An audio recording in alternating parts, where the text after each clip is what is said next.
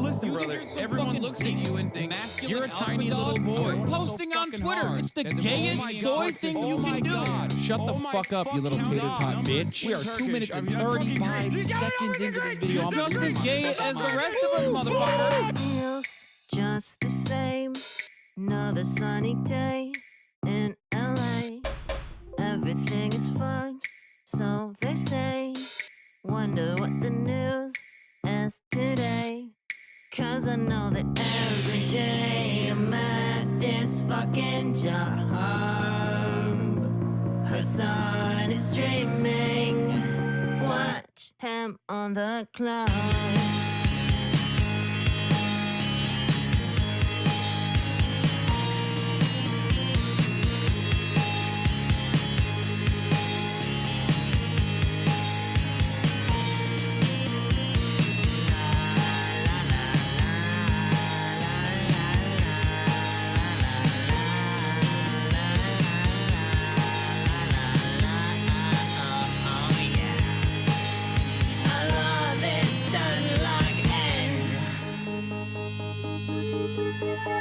Listen, bro, the Lyra does not need this. Trans people love playing Hearts of Iron 4. Eating pussy is the basic, bare minimum thing you can do. You can be like, where did they find these people, dude? And women want to have sex. Your job is posting. You're gay. Okay. God, I don't hate women so much. But is he really a socialist? He's such a himbo, I can't handle it. He's got a car and a house and it's better than mine. How the fuck can I sit here like everything's fine?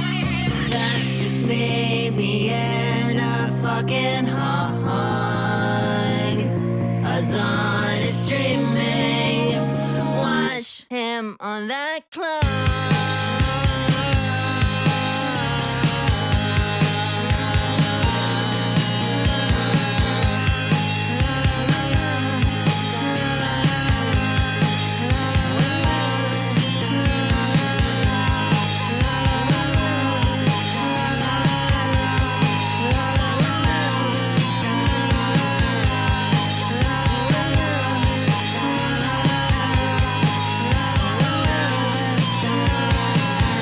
What's going on, everybody? I hope everyone's having a fantastic evening, fantastic afternoon, fantastic pre-noon, no matter where you are in the world. I'm Hasan Piker, and this is the Hasanabi broadcast coming to you live from sunny California, Los Angeles, folks. We're live and alive, and I hope all the boys, all the girls, and all the MBs are having a fantastic one, because today is a beautiful day. Today's a wonderful day. Today is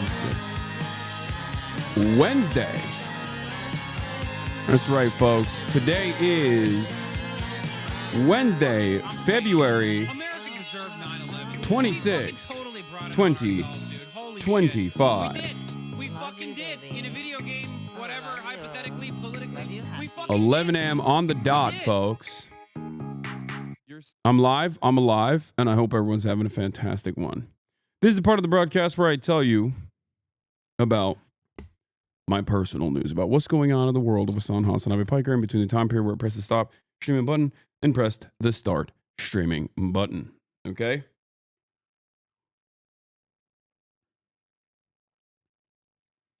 Not late, actually early, as a matter of fact. You saw the Trump video, right? No. This is the part of the broadcast where I tell you about my personal news about what's going on in the world of Hasanabi Piker in between the time period where I press the stop streaming button and press the start streaming button. And let me tell you, okay? Let me tell you, a lot has taken place in the world of Hasanabi Piker.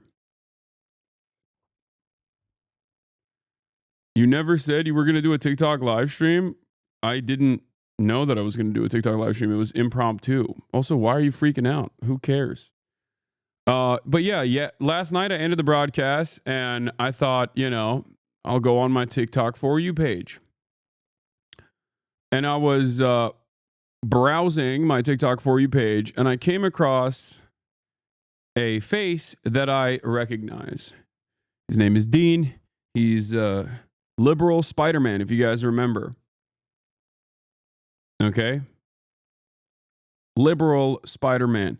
And it's funny because I was like literally as I was scrolling, he was like, oh yeah, I just watched the content nuke like that Ethan Klein had made on him, and you know, everybody thought that I hate Hasan, but like Hasan is actually very formative in my, you know, in my development, like in my understanding of like being an activist and all this stuff. And literally as I was scrolling, because he was right there, I was like, oh dude, this is hilarious. I'm right here.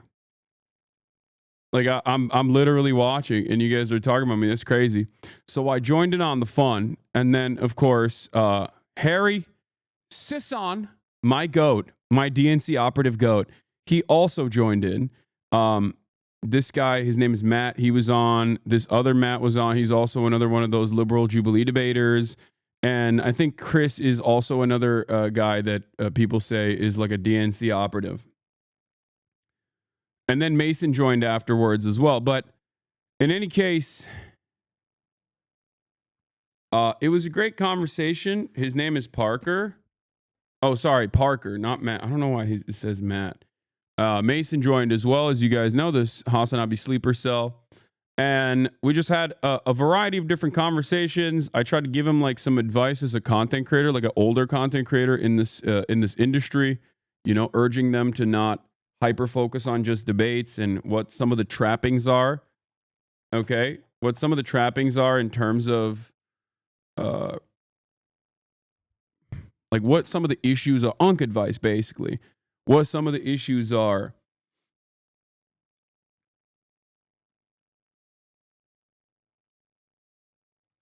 when you do like predominantly debate content, stuff like that. You know, talked a little bit about the way that people perceive me as well. People gave you money during it? Yeah. Apparently I made a cool $200 that I earned in the process. I didn't even know. From your supporters. But here's a piece of it. And I think even you called me way too libbed out for this when you were reacting to my Jubilee episode. I think it was the immigration stuff, maybe. Immigration policy. Yes, I wanted to ask you about that.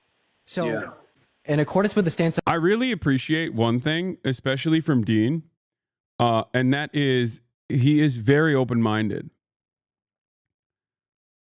He is very, very open-minded. Like he hasn't had that like I've already established my worldview where I'm like I'm gonna hate you, and he could very easily do that. All of these guys could very easily do that. They're definitely much more Democratic Party adjacent than I am. I think part of that is because of age.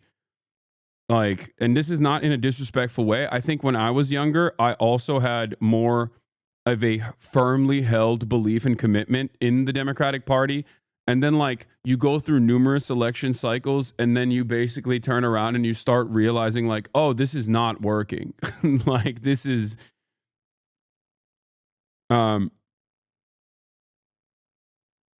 truly disastrous. But it's nice to see them be open-minded. Stance that I either showed on the Jubilee episode, or I could just kind of reiterate my thoughts on immigration now. I'd love for you to tell me why I'm wrong. Okay, go ahead. Okay, first, I guess, okay, we'll start with border policy. So, border policy, what I want in my best version of the world is as many ports of entry that operate as efficiently and as quickly as possible with screening processes that specifically expel and do not allow people into the country that have committed violent crimes. And then for undocumented migrants that are already in America, for undocumented migrants that have committed violent crimes, to deport them. And for undocumented migrants that have not committed violent crimes, to offer them a pathway to residency or citizenship. Okay, so you don't want to deport undocumented migrants that haven't committed crimes, but undocumented migrants that have committed crimes, you want to deport them. Specifically violent crimes, yeah. No, specifically. By the way, TikTok debates are such a funny and such a deeply unserious way to do this, though, because the format itself, is so funny because they just keep slapping stuff on your face, like by gifting you emojis. They just like they kept putting like a cowboy hat on my head and a mustache. They had like a panda that just like kept kissing me. It was so funny. TikTok live UI is so unhinged. There's like corgis shaking asses all the time. Yeah. For my boomer ass, for my boomer ass, I was like, this is the most insane thing that I've ever encountered. Like, this is the most insane thing that I've ever done in my life. Megaphonics kept paying for a corgi that shaked its ass. It was weird. Yeah. And then he just comes in here and acts like this is something that, you know, randomly happened. I just want to know how we even knew to get set up for monetization on TikTok. Like, do we really think this guy knows how to set that up? I don't know if it might be Ostenox that set it up, but if he did, it's probably going to his pocket, and more power to him if he did. But I don't think we monetize on TikTok at all. If we do, I have no idea how we do it.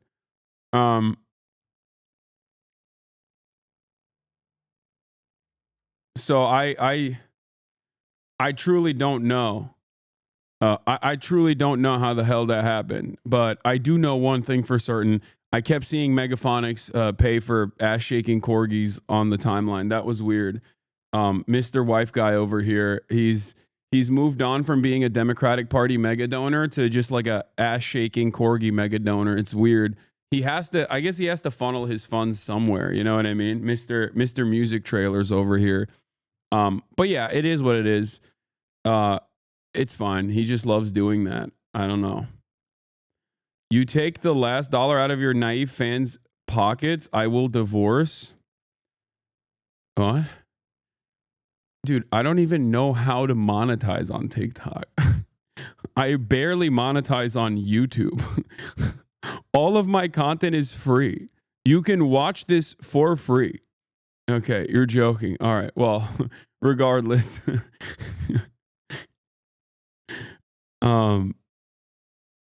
Let's keep going. Right. Okay.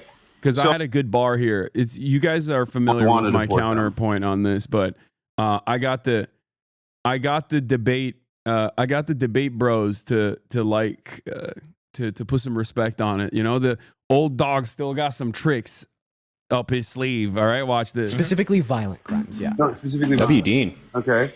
So, well, I guess the only thing that I would disagree with is if an undocumented migrant has caused a violent crime, I would want the American court system to handle it and actually imprison that person rather than allowing them to be free. Like, I don't want this to get a trip back home. You know what I mean? And then just be like, all right. You know what? That's a good point. You know, if so if we would do like the deportation of undocumented migrants that have committed violent crimes, it would be conditional given where they're deported would be where they land in a jail cell. Or I would rather house them in the American carceral structure to ensure that they are actually serving, like to ensure that they're just served. Here's a good debate tactic. That's actually a great argument. I think it's a great point. Ask Republicans every time they say, I want undocumented migrants that have caused crimes to be deported. Ask them, why do you want racists to roam free if they fucking did a why do you not? Let's say an undocumented migrant is like done a heinous. I was cooking with that one. I'm not gonna lie. Yeah, why have I never thought of that? What the? I haven't thought about that either. Look at that, reaching the youth, giving them debate tactics. Okay, giving them debate bars. Look at that. But yeah, I elaborate. We talked about it. We talked about it more in terms of like how silly the underlying premise is for this argument as well, and how like what is this? This is you in that room when grandma realizes her pussy is the reason for everybody in the room. That's a crazy meme. That is a insane meme, dude.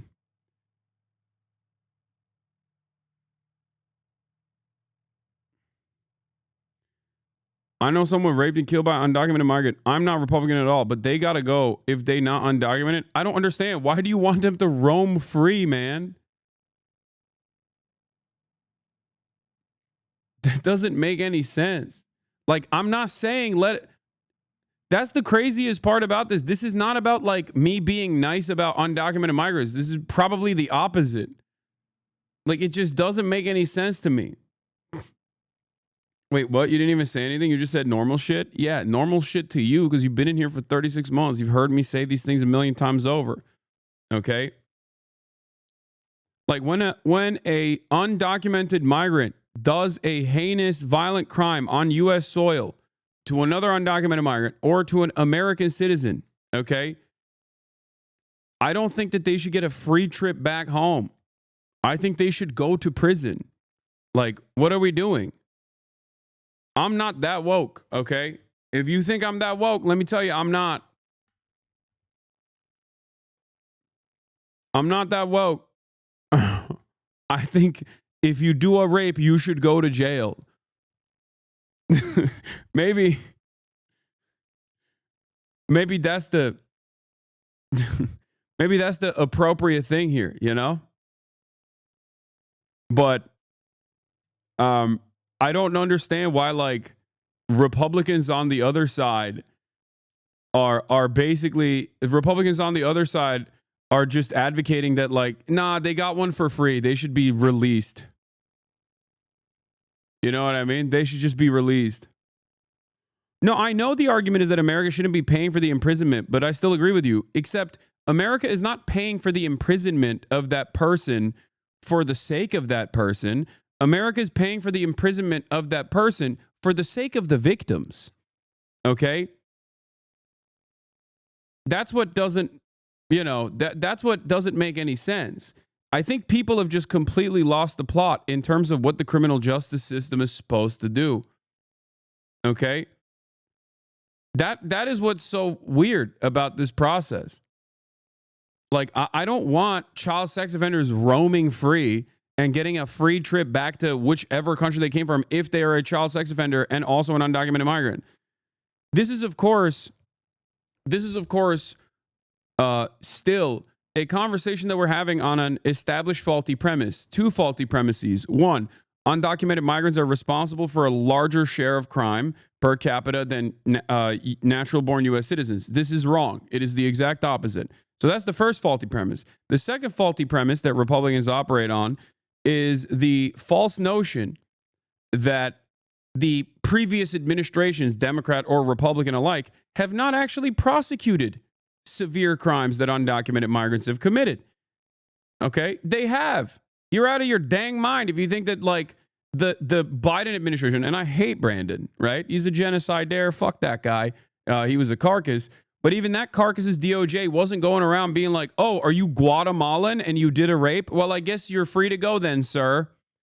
Please, your first rape is free. Like, is that what you think? Like, that's what the Republicans think. They unironically think that that is what was going on. That is a completely psychotic way to operate.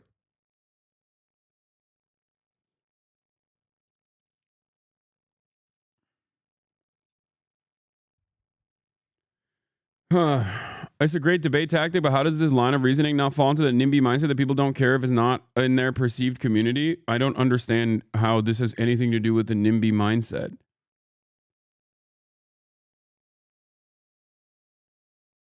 But you saw the new Al Gaza vid is AI Gaza vid is Trump like a dictator. Pretty gay video. Also, Asma said JD Vance is a fan of him. That is two incredibly insane things. I think everyone is going crazy over the AI Gaza video. I will talk about it. Yes, of course I will talk about it. Calm down. We're going to get there.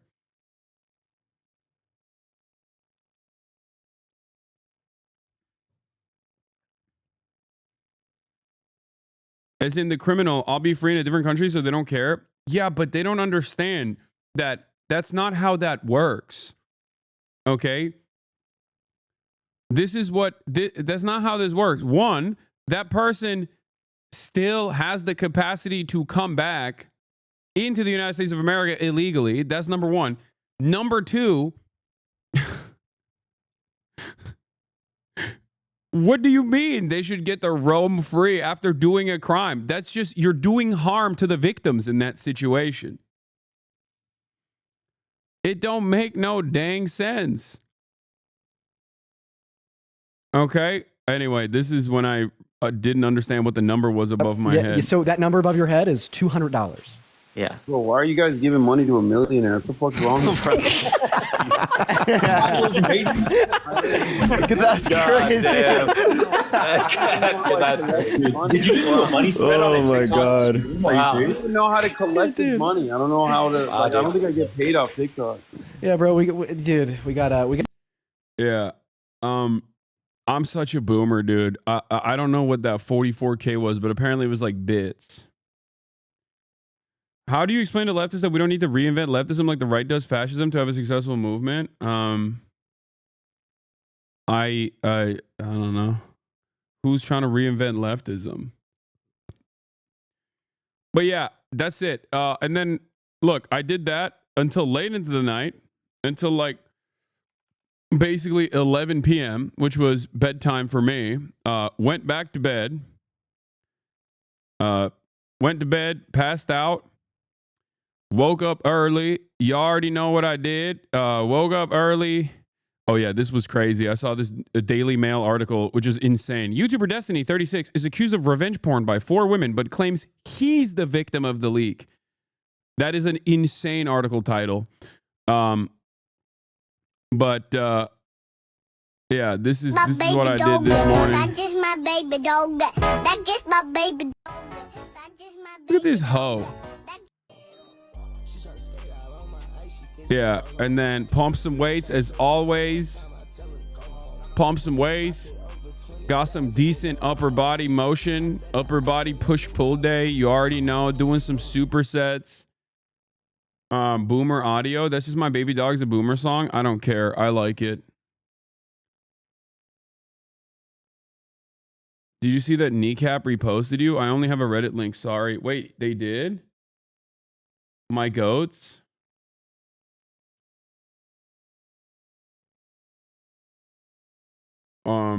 I watched some highlights of Luca from last night.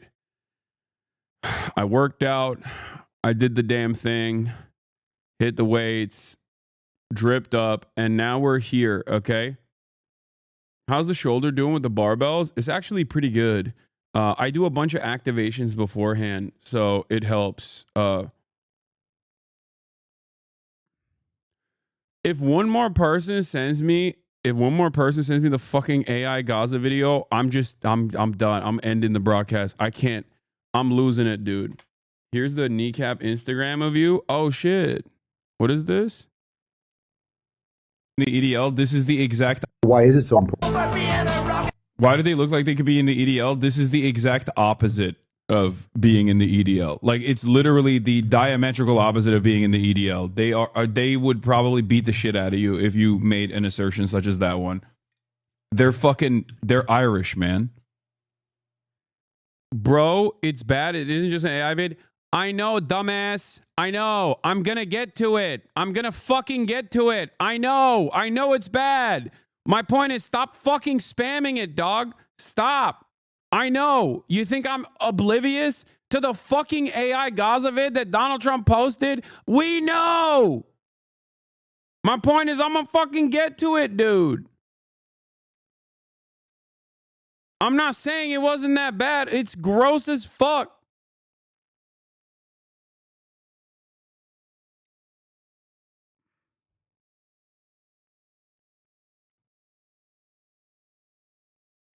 Anyway, calm day to start. I know. I'm already flying off the handles here. God damn it.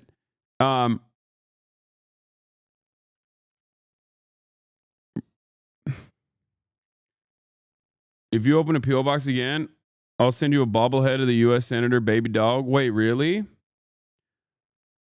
Hell yeah. Okay, we got to do it. I got to blast off, man. I got to blast off.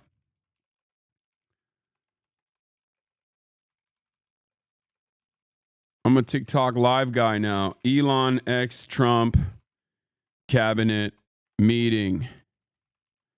Trump's gross Gaza AI video.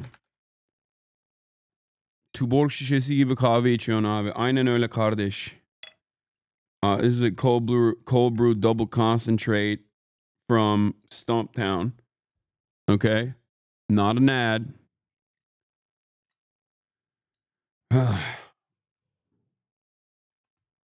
Zero sugar sodas and zins are like your hookah and beer. Yes, I'm powered by that shit.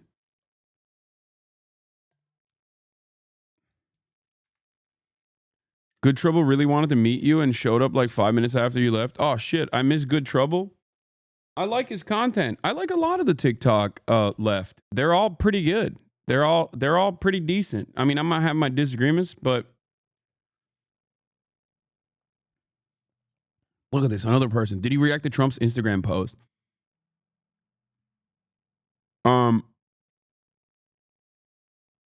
Thank you, Themasius, for the playlist. Yeah, I live off caffeine and nicotine. Let's be real. Real question. Why are you still using X? I'm not using anything by Elon. It's still, I'm holding on to the last piece here. Okay. Even though Twitter is absolutely garbanzo, I'm just simply holding on to whatever I can in terms of like making the best use of it.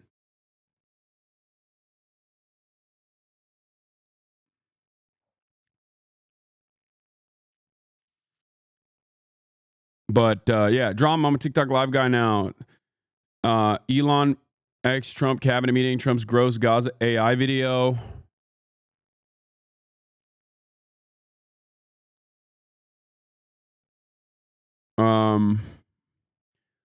Wait, hold on. Let's turn the freaking music back on. Okay. Trump's gross Gaza AI video.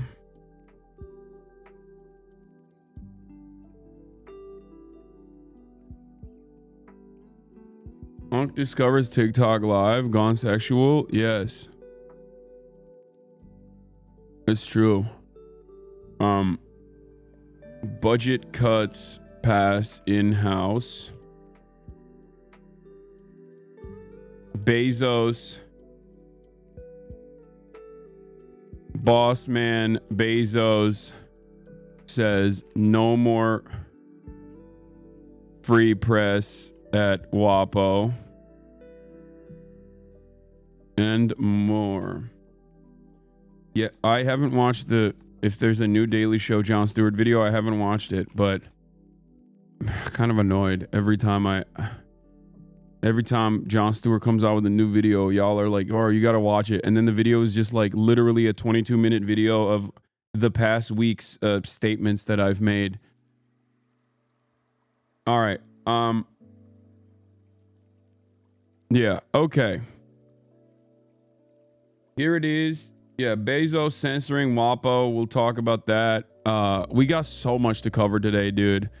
And my head's hurting a little bit, as I've told you guys, because of the dental work. Every time I do the dental work, like my sinuses explode. Not a fan of campus, but I like you. Well, possibly because I'm not a campus. If that's what you think I am, guess what? I am not. Also, campus is a term like tanky. It's mostly just utilized by liberals to talk about people who have a broader perspective on imperialism, like Western imperialism. Just a way to, you know, attack them without actually addressing the claims being made. Like there are people who are like that, for sure. Okay, there are certainly people who are like that, who are just like unconditionally anti-America and align themselves like with even the likes of Assad, right? And I think that's silly. You'll still be right more often than not, but when you're wrong, you're really wrong, you know? How many cavities do you have? It's not cavities.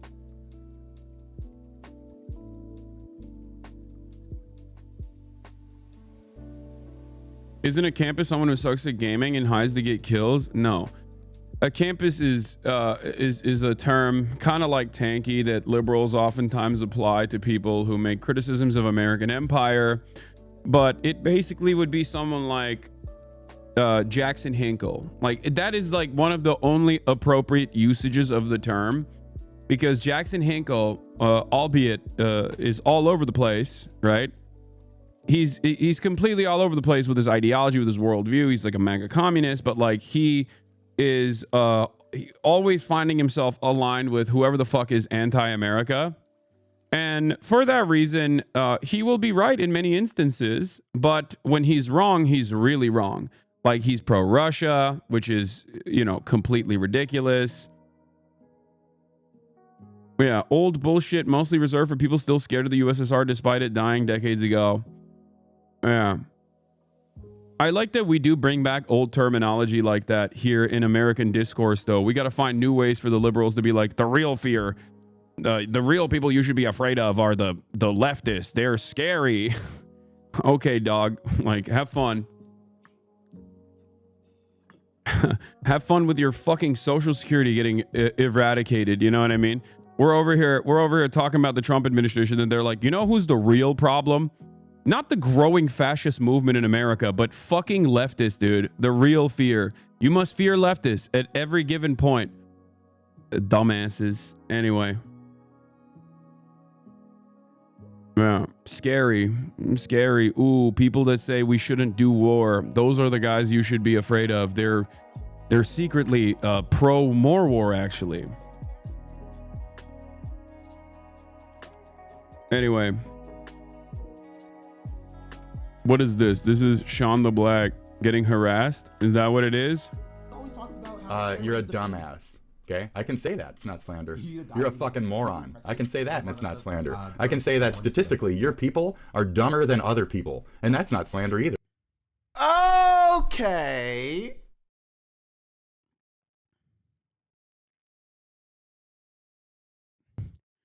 Yo, what the fuck? Yo, what happened?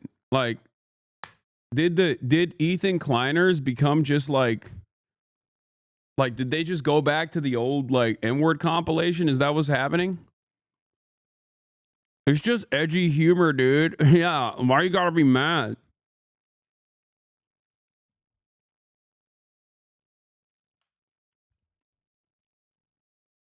Bro, I don't understand. That dude got a 7-day ban from Twitch.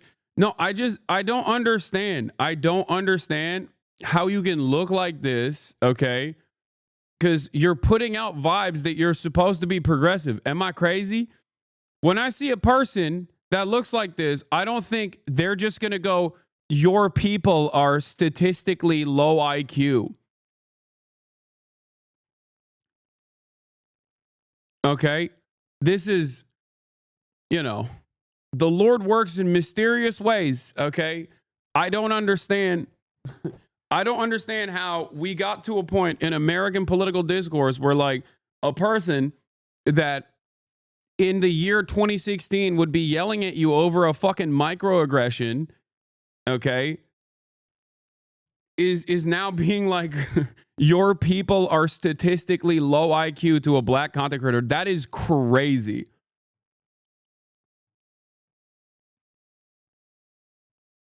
How did this happen? When did this happen? Also, it's so funny because like Twitch will literally ban someone for making a fucking hummus joke, okay? And act like it's the most anti-Semitic thing for 30 goddamn days, capitulating to the ADL, which is an apartheid defense institution. And then dudes on the platform would turn around being like, yeah, your people are statistically low IQ. Okay. Oh, this is a YouTube streamer? Okay, my bad. Always talks about how Okay, my bad. No disrespect, Twitch. Didn't realize.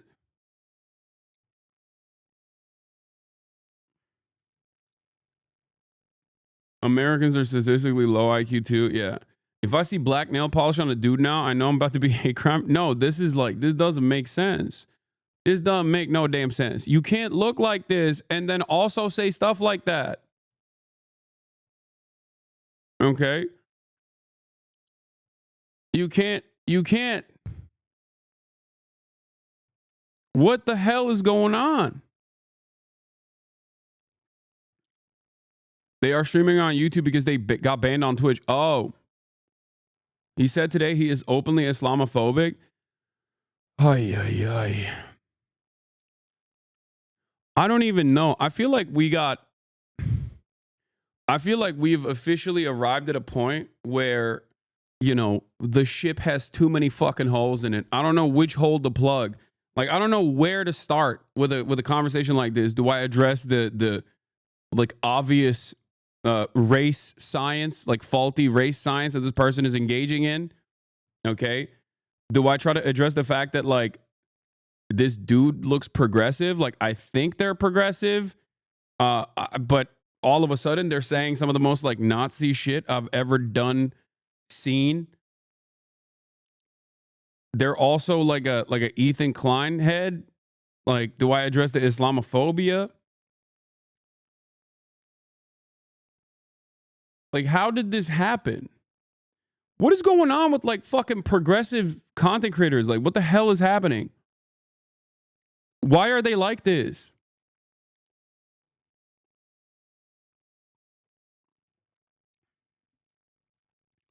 Just another example why grifting to the left doesn't work. Yeah, I mean,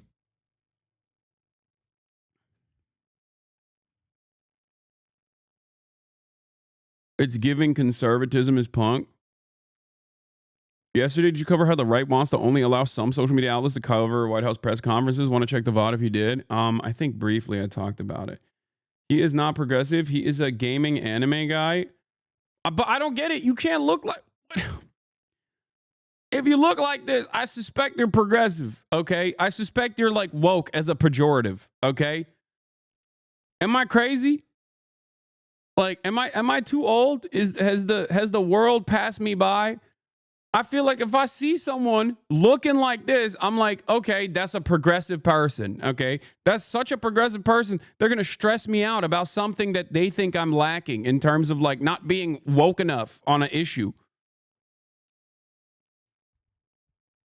Like, this is a new type of person that we have unlocked again at the Hasanabi broadcast. Like, how do we unlock a new person, a new type? Looks are deceiving. No, I agree.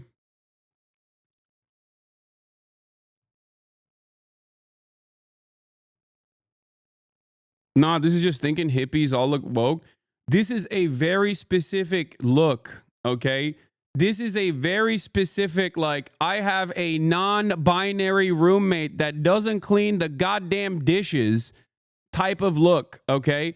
This is a very, like, I'm in a polyamorous relationship look. It's not like, this isn't just like, oh, this person's a hippie, so I assumed they were woke. Like, this is a, unironically, very specific type of look. I mean, if you can be an alpha male conservative looking leftist, why can't we have a fruity looking racist? Well, the reason why is because, like, would you think this guy would call you a slur? Oh no. Yo, why do you have to do that?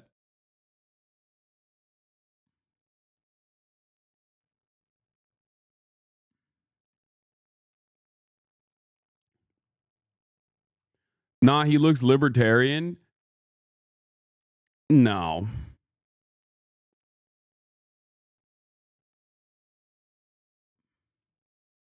The aesthetics of leftism are really appealing to shitty people that are too cowardly to be upfront, have conviction in their beliefs. Oh. I don't know. I mean, I guess you guys are right. People do look at me and go, that guy's a fucking bro. That guy's a bro and definitely, oh yeah, we've already watched this on stream.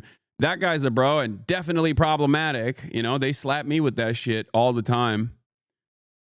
So, you know, I guess, yeah, you can have like queer presenting fascists, but like a very specific type of queer presenting fascists where they're not like there's gay fascists out there, plenty of them, right?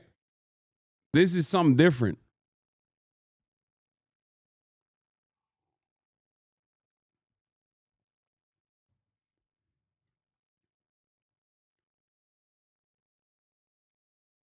Yeah, we're going to get to Jeffrey Jebediah Bezos. Don't worry.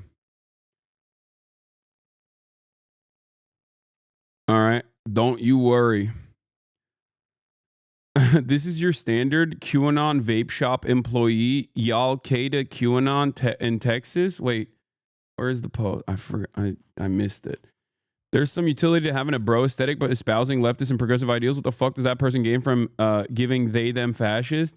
Yeah, that's what I don't understand. Because like every other fascist person is gonna look at you and be like, "You're gay, dude. I don't want to listen to you. You're gay as fuck." You know? What do you got? Them neo pronouns? I don't give a fuck. Okay, my pronouns are I don't and give a fuck. That type of shit. He hit the same Hitler card as Fulcrum, apparently. Yo, I forgot to mention that the other day. Do you guys remember the Fulcrum kid who was like faded than a hoe, faded than a hoe? Like he would just like hit the vape. He would hit the pen. That dude apparently took an insane turn, dude. He got fucking full Nazi. He went full Nazi, dude. How did that happen? In such a short period of time.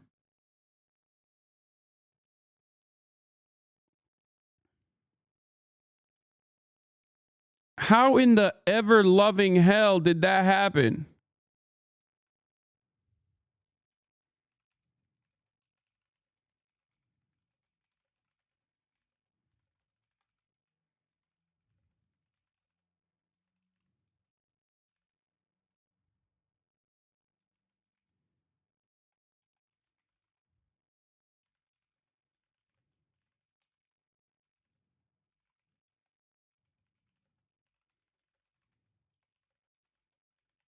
Hold on.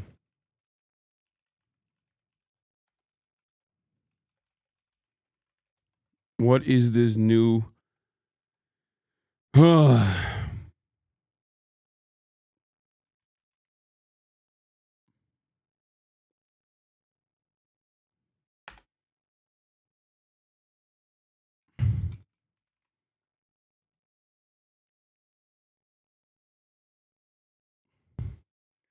Amaranth also caught brainworms.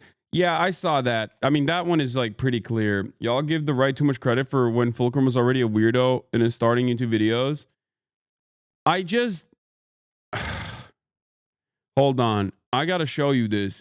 Like he didn't just go like little bit Nazi. He was like posting the most insane shit. Oh, he got banned, I think, already. But he was basically saying the K word, the anti-Jewish K word, over and over again, and just like posting it over and over again until he gets like banned. And I didn't even understand. Like, and then I looked at his profile for a second, and I was shocked. I was horrified by like what had happened. And I think like no, I don't think he got laced. Okay. I don't think he got laced. I think he just hung out with Aiden Ross. Hasan, you are not tapped in at all. He's been racist. No, but I'm saying like when he was popping 2 to 3 years ago or whatever, he seemed like a relatively normal, like relatively kind dude. This, on the other hand, is just like, not only have you gone full Nazi, but you've literally like lost your mind. You're something above like Nazism. I don't know how to explain it. And I guess it was like 5 years ago when he was like, Yodi gang, like, oh, I'm just going to hit the vape pen or whatever the fuck. And then he just like,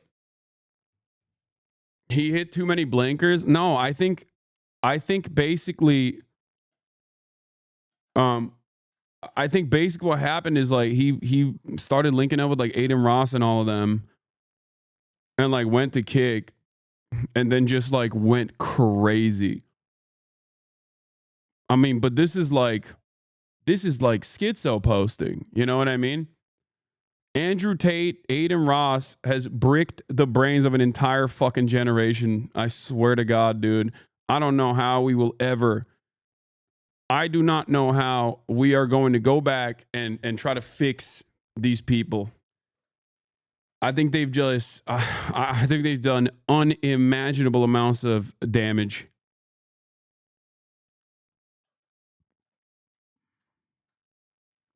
Gen Z is so cooked.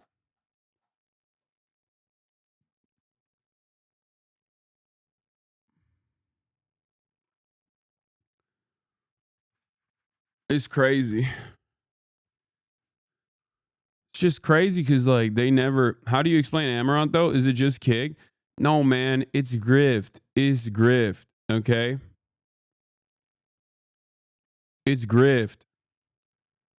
Everybody understands that, like, look, content creators, especially those who don't necessarily care about politics all that much, can still read the goddamn tea leaves, okay? They recognize that there's a growing right-wing movement, and they recognize that it's very easy to farm right-wingers. It's that simple. Right-wingers are not particularly intelligent, and they just want to hear the same things that they believe, and they just want to hear that back. They want to hear things that they agree to be reiterated over and over again.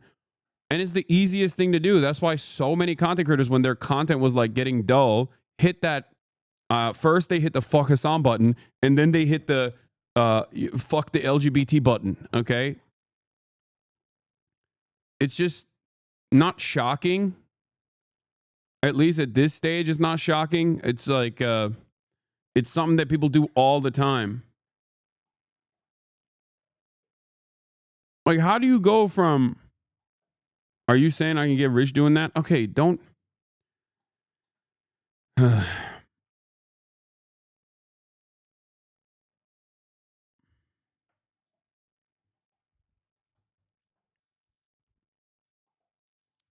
As a big fan from a long ago, it is kind of frustrating when chatters say that colleague of yours sucks ass and you insist on good faithing them and scream at us just for them down the line to show their true colors. Not saying it's the wrong approach, but that it feels weird, and I don't know what would be the sensible solution. I mean, you can be more of a hardliner. I'm still going to fucking maintain my... I'm still always going to maintain my position. You know? I'm always going to try to be as charitable as possible to people until they just, you know, go completely insane. That's just how I do it, you know?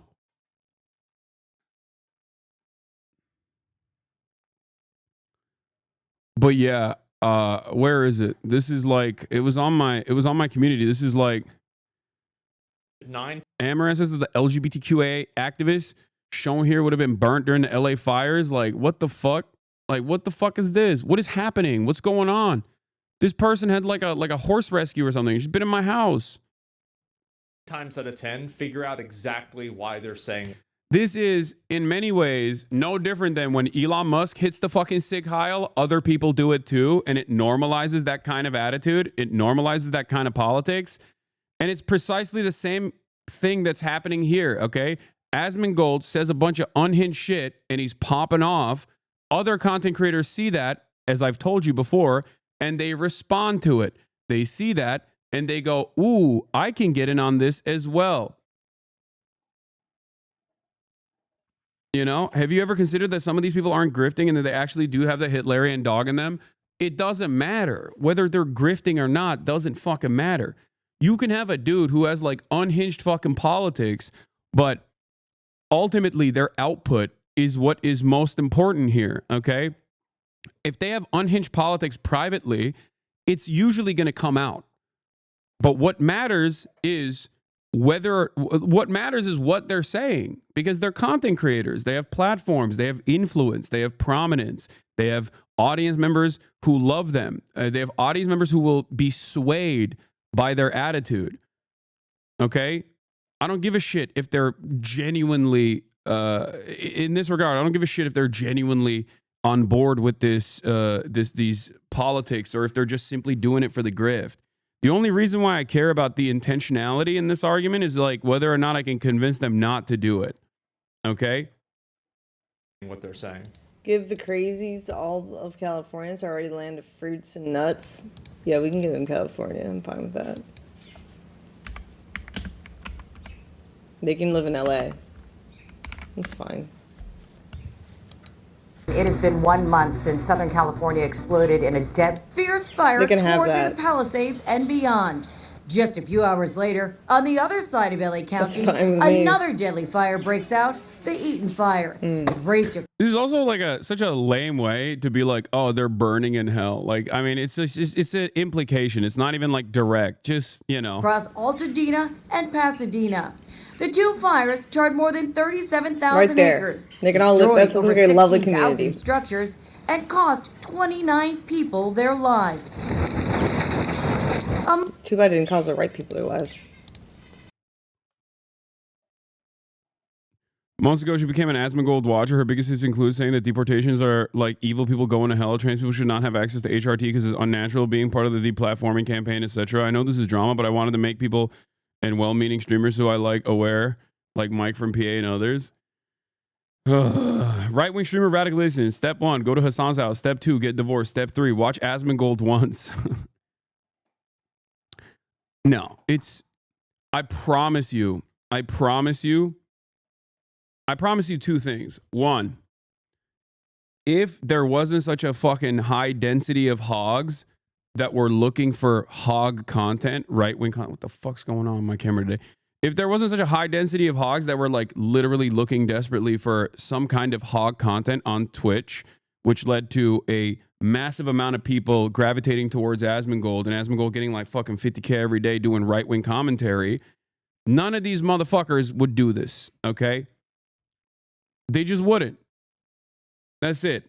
For a lot of people, it's not like a genuinely held perspective. For many of them, they just don't care. It comes from a place of like, I don't really give a shit. I don't really necessarily give a shit about politics, but I see that this is like getting clout. And the perfect example I can give you is when the most prominent voice of politics on the platform before this last round was myself. Back then, did you think that every single streamer was hyper woke? I mean, there are plenty of streamers who were, but there were a lot of streamers who didn't necessarily give a shit, but basically played ball with that kind of politics. I think a lot of people in this community, because we're so intentional and so hyper aware of politics, assume that content creators in their fucking communities of rather apolitical people don't just like swing in every direction simply because, you know, that gains them more prominence. Okay? That is it. In many circumstances, that's precisely what's going on. Yeah. The reason I think that there was a baseline wokeness at Twitch was partially because whatever crime or hater. Wait, what? Oh, yeah. Whatever baseline wokeness existed in the ether happened because of a reaction to Donald Trump. A lot of Gen Zers and their first foray into politics was resisting or reacting against Donald Trump, right?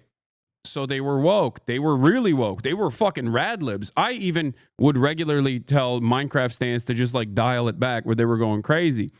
But basically, it swung in the opposite direction. And then the next wave of young people were annoyed at Brandon and the Democratic Party. And in that process, there were a lot of content creators who hit the, you know, fuck this woke nonsense button over and over again. And, you know, they did that when their clout was going down and they got rewarded for it, which led to a bunch of other content creators who saw that and went, oh, I want to do that too.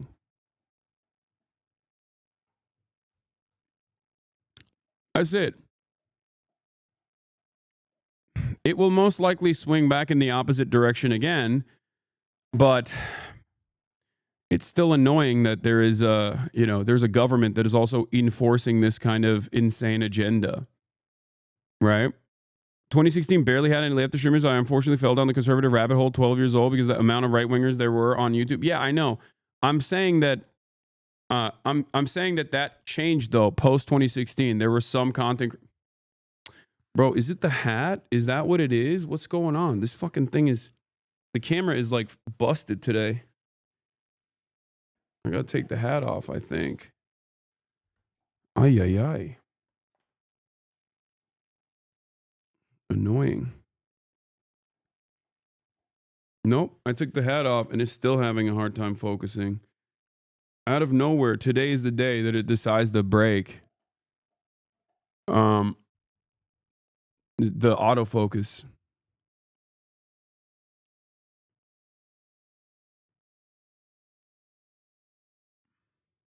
What makes you think the culture will swing back in a leftward direction?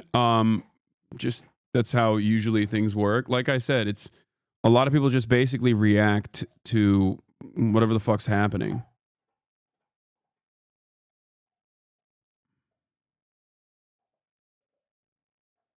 If I become a right-wing creator for money, will you not hate me? I will. I will despise you.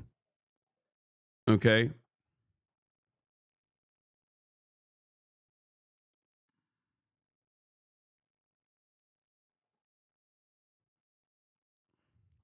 Yeah, don't do that.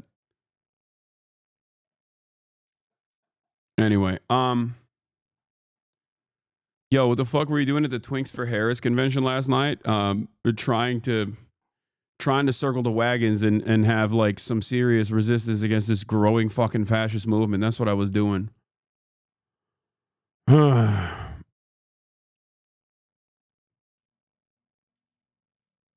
Anyway, there is no kids left content creator. I know.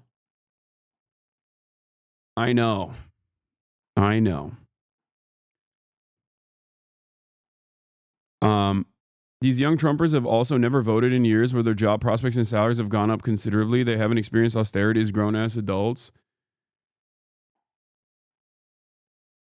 I saw a Majority Report defending Hakeem Jeffries and it made me sad. What?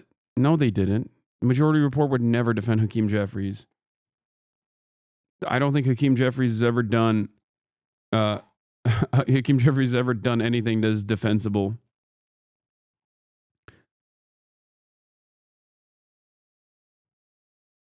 Mr. Weeks, not Majority Report? Who's Mr. Weeks? Oh, I saw MR and I didn't understand. Here's a full TikTok VOD. Yeah, they were probably clowning on Jeffries. Anyway, Donald Trump holds his first cabinet meeting of his second term, which streamed about an hour ago. We'll start there, of course. And, of course, Elon Musk, from what I understand, was also supposed to be present there. I don't know who the fuck Mr. Weeks is, but... We're going to solve a lot of problems.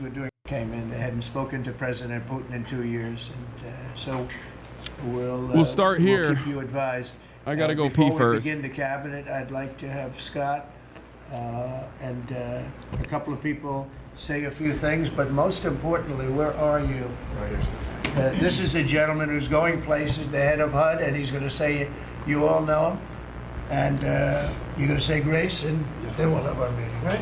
Thank you very much. Thank you, Mr. President. Let's pray. Father, we thank you for this awesome privilege, Father, to be in your presence. God, thank you that you've allowed us to see this day. The Bible says that your mercies are new every morning. And Father God, we give you the glory and the honor. Thank you, God, for President Trump, Father, for appointing us. Father God, thank you for anointing us to do this job. Father, we pray you'll give the president, the vice president wisdom, Father God, as they lead. Father, I pray for all of my colleagues that are here around the table and in this room. Lord God, we pray that we would lead with a righteous clarity. Father God, that as we serve the people of this country in every prospective agency, every job that we have, Father, we would humble ourselves before you and we would lead in the manner that you've called us to lead and to serve. Father, the Bible says that blessed is the nation whose God is the Lord. Well, Father, we today honor you, and in your rightful place, Father, thank you for giving us this opportunity to restore faith in this country and be a blessing to the people of America. And Lord God, today in our meeting, we pray that you would be glorified in our conversation. In Jesus' name, amen. Scott, that was a very good job you did. You've done that before, haven't you? So Scott Turner's a terrific young guy. He's heading up HUD, and he's going to make us all very proud, right? Thank you, Mr. President. Thank you very much. Great job. In just over 1 month, illegal border crossings have plummeted by numbers that nobody's actually ever seen before. It's much more than 100%. And we've unleashed American energy at levels that will soon be reported. But we think we're going to get it going very quickly. We have incredible people on the energy front. Is the audio better here? I think we have really great people on every front. I'll let you know if they're not good, but I think they really are. And we're fighting every day to... group of people in this country. Not really. Tremendously successful guy. He's really working so hard, and he's got businesses to run. And in many ways, they say, "How do you do this?" And you know, he's sacrificing. You missed the prayer. Start from the beginning. I don't care, man. I don't care about the fucking symbolic. God, I'm cursing so much. Remember when I told you guys that I wasn't? No, I heard the prayer. I was pissing, but I heard it. You guys, at this point, you have to realize that if you don't see me in front of the camera, that doesn't mean I'm not paying attention to what's going on. I'm still monitoring the stream. Okay. Secondly, I made a promise this year that I was going to curse less. And honestly, this administration has made that virtually impossible. Okay. Mr. Weeks is a K-Hive Bernie hater from like 2015, anti-Chapo, Twitter, Lamau. I don't know where these chatters find these guys later on. I don't know who the hell this person is. I don't even know why chatters are like, I'm really disappointed in Mr. Weeks. Like, who the hell is Mr. Weeks, man? I don't know. I really thought I'd get away with just saying frick every now and then, but holy moly, this has gotten out of control, dude. It is crazy. Every damn day, there's a new insane thing that's going on. A lot. And getting a lot of praise, I'll tell you. But he's also getting hit. And we would expect that. And that's the way it works. So I'd like to have Elon Musk please say a few words. Well, thank you, Elon. Please, Elon, say a few words. I actually just call myself a humble tech support here because this is actually, as crazy as it sounds, that is almost a literal description of the work that the Doge team is doing, is helping fix the government computer systems. Many of these systems are extremely old. They don't communicate. There are a lot of mistakes in the systems. The software doesn't work. So we are actually tech support. It's ironic, but it's true. The overall goal here with the Doge team is to help address the enormous deficit. We simply cannot sustain as a country $2 trillion deficits. The interest rates, just the interest on the national debt, now exceeds the Defense Department spending. We spend a lot on the Defense Department, but we're spending like over $1 trillion on interest. If this continues, the country will become de facto bankrupt. It's not. I like that. First of all, why is that hat riding so goddamn high on this loser's head? That's number one. Okay, I'm sorry. Insane that is the way he's wearing that. This dude cannot behave like a human, cannot appear like a human, and he is the wealthiest person on the planet. It is shocking that he does not have a single person in his corner that goes, hey man, maybe take the dunce cap off. You look like a goddamn goon. Okay? That's number one. Number two, I also like that we have just taken the oldest conservative commentary that Donald Trump's first administration actually completely eviscerated. This whole notion of like deficit, we're budget hawks, we're deficit hawks. Like Donald Trump destroyed that. Okay. He destroyed that. He was like, I don't care about any of this stuff. And now he brought it back in a very fashionable way, in the corniest, most like technocratic, annoying ways possible, by having the world's most autistic man come up and be like, yeah, we have to cut the deficit. Yeah, because your grandparents, they're stealing too much money from Medicare. And yeah, it's just like, how the fuck is anybody responding to this positively? How? It doesn't make any sense. Like, how are you a guy in Arkansas sitting around watching Fox News on the television, okay, and this guy shows up with his hat about to fall off his dome and going, the deficit, yeah, we need to cut expenditures so I can make more money. I need more of your money. And the guy's like, hell yeah. That's right. That's my artist right there. I love him. What the hell?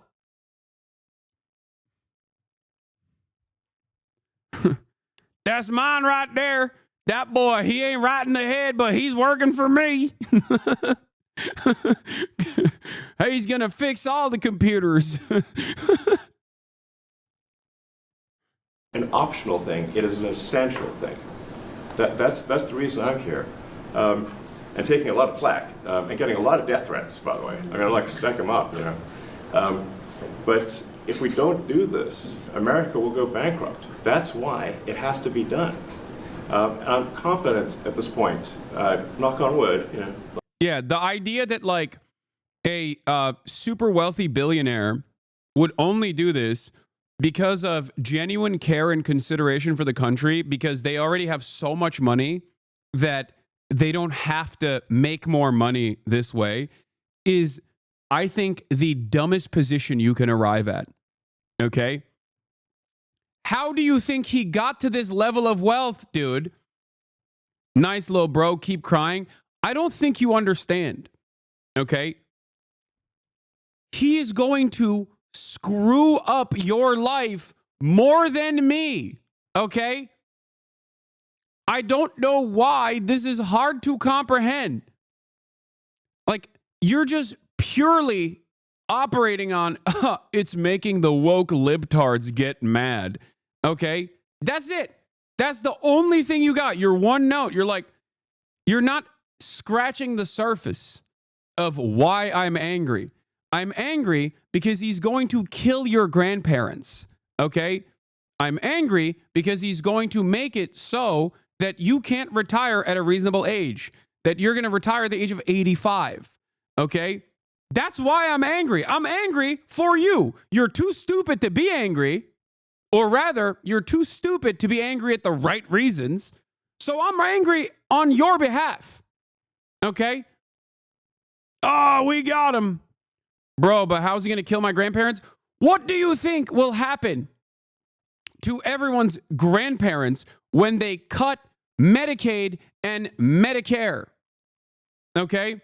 All of these conversations around deficit hawking do not revolve around auditing the Pentagon. Okay? They're not looking at the actual insane amounts of money that we're just wasting away for corporations to get subsidies and then pump it directly back into stock buybacks so that the quarterly earnings report looks great for the shareholders. Okay?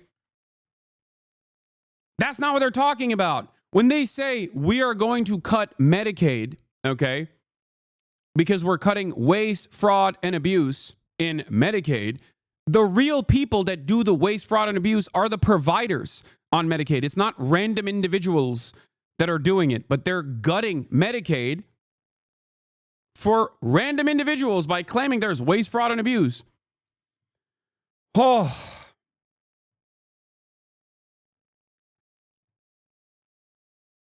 But many of you do not have the fucking foresight. Conservatism revolves around being selfish and harming others.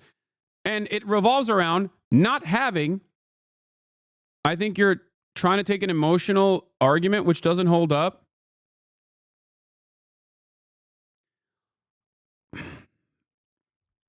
I think you're responding to the shapes and colors that you see on screen and not responding to the words that are coming out of my mouth. Okay? This is not an emotional argument. When Republicans say they want to cut Medicaid and Medicare, which is exactly what they're advocating for in the next round of budget cuts that they just pushed for, okay, that is going to harm your parents that rely on it, okay? By saying they're going to kill my grandparents, you are, though. First and foremost, cutting Medicaid and Medicare means cutting health insurance and health care for your grandparents. What do you think happens when they don't have health care? These are people who desperately need it. What do you think happens when they don't have it? This happens in America all the time. It's a thing that happens in America that doesn't happen elsewhere, as a matter of fact. There are people, for example, that say, hey, I have a wedding coming up, so I'm just not going to pay for insurance. Okay, I'm just not going to pay for my insulin. You know what happens when you don't pay for your insulin? You die. Okay? You die. It's that simple. Medicaid covers 21% of Americans nationally, 83 million low-income Americans, 4 in 10 children, 1 in 4 adults with disabilities, nearly 50% of kids with special needs, 41% of births nationwide, 5 in 8 nursing home residents, 32% of people in Mike Johnson's home state. Okay? This is all information from the KFF, the Kaiser Foundation. Kaiser Family Foundation, okay? This is not an emotional argument. This is just telling you what the truth is and understandably getting mad about the truth, okay? I'm getting upset for you. I'm getting upset for myself as well. But how do you think this works when you cut that?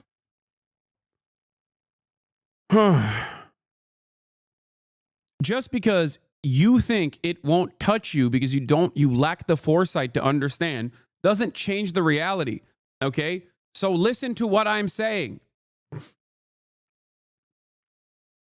Me getting upset in the process because I worry about the future of American society does not change the actual things that I'm talking about. Like, focus on not the way I'm presenting this argument, but instead focus on the words that are coming out of my mouth.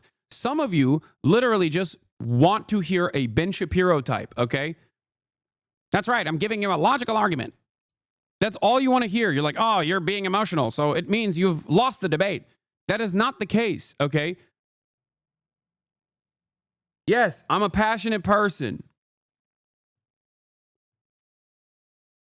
It's so crazy how much dumb people exclusively focus on the optics of a situation and not the words that are coming out of the mouths of people, okay?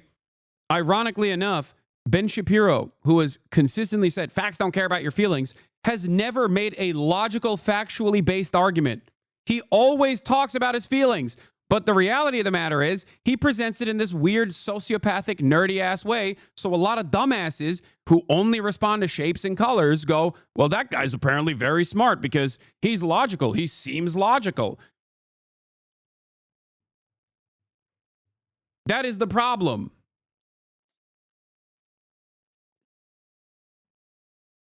People are just tired of the emotional argument. So I'm not presenting an emotional argument. I'm not presenting an emotional argument. I'm passionate because I feel a lot of resentment towards wealthy parasitic billionaires completely dismantling the administrative state and laying off tens of thousands of employees that play a very important role in making sure that your food is not fucking poisoned, okay? When you go out and purchase at the grocery store, I care about those things. So I'm actually angry because they're doing this. They're evil for doing this. But you don't hear the words that are coming out of my mouth. You only look at the emotions. Listen to the words. Please. I just gave you factually accurate information. I gave you statistics about what this looks like. Okay? And you just kept repeating, nah, you're just too emotional.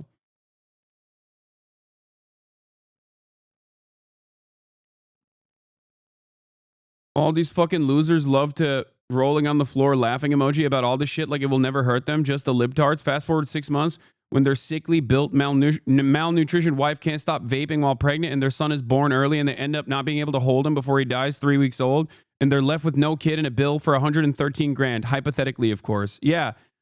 But the reality is when that inevitable thing happens to them, they still won't understand. They'll just be more angry and more resentful and think, we just didn't kill enough trans people or something. That's probably the reason. We just didn't deport enough Guatemalans. That's probably why my child died and I'm now having to foot the bill of 113 grand. Okay?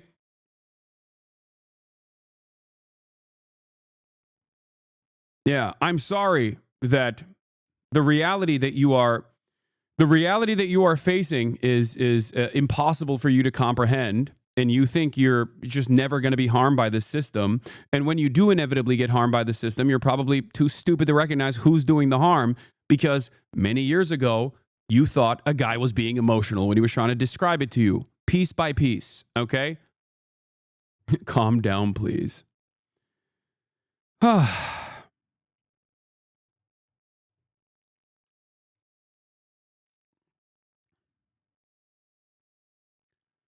It is truly difficult not to just pull the fuck these people attitude, okay?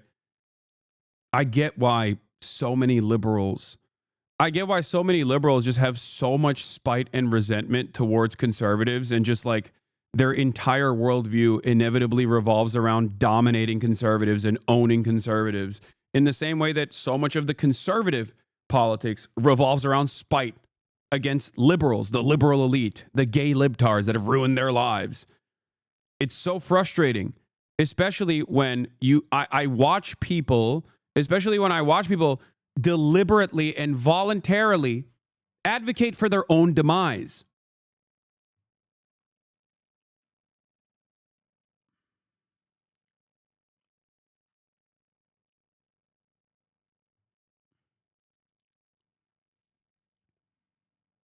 Look on my wooden head. There's got a lot of wood up there.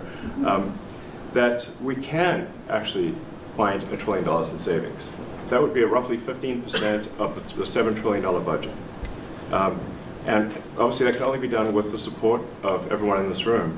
And I'd like to thank everyone for your support. Thank you very much. This can only be done with your support.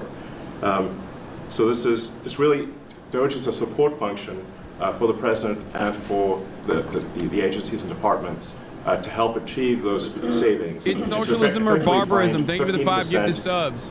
In reduction in fraud and waste. And we bring the receipts. So people say, like, well, is this real? Just go to doge.gov. We line item by line item, we specify each item. So, and I should say, we will make mistakes. We won't be perfect. But when we make a mistake, we'll fix it very quickly. So, for example, with... Yeah. For example, when we impromptu fired a bunch of employees that were working on really serious stuff, we had to bring them back immediately. We just had to do that. We said, oopsie, my bad. We fired the guys controlling the nukes. Yeah. The other side of this supposedly logical and unemotional plea that Elon Musk is making is that it's just a fucking lie. Okay?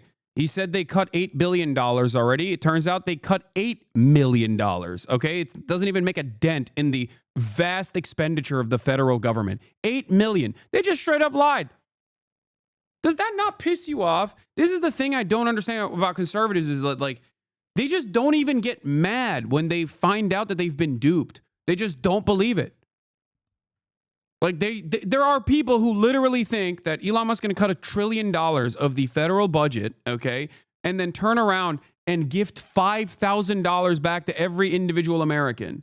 Yes, the facts are facts, and I don't think cutting Medicaid is good because of the facts you brought up, not because of that dumbass argument you had of they're going to kill your grandparents. Brother, the facts that I brought up is going to lead to your grandparents dying. That is my point.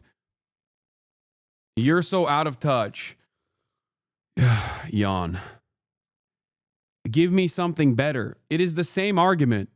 You're just literally upset that I'm giving you the conclusion of the argument, and then I'm walking back and explaining to you step by step how we get to that conclusion of the argument.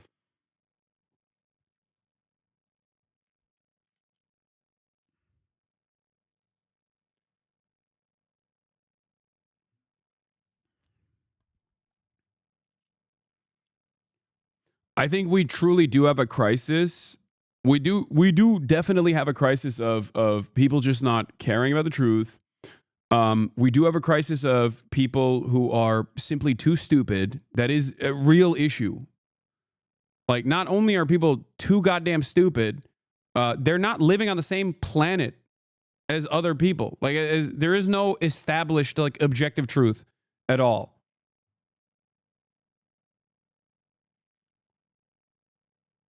With USAID, one of the things we accidentally canceled very briefly was Ebola prevention. Is this the Houthi and the Hamas broadcast? Yes, Papa Vincent. This is the Houthi and the Hamas broadcast. Welcome. Okay?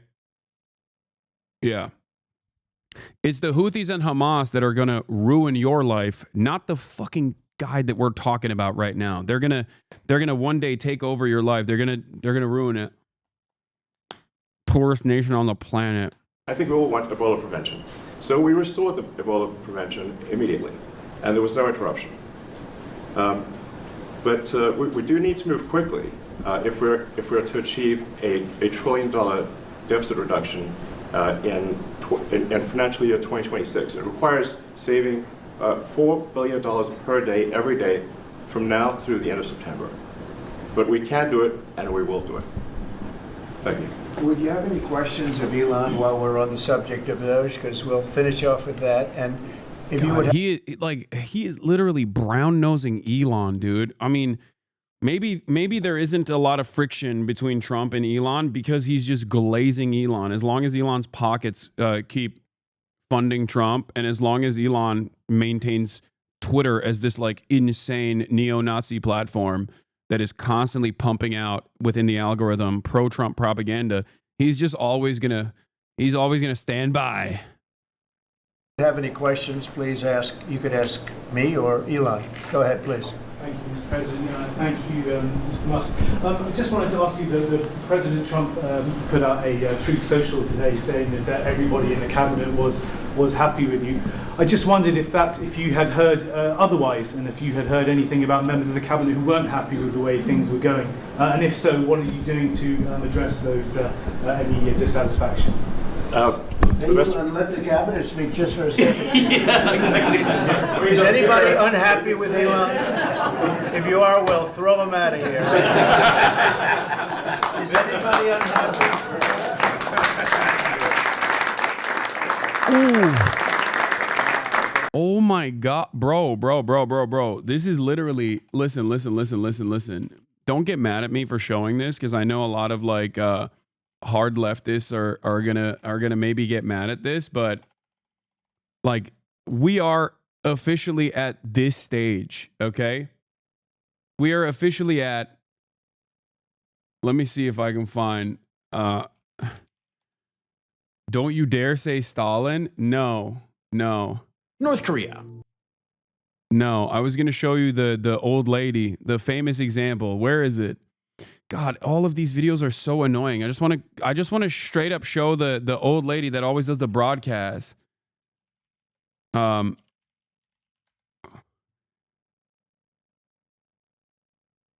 is impossible. Oh, here. I love her. She's amazing. Kim Jong-un gave her an apartment in Pyongyang. It was awesome. I wish her well, and this lady has had a wonderful blossoming career, and I do love her, and I think she's done an incredible job, all things considered, and she deserved the new apartment that she got in Pyongyang. I was like legitimately excited. Remember when Kim Jong-un actually brought her to her apartment and she was crying? Tears of joy. Amazing. My queen. 16년 1월 6일 10시 주체조선의 첫 수소탄 시험이 성공적으로 진행되었다. Anyway, but that's like, what is this? What is this? Clap for Elon now. Look at this. And if so, what are you doing to... Speak just for a second. Yeah, exactly. Is anybody unhappy with Elon? If you are, well, throw them out of here. Is anybody unhappy? Clap for him now. Hey, yo. Hey, yo.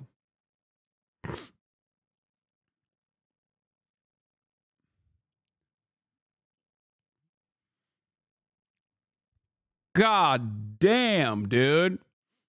God damn. This is crazy. How is this not ringing any alarm bells in the minds of conservatives? Like, are they just not paying attention? Like, if you're like if you're Asmongold and you're watching this, do you go based? yeah, that's based. Elon's pretty smart guy. Yeah, based. They have a lot of respect for Elon, and that he's doing this, and some disagree a little bit, but I will tell you, for the most part, I think everyone's not only happy, they're thrilled. So go ahead, Elon. And President Trump has put together, I think, the best cabinet ever. Literally. So, I do not give false praise. This is an incredible group of people. I don't think that such a talented team has actually ever been assembled. I think it's literally the best cabinet that the country has ever had. And we've already been forced to be this guy's test subjects by having to share the same roses as spontaneously exploding cars. Very awesome. This dynamic is now official government policy. Yeah, Musk. I should say we will make mistakes. We won't be perfect, but when we make a mistake, we fix it quickly. So, for example, with USAID, one of the things we accidentally canceled briefly was Ebola prevention.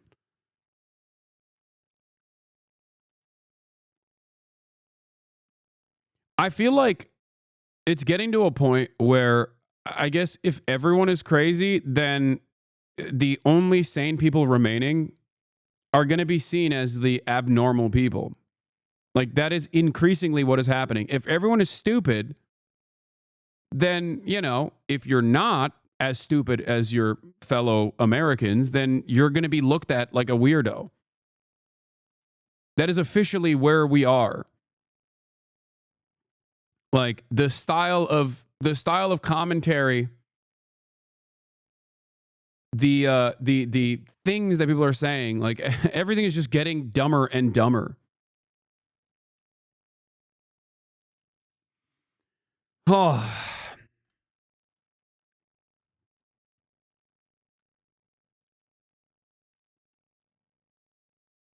Ay, ay, ay. It's just sad to, I guess, see that. It's sad to see people. It's sad to see people just clap for their own demise, you know? That's what kills me about it. Like, so many people look at this and go, no, this is good. They're shaking things up. I think the company should be incredibly appreciative of the people in this room. Go ahead, please. Yeah, go ahead. Mr. President, thank you. Mr. Musk, are there about half of the government employees so far appear to have responded to your request for what they've been doing over the past week? Is there a timeline in place for next moves for people being fired, and when can the American people expect to see results from that? Yes. Well, to be clear, like I think that email perhaps was misinterpreted as a performance review, but actually it was a pulse check review. Do you have a pulse? Do you have a pulse and 2 neurons? So if you have a pulse and 2 neurons, you can reply to an email. This is, you know, I think not a high bar, is what I'm saying.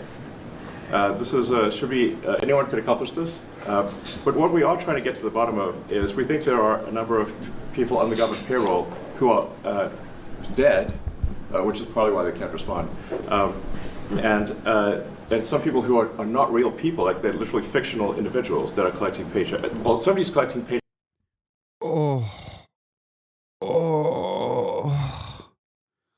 I'm dying, dude. It's just, again, I'm going to repeat this point, but lying is OP. Please nerf, okay? You can just straight up say whatever you want. Nobody's going to fact check you. What are you going to do? You're going to write an op-ed at the Washington Post? Nope, you can't do that. Jeff Bezos decided that is not allowed anymore, okay? New York Times is too busy eating Israeli propaganda on a daily basis, okay? Doing as much Hasbara as they possibly can. Where are you going to go? Who is going to correct the record on this? Okay?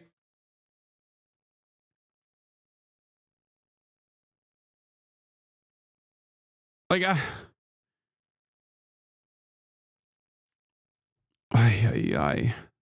does he know he's lying or does he believe this? I don't know. He's probably too stupid to know the truth, but it doesn't matter.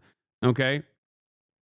Like, the notion that there are, you know, tens of thousands of people that are working at the federal government and getting paychecks that are just simply dead is insane. If that was the case, they wouldn't have mass fired probationary employees. Okay? They would have immediately hired people, because that's how you're supposed to do this. For the record, just so you understand, the way you're supposed to do this, if you were to do this at all, which I'm not an advocate for like mass firing of federal government employees, but if you wanted to do that, if you wanted to figure out if there was any fraud happening, you would have to hire people, not just like a bunch of Doge dickheads, but like actually hire auditors, okay? Forensic accountants, auditors that would have to go to these highly specialized fields and talk to the management to figure out and make an accurate assessment of who is actually working and who is not, okay? They're not doing any of that because the goal is to just rip it apart. You can't just like do an audit by being like, yeah, send me an email and I will have AI go through it. This is a process that is long, arduous, takes months, okay? Very complicated. It's not just something you break, because when you break the federal government, when you break the regulatory agencies, when you break the administrative state, the impact of that is far more vast than you think, okay?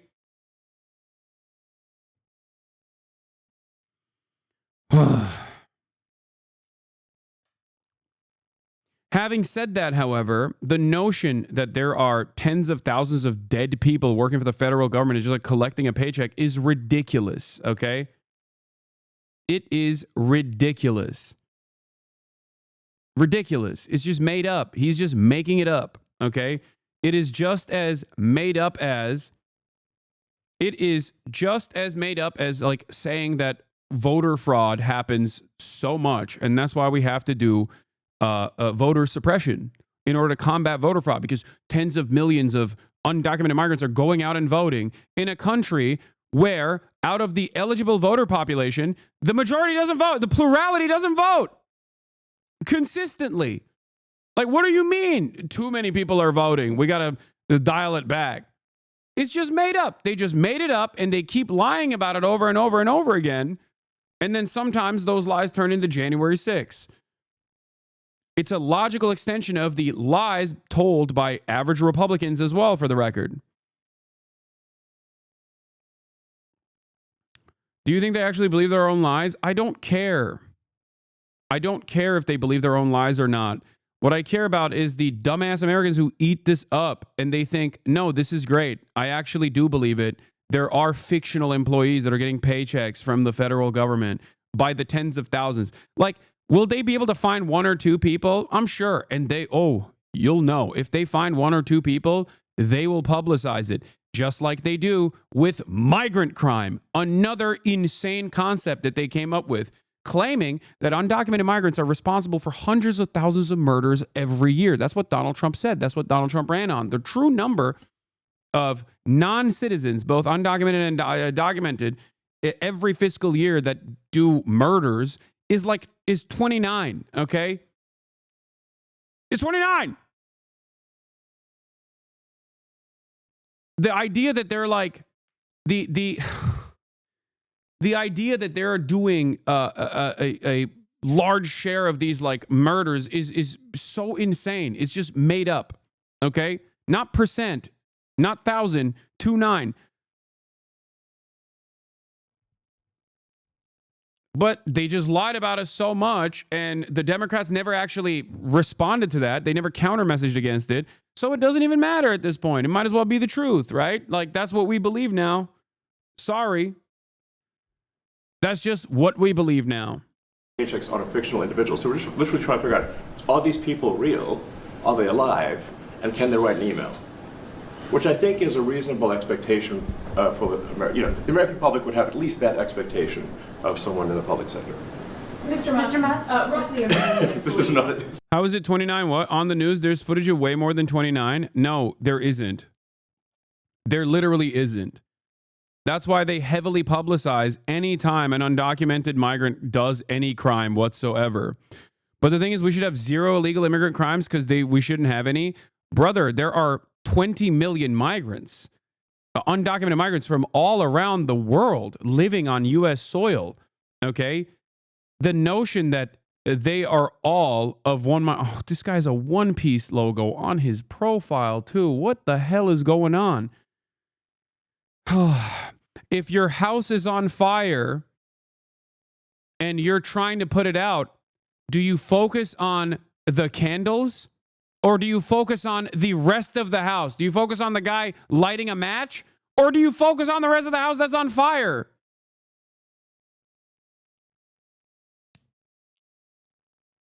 It makes no sense. America has a very high murder rate, okay? It does. Very high murder rate. You're hyper-focusing on one grouping of individuals that comprise of 20 million people by Trump's own numbers, okay? And they're not even unified. They're not like a monolith. Undocumented migrants come from all around the planet.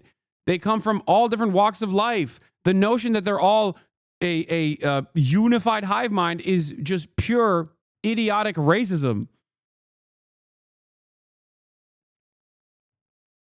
You got 20,000 homicides and involuntary, instances of manslaughter, and you're talking about 29 of them. You're out of your mind. Like, that is insane. That's a laughable notion.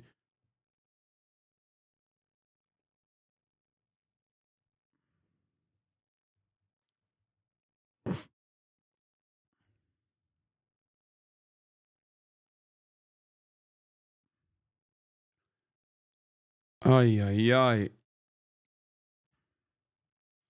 Yeah, one is too many is a ridiculous argument to make regardless. Like you're arguing from a very stupid position. Like, yeah, I know one is too many. I agree. The problem is you can't group an entire 20 million population as though they're all responsible for the crimes of, 20 people, 30 people, let's say 1,000 people. Okay? This number also includes car accidents too. Yes. And this number also includes documented non-citizens as well as undocumented non-citizens. It is so crazy to me that we have approached this level of normalization for stupidity to this degree where people are just like, yeah, I don't get it. Yeah, kick them all out. It doesn't make sense. It's like saying we should arrest and we should just immediately arrest every white man, okay? Because white men are overrepresented in the child sexual assault cases, okay? White men are overrepresented in pedophilia cases, okay? So we should just automatically arrest all white men.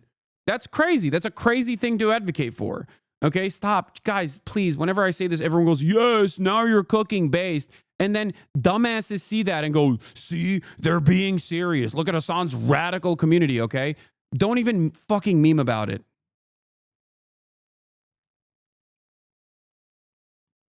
Gives me black crime statistic vibes. That is what it is. It is the same thing. Ironically enough, they do that for black people too, so.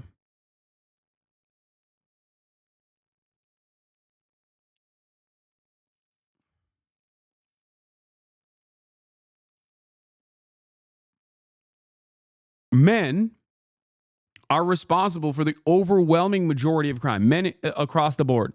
Not just white men, but men across the board. I guess we have to jail all men, okay? It's ridiculous.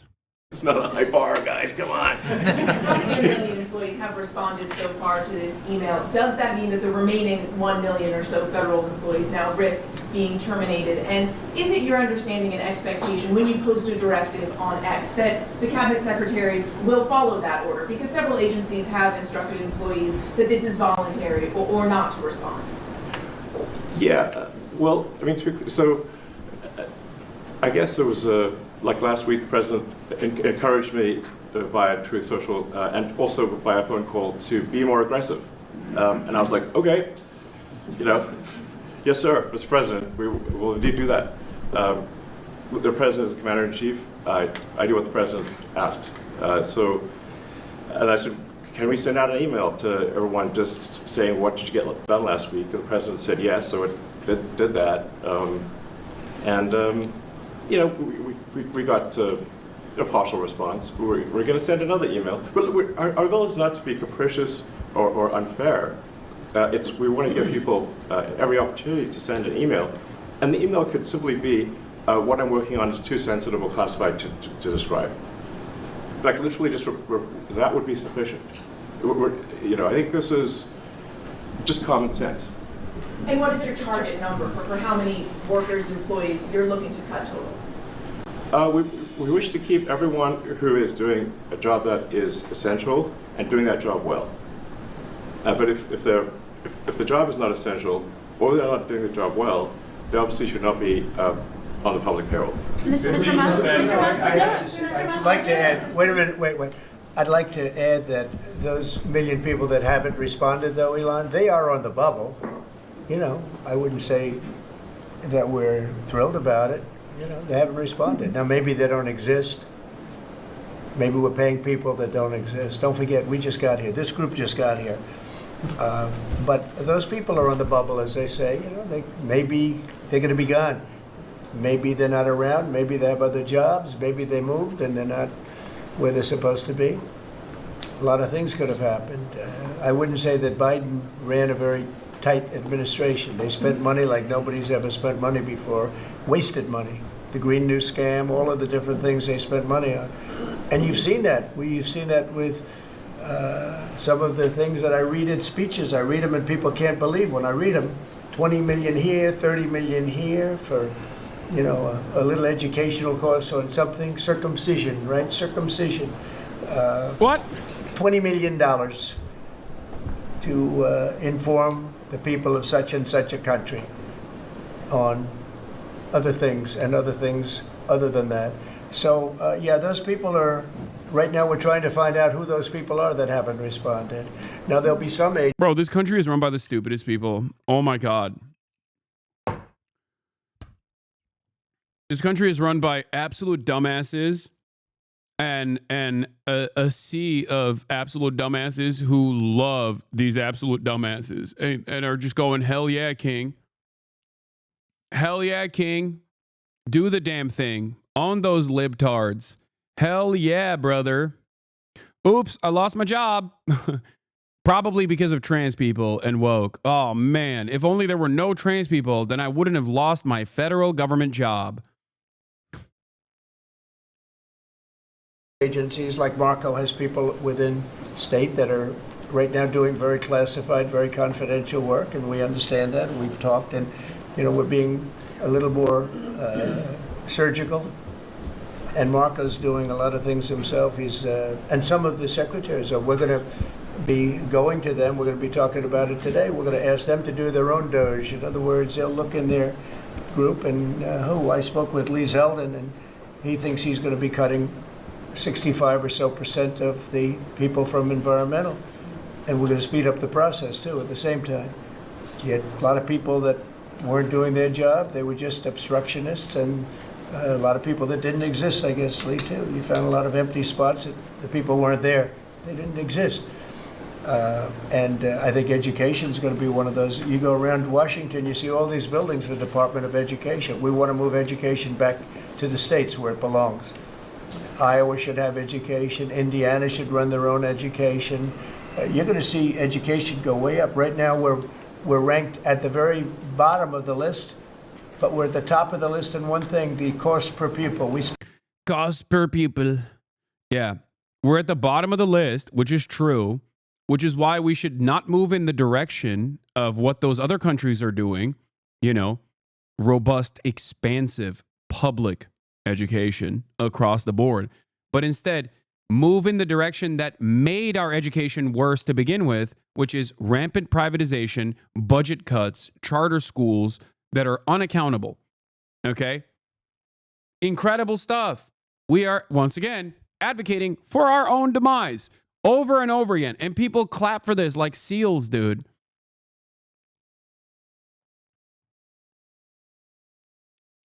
It is crazy. Spend more money per pupil than any other country in the world, and yet it's Denmark and Norway, Sweden, and you hate to say this, and you hate to say it, and you know we're going to get along very well with China, but it's a competitor. They're at the top of the list. They're among the top 10 usually, and they're a very big country, so we can't use that as an excuse. Yeah, I wonder why. I wonder why Chinese education is at the top of the list, dude. What could it be? I wonder what it is.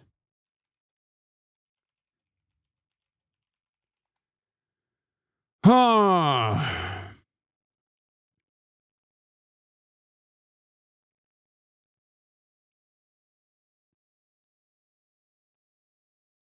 Why did China ban after-school tutoring? China has announced an outright ban on for-profit tutoring services for core school subjects. Xi Jinping's government also reveals strict new rules for governing how non-profit tutoring can be carried out. But why has China taken this step? While nothing is certain, the regulations are probably due to a combination of factors, according to reports from various sources. To alleviate the pressure on young people, to increase the birth rate, to protect the country's interests. It's also to ensure that everyone is getting the appropriate amount of education from public schooling. And that there isn't like anyone that can, by spending more money, anyone can. Preply isn't a credible news source. This is a thing that isn't from just Preply. Preply is just the first article that came up. Okay.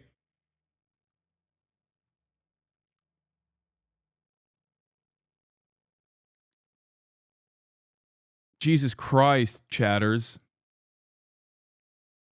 And I know that they are now doing a black market for private tutoring, which I am certain that the Chinese government inevitably will crack down on as well, okay? Before you bring this up. Yeah. China doesn't want to do pay-to-win education.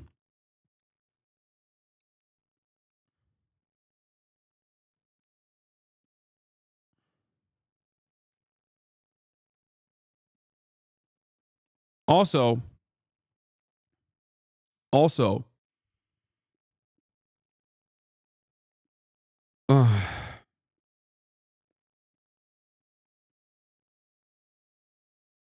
not only that, but even outside of private tutoring services, the Chinese education structure is still hyper-focused on having a robust public education system.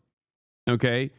Obviously, Confucianism spans back thousands of years at this point in terms of like the early established understanding of a meritocratic approach.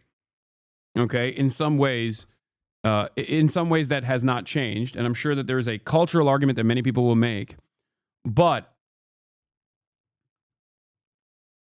ultimately they have an underlying robust public education structure.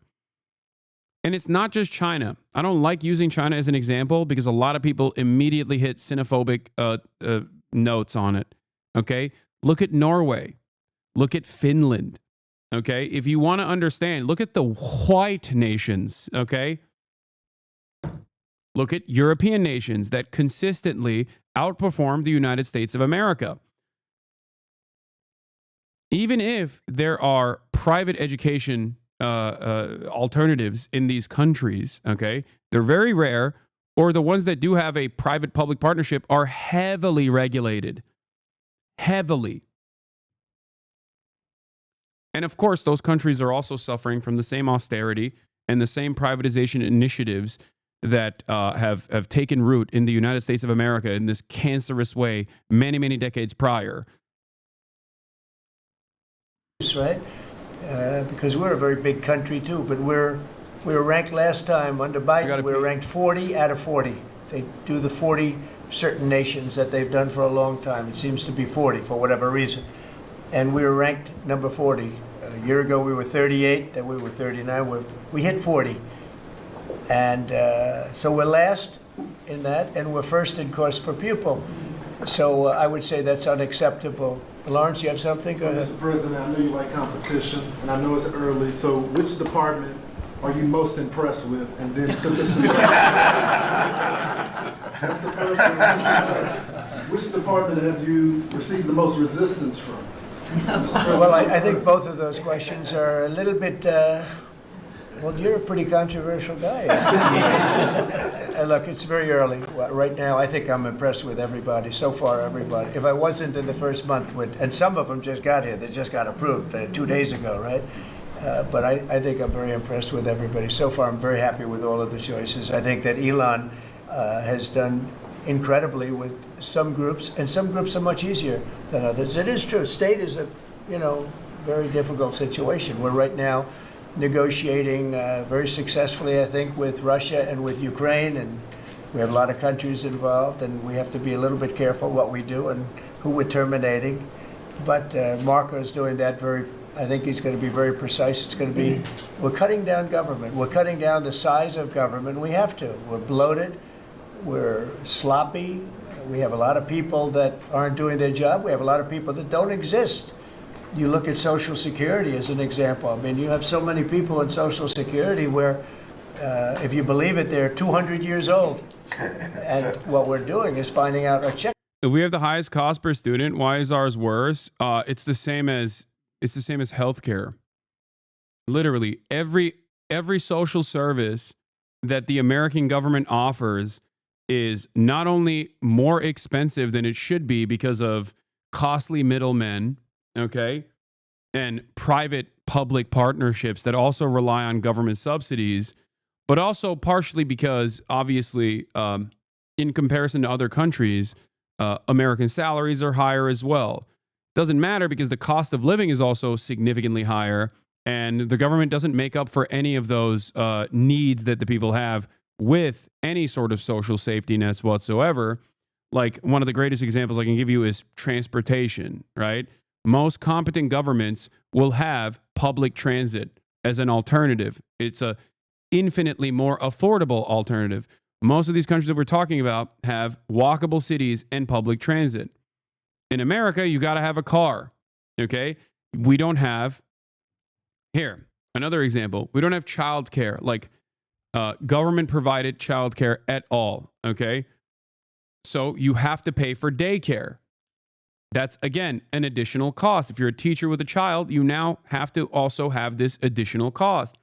There are so many different reasons as to why, although our salaries are higher in comparison to our European counterparts, the cost of living is significantly higher as well. All of that, of course, factors into our expansive GDP, but it doesn't necessarily yield benefits for the average living conditions of the average American.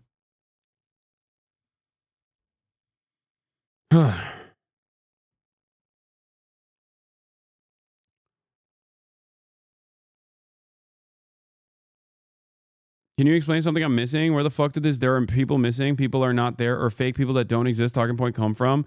I feel like this came out of nowhere and suddenly is an accepted thing. Is this just lying is overpowered? Yes.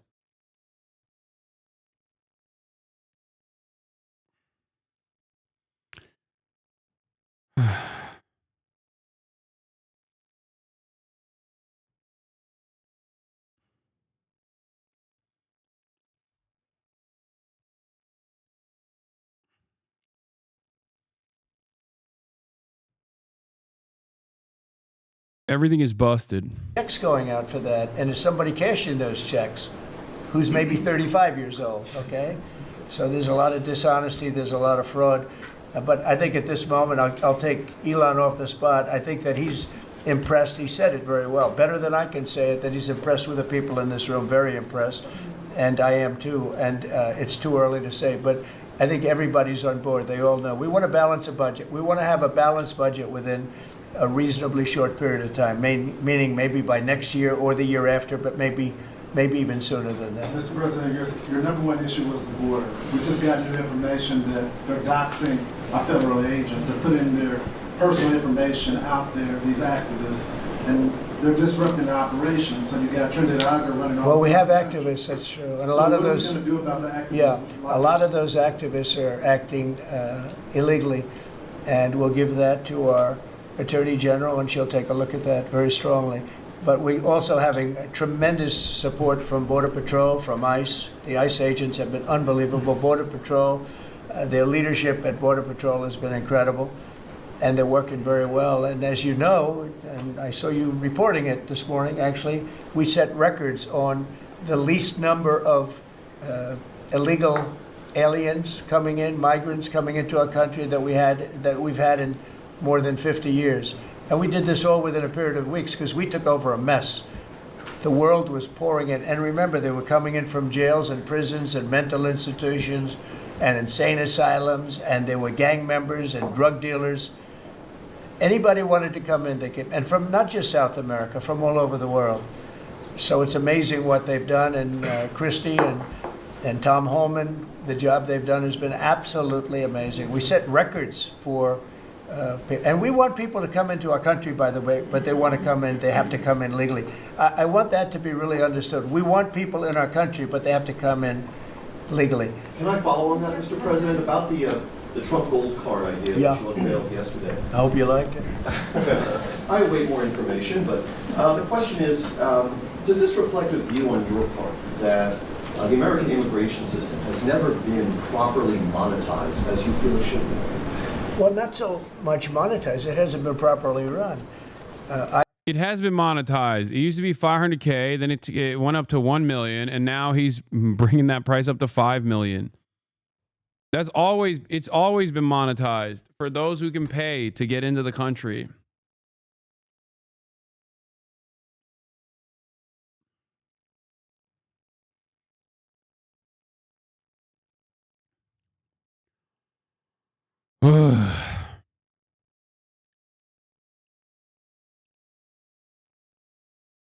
He was talking about education. No, he's now talking about the Trump Gold Card, which is another initiative that they unveiled yesterday.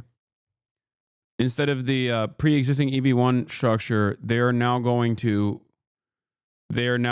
be gold cards because it's Trump. But for those of you who don't know, it's always been pay to win. Immigration has always been pay to win. Okay?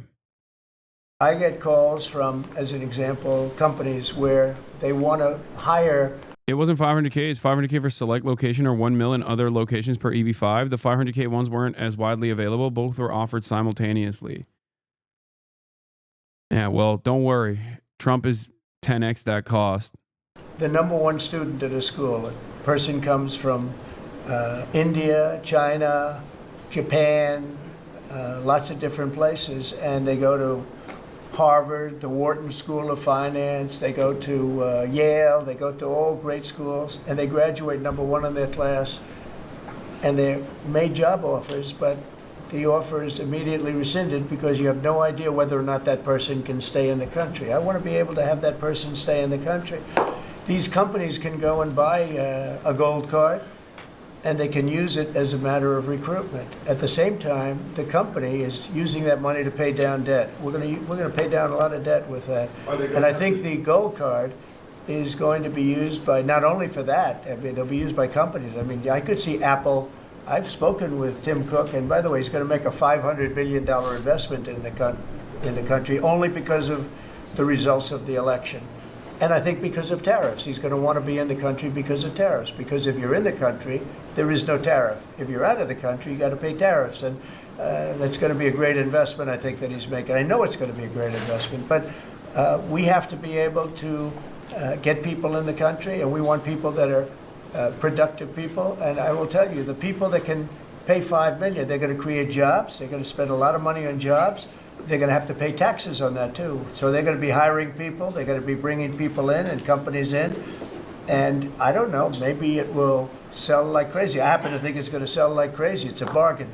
But we'll know fairly soon. I think. Not going to lie, if I was a wealthy person from a different country, I would not be spending $5 million to come to America right now. Like, I think this is... America has always been the number one place for brain drain. And I would say that, at least in this upcoming decade, it's probably not the best place to go to. And I say this as someone who came here at the age of 18, okay?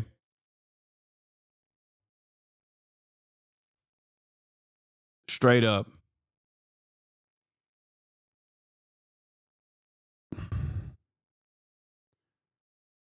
$5 million is way too much. Yeah, I mean, this is for select few, like, very wealthy individuals, dude. That's what it is. Very wealthy families.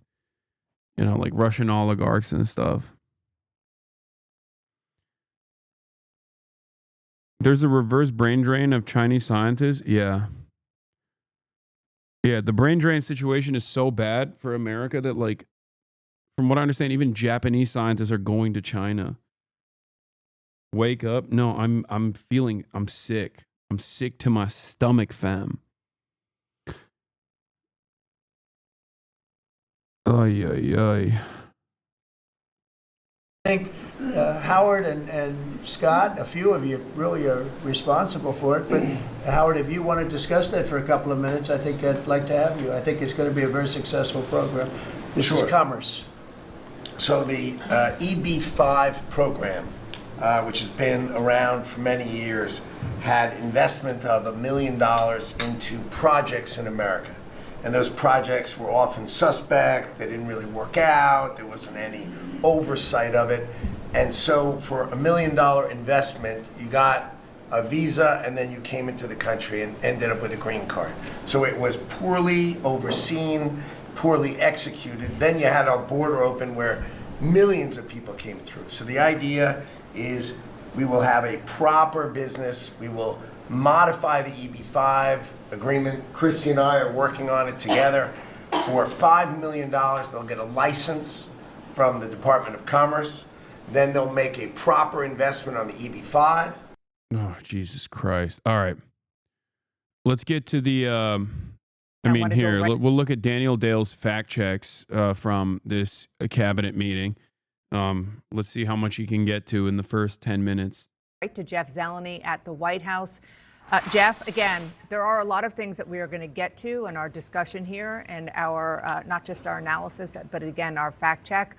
But I do want to start effectively where this meeting started about an hour ago, which is where Elon Musk was asked to present what he was doing, the idea that the richest man in the world was standing up, holding court in the cabinet room, dressed in his dark MAGA outfit, and his allegation that what they are doing is, he says, not to purge people, or it was not, in his words, a performance review. He claimed it was a pulse check. Dana, it was extraordinary. Elon Musk did not have a seat at the table. That was reserved for confirmed cabinet secretaries and those who are awaiting confirmation, as well as a handful of senior staff. But he was center stage. There's no doubt about it. And that fact is not unusual. We have seen senior advisors to many presidents in a cabinet meeting, but never have I heard one be asked to speak and be given the floor like this. The cabinet of this administration was essentially the backdrop for another wide-ranging press conference we've seen the president do. But on Elon Musk, once again, this is the second time we've heard him talk extensively about his plans. But of course, since we saw him in the Oval Office a couple weeks ago, so much has changed. Largely that email that he sent out over the weekend.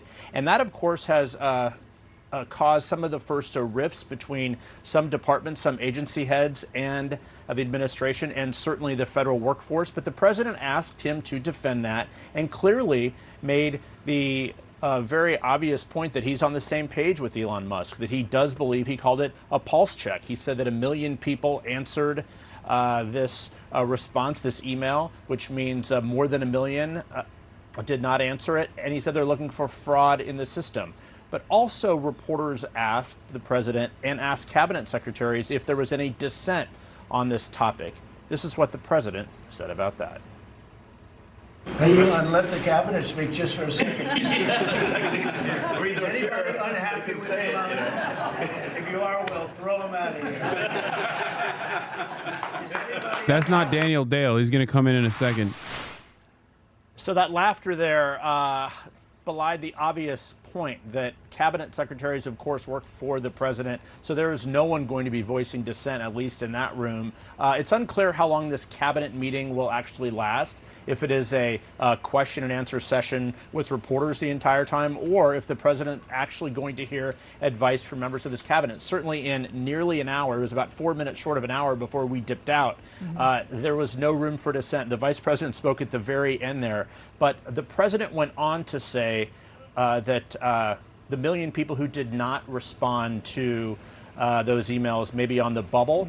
And we do know that mass layoffs are coming. As we speak, agencies are reviewing plans. But one other separate piece of news, the president, at the very beginning, he said that Ukrainian President Volodymyr Zelensky will be coming here to the White House on Friday. But again, making no security guarantees from the U.S., Dana. Yeah, he said that's going to be up to Europe to secure Ukraine's, to give Ukraine security, but also did say, as part of this land deal that they're talking about, that U.S. personnel would be there, made this sort of suggestion that perhaps there would be some fortification, if you will, just with business people. But when it comes to actual security, that would be up to Europe. Okay, thank you so much, Jeff. Now let's get to our Daniel Dale. Daniel, you were listening closely. There's so many things I want to ask you about. Can we just start with one of the things that we heard at the end there? Because this was just completely factually inaccurate. Saying point blank, and I'm pulling it up here, that CBS... Did you imagine it would be like this when Trump won? Yes, I did. Why wouldn't it be like this? They actively said that it was going to be exactly like this. I just didn't think that as many planes would be falling out of the sky as we've experienced so far. That's the only thing that's been like kind of shocking. Oh, also, the administration actively saying that they're pro-Russia, like to the degree that they have said that they're pro-Russia. That was true. Those are the two things that were shocking. Outside of that, the dismantling of the administrative state, like that's all stuff that they said they were going to do, and they're doing it. I did expect that.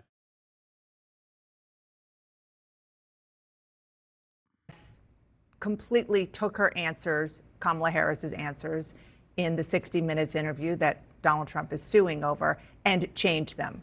There were questions, and there was some controversy around it, but the idea that they just completely changed her answers, we now see the transcript. It's available thanks to the FCC. It's not true. Yeah, that's a good fact check, Dana. There was just so much in this cabinet meeting, so let me run through some of the big ones. We heard this claim again from the president. He's been saying it over and over in the past week that the U.S. has provided Ukraine with $350 billion worth of aid, and that this is about 3 times what Europe collectively has provided. That is not true. The $350 billion number is not true, nor is the idea that the U.S. has provided way more than Europe. So according to a think tank in Germany that closely tracks this aid, it is Europe that is collectively provided more aid to Ukraine than the U.S. has. In terms of aid committed, it's about double, about $260 billion for Europe to about $125 billion for the U.S. In terms of aid allocated, it's narrower, but Europe still leads. The president also repeated this claim he's been saying over and over, that the U.S. ranks 40th out of 40 in some education rankings. I specifically asked the White House what those rankings were. They were not able to point to any of them. It appears not to exist. In fact, the U.S. is above average in reading and science, and below average, though far from last, in math rankings, even of wealthy countries. He said the U.S. is the only country with mail-in voting. It simply isn't. He said the U.S. took in hundreds of billions of dollars from China in the tariffs he imposed in the first term. In fact, Americans paid those tariffs. Americans make those tariff payments, and it's not true that Trump was the first president to impose tariffs on China. He said that we lose 300,000 people to fentanyl deaths every year. In fact, it's about 60,000 deaths per year. Still a tragedy, of course, horrible, but nowhere close to what he's saying. He said the European Union does not take American farm products. In fact, it is the 4th biggest market for U.S. agricultural exports, of $13 billion per year. He offered another alternate history of the European Union's formation, saying it was formed to take advantage of the U.S. In fact, it was formed with U.S. support, so not even close to correct. And so I don't even know where to go from here. He said there was no inflation when he left office. It was low, but it existed, about 1.4%. He said a lot of the U.S. fentanyl comes from Canada. In fact, 0.2%, about 43 pounds worth, came from Canada, so just a tiny number. And he repeated this claim we heard a lot during his presidency, saying that President Obama merely provided Ukraine with sheets. He used to say pillows in sheets rather than actual military. I feel like CNN ends up hyper focused, like missing the forest for the trees, and like ends up hyper focusing on some of the silly shit that he says, and not the broader strokes of like some of the most damaging lies that Donald Trump pushes on a regular basis. Like it kind of doesn't matter. I still appreciate that there's at least like some kind of fact checking taking place. I guess. I mean, it's virtually impossible to deal with the faucet of misinformation coming out of the Trump administration. But having said that, I mean, yeah, it's better than nothing. But even then, I feel like the fact checks are entirely focused on like minor shit. Like, oh, he said Obama sent pillows. Like, I don't think that is the most significant part of the Trump Elon admin's lies. Like, I would say some of the most significant things that they've talked about would be like talking about the federal government, right? Claiming that there are a ton of fake employees. There's just no evidence for this whatsoever. And then going beyond simply saying that this is a lie, but demonstrating an alternative vision for why this lie is damaging. I think that's more informative than simply saying, here's why it's wrong. Okay? Here's a fact check. Like, this person actually said it was 35%, but it was 33%. Like, that in and of itself is not going to lay the groundwork for a competent response to the Trump administration's actions. You know what I mean?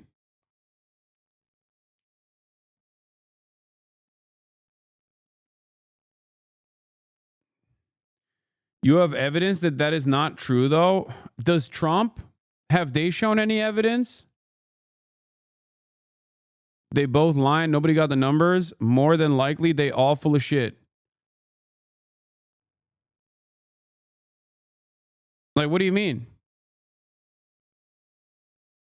How am I supposed to disprove a false claim that they're presenting? They're supposed to show you evidence at least. There's no evidence on their, like, yeah, the burden of proof is on Trump's side in this regard. Like, what? It's like, here, I call you a pedophile, right? No evidence whatsoever is presented in the process. I just simply say, you're a pedophile. Okay, is it up to you now to disprove it? Are you going to be able to show me an assessment of all of the moments in your throughout your day where you haven't engaged in pedophilia? Do you understand how this works?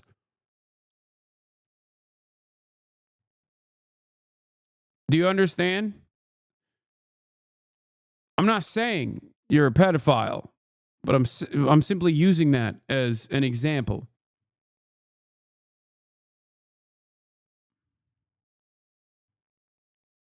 How would you disprove that? If I were to make this claim, how would you disprove that?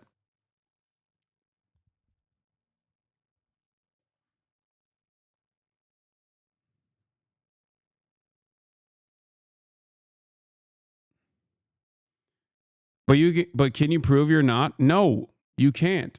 If I'm making a factless, baseless accusation, okay, then what are you supposed to point to undermine the argument that I'm making?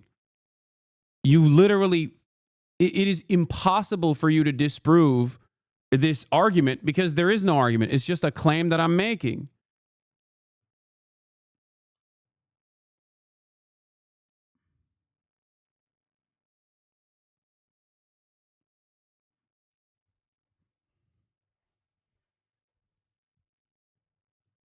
That's it.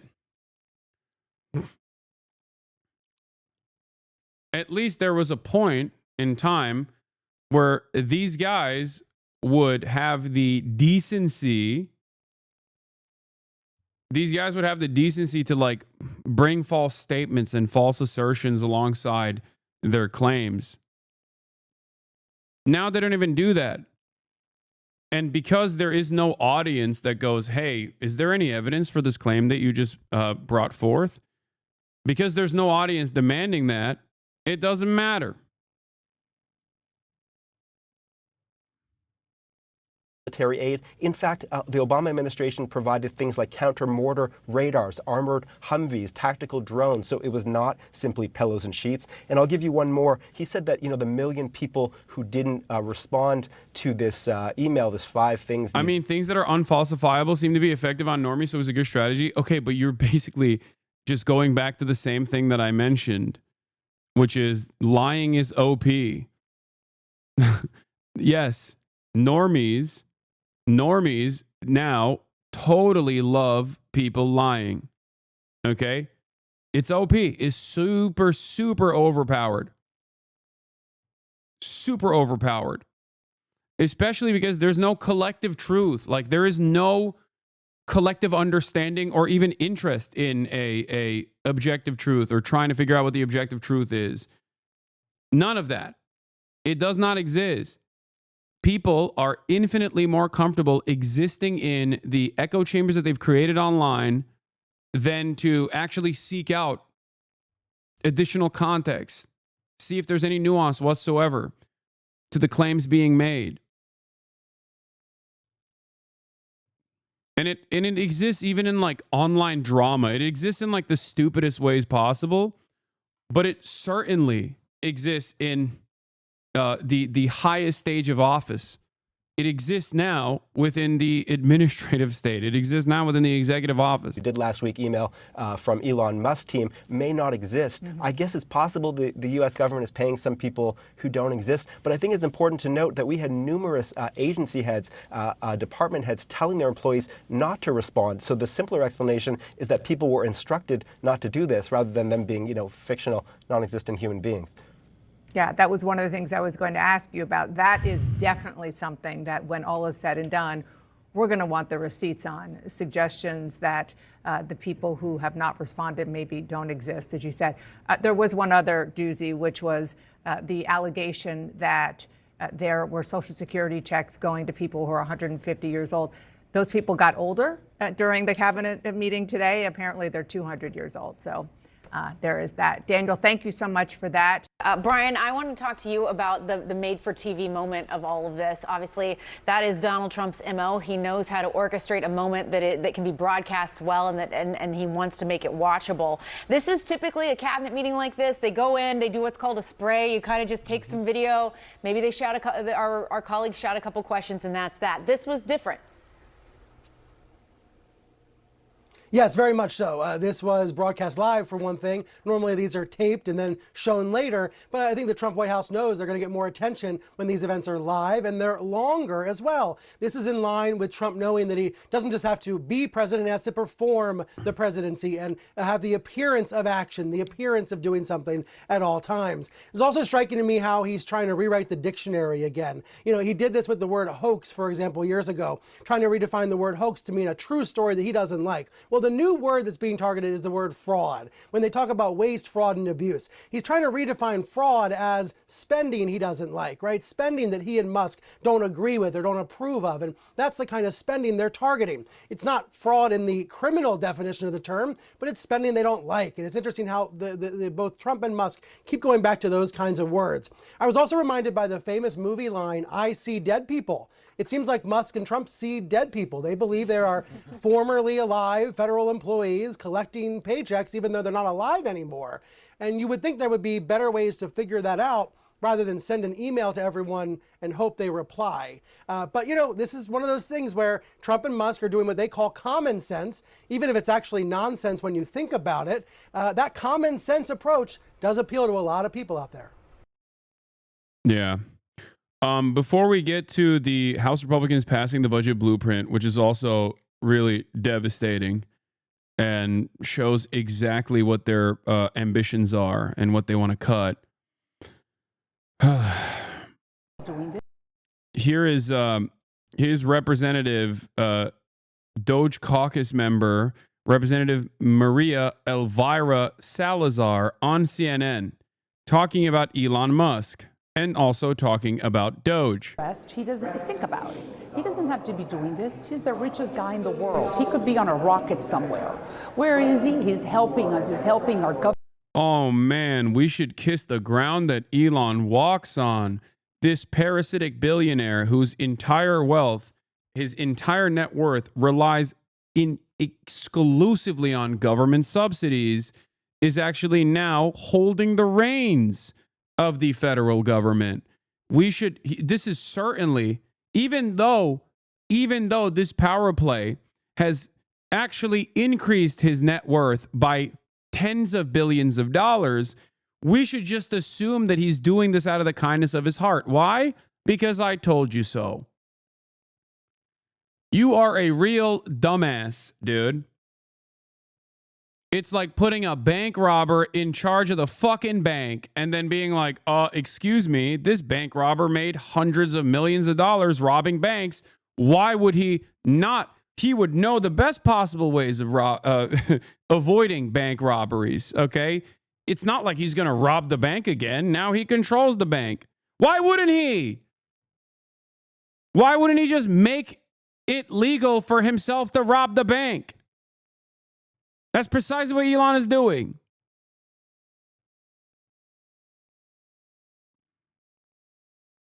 Yeah, America's youth has been brainwashed on the horrors.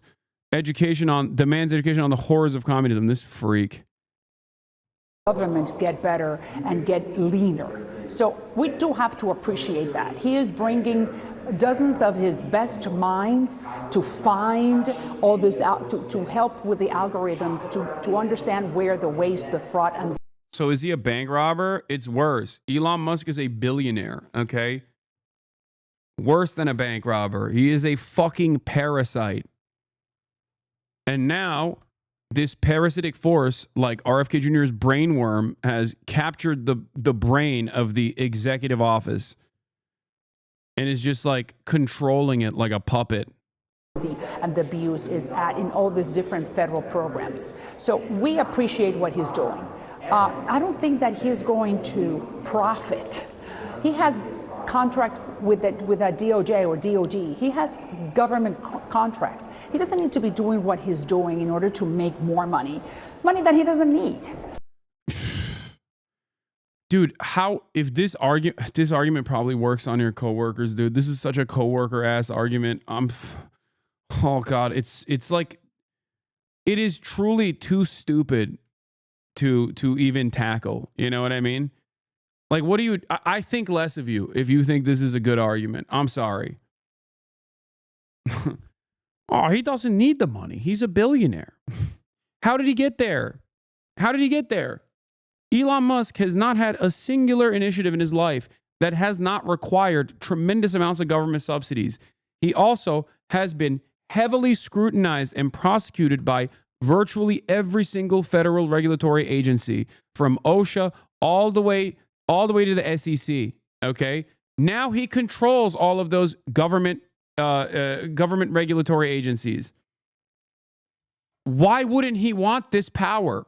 Why wouldn't he want absolute power over the American federal government, especially when there's a dude who will let you do it? Donald Trump will let you have that power. Clearly, we're working through the process right now. Yeah, it's like putting a fox in charge of guarding the hen house. That is what's going on. It's like, you don't understand. The fox is very full. The fox has had so many of the hens. Why would they eat these hens now? Thanks.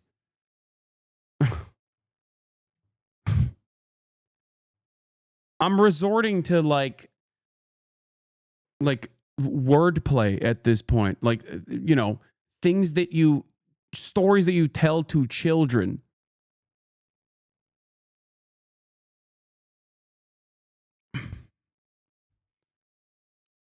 So I think it's the other way around. We got to be very grateful that he's wanting to do this and investing his time, energy, and money into it. Yeah, we got to go back to La Fontaine, dude. We got to go back to child's stories, to children's stories.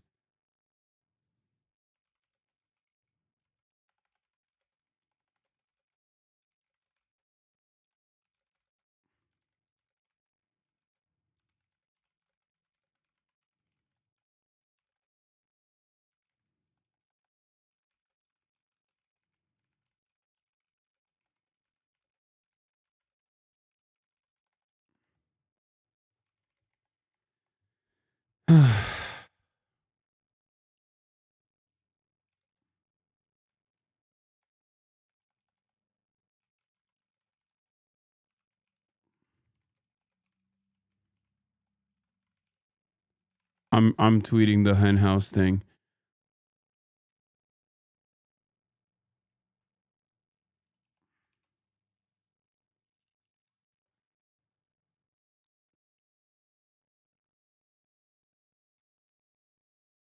You're never getting a seat on the rocket with his attitude? Yeah, dude, I definitely want to be on an Elon Musk rocket.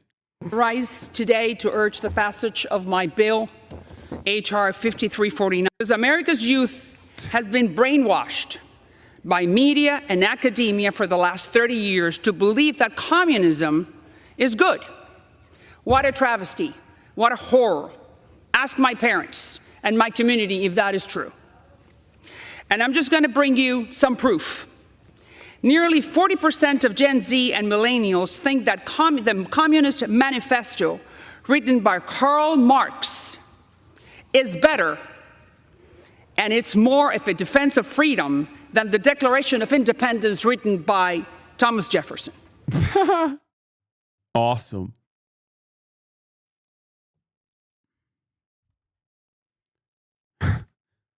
Awesome.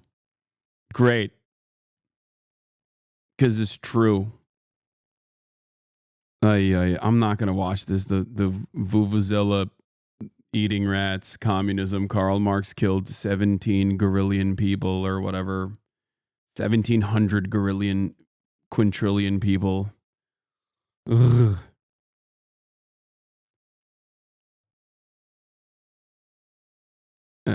Karl Marx, the dictator. You do not understand. I bet this goes hard if you're a mentally ill 40-year-old podcaster. Yeah. Or just anyone that voted for Trump, too. Or most liberals as well. Anyway, let's get to the insanity beyond. I mean, the most insane thing that has taken place. Do we have the original video? Because I've only seen screenshots of this. And Aaron Rupar's version of this is like basically unwatchable. Look at how bad the quality is. Donald Trump posted a AI video about Gaza on his Truth Social account. On the 4chan Reddit? That's crazy. Yeah, let me go on the 4chan subreddit for this. Okay, I guess it's just low quality regardless. All right. Let's take a look at what the Donald Trump Truth Social post looks like. Surely this will be good and normal. Oh my God. Conservatives absolutely love AI art. That is besides the point, I know, but I don't know what it is that in the minds of conservatives, they're like, oh, thank God there's such a thing as AI art, because now all of my unhinged, hysterical, schizophrenic fantasies, I can engage in make-believe.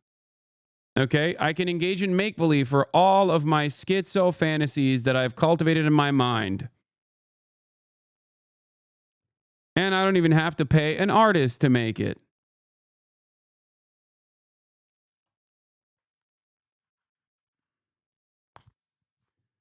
Yeah, AI art, the MAGA fever dream generator. There has got to be a study at some point conducted on like reactionary tendencies and your proclivity towards leaning into AI art.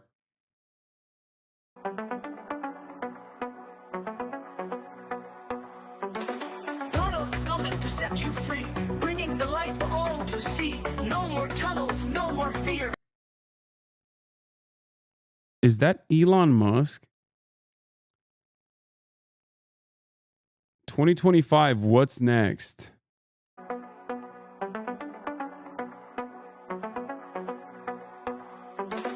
Donald's coming to set you free, bringing the light for all to see. No more tunnels, no more fear. Trump Gaza is finally. What? Bearded belly dancers?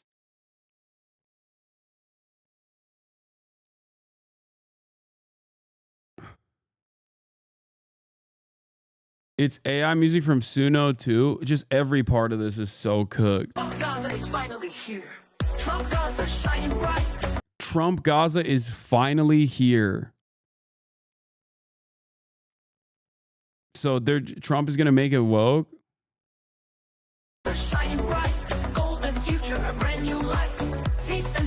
deal is done. Wait, what? Is Donald Trump dancing with a belly dancer here? Uh-oh. AI art made him still look fat. That's crazy. And dance, the deal is done. Trump Ay, ay, ay, ay, ay. Little kids on the beach on the Gaza Riviera dancing with dollar bills falling on top of them. Gaza, #1. In a Trump Gaza tower, of course. Gaza shining bright. Why is Elon Musk constantly eating? Is that hummus? Is he eating hummus? But then it has like, it's like hummus, but it has the consistency of a soup bowl in between. Why is Elon Musk always eating? Who is this for?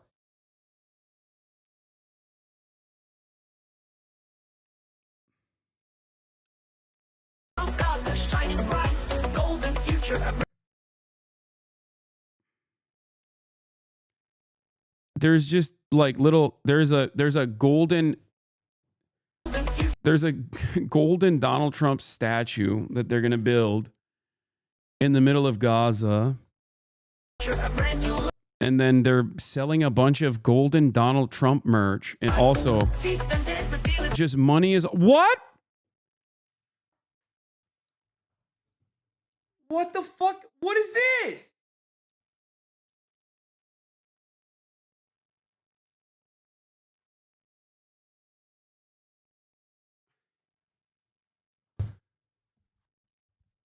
Did Trump not watch this before posting it? Like, I'm so confused. Why would anybody make this? Why would Donald Trump post it?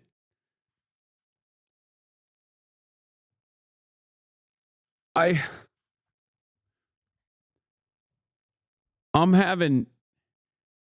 having a very hard time understanding what is going on here. Like, what is the intention behind this?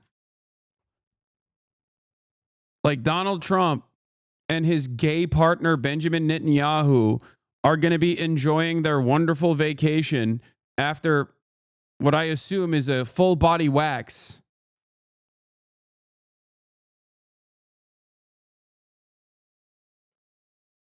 Like, even, from what I understand, even MAGA, the most loyalist MAGA supporters have been like, what the fuck is this shit, dude? What are you doing? Go to the first second or two. It cuts from a kid laying in the street to being a red puddle. Seriously, why is no one mentioning that? Yeah, because there's so much to mention in all of this. Trump Gaza, #1. Like, okay, this is the type of stuff that when you ask me, like, oh, is there anything here that is unexpected? Okay, from your assessment. Is there anything that you consider to be unexpected? This is, okay? This is like the Nazi government making the equivalent of like the Nazi government doing the AI slop, whatever the AI slop equivalent of that art would be at the time, to justify not only Lebensraum, but also the final solution. Like, it's just so weird.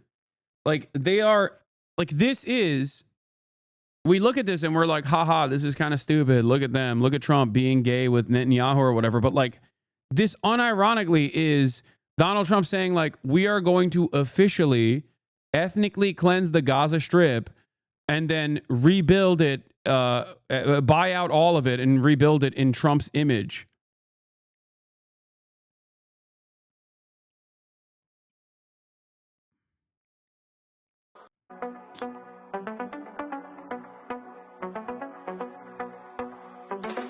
Donald is coming to set you free, bringing the light for all to see. No more tunnels, no more fear.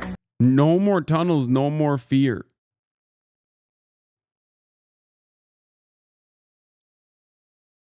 Like, who the fuck looks at that and goes, this is sick, Mr. President? This is just plain wrong. This video is in very bad taste and just plain horrible. The gold statue is 100% wrong, no matter which way you try to make it come across. This video makes me sick. That's a weird thing to get mad about, but sure, I'll take it. Bearded belly dancers, you dance it with someone other than your wife. This is weird for me, and I love you, Trump. This should be deleted, not good. These people are literally getting mad at the weirdest shit up on this video. They're getting mad at the dumbest stuff. No golden idols, please. And how dare you put trans belly dancers in the video? I mean, I guess I'll take it. I'll take it wherever it exists. The gold statue is a Bible meme. This feels all wrong and actually makes me sick. I've supported you since day one, but this is filth. There is no God in this. I'm very surprised that he did this. I'm a Trump supporter too, but this is shocking. I could not be a bigger supporter of President Trump, but this particular video is in very poor taste indeed. Sir, this doesn't become you. Please take it down. Musk is a terrible influence on you. I'm a MAGA hat wearing dude, but I ain't sure what to make of this video, even if it's done humorously.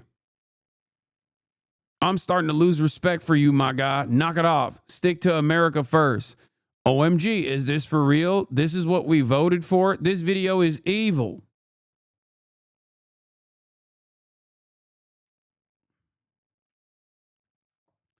I don't think these are real comments. I think it's very hard to discern. It's very hard to figure out what is a bot online and what is a real, honest-to-God conservative online. Because the conservatives, I believe, from interacting too much with bots, almost exclusively, have basically become bots. They have bot-like attitudes in general, and also the way they speak also resembles bots. But it very well could be bots. Yes, Francesca Albanese says, what the new U.S. administration is doing is very clear and strategic. It's called psychological overwhelming, hitting us every day with XXL doses of baffling rhetoric and erratic policies serves to control the script, distracting and disorienting us, normalizing the absurd, all while disrupting global stability and consolidating U.S. control. Good news, there is a way out, but we need to stay calm, not panic, and feed into any grotesque moves. The antidote is the very system they seek to dismantle, the human rights movement, the one now active on Palestine and other converging struggles, from environment to indigenous peoples, LGBTQI+, and more. We must continue growing, keep awakening, uniting, and resisting to protect all our freedoms, not our privileges, alas. This is the essence of human rights. I mean, it is rage bait, yes. It's just like rage bait that is shockingly gross. It's rage bait that is shockingly gross. I don't know. I don't know how else to describe it. It's just like, it's very lame and very gross. There is something to how lame conservatives are and how they kind of carry that as a badge of honor, where it almost feels like they're saying, like, what are you going to do about it? Yeah, we're fucking lame. We're lame as shit. And now we're the cool guys. And if you don't think we're cool, we'll put you in jail. That's what it feels like every time I see Elon Musk try to attempt to make a joke. We went from vice signaling to just like lame signaling. Anyway, here's some more stuff that we got to talk about. Trump posting an AI video that depicts him slobbing out with Netanyahu while Elon is made out like this is also wild. Elon is also eating a lot in the video, though, to be fair. I don't know what that even means, but I don't know what to make of that, but that's the case. We have the House Republicans passing the budget blueprint while all this stuff is happening, so I'm going to obviously cover that as well. This is some pretty damning stuff in general. Let's take a Capitol Hill look. now in the House, nearly passing a budget plan last night. It was a major test for House Speaker Mike Johnson and President Trump's agenda. Jay O'Brien checking the latest on Capitol Hill. Good morning, Jay. Good morning, George. Republicans celebrating this morning, narrowly getting their budget blueprint through the House, fulfilling a key promise to President Trump, but only after drama up here on the Hill. Overnight chaos in Congress as the vote to pass the House Republicans' budget blueprint was on, then off, then on again. Republican leaders stalling for more than an hour, wrangling holdout votes, then appearing to cancel the vote, members heading home, only to be told to rush back. House Republicans ultimately adopting the budget resolution along party lines, the first step toward passing President Donald Trump's sweeping legislative agenda. It was a major test for Speaker Mike Johnson and his razor-thin majority. Trump personally pressuring some of the 4 holdout votes and 3 finally flipping. Were you worried about defying him by voting no? No, not at all. But Kentucky Congressman Thomas Massie not budging, concerned about the overall costs. We are cutting taxes and we're not going to cut spending to match it, so the deficit's going to go up. That's what this bill does. The budget resolution aims to cut at least $2 trillion in federal spending over 10 years, includes at least 4.5. I thought these guys were deficit hogs. So weird. Hey, guess what's not getting a cut?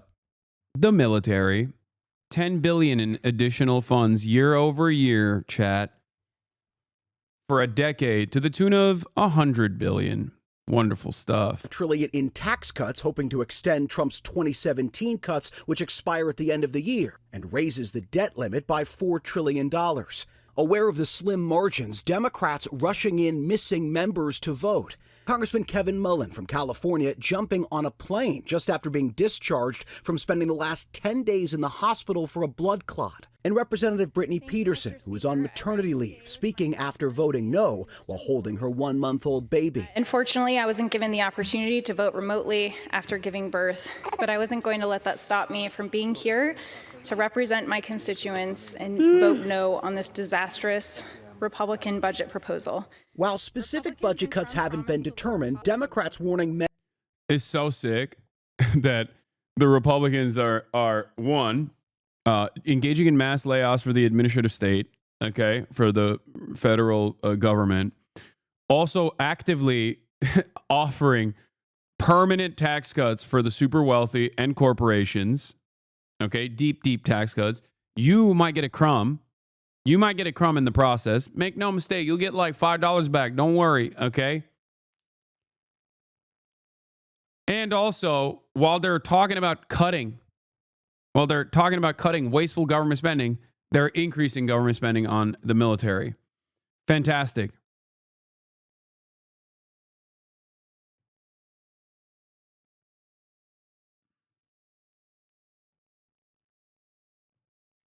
Medicaid, the health care program for low-income Americans and those with disabilities, is expected to be slashed. The reckless Republican budget will cut taxes up to $4.5 trillion for the wealthy, the well-off, and the well-connected, and then they are sticking working-class Americans, middle-class Americans, and everyday Americans with the bill. This is just the first step in a months-long budget process in both the House and Senate, but the chaos just to clear this vote spells trouble for other legislative fights ahead, including averting a government shutdown next month. Robin. More to come, as you said, Jay. Thank you. Right. Can you guarantee that? Okay. Let's get to David Dane, okay, who will describe to us what just took place. You know, before we get to the Trump response to Medicare and Medicaid.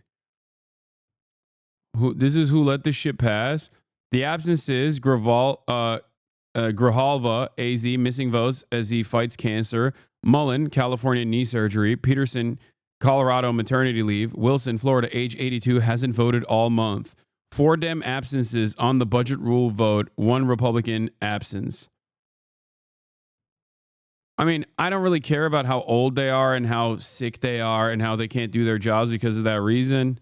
Ultimately, you know, Mike Johnson was able to put together Mike Johnson was able to whip the votes for this, okay? After sending members home for the night, House Republicans called him back on Tuesday and secured a passage of an expansive budget resolution that includes virtually the entire Trump agenda.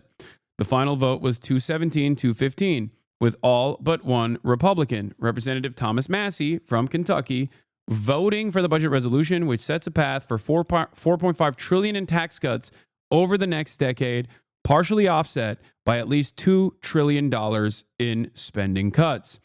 Now, $2 trillion in spending cuts is a whole lot of money, even though we're still cutting taxes for $4.5 trillion, as in it's still, if you're a deficit hawk, you're still increasing that, okay? So it doesn't matter. But of course, there's always room in the deficit for growth if you are cutting tax for the wealthy and corporations. Obviously, duh, shut the fuck up. What are you, some woke, gay, commie libtard or something? Like, what do you mean? These are the most productive individuals in American society.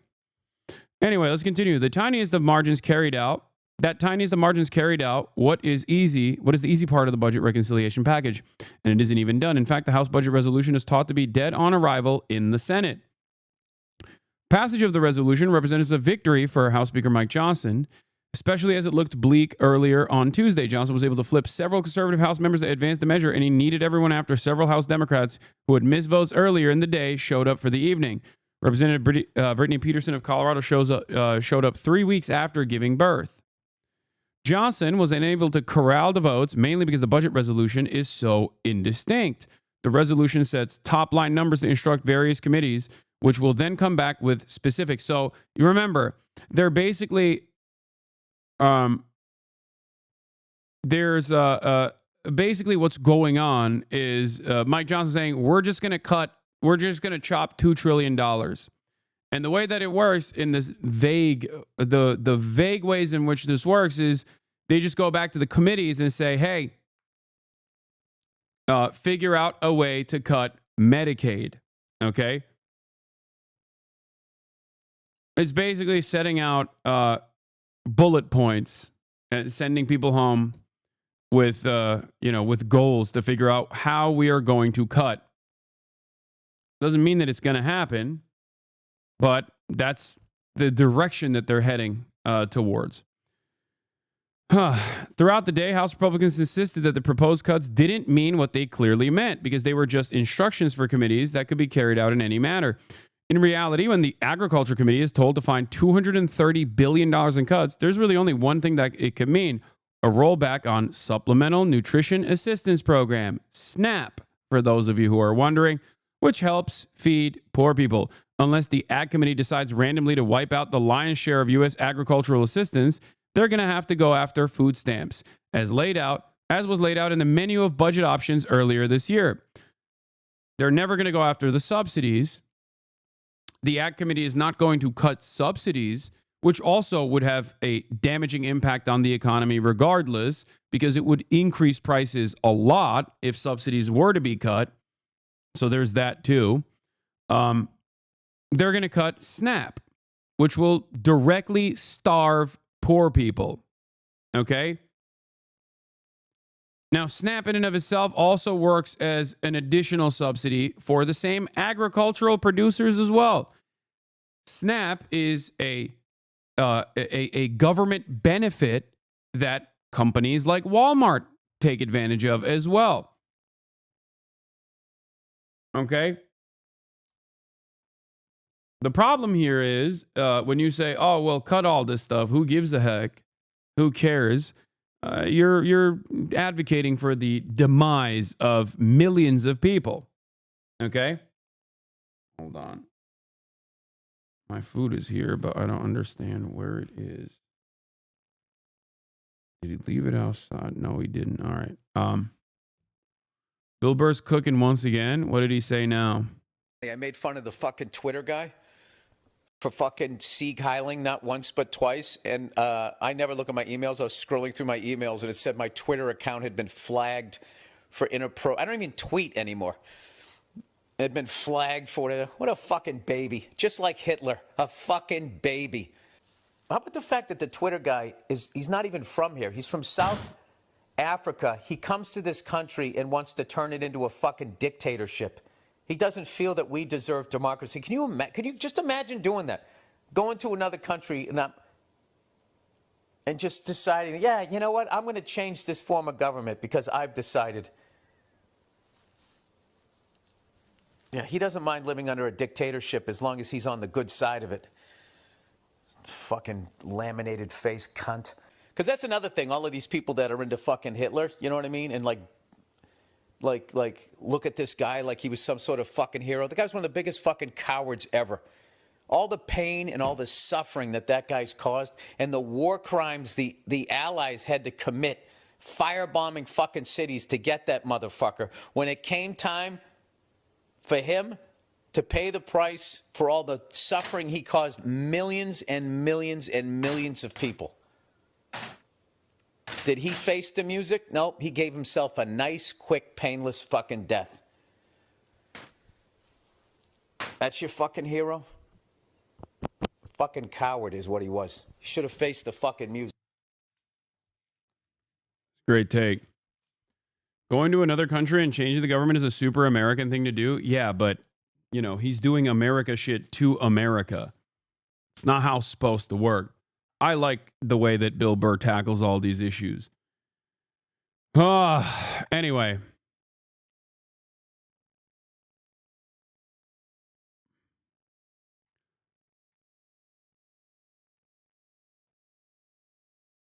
Yeah, he is. Bill Burr is the closest to Carlin. Bill Burr is our Carlin, our generation's Carlin, for sure. Thank God. Thank God there's someone out there that has like some kind of goddamn common sense. You know? He is the coworker annihilator, okay?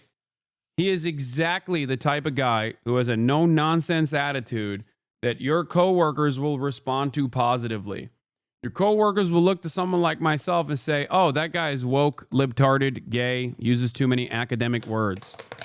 But Bill Burr, on the other hand, can say the exact same things, but in a much more eloquent way, in a way that your coworkers will respond to positively. Significantly better than even Jon Stewart. Okay?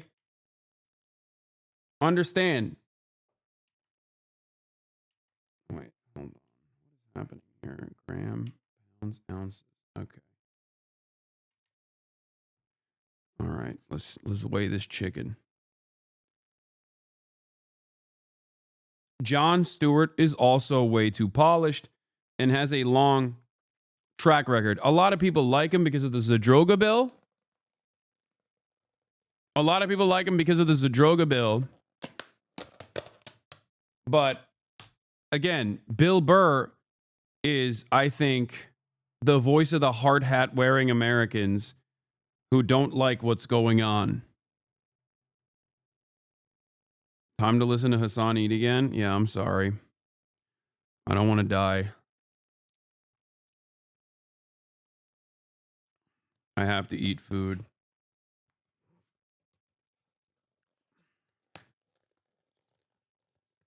Ugh.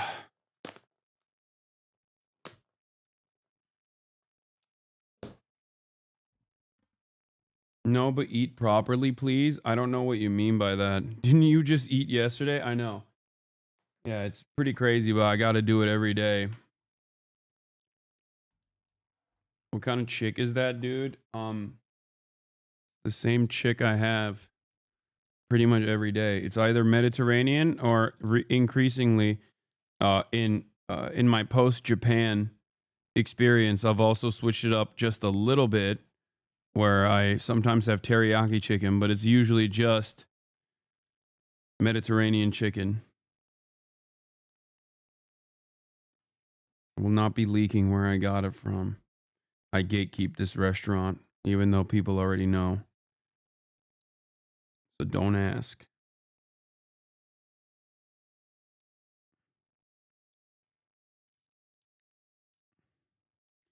The teriyaki chicken is from Ono Hawaiian Barbecue. I don't mind. I'm not going to gatekeep Ono Hawaiian Barbecue.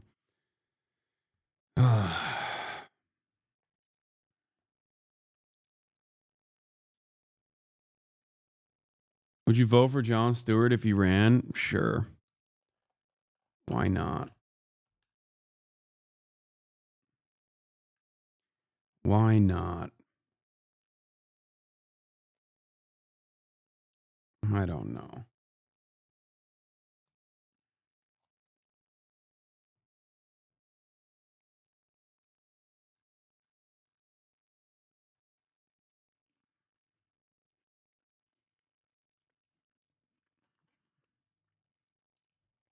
Anyway. Let's continue. I thought you loved Jon Stewart. I do, but... All right, let's just keep going. Social Security will not be touched. Yeah, I mean, I have said it so many times, you shouldn't be asking me that question, okay? This will not be read my lips. It won't be read my lips anymore. We're not going to touch it. Now, we are going to look for fraud. I'm sure you're okay with that, like people that shouldn't be on. people that are illegal aliens and others, criminals in many cases. And that's with Social Security. We have a lot of people. You see that immediately when you see people that are 200 years old that are being sent checks for Social Security. Some of them are actually being sent checks. So we're tracing that down, and I have a feeling that Pam is going to do a very good job with that. But you have a lot of fraud. But no, we're not doing anything on this. Now with our GMA cover story, the growing concerns at America's national parks after federal job. Yeah, they're saying they're not going to cut it, but they are. They're just going after fraud. Yeah. Okay. Arrest Rick Scott. Okay. Oh, you want to go after Medicare fraud? You want to go after Medicaid fraud? Arrest Rick Scott. Fraud in Social Security or fraud in Medicare and Medicaid do not happen at the point of individuals. Okay. They're not fraudulently like stealing more healthcare than they deserve or something, okay? It happens at the point of providers. Except the problem is you're not going to tackle those providers. You're not going to go after those providers because they're your wealthy benefactors, okay? That's it. Job cuts and how they could impact upcoming vacations, especially during the busy spring break and summer seasons. El Reshit back with the story. Hey, Ariel. Hey there, George. Hundreds of millions of tourists visit our national parks each year, and spring break is really one of the most popular times to take in their majestic beauty. But with more than 1,000 park employees terminated in a recent wave of government job cuts, experts say you may be in for a rockier vacation. This morning, as millions gear up to spend spring break at some of the nation's most treasured parks, from Yosemite to the Grand Canyon, a warning from park officials that the deep government job cuts could have a noticeable impact on your experience. The visitors are not going to be able to do the things they want. You know, if you want to bring your family to Yosemite and can't camp, or it takes 4 hours to get into the park, what kind of experience is that? Nearly 1,000 park employees were laid off on Valentine's Day, and some ripple effects are already being felt, from longer lines to cut hours to closed visitor centers and canceled tours. We had an experience for 10 options. We only did like 4. The National Park Service says more than 325 million people visited these sites in 2023, up 4% from the year prior. But now officials say the staffing shortages will make keeping the areas pristine and visits running smoothly more challenging. In my mind, it's a crisis. This is good. Let's talk about Medicaid. Let's go back to the House budget cuts, because this is very important. Here's Ryan Grimm talking about what the House budget resolution passes mean for Medicaid and its future. I think they can't do it, and it's because they don't like the program. Yes, fundamentally, yes. And in a lot of cases, they don't like the people on the program. And in fact, Steve Bannon on his show had to remind his audience and Republican lawmakers with them that there are MAGAs, as he says. There are MAGAs on Medicaid. Implicit in that. He said a lot. Yeah. And that's right. Implicit in that is it's just not those poor Democrats that you think about, poor black Democrats that you think about. Like in your head, when you think about, when a Republican's thinking about Medicaid, and a lot of people think about Medicaid, that's what they think about. So he's telling them, okay, if that's what you think about, I understand why you want to cut it, but it's not just them. It's also MAGAs that are on it. So you start from that premise, that they don't actually like the program, and they don't like the people who are on the program. So the way that they want to cut the program is to reduce the number of people that get the program. And the way they do that is they throw up a bunch of paperwork requirements, and also this work requirement, which would say you have to work 20 hours in order to get Medicaid. And if you can't find work, you basically have to come to some community center and sit there on a computer or something, and just wasting your time, so that they can feel good about making you feel bad about getting the assistance that they're giving you. And so they tried this in Georgia, and they spent like $70 million on this like pilot program, and it ended up just having 6,500 people in it. So it costs an enormous amount of money to set up these projects and programs to monitor all of these people, and then you don't actually you're spending enormous amounts of money per individual, when it would be so much easier to just say, hey, if you're under this threshold, you get this money.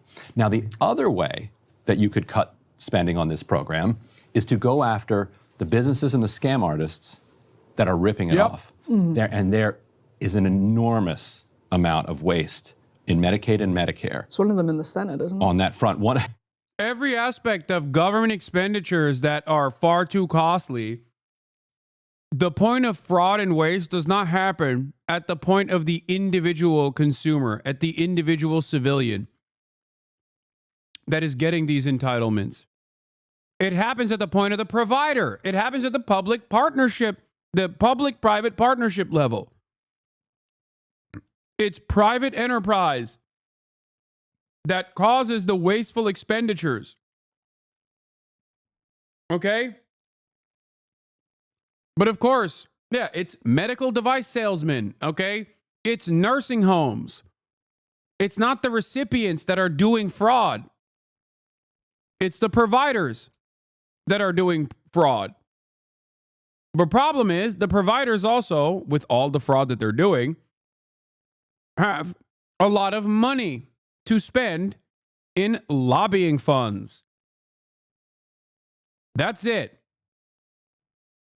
So they will never go after the actual costly middlemen.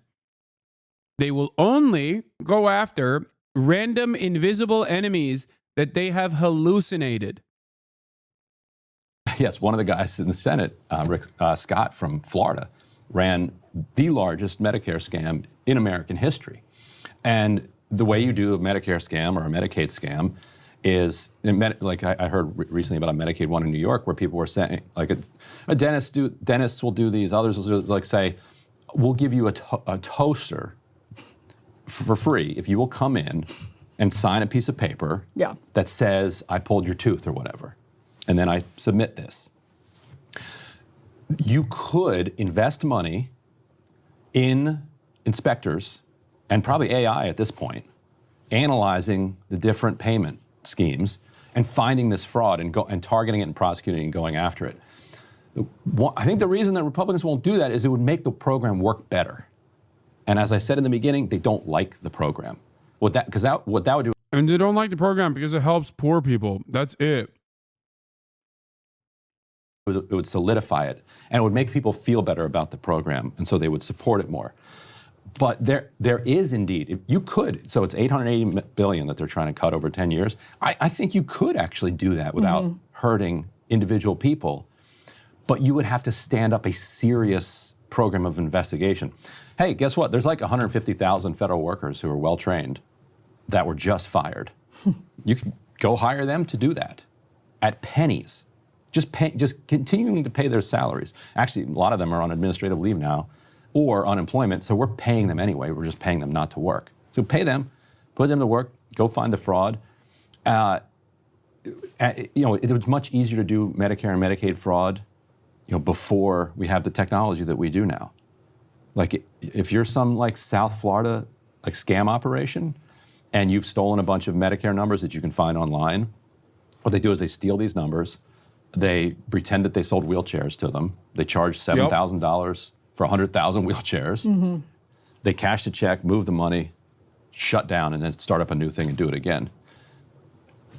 I'm not a technologist, but it's got to be pretty easy to figure out how to make somebody prove that you actually did sell and have something to do with making wheelchairs or selling wheelchairs. Like, did you do it or not? Scooters is the big one.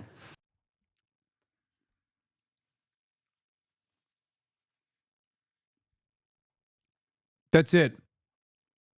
But the problem is, those guys are the ones who have the money. Do you understand? So they're not going to go after the people who actually have the money.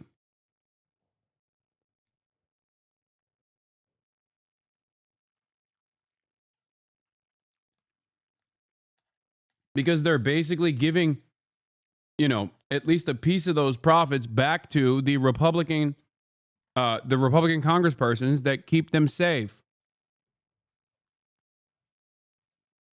If it's the employees that are gone, I'm not sure how the park could stay open. Some travelers and local businesses are bracing for a spring shakeup. Businesses that are here in Baker certainly rely on tourism and travelers. So we're unsure what that's going to look like this season. I was on lunch on February 14th and got a call from my supervisor and just had to be out and done by 5 p.m. And so it was a mad dash. Ben Shreves is one of the park employees who recently lost his job. People were working overtime to provide the best experience, and they were already struggling to do that. And part of that was just a lack of resources. And so now it's just like they have even less of that. Experts say if you're planning to traverse the parks this spring, to be patient and over-prepare. There's going to be a big imbalance between the number of people who are going to the parks and the amount of staff that can help them. And the Park Service has about 20,000 employees. The Trump administration has rolled back some of those firings and says it will hire 3,000 seasonal workers. In the meantime, if you're planning a vacation to a national park, prepare for a slightly different experience. You want to make sure you have your maps, make sure you have everything you need, because there may not be a park ranger or someone to help you out when you're out there. Big difference for a lot of people. Speaking of Elon Musk, he will be at Donald Trump's first cabinet meeting today, even though, of course, Musk is not part of the cabinet. There is new information. Yeah, we don't need rangers. You could just vibe the bears. Problem solved. Exactly. No, we don't need rangers at all, man. Who cares about forest safety, upkeep, making sure that people are safe and secure when they're visiting our national parks? Who cares? Actually, fuck the national parks. Let's just literally melt them so that we can have more lame-ass, fuck-ass AI art. Burn the forest down!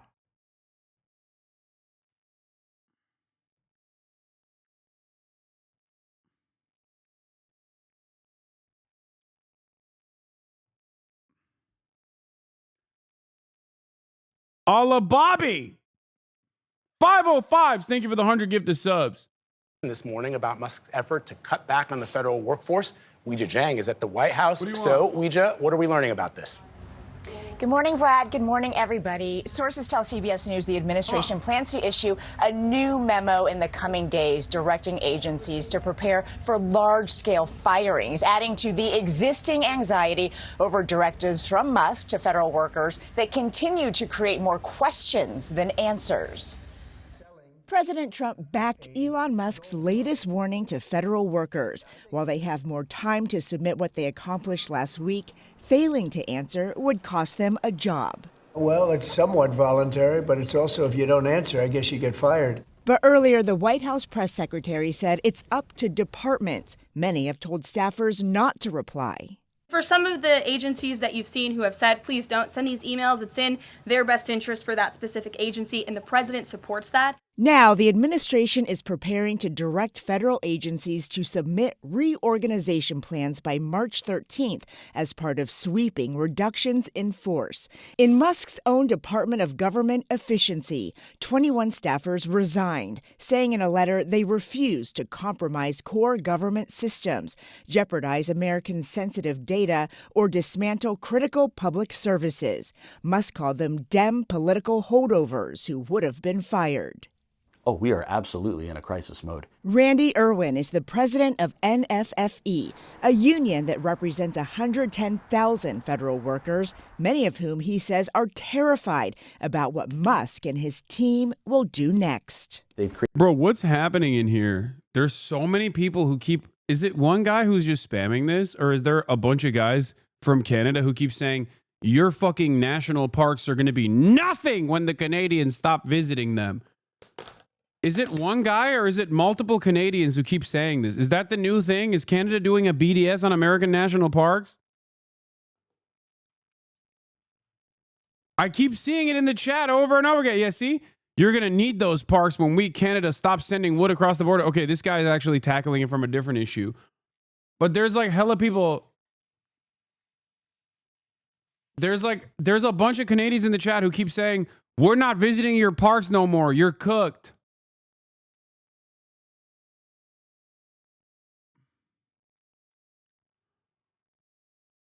Damn, bro. Love the anti-Semitic shirt. the anti-Semitic shirt. Yeah. Also, Going back to the Canadians, 100% on board with you. We deserve BDS. Please, if you can do it, okay? I literally cannot comprehend the concept of Canadian nationalism. I can't either, but they deserve it. They deserve to have a little bit of emancipatory nationalism against the America-KKK rats, okay?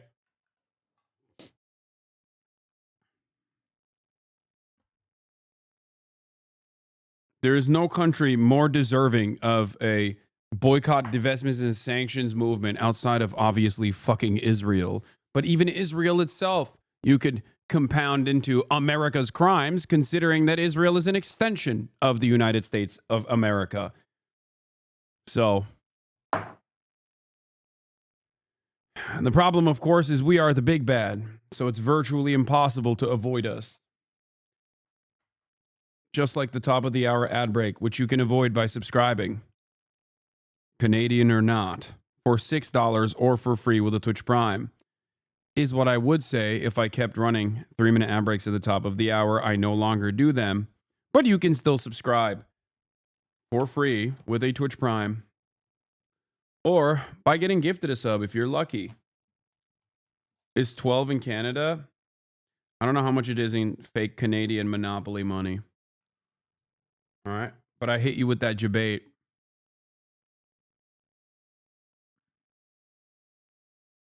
It's kind of funny. I thought this guy was just like memeing, but I think they were being serious when they said, nice anti-Semitic shirt. Never mind, maybe not. Have the Turks invented anything? I can't tell if he's being serious or memeing. All right, let's keep going. Created a toxic work environment, and nobody wants to work under those conditions. It's not worth it. They don't pay federal employees enough to put up with this garbage. Well, after reporters asked repeated questions about who's actually leading the Department of Government Efficiency yesterday, a White House official told CBS News that person is Amy Gleason, a veteran of the first Trump administration, and she is the acting administrator right now. When reached by phone yesterday, Gleason told us she was in Mexico and declined to further comment. Vlad? Remarkable. Ouija, we also heard there are some changes to how the press is going to cover the White House. Can you explain that a bit for us? Sure, Vlad. So first, let me explain how coverage of the president works a little bit. So whether he is in the Oval Office or traveling abroad, there is always a group of journalists called the press pool that covers his every move, then shares notes, video, and sound with colleagues who can't be there. You can't have 100 people in the Oval. So since 1914, the White House Correspondents Association has organized that pool, which rotates every day. It is a nonpartisan group that came up with professional standards over decades that everyone has to adhere to. But yesterday, the White House announced that its officials will now decide who gets to be in that pool, which also means it will decide who covers the president up close and holds him accountable. That includes print, television, wire services, and radio journalists. Vlad. Wow. All right, Ouija, thank you very much. Appreciate it.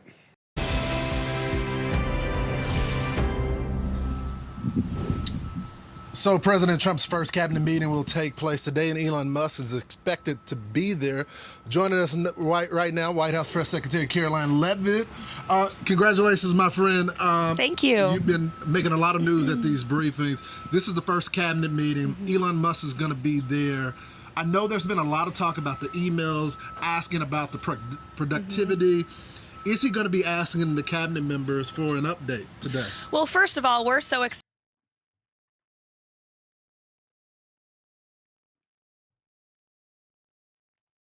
Why is their response always wow with no further comments?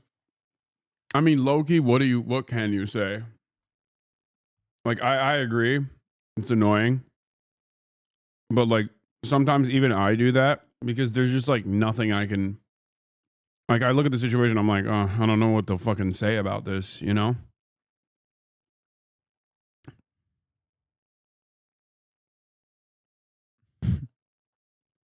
Sometimes all you got is a, wow. That's crazy. You know? How many eggs you eat a day, brother? Unfortunately, currently the number is 0 because of the stupid ass avian flu.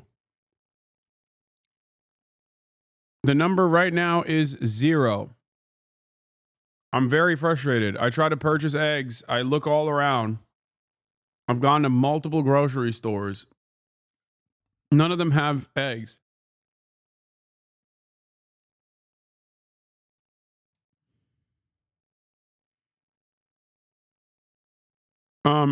Doge quietly deleted 5 of his biggest spending cuts as celebrated last week. An $8 billion cut at ICE was actually for $8 million. 655 million U.S. aid cuts were actually a single cut erroneously counted 3 times. A $232 million cut at the Social Security Administration was actually just for $556,000. I'm shocked. I'm shocked at these dipshits. I'm shocked that these dipshits are not actually cutting anything at all. For the president that goes against what he says, he has a right to fire them. So thank you. Absolutely. I now recognize the gentleman from Texas, Mr. Kassar, for 5 minutes. I'm going to do something that I've never done in a congressional hearing before, and that is plead for help from the American people, plead for help from my Republican colleagues on something that we actually all agree on, because lives are at stake right now. I'm going to start by describing the facts on the ground. Millions of people are at risk of dying of starvation in areas of the world where Democrats and Republicans have already agreed and committed to feeding them with American-grown food for humanitarian reasons and for global stability. But yesterday, I spoke with people in charge of warehouses in Sudan and Ethiopia, warehouses full of food, but because of Doge, that food is trapped in the warehouse out of reach of starving and dying moms and kids. In those 2 countries alone, 150,000 children and moms are at risk of dying this month if that food is not delivered from the warehouse to them right up the road. Everyone agrees that's not supposed to happen. Republicans voted for this food, and Democrats voted for this food to get out. Secretary of State Marco Rubio says the food should go out as part of his life-saving waiver. Doge Chairwoman Marjorie Taylor Greene started this hearing by saying that life-saving food programs should still be running. We have paid for the food, and we have shipped it, and it is sitting trapped in the warehouse because Doge is blocking the payments needed to get the food out to the people who need it. So here's what that means. It means that kids are dying, and more will die tomorrow, of severe acute malnutrition. If you want nightmares, just Google severe acute malnutrition and look at the photos. The way that healthcare workers determine if a kid is dying of this is they measure their bicep. And if their bicep is less than 4.5 inches around, then that means you could die of starvation tomorrow. Think of a kid's arm fitting through this hole. Think of your kid's arm fitting through this hole. These kids could die tomorrow. You've heard today about the waiver for life-saving humanitarian assistance. And bro, I want to... Hola, Bobby! 505. Thank you for another 100 gifted subs. I mean this with all sincerity. I think if you were to tell the average Republican all of this, like the average Republican voter, they would say, fuck them.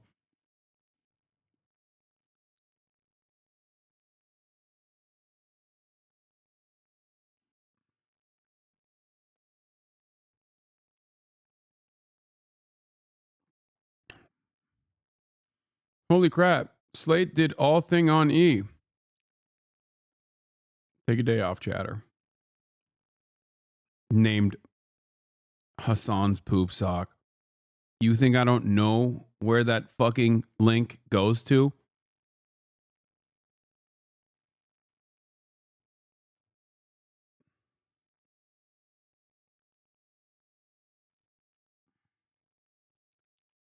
Your name is literally Hassan's poop sock. Average Asmin viewer would too. I mean, the average Asmin viewer is a Trump voter. So yes, they would probably be like, yeah, I don't give a shit. Fuck it. Let the food rot. Kill them.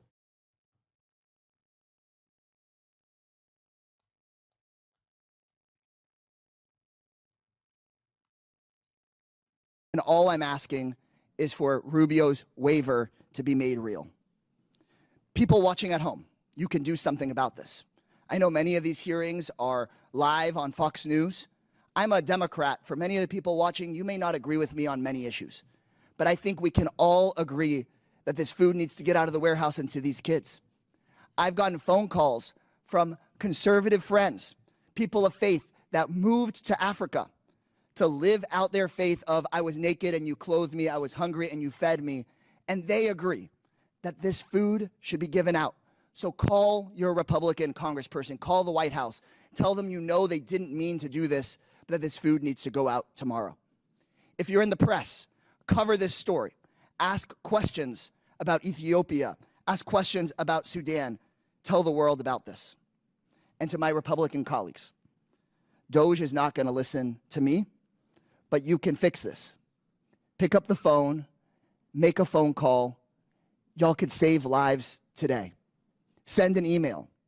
Please, put politics aside, get the food out of the warehouse, save these kids' lives.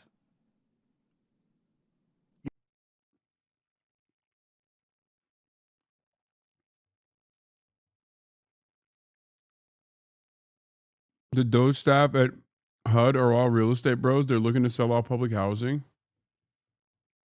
Incredible stuff. There was too much public housing to begin with. That's what I always say. Go to the comments. I'm curious. I love watching him cry. We the people cannot afford to feed ourselves. Thank you, Doge. I'm so happy that Doge is taking back our money. I'm ready for that $5,000 check. Then start a charity and raise your own money and feed them. The government. It's a government, not a charity. Told you.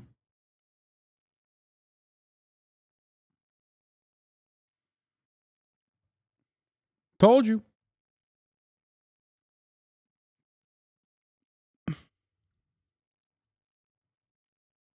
Dude, conservatism basically revolves around being awful to other people. The ideology is held together by vice signaling. A U.S. initiative to increase electricity supply in Africa has been dismantled by the Trump administration after more than a decade of work. Yeah, well, China rising, baby.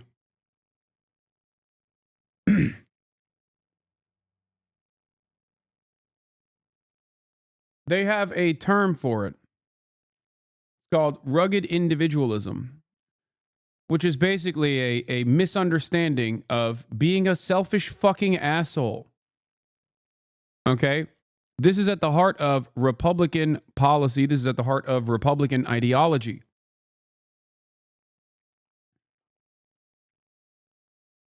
Ironically enough, a lot of the collectivist action that these guys yell about with regular frequency is not done out of the kindness of the American heart.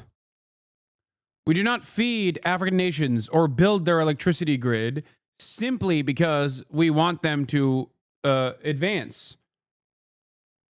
We do not even do it because we feel embarrassed for the crimes of colonialism that we put African nations through. We do it for soft power in a similar way to why China does it. China also has an additional economic reason for it, but it's mostly for soft power. So that these countries collaborate with us, so that when push comes to shove and we want to invade a foreign nation and violate its sovereignty by lying on the global stage, we can turn around and say, hey, look, all these countries are behind us because we are the world's police. We help out all these other nations. So when America undermines its soft power capabilities, what it's actually doing is undermining global dominance. You know? Good luck. Good luck.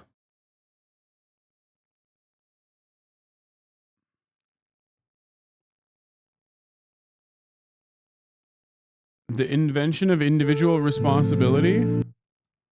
Then and now. Wait, I've watched this video? I don't think I've watched this video.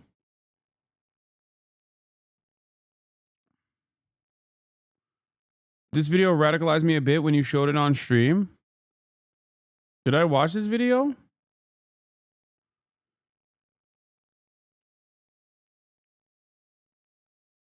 I don't remember it.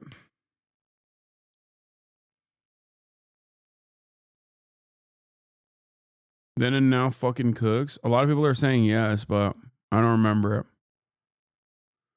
All right, let's watch what Donald Trump had to say about the EU. It says it was formed to screw the United States. On the EU tariffs, Mr. President, have you just made a decision on what level you will seek on tariffs in the European Union? We have made a decision. We'll be announcing it very soon, and it'll be 25%, generally speaking, and that'll be on cars and all other things. And European Union is a different case than Canada, different kind of case. They've really taken advantage of us in a different way. They don't accept our cars. They don't accept essentially our farm products. They use all sorts of reasons why not, and we accept everything of them. Okay, hear me out.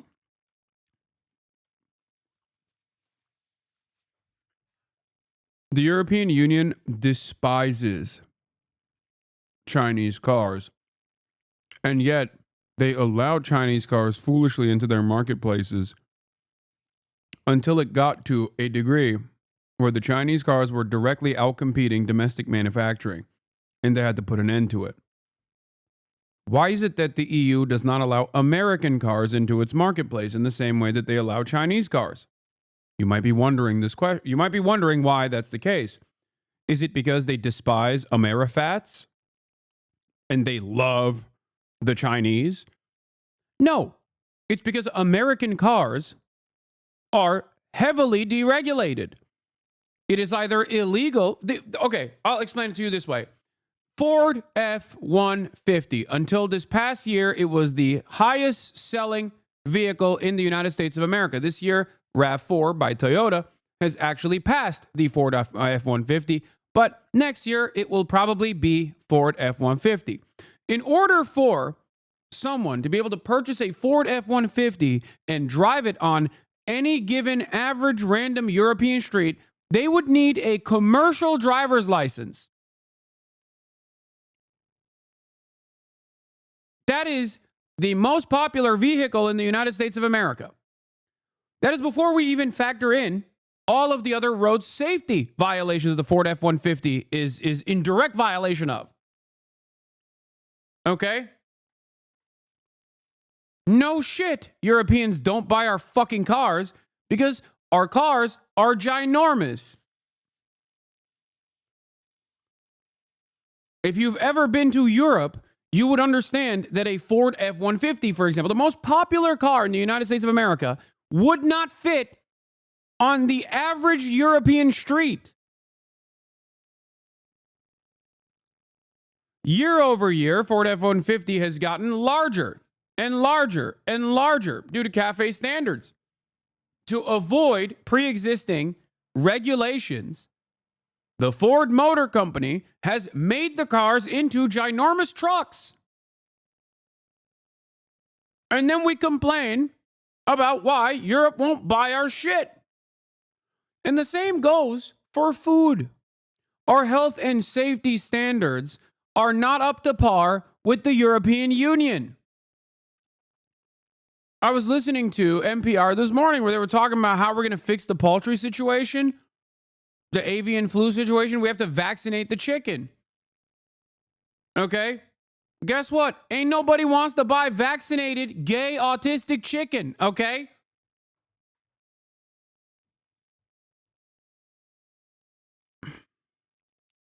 Nobody wants to buy gay-ass chicken. They want straight chickens that are patriotic and unvaccinated.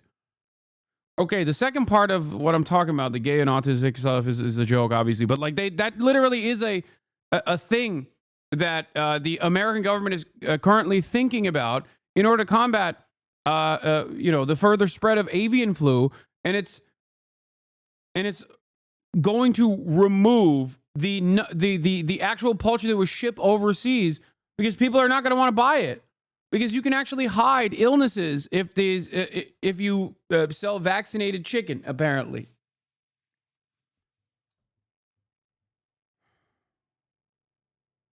Anyway,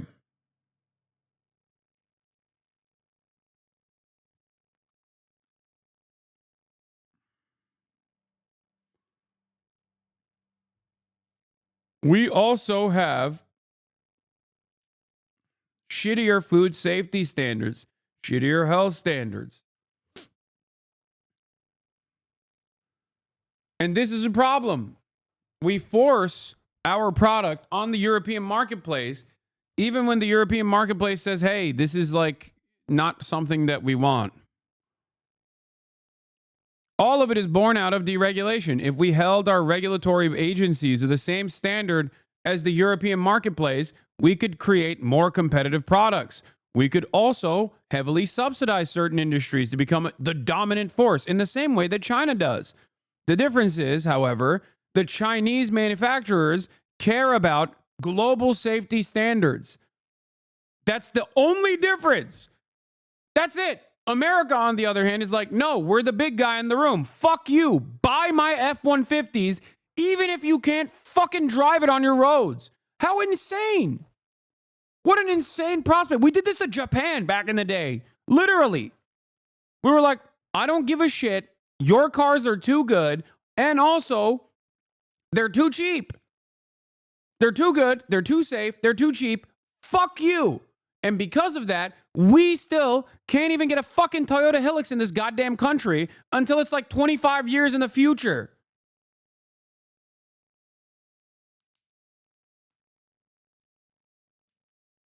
And in that process, we literally, basically made it illegal for some of these vehicles to enter the American marketplace.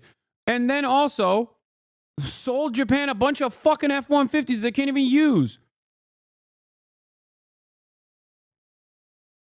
Isn't that crazy?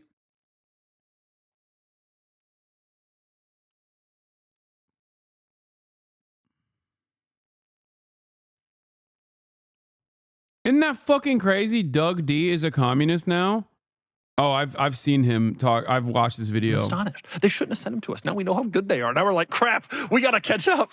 If we let capitalism sort this out, China wins this game. All these automakers are pulling back on these EVs. If that's the way we want to go, then that's the way we want to go. But the Chinese EVs, I've driven them. They're way ahead. They're way ahead and they're way cheaper. And China's going to walk around and start selling these cars in the other markets and start gobbling up market share in all those places too. And pretty soon our auto industry is going to be Ford selling cars to Americans. When we eventually adopt it, when we have to, will China have already succeeded? Do you know what I'm saying? And they will have charging stations and better technology. Right. And yes, 100%. And that's the fear. That's the fear with walking this back. That's the fear with the government walking it back. And that's why we can't just necessarily just let capitalism sort it out when we have the conversation. Because capitalism may sort it out in a way that is not favorable for us.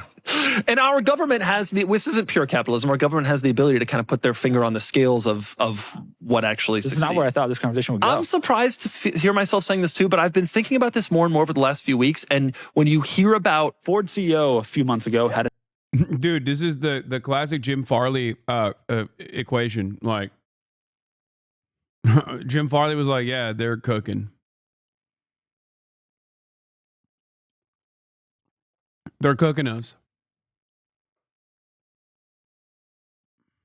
an interview where he said that he drove the Xiaomi SU7. He's been driving it around. And it's like, this is better than what we're building. Yeah. That's interesting. I drive these Chinese.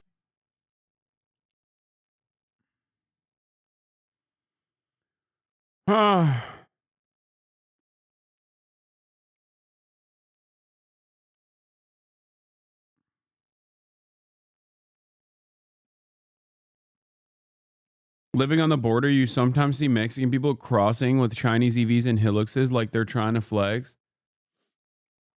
Oh my God. America failing is good, though? Not necessarily, because it causes a lot of heartache to Americans. It's not like it's failing and taking out the billionaires and millionaires and then fixing inequality in the United States of America or significantly reducing our military presence around the globe. It's not doing any of the good things. America is basically collapsing, and while it's collapsing, it's going to take out the entire world with it. We are we're the spoiled kid on the block who goes, "Oh, I lost this board game. I'm flipping the fucking table." Empires don't die quietly.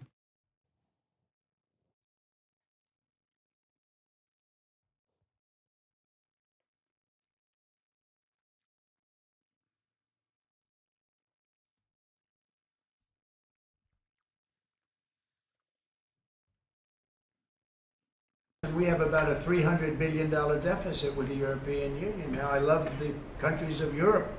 I guess I'm from there at some point a long time ago, right? But indirectly, pretty directly too, I guess. But I love the countries of Europe.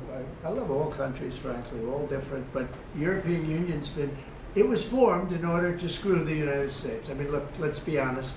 The European Union was formed in order to screw the United States. That's the purpose of it. And they've done a good job of it, but now I'm president. What will happen if these countries or the EU retaliate? They can't. I mean, they can try, but they can't. China did. They imposed tariffs that went into effect. China's retaliatory tariffs on the 10th of February. Has there been any impact that you've been able to observe? That's right. No, they can do it, and they can try, but the numbers can never equal what ours, because we could go off. We are the pot of gold. We're the one that everybody wants, and they can retaliate, but it cannot be a successful retaliation, because we just go cold turkey. We don't buy anymore, and if that happens, we win. Are you talking to Eric Pritz about privatizing deportations? Concessions would you like to see? What concessions would you like to see? Oh, I don't want to tell you right now, but I can tell you that I don't want to talk about that. NATO you can forget about. I think that's probably the reason the whole thing started. And I think, JD, we can say that. Do you have a statement on that? You've been very much involved. I gave him the beauty. Great. Gave me the hardest question, sir. I mean, look, as the president said, we're not going to do the negotiation in public with the American media. He's going to do it in private with the president of Russia, with the president of Ukraine, and with other leaders. And I think that's how this has to go. I think I just want to push back against some of the criticism I've seen of the administration on this, because every single time the president engages in diplomacy, you guys preemptively accuse him of conceding to Russia. He hasn't conceded anything to anyone. He's doing the job of a diplomat, and he is, of course, the diplomat in chief as the President of the United States.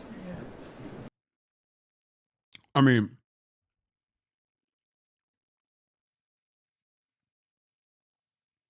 as a long-standing advocate for demanding that the Biden administration come to the table with Russia and implement a ceasefire, conditional ceasefire agreement, I have to admit, Donald Trump is definitely going a little bit above and beyond in terms of concessions.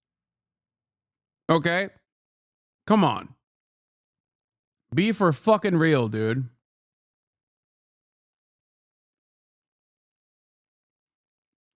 Donald Trump has all the power to control Israel, and I feel like he's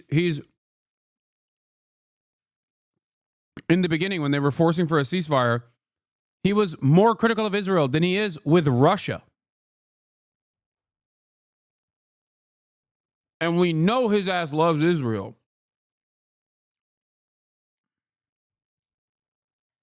Like, in terms of the expectations, like,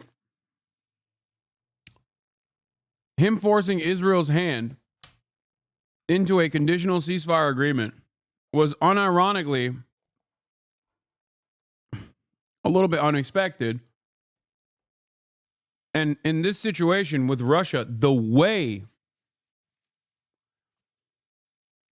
in which he is talking about the situation is certainly going way above and way beyond my expectations. It's a shocking level of glazing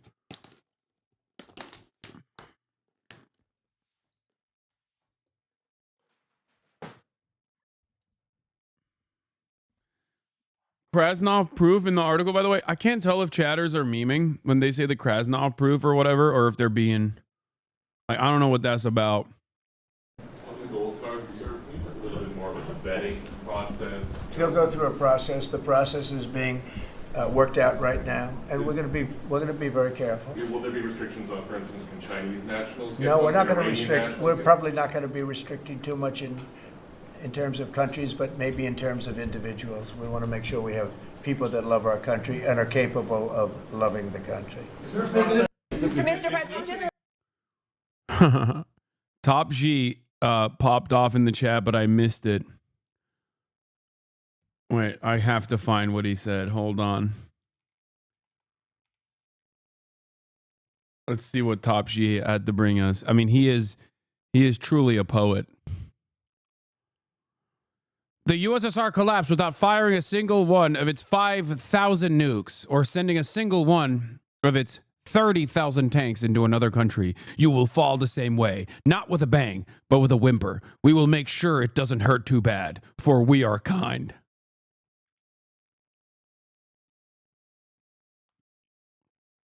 Elon is one of the few Americans allowed to maintain 100% control of business operating in China.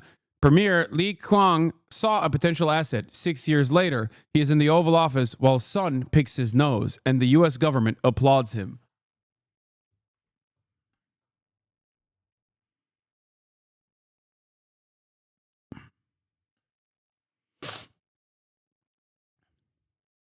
My favorite chatter, I think, even though he hurts my feelings a lot whenever he says, like, I will suffer for the crimes such as going to a dojo that was pro Hirohito and I didn't know, you know what I mean? Like when he says, I'm too cowardly to ever visit the beautiful nation state of China.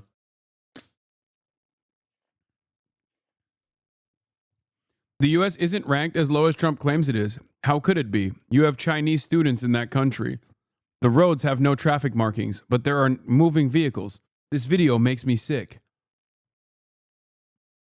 The West has a fundamental belief that they have the most moral of all cultures, and they are the apex of human progress and development.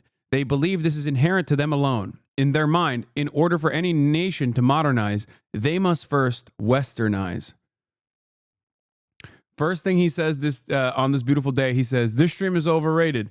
Classic fake socialist, posts on social media owned by a fascist, doesn't use Blue Sky or Xiao Hongshu, traitorous Turk. And this is how you know this motherfucker's not really Chinese. Okay? He went a little too far. Okay? He went a little too far and said, why don't you post on Blue Sky? That's how you know this motherfucker's not Chinese. And he is just like us, white Chinese, okay? White guys who are Chinese. It's called RCTA, race change to Asian. Okay, some might say it's race change to another. I say race change to Asian. Okay, specifically Chinese. That is what this community is about, and that's precisely what Top G is as well.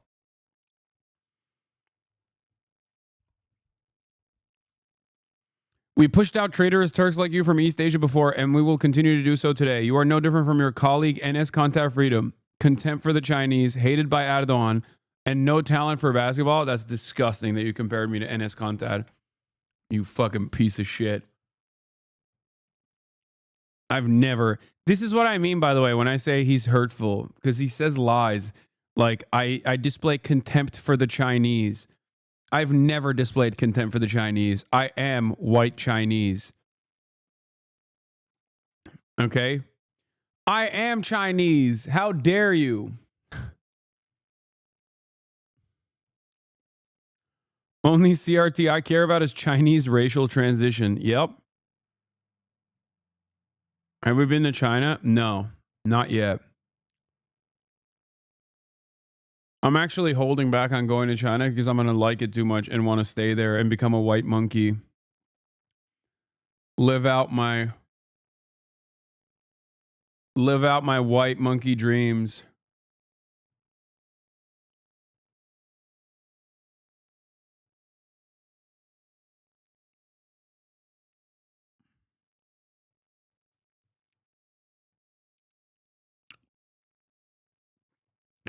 what could have been. Until you get cut off in line waiting for something.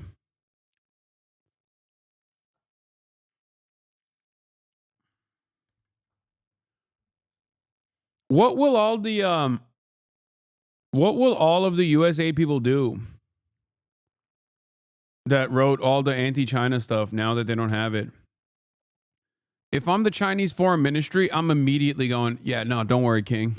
I got you. I'll give you some money. I'll give you some money. Start glazing China.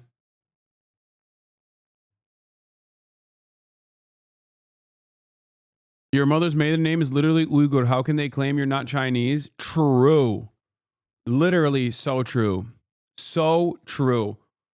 My mother's maiden name is literally Uyghur, okay? That's right. And guess what? I am not an East Turkestan separatist.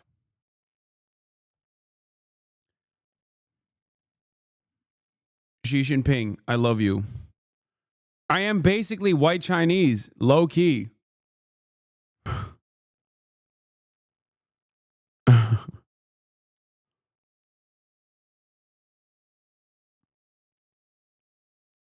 All right.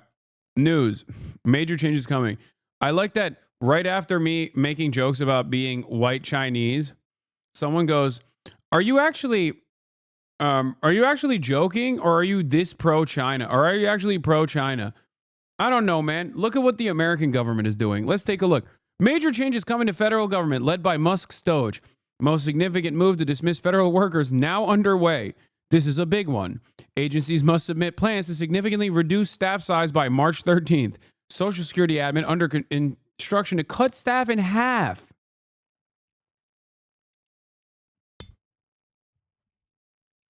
Labor Department eyes gutting the EEOC office by 90%. Mass lease cancellations of federal buildings underway. 100 plus IRS leases to be nixed per records. Helps make sense why Musk and Trump wanted unified front today with the cabinet secretaries.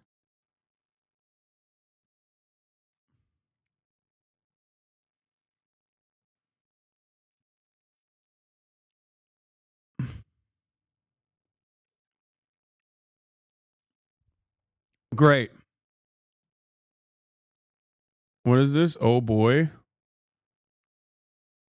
Big story from Jessica Burbank. An apparent Luigi copycat is on the loose in Oregon. Shots fired into the home of insurance CEO. Uh-oh. Lake Oswego police provided drop site news with an image of the suspect who is still at large.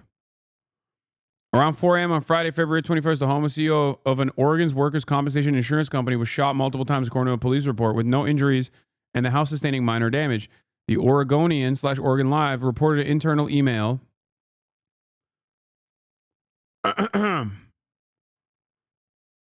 At around 4 a.m., I heard what I thought were rocks thrown at my house, but discovered they were gunshots, he reportedly wrote in the email. An investigation is underway, and we don't know if this was specifically targeted to me. Okay. We don't know if it's a potential Luigi copycat or not. We don't know anything. So. And chat, do not fucking Fed post, you dumbasses. I swear to God, under this new administration, I think a lot of y'all don't understand that your social media footprint will get you imprisoned. Like, there is a likelihood that your social media footprint could get you imprisoned. Okay?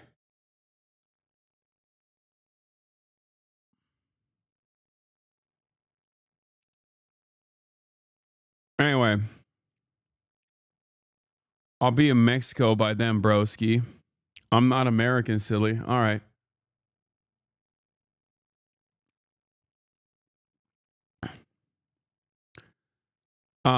Let's get to after this. After Trump talking about Zelensky, I'm going to talk about what the Democratic leadership is doing across the board. Go ahead. Is loosening of sanctions on Russia a potential option as part of an overall deal? No. We have sanctions on Russia. No, I want to see if we make a deal first, but I think we will. But is it a bargaining chip? I'm I've asking. had very good conversations with President Putin. I've had very good conversations with President Zelensky. And until 4 weeks ago, nobody had conversations with anybody. It wasn't even a consideration. Nobody thought you could make peace. I think you can. But if Mr. Mr. President, Putin gets to just to keep bring this- the land that was claimed by force, if the Russians get to keep the territory that they claim by force, doesn't that send a dangerous message, let's say, to China about Taiwan? You try and take it away, right? We're gonna do the best we can. We're gonna do the best we can to make the best deal we can for both sides. But for Ukraine, we're gonna try very hard to make a good deal so that they can get as much back as possible. We want to get as much back as possible. Mr. President, just to bring this full We'll cut it out after maybe this question. Go ahead. to bring this full circle Unless it's a back bad to question, then we'll be taking it. back to a question. You always like to finish on a good one. So they want you to negotiate with him instead of with President Putin. Back to a question about these. Peacekeepers. You have a lot of confidence in us because you assume there's going to be peace. You know, it's possible it doesn't work out. There is possibility. I had a But question. hope it does for the sake of humanity, because if you look at the pictures that I've looked at, you don't want to look at them. Go ahead. I had a question back on these cuts to the federal workforce. You mentioned you're interested in doing another round of this. That's a great cut. And then a great next video. Classic Channel 4. Not a Russian missile attack, but a controlled explosion in a Ukrainian mine for graphite, a mineral used in lithium-ion batteries and nuclear reactors. Ukraine also has titanium used in the aerospace industry. But the draft deal doesn't surrender control over Ukraine's mineral resources to the US, as President Trump initially demanded. Rather, it's an attempt to ensure that both countries benefit. Today, President Zelensky was posing with a map of Ukraine's mineral. Look how quickly Big Homie played ball, by the way. Am I crazy? I feel like last week he was talking about, Mr. President, you are living in world of lies. Mr. President Donald Trump, you are living in Vladimir Putin's lies. Next week he's like, look at my mineral map. I love Mr. President. I love these minerals. Please help us extract, Mr. President. Trump is out here being like, dude, you're a fucking dictator. You suck. You're the reason why your country got invaded. You ain't shit. Your comedy's got horrible letterbox reviews. Okay. And when the fuck did Zelensky become French? I mean, he does. He sounds like that.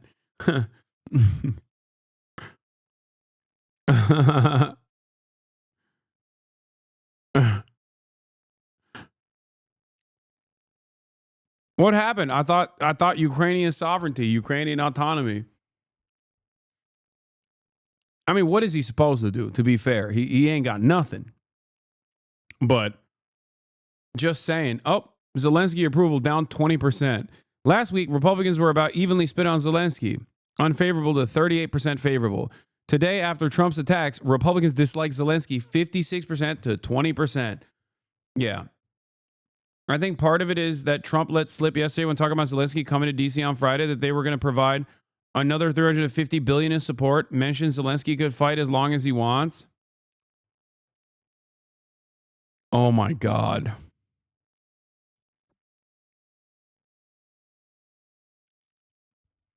Oh my God.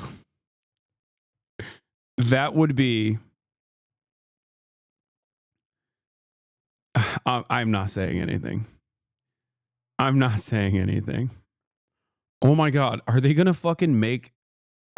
lower the draft age? If they actually end up lowering the draft age for Ukraine, I'm going to lose my fucking mind. All right, let's... resources. For him, the key is that any deal should include US security guarantees.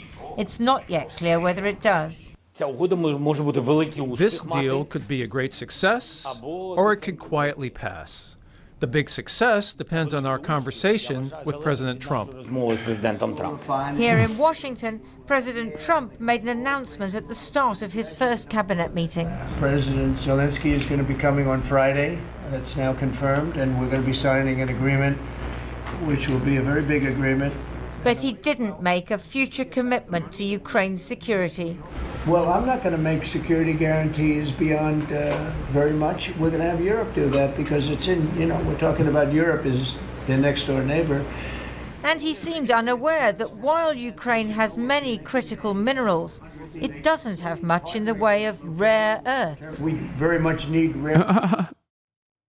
Did Zell Disney dupe Donald Trump into thinking that Ukraine has rare earth minerals, which Donald Trump mistranslated to raw earth minerals? Raw earth.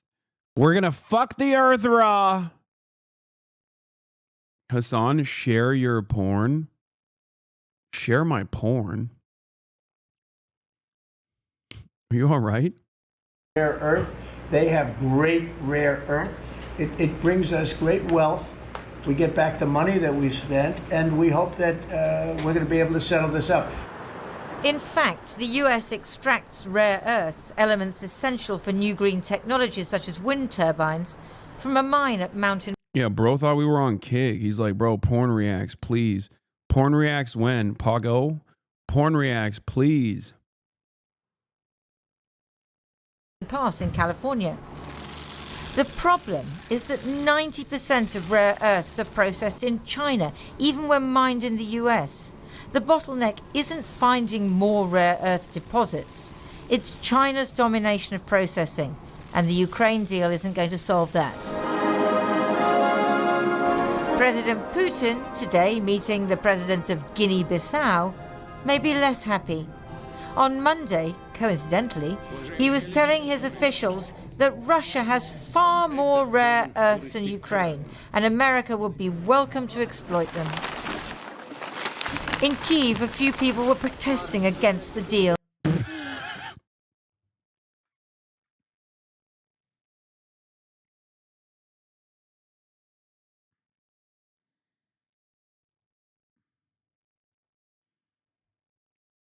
They fear that President Trump wants to loot their country's mineral resources.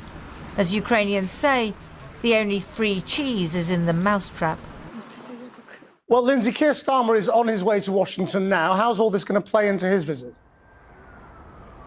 I think it's going to be quite complicated. President Macron of France was here earlier in the week.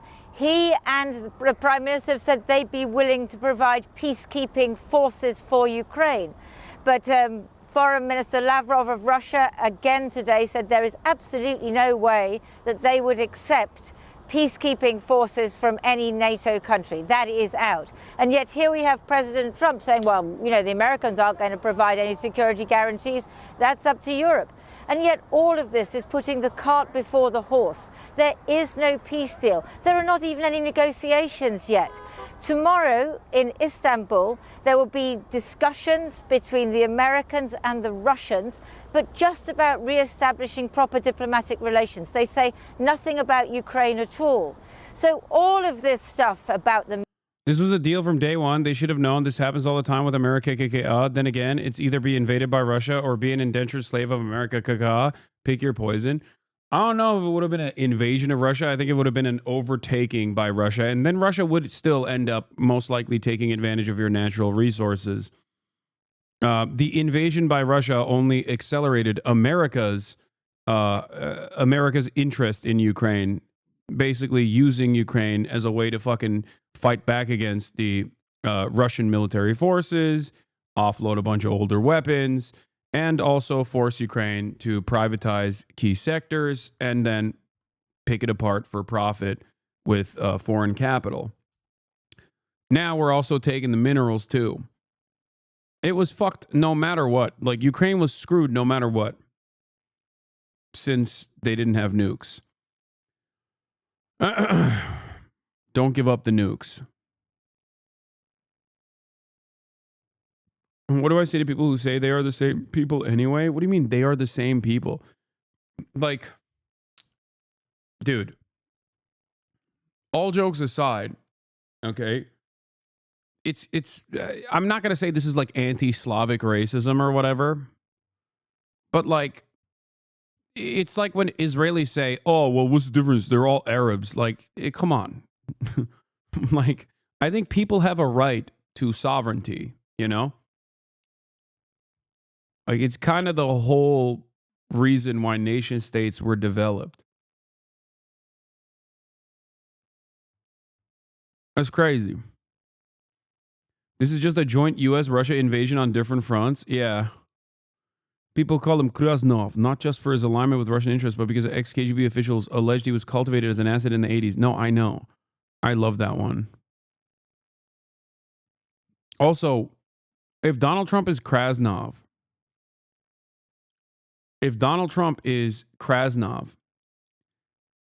then was Biden also Krasnov? Was he also a Russian asset? Because apparently Biden was also quietly trying to cut the same mineral extraction deal with Ukraine while he was also in charge.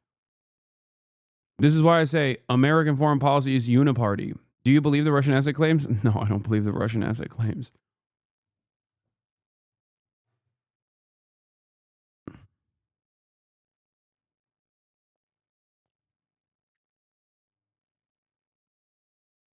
Anyway, Hasanabi, the double Krasnov theory. Oh my God. Misunderstanding my point that way is really funny. Yeah. Brandonovsky and Krasnov are both KGB assets. Is there anything you like about Trump and or his admin? Yes, I like that he's the real Manchurian candidate and that he actually is not a Russian asset, but a Chinese one. And he is literally undermining American hegemonic superpower status every day of the fucking week, dismantling KKK's U.S. aid soft power capabilities.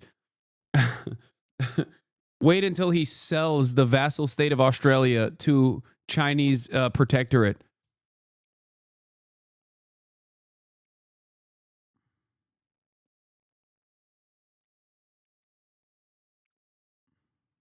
That's right.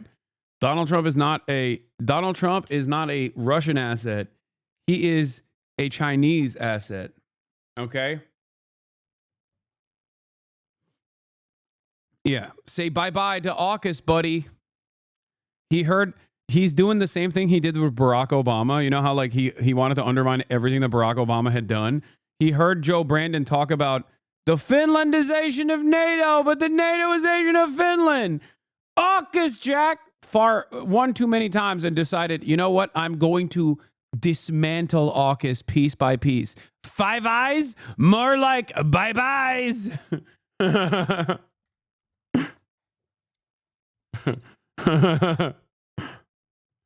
Agent Orange, dude.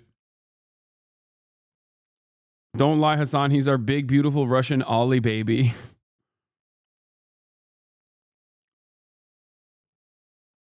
Yeah. Mineral resources and about the peacekeeping forces. It's all way in the future. What Prime Minister Starmer is going to have to do is try and persuade President Trump that there has to be a serious negotiation that doesn't give Russia all that it wants. Yeah, bro, he's dismantling AFRICOM. He closed up, didn't he? I think he closed a Greek base. Like he closed an American base in Greece. White House officials pushes to axe Canada from the Five Eyes. Oh my God, he literally, the mad lad. Five Eyes, bye-byes. Oh my God.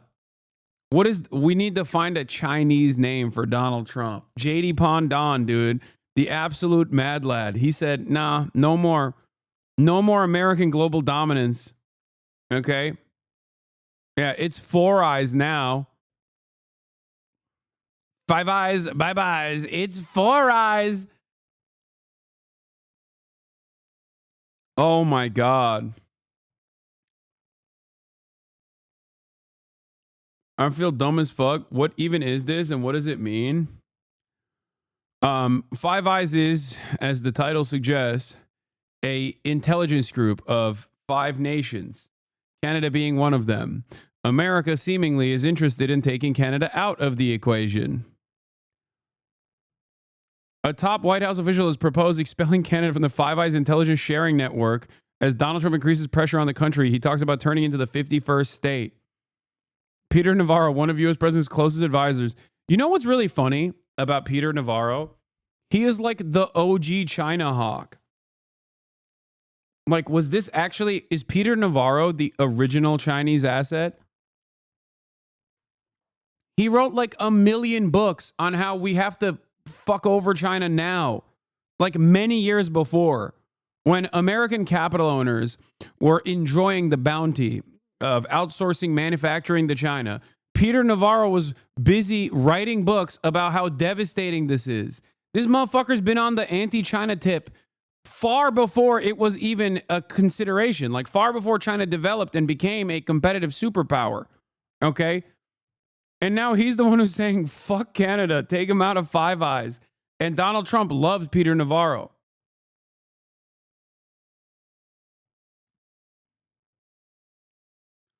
Yes, China was the great sleeping dragon we had to go to economic war with. My dad ate that shit up. Yeah, it turns out he was saying all of that specifically to gain favor and make Americans think that he wasn't a Chinese asset.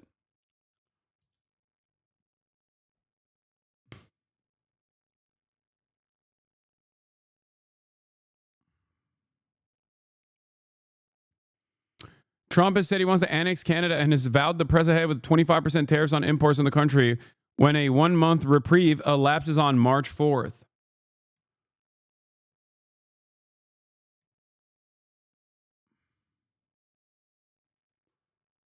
I truly don't know. I mean, I do think that they're going to increase militancy against China. I think a lot of this stuff that they're doing is because they want to increase militancy against China, including the stuff that they're doing with Russia.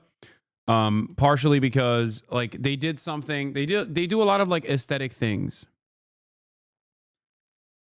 Okay. They do a lot of aesthetic shit that I think basically show their hand. Like they eliminated from the State Department website a statement that has existed in perpetuity that the United States would not defend Taiwan. I think they deleted that because, you know, they're basically gearing up for that. I suspect they increase pressure on the Philippines and use the Philippines to dismantle any sort of security partnership that China tries to create in the South China Sea in an effort to no longer have the, you know, boat ramming operations that happen all the time, or like the fucking water cannons that they spray the Filipino boats with. And then they also increasingly apply pressure through Taiwan. That's what I think. All jokes aside, I don't think that Donald Trump is dismantling America, like America's hegemonic superpower status. I think that this is, I think he's going to increase the pressure and go hard power only. Even though, ironically enough, in the interim, it seems like he's just isolating our allies.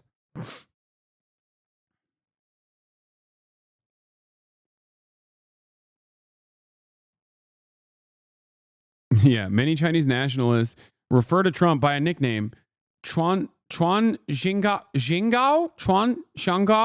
meaning Trump the nation builder. It is supposed to be ironic. They mean he is making China stronger by undermining America. But also some admire the aspects of the president-elect. What the fuck are these replies, dude?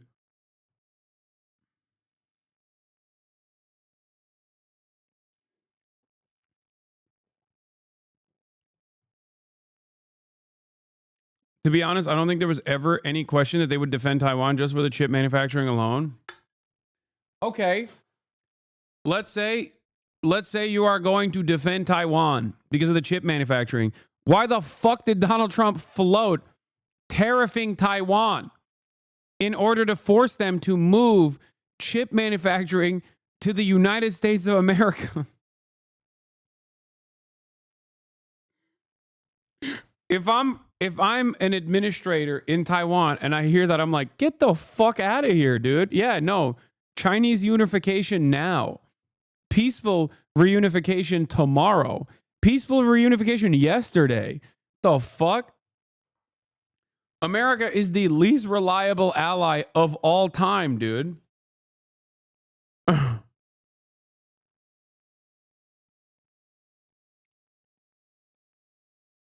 Anyway, it just genuinely, a lot of this stuff genuinely doesn't make sense. Okay.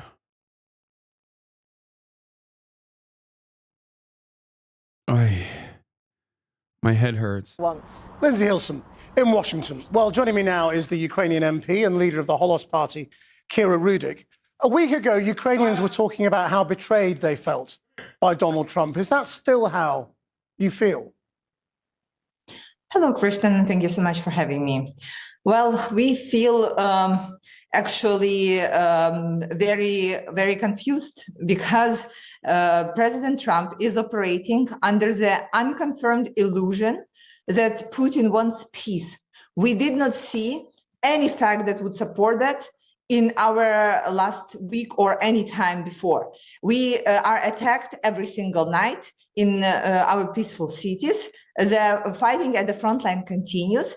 And for some reason, there are discussions about rare minerals, which is a very far-fetched shot, while Europe holds 300 billion of Russian assets that can be much easily taken and used if there is a need for it.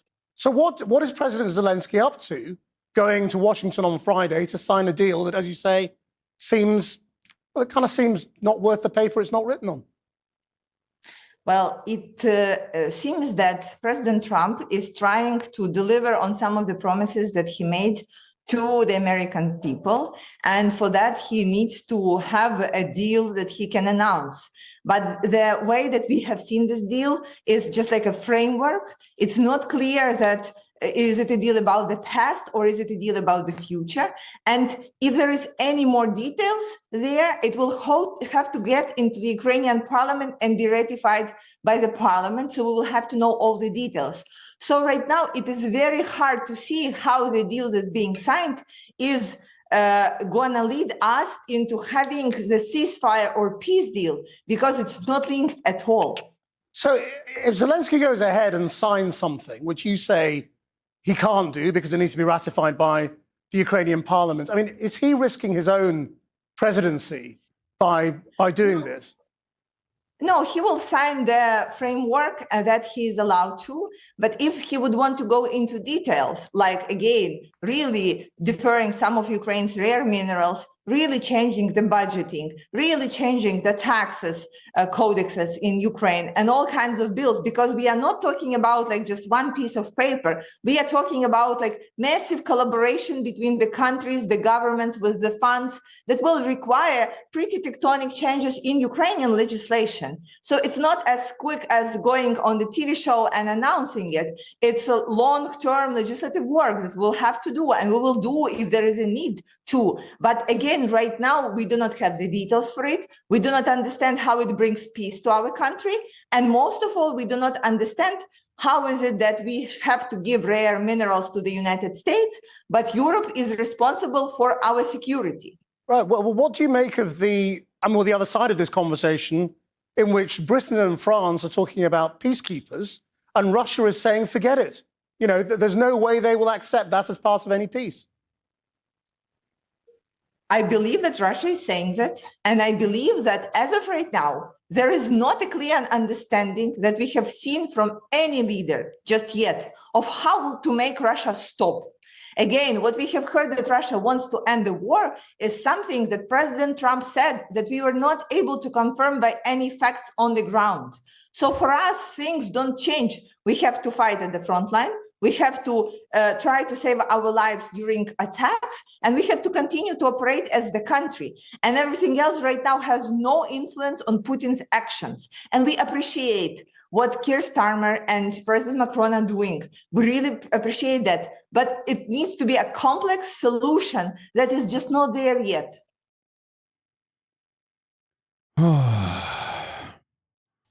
Who has given what to Ukraine, and what will they get, and will they get their cash back? This right here, by the way, explains two different things. Okay. One, that Donald Trump is basically accelerating certain things that were already in motion in terms of like American foreign policy being uniparty and simply saying the quiet part out loud. And two, it proves once again that when Donald Trump says something, okay, people inevitably play catch up after he says it. At first, people resist it. Okay. At first, people turn around and they resist it. They're like, what the fuck do you mean? Zelensky comes out and is like, what do you mean? We're going to give you minerals. Get the fuck out of here. That's crazy. Why are you promoting Russia? And then lo and behold, a week later, Zelensky is signing the mineral deal. And now you got our European allies and their state broadcasters, their private broadcasters, basically talking about like what this process is going to look like.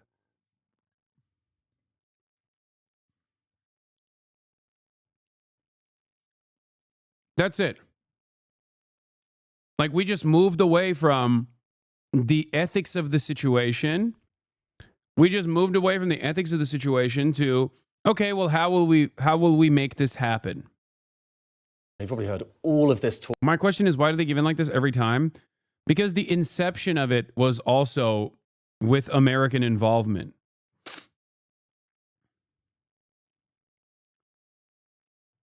Because what are you going to do about it? Might is right politics is what dominates the world. Okay? And America is still, at this stage, the #1 global superpower. So whether they play ball and make nice and make you feel like you came to this conclusion on your own in the way that Democratic administrations do, or whether or even previous Republican administrations used to also at least apply a little bit of manufacturing consent, or you do it in the hardball style that Donald Trump engages with, it still doesn't change the outcome at all because America still holds all the cards. Talk recently about the amount of aid that's been going to Ukraine, about whether the US is going to be able to get billions of dollars back for that aid. What's really going on? Well, I'm going to give you a little primer here. Quick guide to all of this stuff, starting with how much money has been given in terms of aid. There's various different categories of aid. So military aid, that's Europe, 62 billion euros. The US slightly further ahead, 64 billion euros of military aid from the US. But of course, that's not the only kind of thing and the only kind of support gone out to Ukraine. There's also other aid. There's humanitarian, there's financial aid. That brings up the European total to about 132, and it's higher than the US, okay? And if you include other things, so the aid that's been promised but hasn't yet been delivered, Europe looks even further ahead. And interestingly, if you look back through the kind of history of this conflict and just how much that aid has crept up, that's European aid, and how much it's crept up since 2022, that's Europe. It's gone up relatively steadily. Look at the US. That's gone up. It was steady for a while. Then it was flatlining, and then when it went up again, what was going on there? It was that when Congress was blocking the new support. So you really see it there kind of visually in terms of the aid that was handed over or wasn't handed over to Ukraine. But kind of back to this, the big picture here, okay? So this includes a lot of different countries. So if we want to get a better sense of comparing different countries and how much they've given, you really need to divide it by every single individual nation. And we can do that here, okay? So this is individual countries, not just Europe as a whole, individual countries. And it's clear the US is comfortably the single biggest donor in cash terms. There you've got the UK down there, and Germany are kind of among the biggest donors, but nowhere near where the US is. But that's the key point, cash terms. Okay, now do it as a percentage of the size of the economy, and it's a different picture. Okay, so same data, but as a percentage of GDP. And look, it's different. Okay, so the US and the UK about 0.5% of their GDP, which is a better way of comparing it, really. Whereas it's countries like Estonia and Denmark, the Baltics, Finland, Sweden, places like that, which are giving much more of their national income to support Ukraine. And then places like Germany, even further down, because it's got a bigger GDP. So quite striking there. Worth saying, though, to get a bit of a historical context here, let's compare how much aid has been given this time around with previous conflicts. So this is specifically US aid to Ukraine this time around. That bar is there. It's 0.3 because it's just that's the annual figure rather than for the entire period. This is World War II. So World War II Lend-Lease, far more. US and Korea, far more. Vietnam, far more. Gulf War, far more. Ukraine is tiny in comparison to all of those things. Yeah, because this is a proxy war. These are America instances of conquest. Yeah, no shit. Yeah, ultimately when you compare it to instances where you literally deployed the military, yeah, it's going to be fucking way more expensive. It's still, sizable in cash terms, but compared with those, really quite small. And it's not just the US. So take the Gulf War. Yeah, no, World War II is not what I'm talking about. World War II is not, obviously. I didn't even bring up World War II because that's a fucking stupid ass comparison to make in comparison to the US and Korea. Okay? Like, that's a totally different thing. Says an actual terrorist. I don't support America. I don't support Israel. It's so funny to be like, says the actual terrorist. Meanwhile, we're literally covering how America is currently fucking over an entire nation with 40 million people and just completely eviscerating their sovereignty and nakedly extracting the remainder of their natural resources. And you're like, pah! You fucking terrorist. Why am I a terrorist? Because I think Israel shouldn't do a genocide, which America also is, funding and facilitating. Like, how can you not respond to anything that you are seeing on screen? How are all these guys who turn around and say, Hasan doesn't have any analysis whatsoever, he just says America bad and moves on, when in fact I do actually explain why I say America bad in most circumstances, with notable exceptions. And this is one of the very glaringly obvious instances where America is, as a matter of fact, very bad. Okay? We are doing very bad things to Ukraine. We are doing very, very bad things to Ukraine. And you're still like, nah, you don't understand, dude. America good. Shut up. And look at how much different countries paid for the Gulf War in terms of support, particularly for Kuwait. US, Germany, UK, Japan. That's Gulf War, those bars. Now compare it to Ukraine. Look, this guy goes, yeah, you actually support terrorists. It's on video. Yes, dude. Anyone and everyone that engages in any sort of emancipatory act against America and their allies are terrorists. You cannot fight back against being dominated. You will be branded a terrorist. You got me. Okay? The IRA, Nelson Mandela, the Algerian Liberation Movement, all terrorists. I know. Everyone's a terrorist, except for the people who are terrorizing the largest percentages of the population. Okay? Anyway. Yeah. The Viet Cong are terrorists. I'll bring up those bars. So it was smaller. So less money going to support Ukraine this time around than went for the Gulf War from basically all of those major economies. Quite striking, really, isn't it? However, okay, every country can contribute more.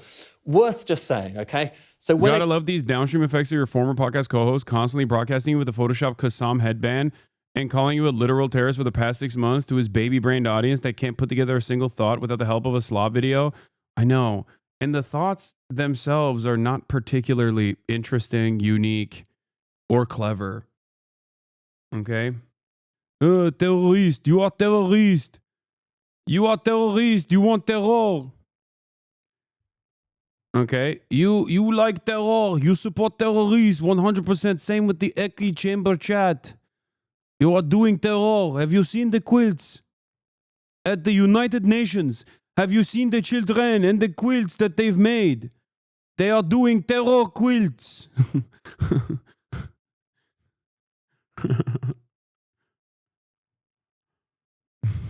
Stop with the terror. Terror babies. Terror babies. They are doing they are doing terrorism. Look at this baby. This baby that we destroyed with GBU-39 Boeing rockets actually was on his way to reading the copy of Mein Kampf. This baby, as you can see in this pile of blood, was reading this perfectly annotated copy of Mein Kampf that is somehow in English. That's right.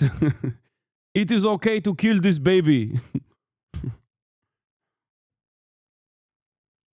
When it comes to these bars, there's been so much debate recently, particularly from Donald Trump, a bit of a conversation with Emmanuel Macron about this, about how much of this European money was actually a loan, so it's going to come back.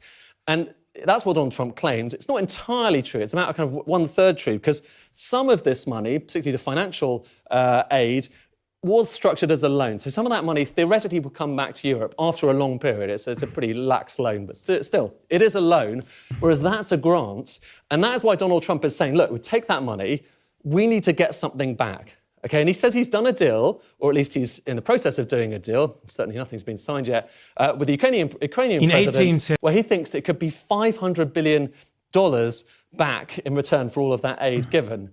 You're probably wondering at this stage, how on earth do you get $500 billion out of Ukraine? Well, the answer, he says, is rare earths. What are rare earths? They're a type of critical mineral, mostly used in electronics, in military equipment as well. And there are some rare earths deposits in Ukraine. I like that the entire piece revolves around, actually, there might not be any rare earth minerals at all. Okay? Raw earth! It's funny because it's like the only mineral maps that exist, I guess, about, from what I understand, okay? I'm not the most knowledgeable about Ukrainian minerals, I will admit. I am not the talented crackhead Hunter Biden who knows all about the energy dominance of Ukraine. That's why he got 80 grand a month or $200,000 a month in pay from Burisma. But from what I understand, the only evidence that there is a lot of minerals in Ukraine also comes from like USSR maps, which could be true. I just don't know when this became like the major thing. They have a lot of stuff that China produces. Heroin made RFK good at school. Crack made Hunter good at energy. Yeah, he knows. Right, and this is a kind of mineral map of the country. If we zoom into this area here, it's in actually the occupied territory, which is, I think, part of the point here. And the Ukrainians were suggesting this. Old Soviet deposit here supposedly has lots of rare earths. The issue, though, but the reason, of course, obviously, that Donald Trump wants to do this is when you look at total rare earth production around the world, and you need rare earths for like electric cars, for the magnets in those cars, for all of those wind turbines, it's magnets, it's military equipment. China is massively dominant when it comes to mining rare earths. It's massively dominant when it comes to refining rare earths, which is really the hardest thing to do when it comes to rare earths, because it's really expensive, it's really energy intensive. Totally dominant. So you can see, again, the geopolitical reasons why Donald Trump might want to think Ukraine might kill two birds with one stone here. However, look at the actual data, and it's not altogether obvious that there are many rare earths in Ukraine, even if you take account of that mine, which, like I say, it's been around for a long time. No one's entirely sure if you can get those rare earths out of it. It's still China way in the lead. Brazil, India, Russia, Vietnam, the US. Actually, Ukraine doesn't even show up in the most definitive measures of how much rare earths there are around the world. So some people have wondered, was he not really talking about critical minerals in general? Maybe he was talking not about rare earths, but about lithium, which technically speaking is a different part of the periodic table. Well, if that's the case, yes, there's a big lithium deposit in Ukraine, potentially the biggest in Europe. But here's the thing, Europe doesn't have that much lithium. And compare this with other deposits around the world. I've put it over here. And that, by the way, is a best case scenario. And Ukraine is still a minnow. It's smaller than Canada. It's smaller than the US when it comes to lithium, even bearing that in mind. And so perhaps it just might be, there are lots of minerals in Ukraine, but for the most part, it's the old-fashioned stuff. It's coal, it's iron ore. There's lots of iron ore around there. And it's also things like titanium. And so probably the most plausible explanation is that the president maybe thinks he can make some money out of those things, but I would still question. So we're just like picking apart a carcass. This is fake news. Show the raw Earth's graph. What? Like, is there a lot? I don't know.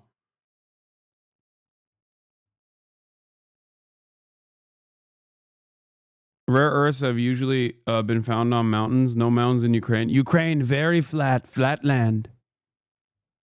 Flattest land. Only a body can stop a bullet. Oh, the chatter was joking about raw earth. Oh. Raw earth, which is the new kind of earth that Trump is.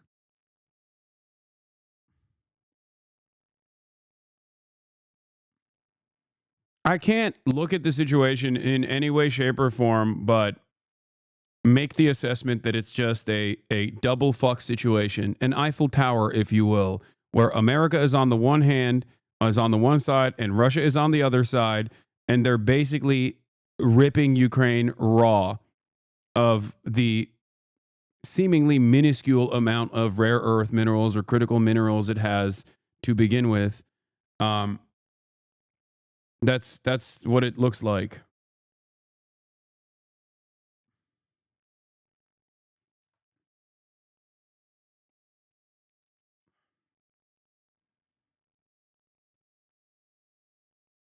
So I don't know.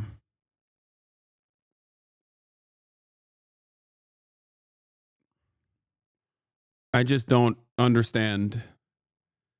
I mean, beyond the fact that, like, obviously a ceasefire is an inevitability if the Ukrainian manpower is diminished, which I think is the real reason for why there will ever be a ceasefire. Because if Ukraine still had the standing forces and the capability of continuing to put up a fight against Russia, then yeah, America would keep shipping weapons because who gives a shit? You know what I mean? The bargain was always clear, which is for 0.5% of our GDP, or what is it, like, for what is the Lindsey Graham take? It's like for a minuscule percentage of our military budget, we've been able to undermine a foreign adversary's military by 50%, which, you know, disputable numbers, but whatever. For 5% of our military budget, we destroyed 50% of a foreign adversary's military without a single American soldier dying in the process. I'd say that's a pretty good deal.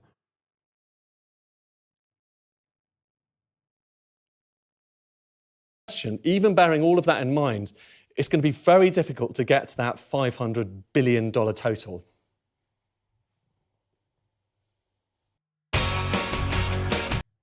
I'm not going to watch this content moderation, but I do want to watch how terrorism became a dirty word by Bad Empanada. Someone said Bad Empanada also had a really good video about Ukraine as well. The Ukraine war, the only correct opinion.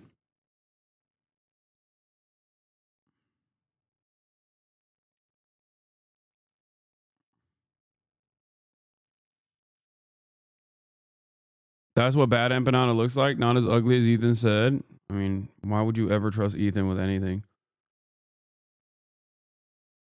Can we watch the content Tsar Bomba, please? No, because it is fucking 4 hours and 30 minutes long, dude. Are you crazy? Instead of watching the content Tsar Bomba, I would rather just simply make my own. I would rather make my own content nuke response at that point.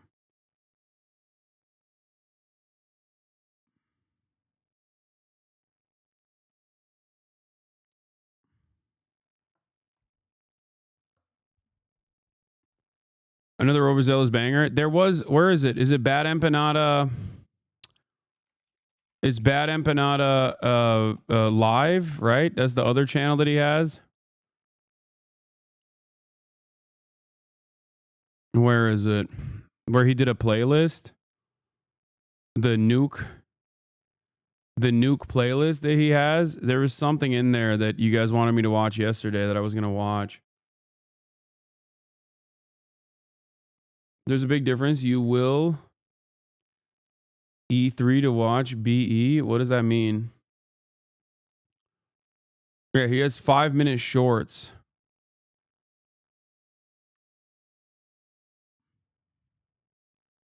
Let's look at this playlist.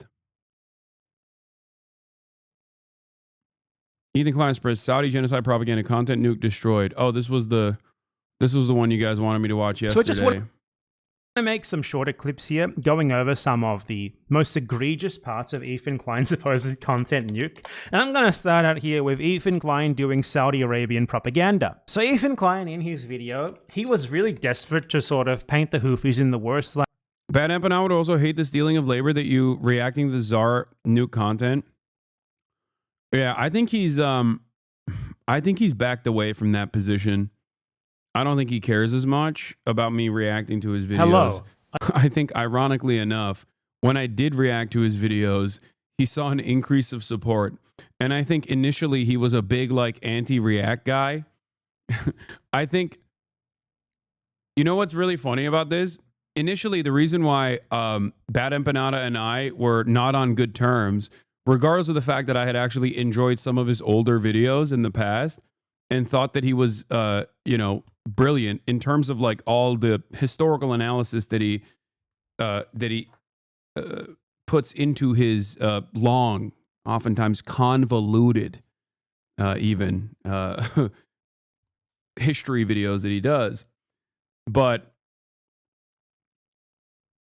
what's interesting is the major fissure that we had was over Reactgate, because at the time when everyone was yelling at me about like reacting to videos and whatnot, at the time when everybody was fucking yelling at me, he was like, yeah, you are stealing the labor of like other YouTubers. It's really fucked up.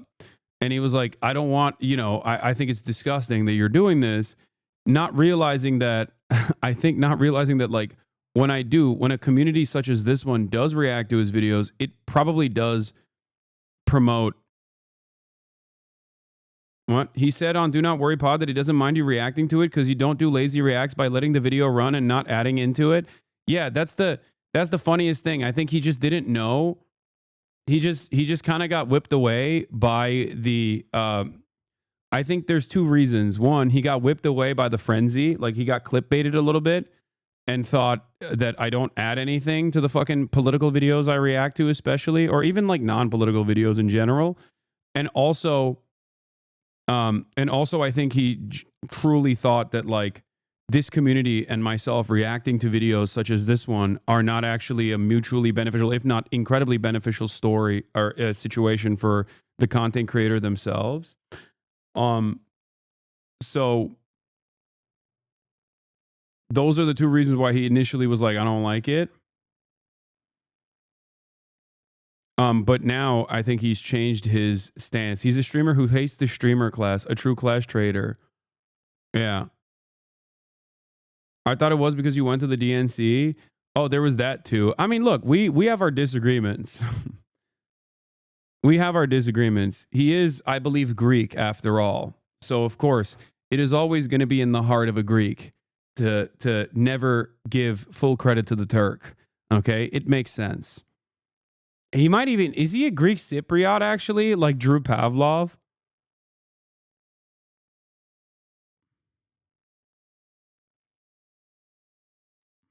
It is natural for there to be some fissure. It is natural for there to be. Yeah, he's a, oh, he's going to hate you now. Yeah, he's a Greek Australian who now lives, who is a Greek Australian who now lives in Argentina. It is natural, considering what my people have done, both to Australians and also the Greeks. Much worse to the Greeks. The Australian one is, kind of nobody's fault except for the British Empire. But so there is epigenetic trauma there. Okay, bro, you're not Ottoman. How dare you say such lies? I will ban you.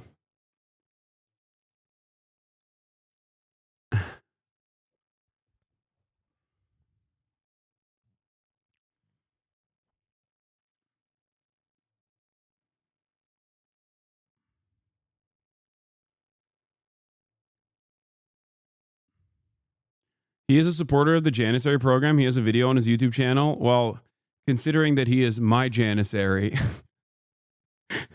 it makes sense. It makes sense for him to be a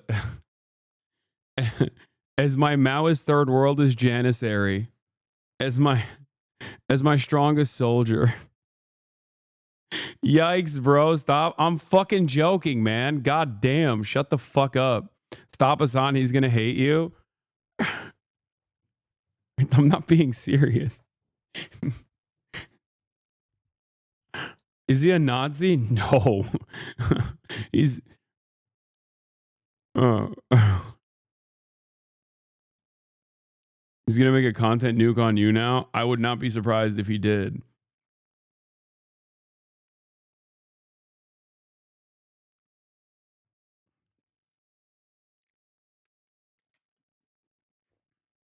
No, I will maintain the position that Bad Empanada, especially on his main channel, has phenomenal work in general. Like it is very good. He is very well read. He puts a lot of thought and effort into his content, and I think that, I think that he might be. I can't speak for his other social media footprint, but. He is a very impressive content creator in terms of the work that he puts into his long YouTube videos.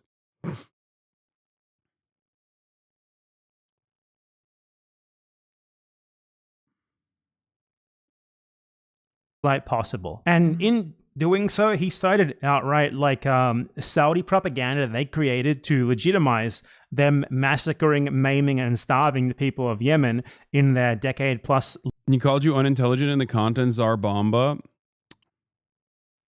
Well, he can have his opinions.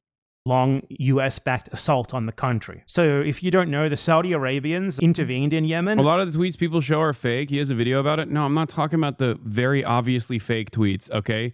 Shut the fuck up. I'm not talking about the very obviously fake tweets, chat.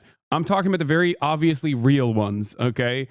He definitely goes a little too far when it, you know.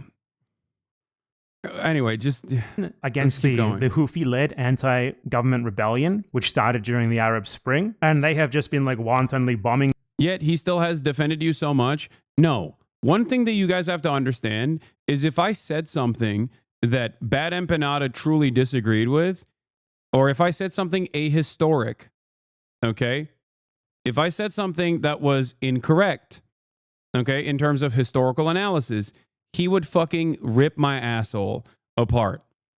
The only difference is Bad Empanada does not defend me. He defends the truth. He understands that he understands what the history of Israel looks like. He sometimes even has more aggressive stances than I do, certainly in terms of my commentary around Israel and Palestine. But overall, he would be just as ruthless if I were engaging in some kind of bullshit. If I was saying some kind of fucking bullshit and that was just incorrect. Yeah, he doesn't care about the drama necessarily, but I think he understands that drama causes people to watch stuff. And he cares more so about the history. The country the whole time. They have been blockading it, starving it. They have been responsible for the deaths of hundreds of thousands of people minimum. And all this time, they have been supported by the US and to a lesser extent by Israel. And Ethan Klein, in all of his wisdom, in his desperation to try and make the Houthis look horrible, he ended up just uncritically citing propaganda as well as misciting 10-year-old articles to claim that they reintroduced slavery. So I want to show you that. There are two articles in particular that he cited that are just directly Saudi state propaganda. It's ironic as well that throughout the supposed content nuke, he claims that Hasan Piker was being paid to make it by like the Houthis, you know, the government of... Wait, that's pretty funny. Okay, that's insane. I didn't know this. Ain't no fucking way. One of the poorest countries on the planet was funding me. Like USA, they got Houthi aid. Like what Houthi money, man? They got like one F-15, don't they? Or not even. They got like one fucking plane that they bust out for ceremonies. They got fiber, bro. You were poor. No, that's Hezbollah. Houthi does not have. The Houthis do not have fiber. No, not an F-15, an F-5. Sorry. Yeah, they got Yemen aid. One of the poorest countries in the world are apparently paying like a millionaire in Los Angeles to do propaganda for them, which, you know, doesn't really square when you consider the reason to suspect Ethan Klein of being paid to do that for the Saudi government, given that the Saudis are well known for doing precisely that. You know, things like sports washing, paying celebrities to like go to their country and like talk about how great it is and stuff like that. Like The Rock does that, for example. Cristiano Ronaldo does that. I think even Lionel Messi does it. Plenty of celebrities who do that, who they pay to do that for them. And now we have Ethan Klein suddenly just citing like Saudi government made up propaganda to which they use to like justify them massacring the Yemeni people over the last 10 years. So let me show you what I mean. The first direct Saudi propaganda that he cites, and he might have even cited more. I want to make clear here, I suspect that he cited more. I did not check literally every single headline, because his whole thing is that he flashes a headline on the screen for like a half a second, just like rapid fire 20 in a row, just hoping that no one actually looks them up. So let me show you. They've also set up landmines in agricultural spots, making the fields virtually worthless. Women have... Landmines in agricultural spots making the fields virtually worthless. That's an interesting claim, isn't it? So let's check that out. So the headline here is Yemen Army removes 300,000 Houthi landmines in liberated areas. Now, you can immediately tell that... Like, a lot of this stuff that that Human Rights Watch and many other NGOs talk about in fucking Yemen, and especially the like even stuff like slavery and all these other things that are happening in terms of like Yemeni domestic affairs. If you don't have an understanding of what it looks like to be... Hasan just got caught in 4K. Wait, what? You laughed at dead kids. There's no way Hasan is watching this lunatic, Lamafayao. You laughed at dead kids. Yeah. I'm sorry, chatters. I can't keep responding to your hallucinations, okay? In any case, what I was saying is, when we talk about like what happens in the countries, like Iran is a great example of this, because it's a nation state that has like developed outside of the sphere of Western influence after the Iranian Revolution. And a big part of this, like a big part of the fundamentalist approach that they have, is directly born out of American and Western intervention. You know what I mean? This is one of the major issues when you... this is one of the major issues when you look at countries that have just been ravaged by war. Okay? When you look at countries that have been absolutely eviscerated, ravaged by war, and the ways in which their governments are trying to rebuild, and oftentimes are rebuilt directly by some of the more fundamentalist elements, it happens as a direct consequence of their material realities. So we judge it as though, you know, the fucking country that has been under a man-made blockade with Western forces and Western weapons by Saudi Arabia and the UAE is we judge them on the metrics of America, basically. Like, why won't the average Yemeni have the same exact attitude as like an American living in New York City? Why won't the average why won't the Yemeni government be able to fucking behave in the same way that like my local administrators behave? You know? Compared to Hasan, dude is 34 and tries to speak and dress like a Zoomer. What is oh, okay. We got the stands in here, I think. I don't think I try to dress like a Zoomer at all. I just dress the way I dress. But like, am I a terrorist who is an Islamist fundamentalist, or am I trying to dress like a Zoomer? Because stands basically hold these two things in the same to the same severity. You know what I mean? Like, you kind of betray like the major points that you're making.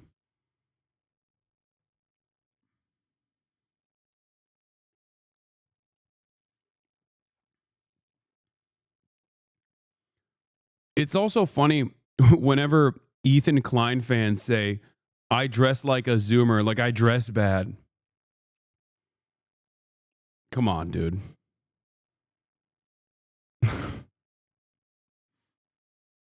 Like, how are you gonna throw rocks from glass houses like that?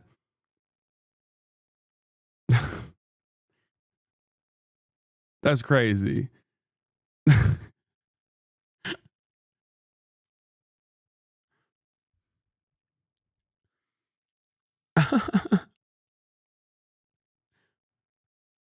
They came for your tabbies today? Yes.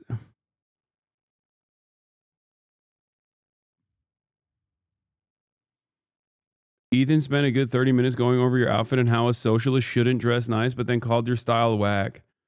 Yeah, it also kind of doesn't make sense.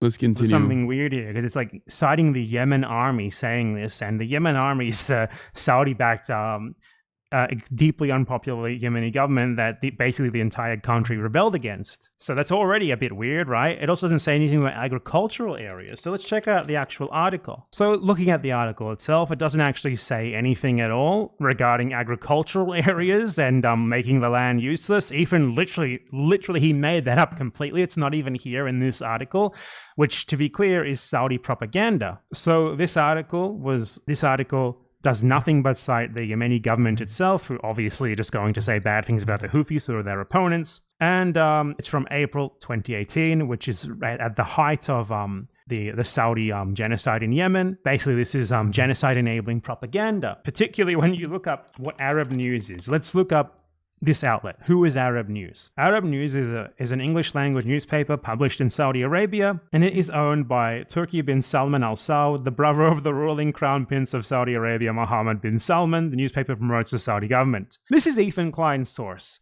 I assume Ethan Klein is talking about me because his foot soldier stands are in here going, Empanada isn't reliable. Empanada isn't reliable. Please turn off this video right now. Stop platforming this guy. Stop.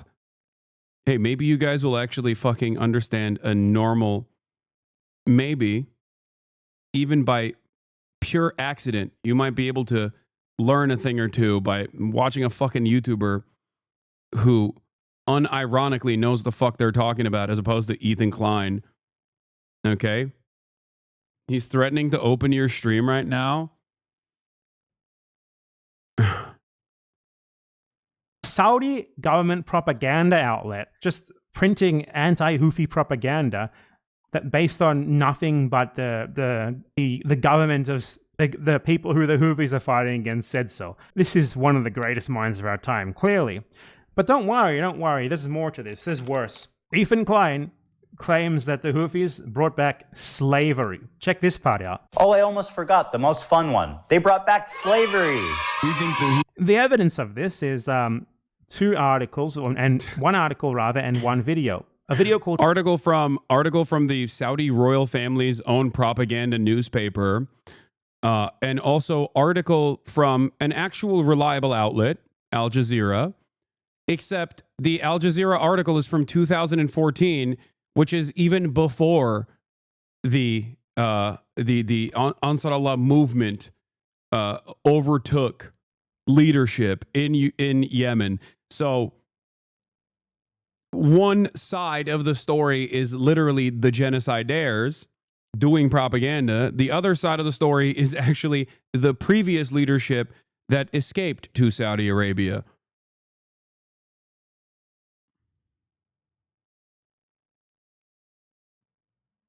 Also, what's funny about the process in terms of like, I will click on your stream right now and I'll show you the truth to your audience.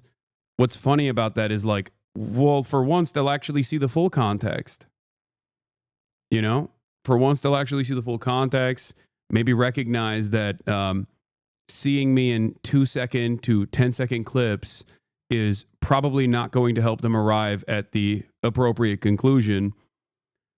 And also simultaneously, the only way to make sure that there aren't things that are clipped out of context would be to talk to me face to face instead of just watching me on a 30-second delay on your stream.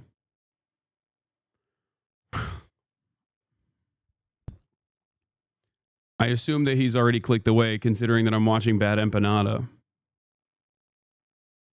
Slavery in Yemen from Al Jazeera World, and an article called Exclusive, Houthis Restore Slavery in Yemen, which curiously does not actually include who it's from. So let's look first at the Al Jazeera World one. Interestingly enough, if you go to the page where this documentary is from, and you scroll down to the date, which was cut off by Ethan Klein, you see that it's from the 10th of September 2014, and you see that from the text here, despite government denials... Bro, just watch the actual video and know other people's opinions or takes on it.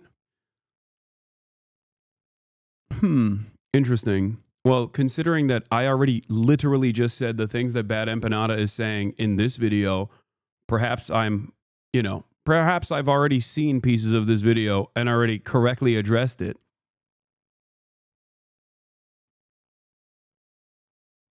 He's just saying you won't watch the nuke because it would cook you? That's interesting. Why won't he actually talk to me where he can't clip me out of fucking context? Is he too afraid?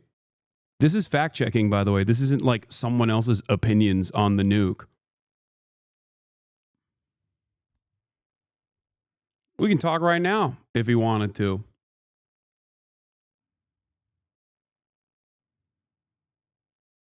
Investigation uncovers evidence of slave labor in Yemen.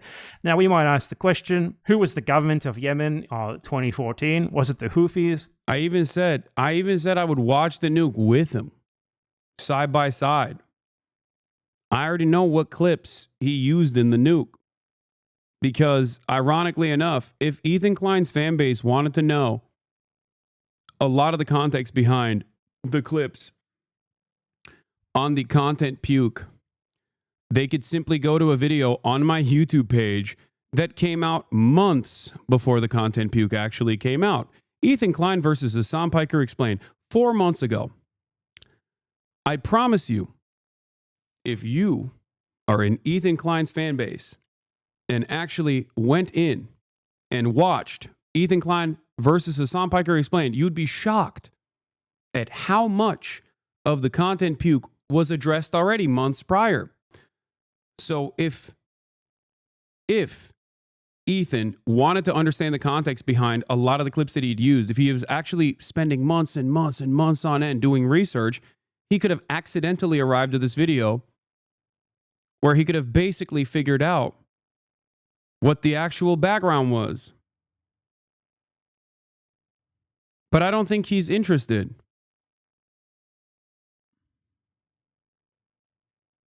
I don't think he's interested in the context behind the clips that he used. I think he just wanted to do Hasbara.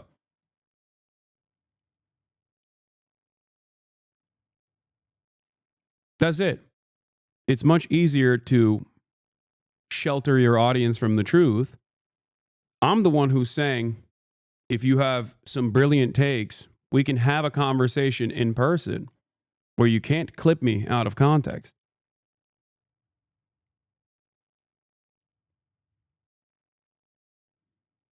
I made this video before the content puke. It's out there. for everyone. It's out there for everyone to see. And maybe if they watch this video, they'll come to the conclusion, they'll come to an interesting conclusion where they'll go, wait a minute, if there was all of this extra additional context to a lot of the clips that I saw on the content puke, why didn't Ethan do his research? Perhaps he doesn't care about the truth at all. Perhaps he doesn't know about the history of Israel at all.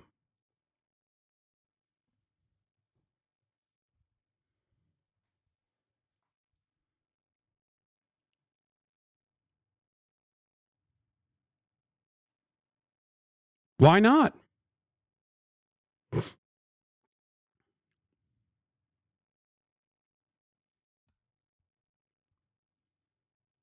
He's not watching anymore. He pulled up to the stream for a bit and heard the part where he said he's afraid to talk to you, and all he said is going to give me back my hat. So sad, Lamau. What hat?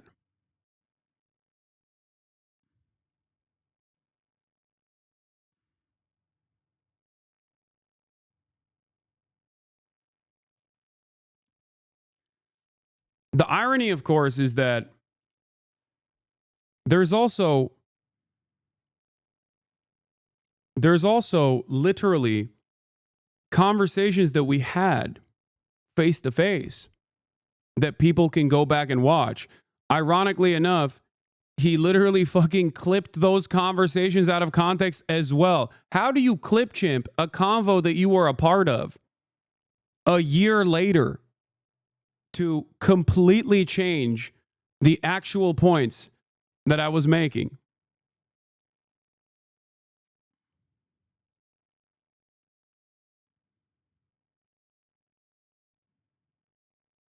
He said you're a psycho for having this video pinned. He thinks you have it pinned all the time.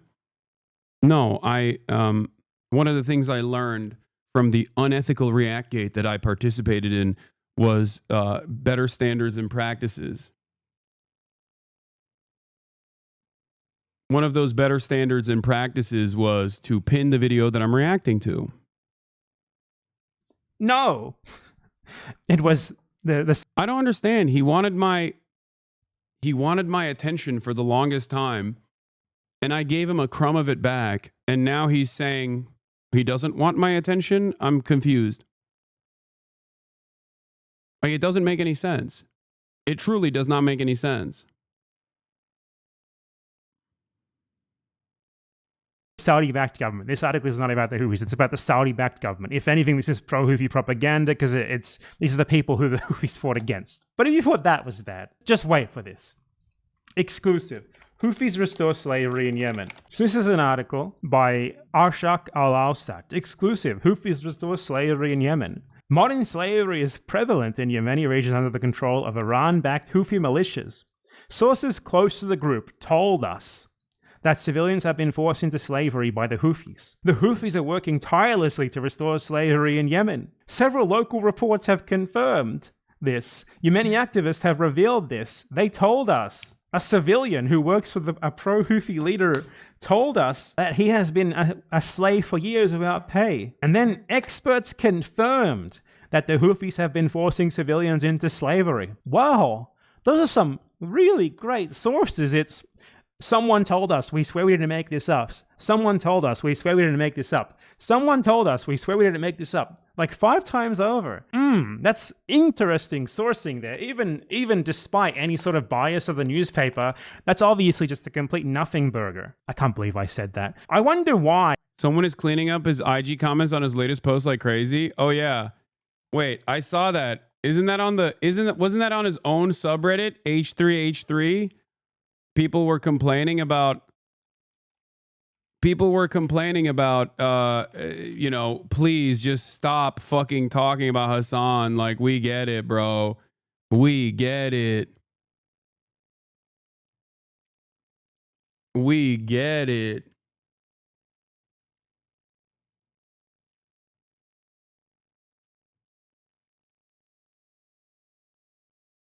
Like, holy shit.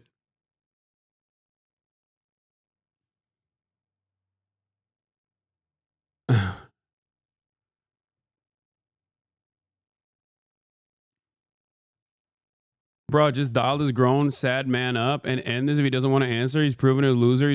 I'm not going to harass him.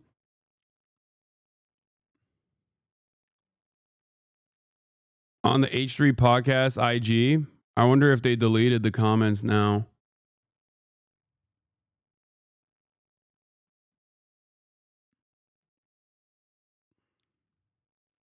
No, I'm not going to harass him. I've already made my stance known.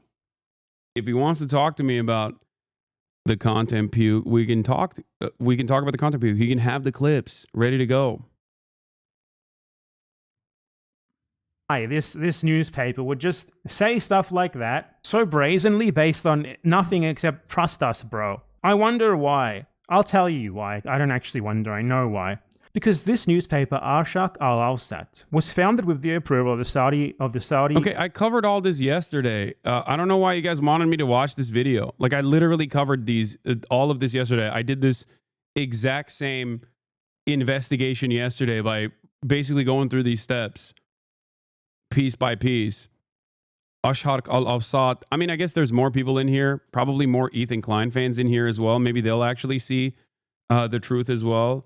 Even though then I'd have to basically explain to them like that the Saudi coalition forces with American weapons did a man-made blockade after the previous very unpopular Yemeni leadership escaped to Saudi Arabia. Saudi Arabia and the UAE basically created a man-made famine in Yemen and killed a shit ton of people. I don't know if you guys knew that or not, if we were in here. The other one we wanted you to watch was about the Jewish expulsion from Arab countries. It's like number 8 or so. Yeah, that's the other thing that I also talked about extensively as well. The comparison between Plan Dalit and the Nakba to forcible Jewish expulsions from other Arab nations who are not Palestinian, by the way, is ridiculous. The fact that he had the audacity to say that 1 million Jews were forcibly expelled from surrounding Arab regions as though it was the same as the ethnic cleansing that the Palestinians experienced during the Nakba from 1947 all the way to 1949, okay, with untold amounts of planned violence. Like that is truly, truly... He's playing videos of you explaining the context part and just stopped on it. Yeah, I don't think he wants to see the truth. I don't think he wants to understand the truth. Because, once again, those are fucking random... Those are different Arab countries, okay? Even if they all militarily were trying to expel their Jewish populations, okay? And I'm not saying that there wasn't harassment and people escaping these countries, okay, due to pan-Arabic nationalism, but also beyond that, the actions of Israel against the Palestinian population that created unimaginable backlash, as Jews often suffer around the world when Israel does violent actions that they masquerade as doing so for Judaism, okay? But the notion that this is even remotely comparable to the military actions of Zionist brigades, early Zionist brigades, is insane. Okay? There is no way to look at that. There is literally no way to look at that other than just pure Hasbara. That's why I pointed out that this is either pure stupidity, and Ethan does not know the real history, okay? Like, if he's calling me anti-Semitic for saying that the Israeli government also participated in collaborating and in some instances applying pressure from European countries, or rather directly blowing up synagogues in Iraq, for example, then he's not calling me anti-Semitic. He's calling Avi Shlaim anti-Semitic, for example. Okay?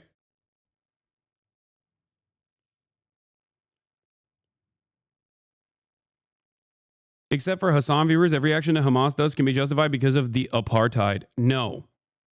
This is completely incorrect. Okay? It's completely incorrect. And the only reason why you're saying that is because you're trying to cope, but you unfortunately are not clever enough to come up with a better Hasbara talking point. You're attacking a straw man that you made up in your mind. My argument is never that everything that Hamas is infallible and everything that Hamas does is good. That has never been my argument at all. My argument is that the standard of violence is set by the colonial entity. Okay?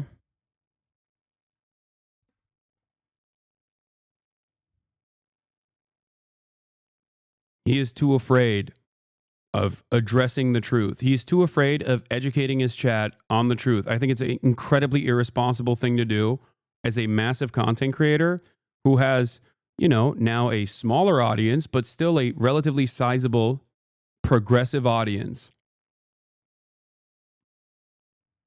Okay?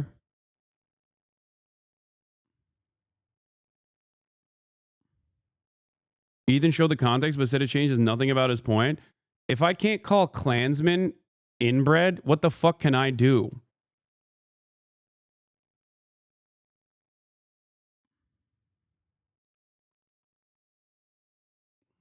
Where is the Oh, here. Ethan Hello, Klein everyone. denies Welcome the to another Nakba. debunking of Ethan Klein's supposed content nuke. So at one point in his supposed content nuke, Ethan Klein attempts to justify the Israeli settler colonial state and its expulsion of Palestinians by glossing over the Nakba and that basically the Arab world just randomly, crazily became full anti-Semitic, not reacting to anything in particular at all, and expelled and forced out and pogromed all of the Jews.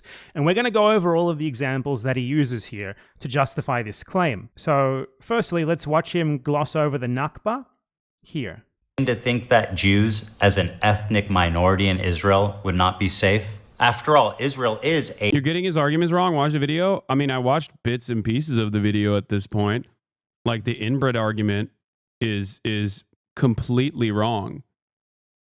One must ask the question, how did Ethan Klein do so much research and get this so unimaginably wrong? One must also doubly ask this question to Ethan Klein himself directly. Why did he, after getting it wrong, refuse to learn the true context of the situation? I've tweeted about this. I've used this as an obvious example of Ethan clipping me out of context. Why did it take 4 attempts for Ethan to even see the rest of the context and then still continue saying, no, it doesn't matter. I think you're still anti-Semitic. And not only that, but also, why is it appropriate for Ethan to fucking clip me out of context all the goddamn time, but then you're like, you're taking him out of context. You're taking him out of context over and over again. Okay?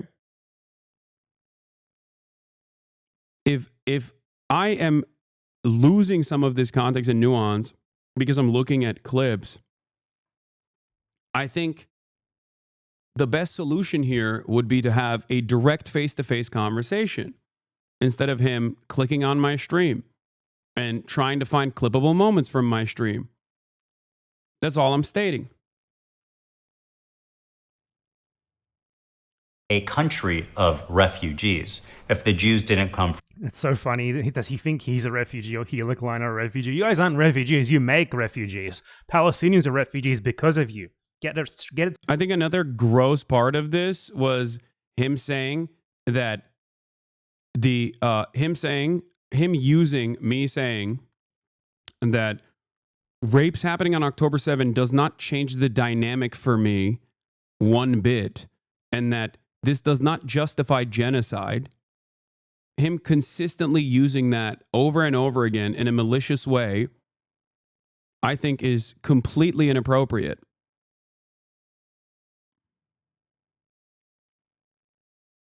Completely inappropriate. You can say, bro, watch the video all day. I said I would watch the video with him. Okay? I said I would watch the video with him. It's straight, okay? From Europe after the Holocaust, they came from the surrounding... He is, guys, listen. You can come in here and say, oh, you're crashing out or whatever all day, every day. Okay? The reality of the matter is, I think most people, reasonable people, can understand who has been on an extended crash out for the past 6 months, perhaps even longer. I'm not the one trying to fucking dox Reddit mods. I'm not the one going after random Redditors and declaring war on random Reddits, random subreddits, okay? I'm not the one posting at fucking 3 a.m. Instagram stories every single fucking day. As a matter of fact, I didn't even know that he was doing half of this shit for the longest time because I deliberately avoided looking into it, okay?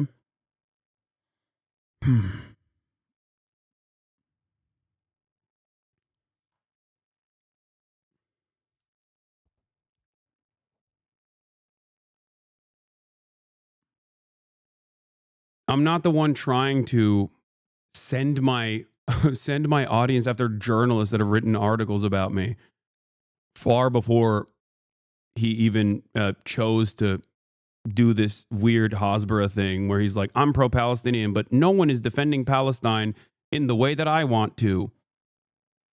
You know? There's a clip of him saying how he fully understands what you meant by rapes not changing the dynamic months before the content nuke, but he's so disingenuous that he shifted his stance to support his narrative. I have not seen it, but that would not be surprising.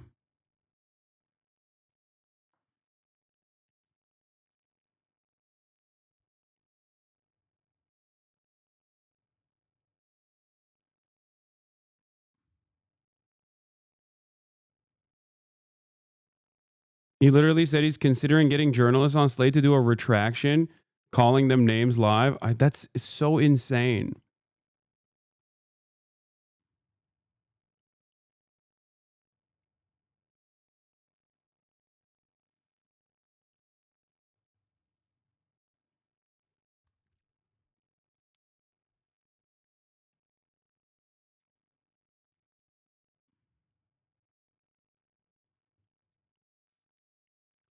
I didn't even... Yeah, I'm not the one who joined forces with the ADL to get people deplatformed and celebrated that over and over again. Okay. And I'm certainly not the one who's saying that they want to go to Israel and show how multifaceted and multicultural and how free of a society it is. You know? That's it. There's a reason why everyone that is not completely trapped in the fuck Hasan, trapped in the fuck Hasan brigades is looking at this from the outside going, I don't even fucking like Hasan. And I thought he was a real piece of shit, but Ethan has made me reconsider him in a totally different light. That's it. I think being pro-genocide kind of hurts your soul a little bit. What was the final straw that made you respond to this stuff? When I saw wait, what? Ethan Get Klein? the injury special at McDonald's now. Let's break it down. Ethan, wait, Slate did a podcast on Ethan Klein attacking How could you not? FOMO. After posting an Instagram story that claimed potential collaboration fell apart due to anti-Semitism, posts of problematic behavior and language the Kleins have exhibited on camera soon flooded the subreddit, calling out the podcaster for their past controversies. Since then, Ethan has used his platform to threaten multiple subreddits, seemingly gearing up to come after FOMO. I still don't know how to say the fucking subreddit. What's actually crazy about this is that Asmongold exists, yet he chooses to focus his small d energy towards you. Yes, because it's literally purely about personal vendetta. That's it. FOMO. The Klein's battle against FOMO begs the question, can you sue a subreddit for defamation? And should snark pages prepare public figures to fight back?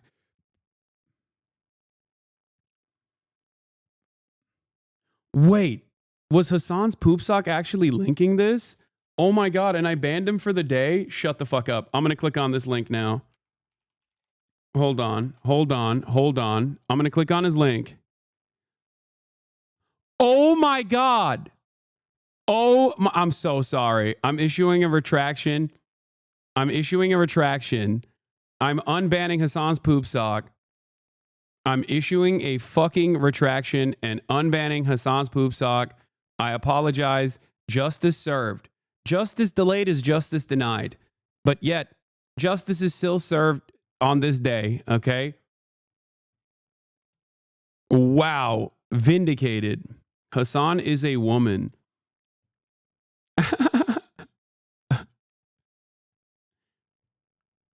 I am freeing him. I thought he was doing a poop sock. His name is Hasan's poop sock. Give me a break. Okay? You know what? Hasan's poop sock, if you're still in here after you got a 1-day ban, and I don't know if you are, but if you're still in here, you have one poop sock, like an actual poop sock that you can send me at any given moment. It doesn't matter. I could be interviewing Bernie Sanders, okay? And you can send me a fucking poop sock and I will click on it in front of Bernard Sanders, okay? You have a lifetime, one usage poop sock, okay? I think that is a appropriate IOU for the 1-day ban that I very quickly resolved after finding the truth. After 2 hours, his 1-day timeout turned into a 2-hour timeout, and I'm giving him reparations. Okay? And I'm telling him he has a one-time poop sock opportunity. He's currently watching an out-of-context clip of you yesterday, explaining the context of a clip he watched out of context. I can't make shit up. It's ironic because I also called this ahead of time that he was going to do that.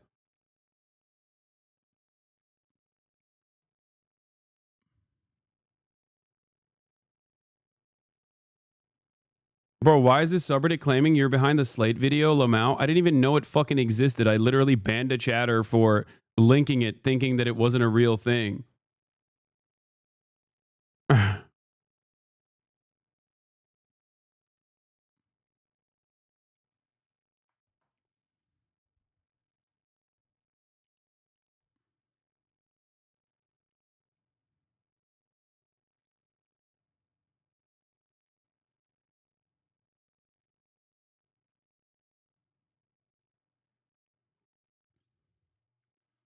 You were all here when the lifetime poop sock allowance was given.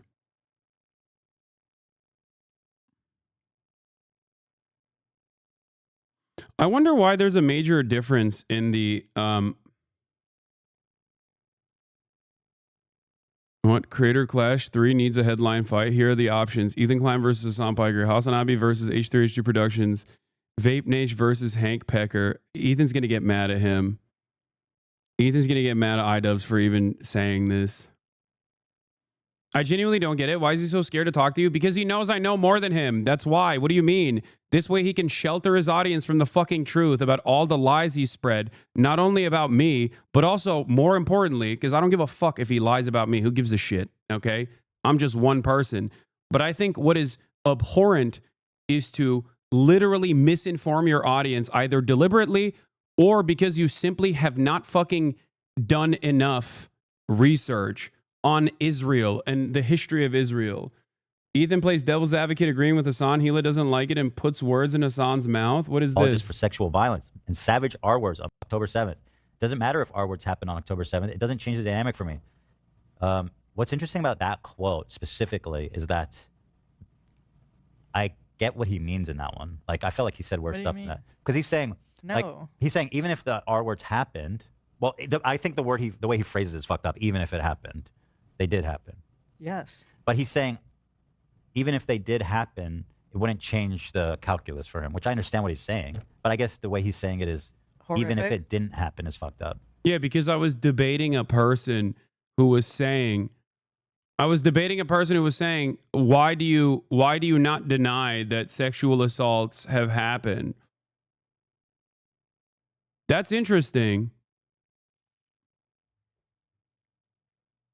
Hasan's poop sock. Not only did you get untimed out because you were correct, but you also got a lifetime poop sock opportunity.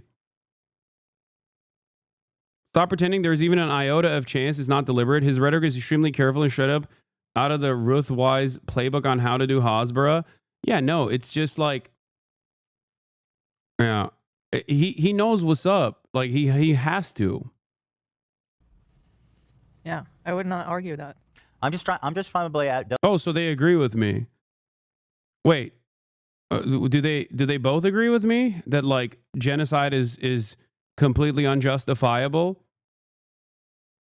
even if sexual assaults happen on October 7? Because I think that's a pretty normal position to have. Devil's advocate here. It's just a devil take, not devil advocate. I don't even think this, but just to play devil's advocate for a second. I mean, just imagine to the girls that did survive, somebody's saying, That's a very I don't callous. care if it happened. You know, Well, so like, the ones that the I last guess thing that I would want to hear. the ones that jumped out to me as more offensive when he's just like, basically he was like, what rapes? Like, Yeah, he's yeah. just straight up saying like it. So No, like all of it combined, it's problematic.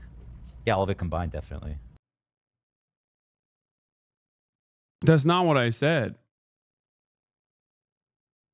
For the record, I think I was probably responding to a chatter when I was talking about the rapes that were committed by Israeli concentration camp guards at Sde Taiman when there was a pro-rape riot that took place in Israel that successfully took out the concentration guards from the grips of prosecution. And then the main rapist became a fucking television personality. It doesn't change the dynamic for me. Mr. Piker declares before finally admitting that Palestinian resistance is not perfect, a euphemism for terrorism. Okay. I get the I get the context of one of the clips, but all the out of context clips combined is bad.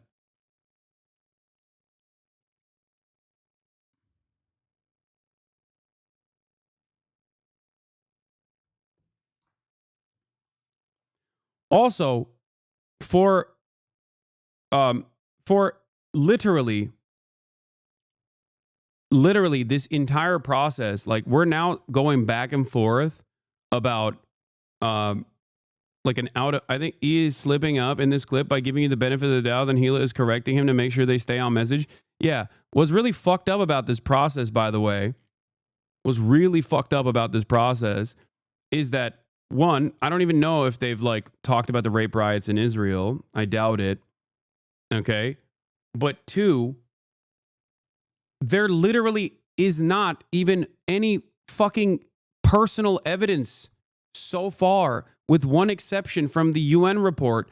Israel literally denied independent investigators to actually investigate the sexual violence that happened on October 7.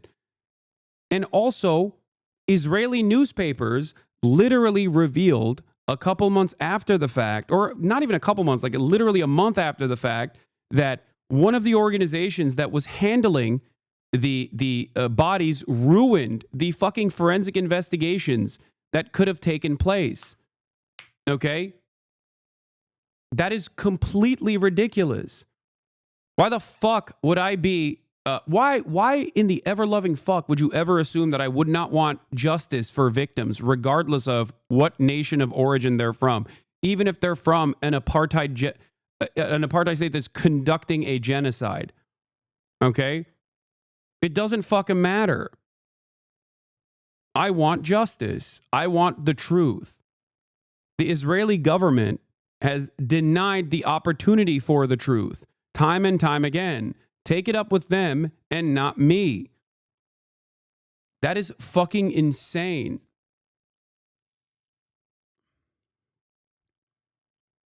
This tactic was so commonly applied in the immediate aftermath of October 7, where people in America, prominent Zionists in America, would get mad at college students for basically saying the exact same thing that Haaretz's editorial board was writing and reporting on. Like they would say, this is the most anti-Semitic thing that has ever happened in the history of mankind, is what the attitude was for college students that were basically saying verbatim the exact same thing that the fucking Haaretz editorial board was saying.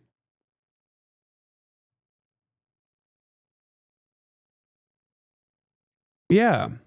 Here it is. Israel blocks UN probe into Hamas sexual crimes from October 7 to avoid inquiry into abuse about To avoid inquiry into abuse of Palestinians, the UN Special Representative on Conflict-Related Sexual Violence asked to investigate Hamas's alleged crimes on October 7 and towards the hostages, but Israel refused their request to access Israeli detention facilities to examine the claims of IDF abuse. Israeli women's rights groups warned this could lead to Israel, instead of Hamas, being added to the UN sexual violence blacklist.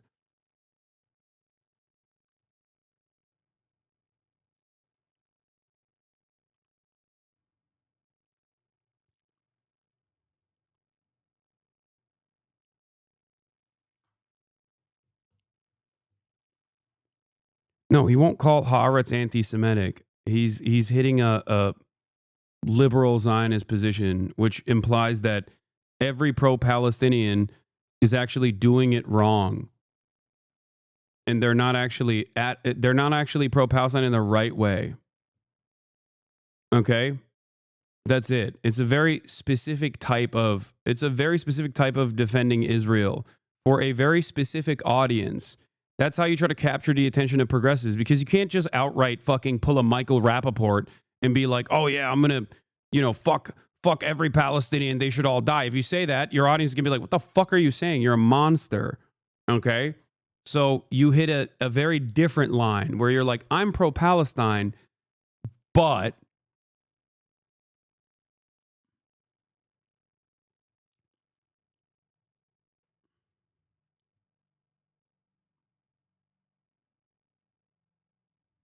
I want to talk about Ukraine, so I'm going to.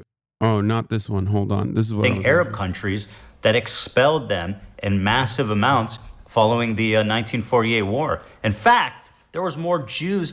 Was it his original argument that you yourself weren't anti-Semitic, but your audience was anti-Semitic and you were harboring anti-Semites? What happened to that? Yeah. What happened to that is he just fucking went balls to the wall and started being like, no, I'm pro-Palestine, but Hasan is really anti-Semitic, because who gives a fuck? You know what I mean? Who gives a fuck? His audience is not going to double check it. His audience is not going to be like, wait a minute, this guy that you had a fucking podcast with, who literally has spent the past 10 years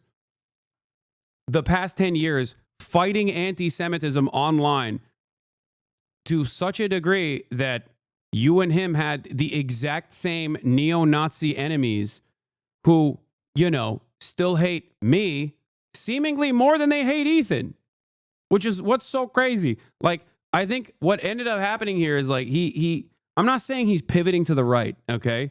Because that's what a lot of people's suspicions were, that Ethan is like pivoting to the right. But I think he got back into good graces of a lot of fucking bottom-feeding drama slop tubers by attacking someone that they hate more than even Ethan Klein. You know?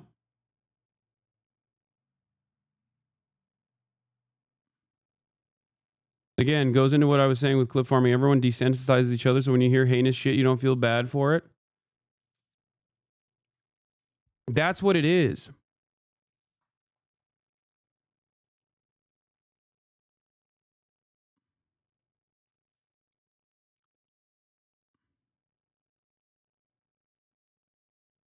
Displaced than Palestinians during the Nakba. So the Nakba for him was just a war, like this long-planned expulsion of Palestinians, which the Arab intervention was explicitly a reaction to. So how is it a nation of refugees when it declared its independence and its own dominion over land that it had taken from Palestinians, when these people weren't even there yet, obviously? And then watch this. 1 million Jews. All of these surrounding Arab countries had vibrant Jewish communities in huge number, hundreds of thousands. Now, if you look at them, you're looking at close to, if not literally, 0 Jews left in these countries. Just to give you an Now let's go over his examples of this, okay? Let's go over his justifications for this, and let's see how much this lines up with his narrative of expulsion. Idea. Here's a visual representation of the Jewish refugees after 1948. Morocco had 265,000 Jews. Now it has 2,000. Okay, so Morocco at this time was not self-ruling. It was still a French colonial possession. What happened in Morocco is that the Jewish Agency, which was one of the leading organizations advocating for forming a colonial state in Palestine and trying to further such ends, struck an agreement with the French governor of Morocco to force Moroccan Jews to immigrate. So what this was Israelis working in tandem with the French colonial power to force the Jews out of Morocco. Morocco did not expel them. Israel sent ships there specifically to pick these people up. Israel was an active participant in this expulsion. And the reason why they did this is obviously because it's to Israel's advantage. If Jews are forced out of other places, they want it to happen. That's why they actively participated in doing it here. Because a Jew elsewhere is not useful to Israel, but a Jew who moves to Israel is. His next example. Algeria had 140,000. Now it has about 50. Algeria. What happened in Algeria? Well, Algeria was also a French colony. And when the French colonized Algeria, they murdered about 3 to 4 million. By the way, literally said almost verbatim the exact same things that Bad Empanada's talking about right here yesterday when I heard Ethan for the first time on pieces of his content puke talk about how like 1 million Jews were ethnically deported from their ancestral homelands in surrounding Arab nations. Algerian Muslims who were the majority population. And in an effort to divide and conquer, they attempted to divide the Jewish population of Algeria from the Muslim population of Algeria when they colonized it by passing something called the Crémeau Decree, which afforded French citizenship to all Jews in Algeria. This turned Algerian Jews into French citizens, and soon after this, they integrated into the French settler society, which was oppressing the Algerian Muslims and Christians. Thus, the French Jews became French, both culturally and by citizenship. And unfortunately, most of them decided to collaborate with the colonial power. Effectively, they were French at this point. Then, once Algeria won its independence from France, the French settlers and the French Jews were given an ultimatum. Either renounce their French citizenship or leave the country. This was not specifically aimed at Jews, it was for everyone. This was not specifically aimed at Jews, it was for all French. And almost all of the Jews chose to go to France. So this was not an expulsion. Nor did these people even go to Israel. They went to France. Again, French colonialism's fault, not the Algerians' fault. Also, not the Palestinians' fault, once again. Like, even if every single surrounding MENA country, all the way to the fucking Levant, decided independently to forcibly expel their Jewish populations, that still would not be the fault of the fucking Palestinians. Because guess what? Arabs are not a fucking monolith, okay? They're not one blob of inferior peoples. That's what's so frustrating about this. That's why it's such a fucking classic Hasbara line, okay? To just turn around and attribute the suspected crimes of all Arab nations, like different Arab nations with different cultures, different languages that they speak, to the fucking Palestinians that were ethnically displaced from their indigenous homelands. How insane is that? If you scratch the surface of that commentary, you immediately fucking recognize how unimaginably racist that is. So why is it that a supposedly progressive person who has the audacity to claim that they're pro-Palestine engaging in this kind of sentiment, engaging in this kind of monolithizing that you hear from fucking Trump supporters when they talk about all undocumented immigrants? Why? It's because that's how Zionism works. That's why even if you're a liberal Zionist, you still are lapping up a metric ton of fascist, ethno-religious supremacist propaganda. That's it. It's fucking racism through and through. Same as in Morocco. His next example is Iraq. Iraq is actually a country that very desperately tried to keep its Jews. Iraq even passed laws which forbid Jews from leaving for Israel, as you can see listed here in this article. But what happened? Well, Iraq was the target of pervasive terrorist attack by Zionist/Israeli agents in order to create a narrative there of Iraq being untenable for the continued presence of Jews. After a number of terrorist attacks, and the Israeli government lobbying the Iraqi government to allow Jews to leave, they rescinded the law that prevented Jews from leaving for Israel, which then resulted in mass migration of Iraqi Jews. So as you can clearly see, this is... By the way, this was also reported by Israeli academic Avi Shleim, okay? He's British-Israeli of Iraqi descent. Avi Shleim extensively wrote about this, okay? Once again, if you are a responsible supposedly progressive, supposedly pro-Palestinian content creator in the way that Ethan Klein claims he is, he should have done at least a little bit of fucking reading on the matter instead of going to a person who has done the reading on this matter and falsely smearing him with accusations of anti-Semitism at a time when anti-Semitism is fucking exploding. That's what's so crazy about this. Like, you're attacking the wrong person, okay? And you're also fucking lying. You're lying about the history of the genocidal apartheid state that you're trying to desperately fucking defend. This is nowhere near as black and white as just people being expelled to Israel.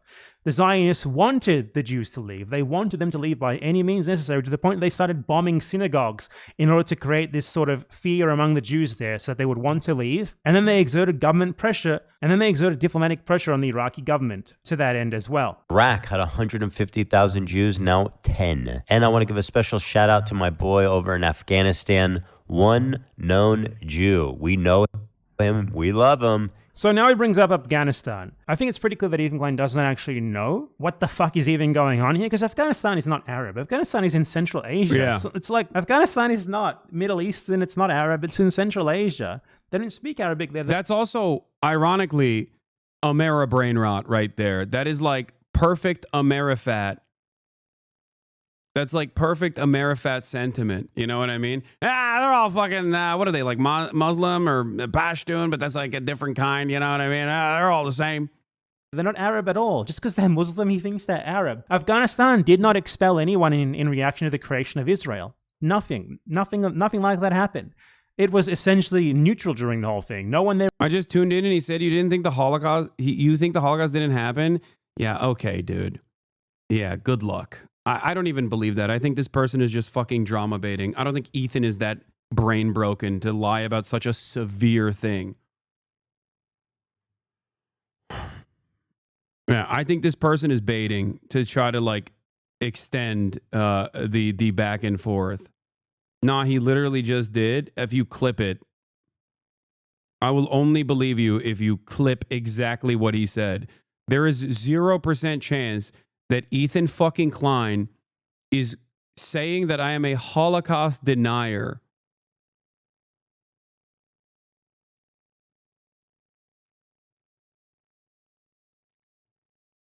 There is 0% chance. They really cared about it. It was not a part of the coalition that responded to the Nakba by attacking Israel or anything like that.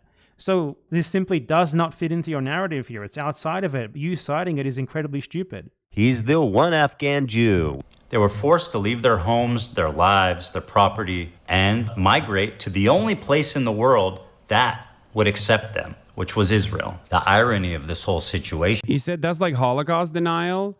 The process in which Jewish people voluntarily migrated to Israel, okay, or migrated to Israel in the ways that Bad Empanada also here correctly explained, including Mossad operations to create a sense of panic and uncertainty and instability in the Iraqi Jewish population. To compare that to the fucking Holocaust is literally Holocaust revisionism, okay? That is unironically akin to Holocaust denial, okay?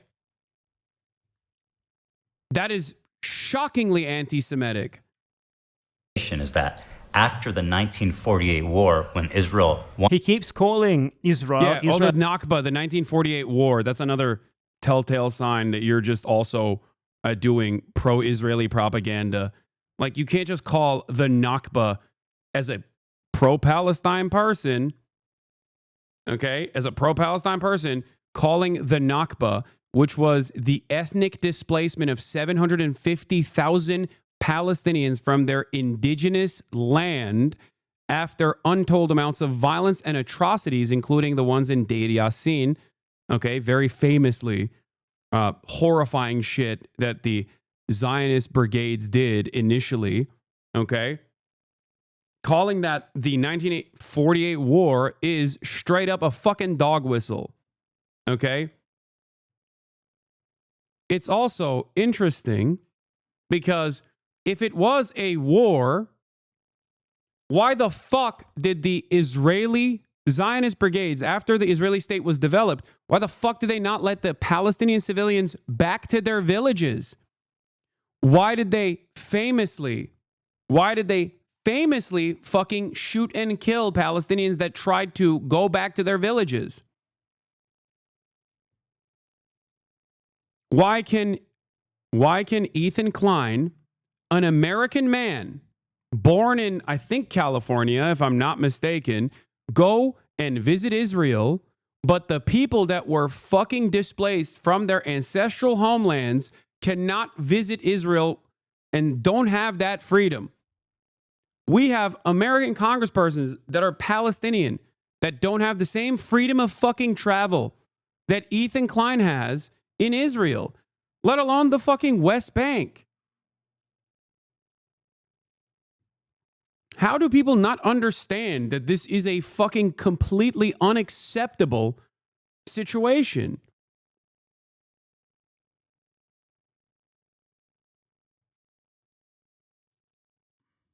Lena's birthday.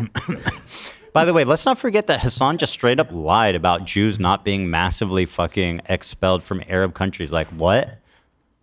What? That's like Holocaust denial. I don't deny the Nakba. I fucking fully acknowledge the realness and the fucked upness and the terribleness of it, you know?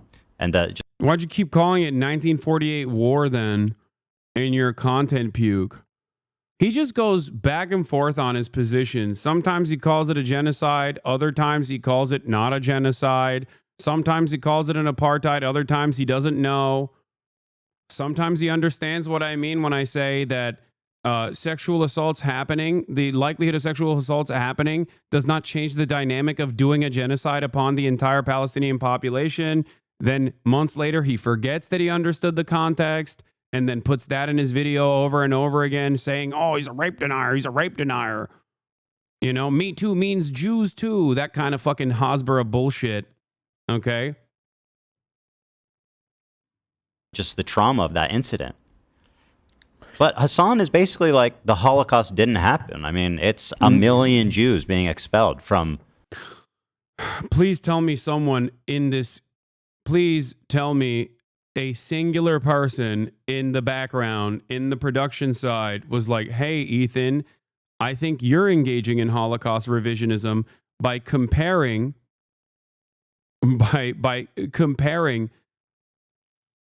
what you are claiming is the forcible expulsion of 1 million Jews from surrounding territories into Israel to the fucking literal Holocaust.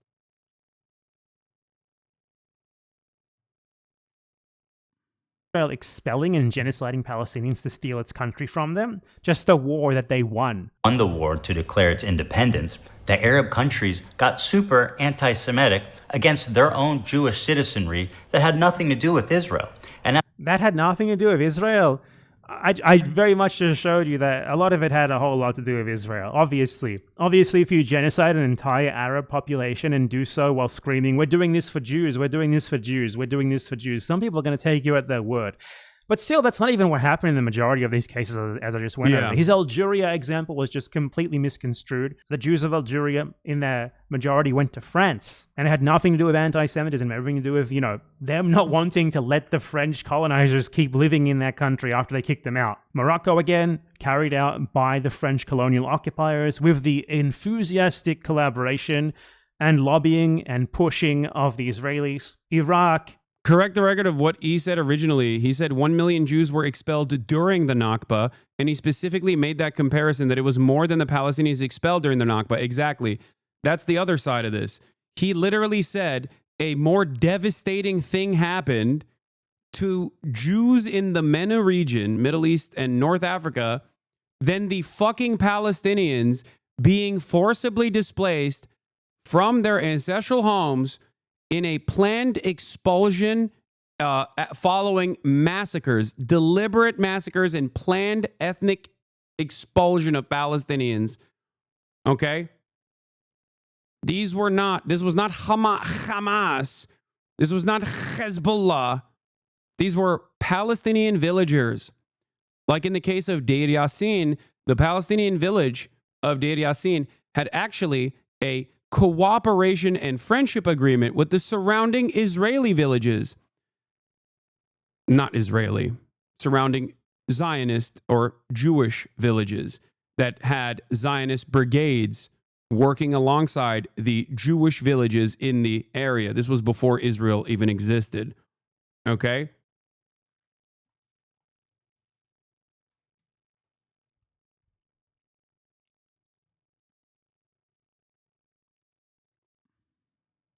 Zionist terrorists helped that process quite a bit, didn't they? And the Israeli government literally lobbied them for it to happen. Afghanistan, nothing to do with any of this. So he erases the Nakba and slyly tries to justify the Israeli settler colonization of Palestine by just calling a complete ethnic cleansing of as many Palestinians as they could get their hands on in order to steal their land.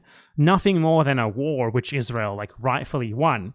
And then he tries to justify this land being colonized by saying that, well, the people who came were refugees, all of them were just randomly expelled, when in literally all of the examples that he chose, in only one of them was anyone actually even remotely expelled as a result of that, which was Iraq. And that was only after massive Zionist pressure, both diplomatic and literal terrorist attacks being carried out in synagogues. Ethan Klein is basically attempting to justify settler colonialism by reframing the colonizers who came there and stole Palestinian land and homes as victims themselves, which, I don't know, in his logic seems to justify it, which not only wouldn't justify it in the first place, but which also just isn't true. So yeah, just another one of Ethan Klein's many ridiculous lies. Oh, and apart from all of that, I'd just like to note as well, this is something very important that most people don't know. But in 1975, there was a joint declaration from the governments of Morocco, Yemen, Libya, Sudan, Iraq, and Egypt that any Jew who had left post-Israeli independence...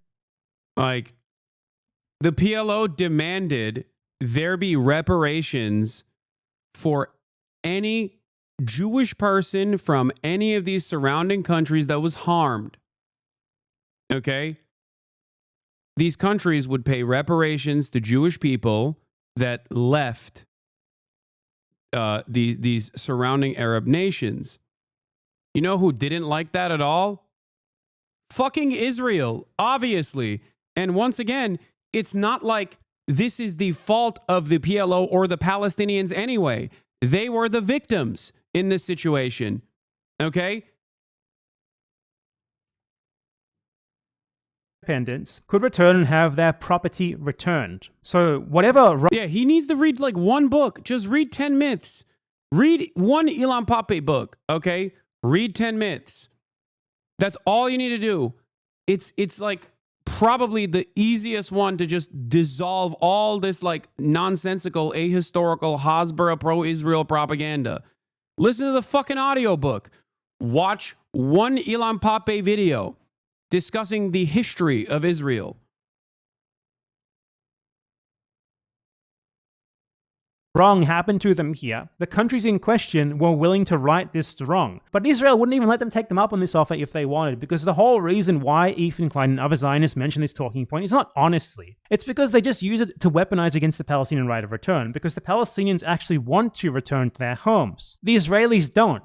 The Israelis live great. They don't need some grandpa's home in Iraq or whatever. They stole a Palestinian's house and land a long time ago. They're living large at the expense of the Palestinians. So them even bringing this up is total bullshit because, one, it was not simple expulsions, as Ethan Klein likes to claim. The other stuff that was really funny and really stupid and immediately dismissible was shit like claiming that I was denying the genocide that took place upon the Uyghur population in China.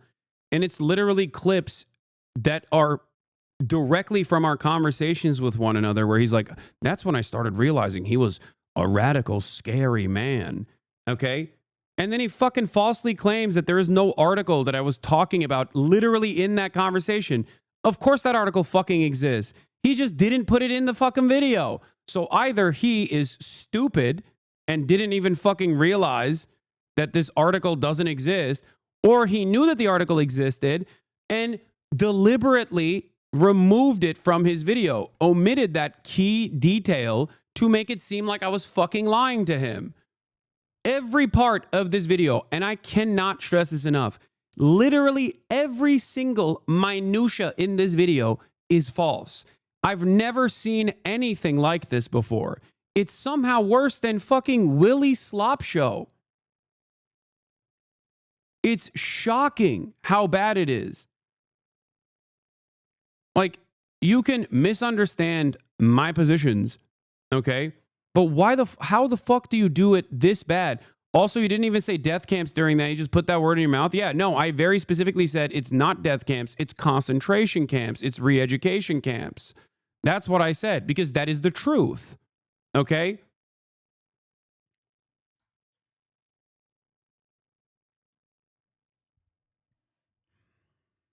It was so bad, I think Willie Slop Show was fucking fact-checking Ethan. That's so funny.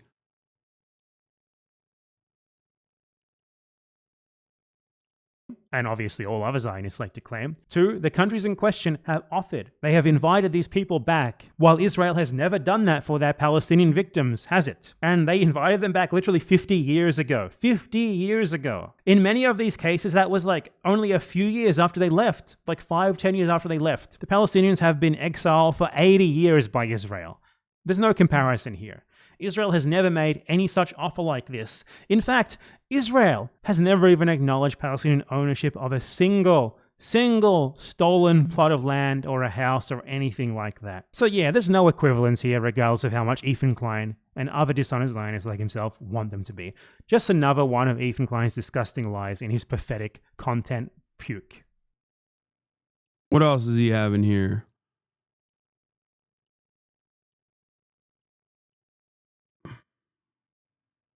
Ethan Klein paid off by Zionist billionaire? I don't know about that. Watch 5. Ethan Klein's insane Islamophobic Hello, conspiracy everyone, and welcome theory. back to another episode of Ethan Klein's Content Nuke being destroyed. In this one, I want to cover really quickly Ethan Klein spreading a far-right Islamophobic conspiracy. Which Elon Pape book would you recommend first? 10 Myths. 10 Myths is it's the easiest to read.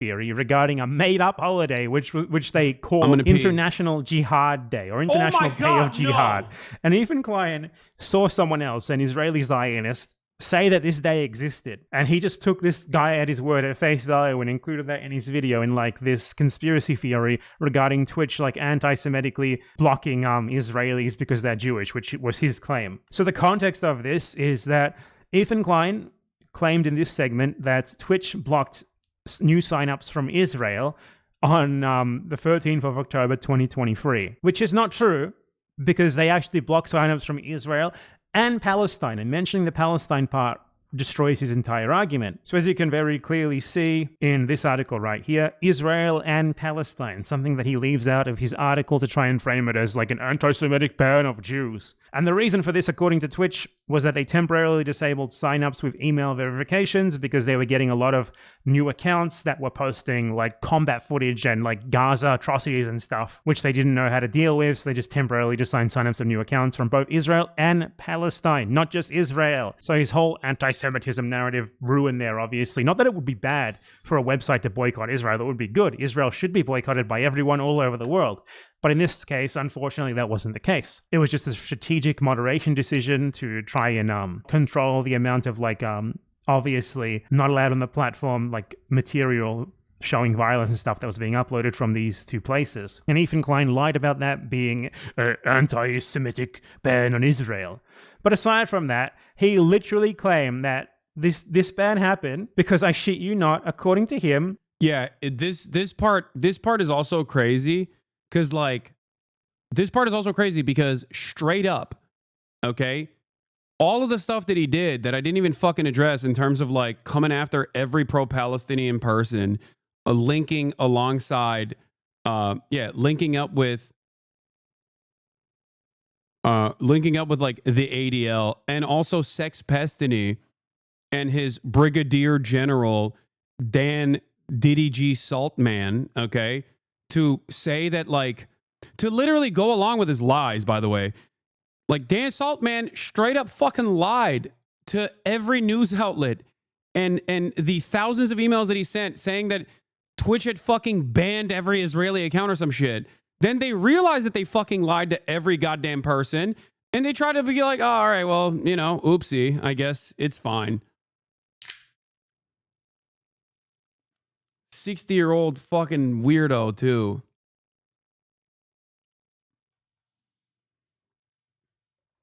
Daniel Blake Saltman, who got millions from Sean Diddy Combs to make, what was it, Tiny Chat or whatever?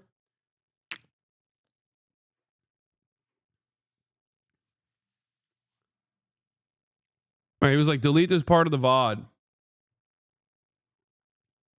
Yeah, Dan Saltman was trying to get Tom Cotton to pull me in front of Congress. Tom Cotton, these guys are liberals, by the way. Remember, they're liberals. He tried to get Tom Cotton to call me in front of fucking Congress to investigate the anti-Semitism of my chat. That's what he was trying to do.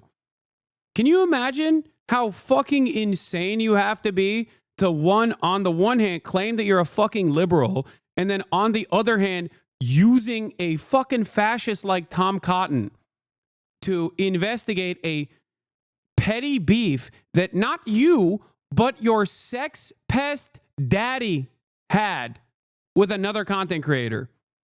That's what's so shocking. The well of depravity, dude. It is psychotic. Wonderful people Ethan aligned with here. Wonderful people Ethan Klein aligned with. Such a fantastic time. What a fucking... This is what I was talking about when I said, like, there's a literal fucking genocide going on, and that's what Ethan Klein was spending all of his time on whenever he addressed Israel or Palestine.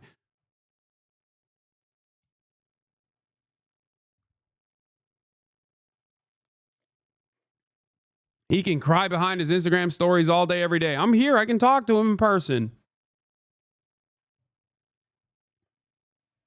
Like, this is why it's so funny. Look. You think about leaving your echo chamber anytime soon. You wrote that while I was in the process of saying, I'm willing to talk to Ethan Klein in person. He's the one who's avoiding me. Like, how funny. I don't think you know how words work. You know what I mean? I don't think you understand the language that I'm speaking.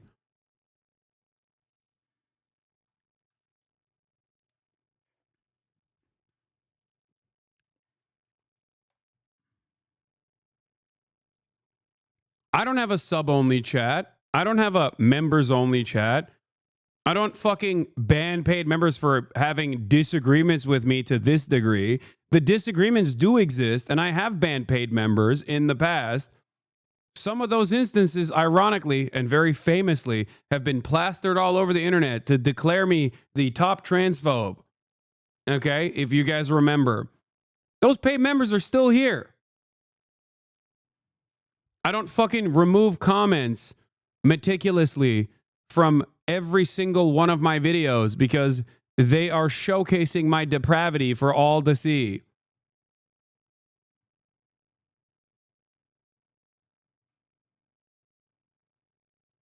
You won't talk to you on stream because he can't erase the last 30 seconds of your stream like he can with his?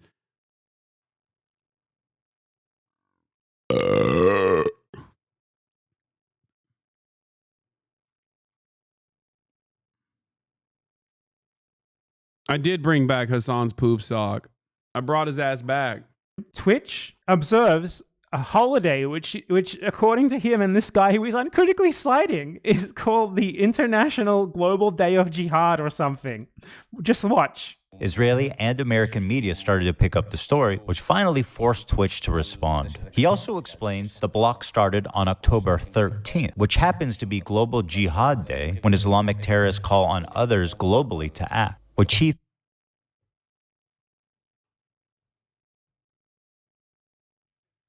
Bro, you can't be serious. Ethan Klein fans cannot be serious. And they were like, you have to watch this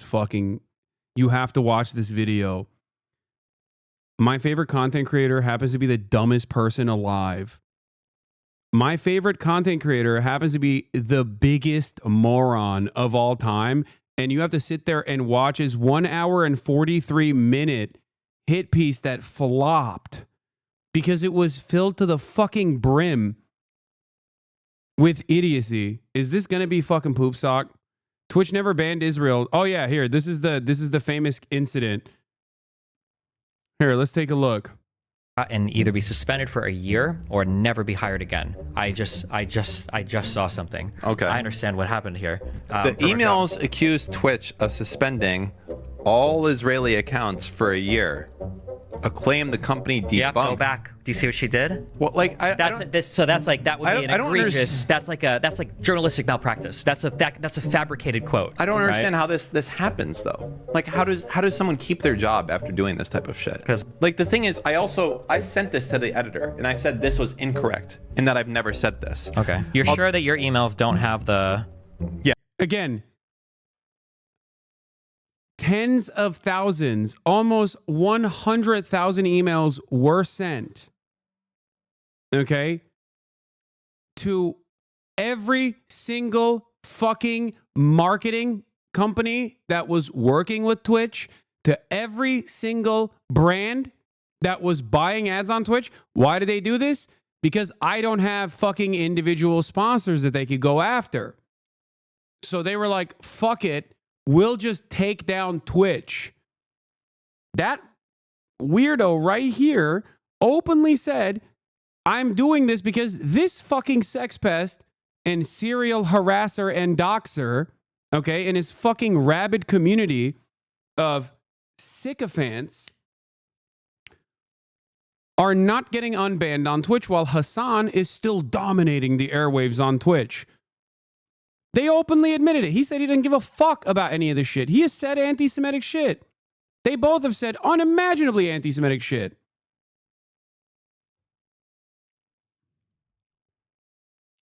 They were just simply trying to apply pressure to Twitch so that Twitch would ban me before the election. That's it. And in the process, they literally doxed random people that work at Twitch. Okay? And aggressively pursued them. Just like this fan base goes after every fucking journalist that dares to write a positive article about me, not realizing that this kind of behavior is abnormal and under normal circumstances would probably be illegal.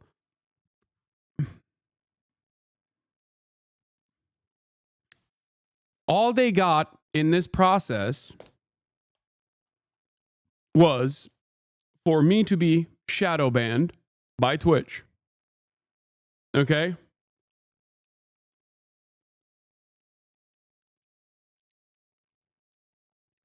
All they got in this process was for me to get shadow banned on Twitch. So on the day of the election, the only account that fucking popped up was Asmongold's account. And even then, I still had 314,000 people watching live on the day of the election. As in 300,000 plus people either were already subscribed or were already watching, were already following, so I showed up on their fucking list, their follower list, or they directly put in twitch.tv/Hasanabi to arrive at my page. So they fucking failed even in that regard. And Ethan Klein was pursuing this. And he was pursuing this with all of the fucking lies that these two morons were spreading. Yes. You sure? Yes. You can go to the site and click the button. It's been the same. Why would I ever say that they suspended Israeli users? I know that's not true. No one would ever say that. That's false. I found you. I wasn't following you. No, I was literally not on the algorithm. I've never said this, and they're saying that I have said this. I did. Listen, I sent an email to the editor, and I said I demanded a retraction or a correction on it. If they don't, fuck it. I will sue them. Oh, no, wait, hold on. Forget it. Delete this part of the VOD. Okay. Your fucking dumb email does say that. No way. Even more troubling, Twitch previously suspended all Israeli accounts for a year without public acknowledgement or explanation. All right, well, never mind then. All right, we'll just trim that part out of the VOD. Well, there it is. Even more troubling, Twitch previously suspended all his... They sent these out to every fucking advertiser. Twitch has every right, if they chose to do so, to sue the fuck out of these people. They actively brigaded using their Discord server, which the Bloomberg article that they're reading actually notes. Okay? They had to delete all of the Hasan posts from their subreddit for the time period because they were worried that their subreddit was going to get banned for also actively brigading and literally sending out botted fucking emails to every advertiser saying that I was the arch anti-Semite.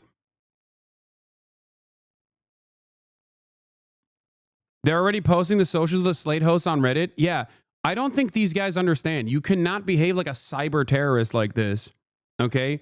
Inevitably, you're going to piss off the wrong people.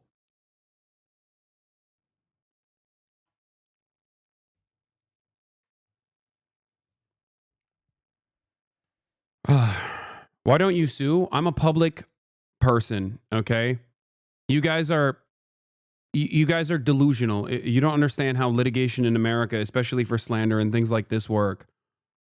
The standard is incredibly, unimaginably high for someone who is a public personality. Okay? Especially in America, because you also have to prove malicious, you have to prove malice as well. Which, ironically enough, these guys are so stupid because they were doing it in fucking broad daylight that they actually do have a case for defamation. They do have a case for defamation because they have actually openly admitted to malice on camera like 1 million fucking times.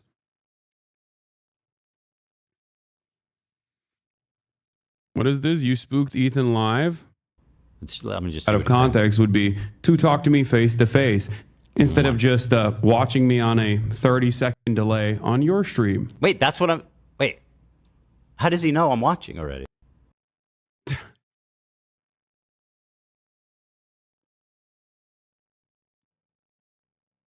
You as a non-lawyer probably don't know enough to say that.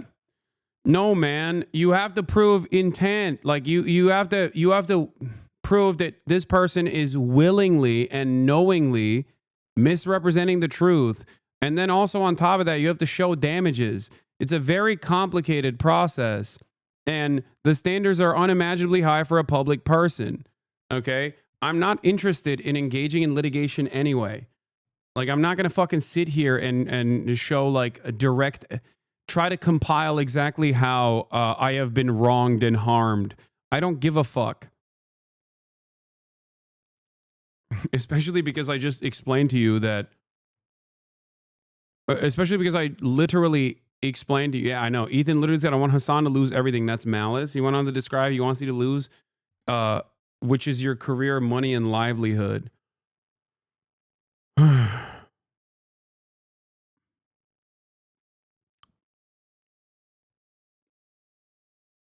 Yeah. Also, I do think it's kind of loser shit. I mean, I haven't done it to fucking Sex Pestiny. Once again, two things I always say. Judge me by my enemies, and history will vindicate me, okay? I think a lot of these people end up fucking themselves over because all of that bad, toxic vibes, all of those awful fucking vibes inevitably end up crumbling the empire you've built for yourself. That's not what malice means in the law. It's an intentional wrongful act, not just I hate the guy. Hasan, why would someone want to hate someone this much? Is he mentally ill? I mean, I don't know what it is, but I do think that I genuinely have a way. I think I genuinely do have a way of making people fucking terrified, or I mean, making people completely unhinged. What is this? Ethan opens Hasan's stream, finds out he's fact checking, closes the stream. He actually talked to me, where he can't clip me out of fucking context. Bro, you are so pathetic. Is he too afraid? It's actually... This is fact checking, by the way. This isn't like someone else's opinions on the nuke. Uh-huh. Whatever. So stupid. Oh, so stupid. Let's just move away. Oh, so stupid. I don't fact check, please. Yeah. God forbid you show in real time any number of different lies that you told to your audience about Israel's history. Okay. Not even just like me out of context or anything like that, but just lies you've told about Israel, Israeli history in general. Oh no. They might accidentally fucking learn something. They might accidentally learn the truth. Oh, how far the mighty have fallen from doing this to fucking Steven Crowder to basically becoming the Steven Crowder. Thinks is an odd coincidence. They were never. Global Jihad Day! Twitch banned all Jews in the world on Global Jihad Day.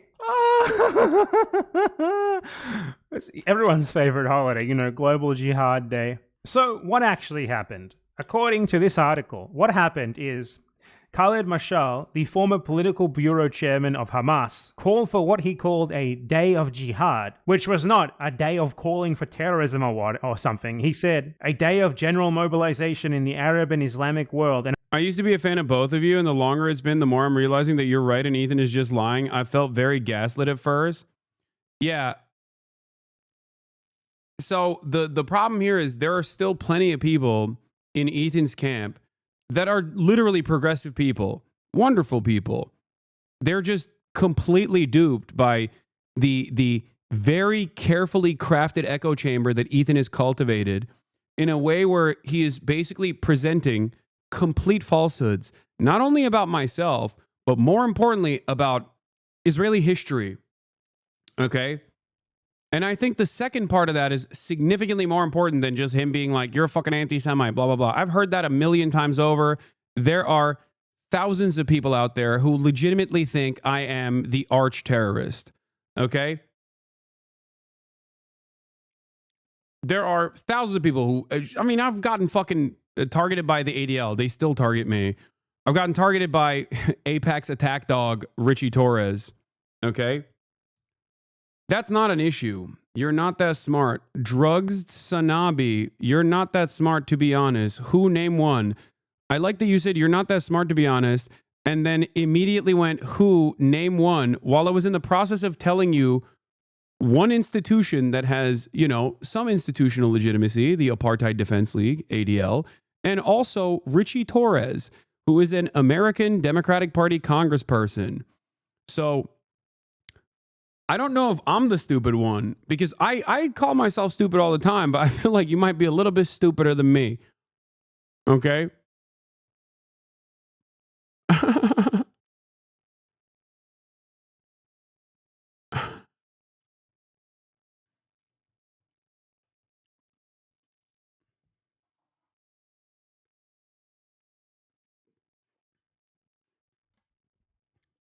Oh, who could forget that random fucking psycho living in Long Island? My brother's an H3 fan and he doesn't like you. I don't think his politics are bad. I just think he's annoying. And even he knows something is up. Every time he talks about you, he knows something is missing in this conversation. At least a small part of it is that me, his sister, wouldn't be watching you if what Ethan said was true. Yeah.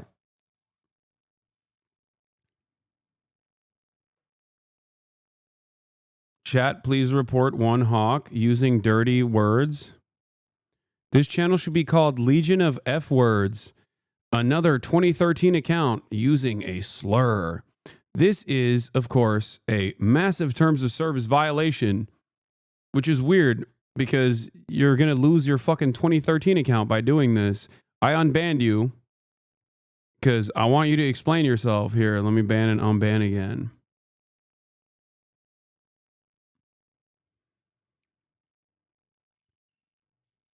Oh shit, hold on.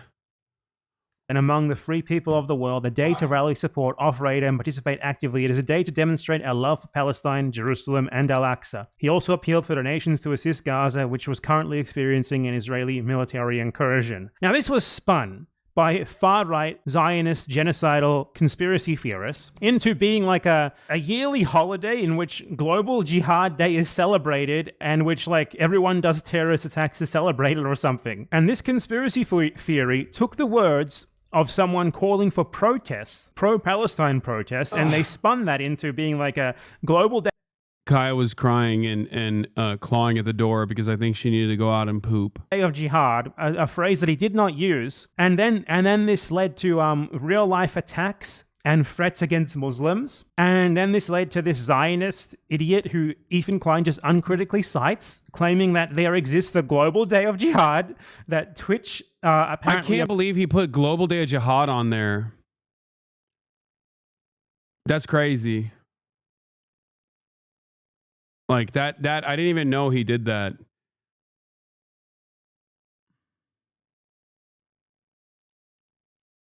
Observes, like a yearly holiday that Twitch apparently observes. He just repeats that uncritically. Like he just straight up repeats a far-right, made-up Islamophobic conspiracy theory totally uncritically. So yeah, folks, Ethan Klein, everyone, he legitimately put forth the notion that the Twitch corporation, owned by the Amazon corporation, celebrates a global holiday called the Global Day of Jihad, and that them banning IPs from Israel and Palestine on this day was like their way of celebrating and participating in the Global Day of Jihad. This guy legitimately believes that no one can respond to him. He legitimately believes that he's like the smartest guy in the world, and like his opponents just can't possibly deal with his incredible arguments. Oh no, the F slur guy got his shit pushed. And that's the sort of thing that he says. Yeah, he got the wrong day of global jihad, dude. That's his problem. Didn't realize it was a blessing. It was you. It was that you were ignoring this clown. Ethan is fucking exhausting. I mean, the reason why I ignored it is not because he had anything fucking brilliant to say. The reason why I fucking ignored it is because I know how he operates. He's just gonna, if I reacted to it on stream, he was literally gonna clip shit out of context as he's done to the minimal amount of things that I've responded to already, where he will just cut it out of context and then be like, what's he even saying? What's he even saying? He's done that like 3 fucking times now. Why the fuck would I ever not directly talk to you if you're just going to keep cycling clips out of the sex pestiny fucking subreddit over and over and over again to make it seem like I'm just being crazy? You know?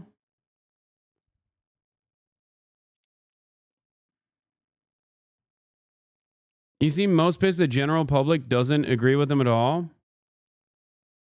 Yeah, he literally reacted to a clip that was cut maliciously and went, I don't understand. What is he even saying? This doesn't make sense.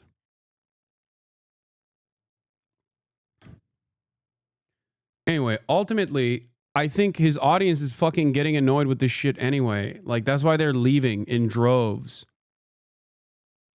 So all you can do is resort to Instagram stories over and over again.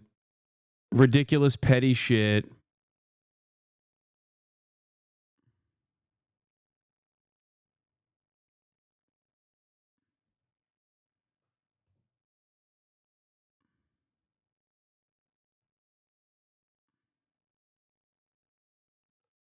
I just don't think that.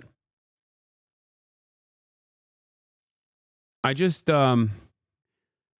wonder why he's so afraid. When the title changed from Justin Bieber to a Hasan thumbnail, yeah. His audience doesn't like this shit either. They probably think it's fucking annoying. Please watch his Anne Frank one because that's the grossest one that he did. Okay, you guys are literally making me slowly but surely watch every piece of this fucking content puke by making me watch different bad empanada videos of him covering it. And I'd just like to go over another ridiculous talking point from Ethan Klein's content puke. Haha, I'm very funny, aren't I? Oh. What started the hate with you and him? I don't hate Ethan, even after all this shit. I don't.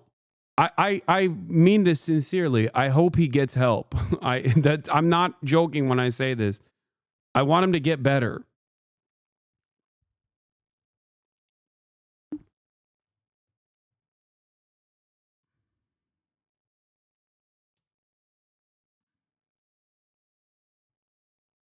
Why doesn't he just leave you alone? Hurt ego paired up with an inability to recognize that like his own community turned on him because of his positions on Israel, and also because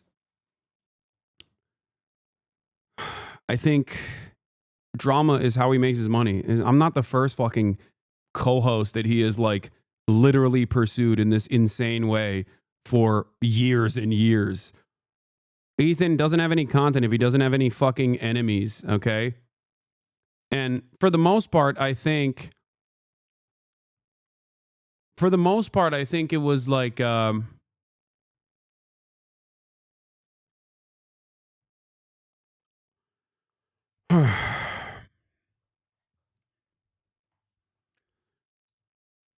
usually a lot of his villains in his universe were objectively bad people. You're also discrediting that his wife probably dislikes you more and is pushing him to do this. Yeah, I think that's part of the reason why people weren't like looking at this stuff in the same way. I don't think he's ever vilified a person that wasn't like a fucking Keemstar. You know what I mean? But it is kind of weird that this is not the first time this has happened. This is the second time this has happened where he just like makes content out of just like people he's shitting on or people that he previously collaborated with.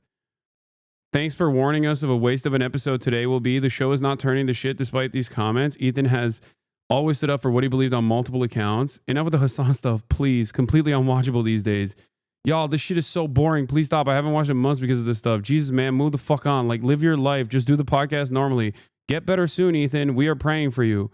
As a former fan, I don't know. The podcast feels sad vibes lately. Man, I love the show. I haven't complained about the content since I watched, but I skipped out on so many episodes lately because it's all Hasan. I missed the fun goofs and gaffs of the crew. Yeah, when I said he should go back to doing fucking goofs and gaffs, I wasn't... When I said he should go back to doing goofs and gaffs, I wasn't actually talking to diminish him. I wasn't talking to shit on him. I was saying that because I legitimately think if he just stopped doing this shit and went back to goofs and gaffs, he would inevitably rebuild his audience. You know?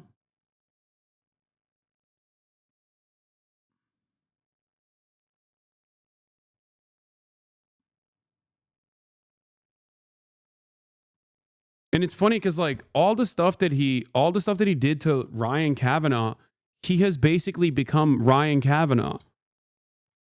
That's what's so wild about it. And what's extra wild is that his audience doesn't realize that he has literally become the Ryan Kavanaugh of this equation. And I didn't even do anything for him to get to this point. Who's Ryan Kavanaugh? He's like, also, what is this fucking photoshopping, dude? I know Cam would have never done some shit like this. That is crazy. Ryan Kavanaugh's some fucking super wealthy guy that Ethan hated.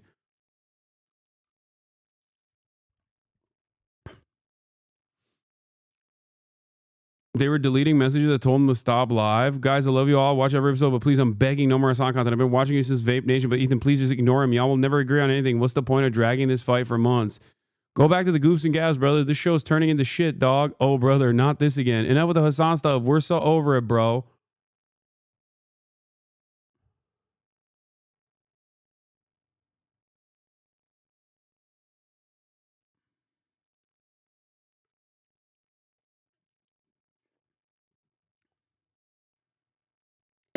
This shit is so embarrassing. At some point, production has to see that this is going to hurt their livelihoods down the line if Ethan keeps rehashing this shit.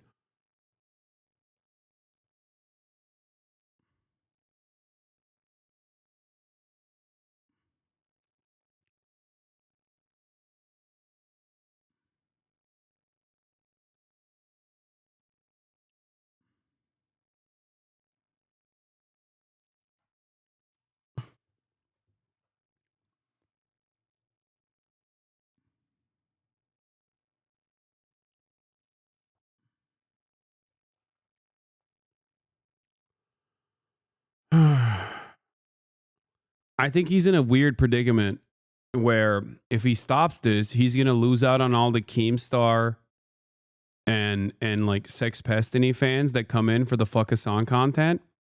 Okay, if he does anything else, because he's like already hemorrhaged a lot of his base of support, he's gonna experience even more loss.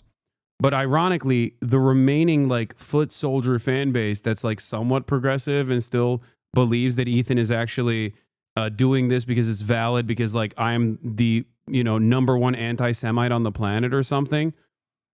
Those people are slowly but surely going, okay, dude, like, sure, we get it. Hasan is the most evil person on the planet, but Jesus Christ.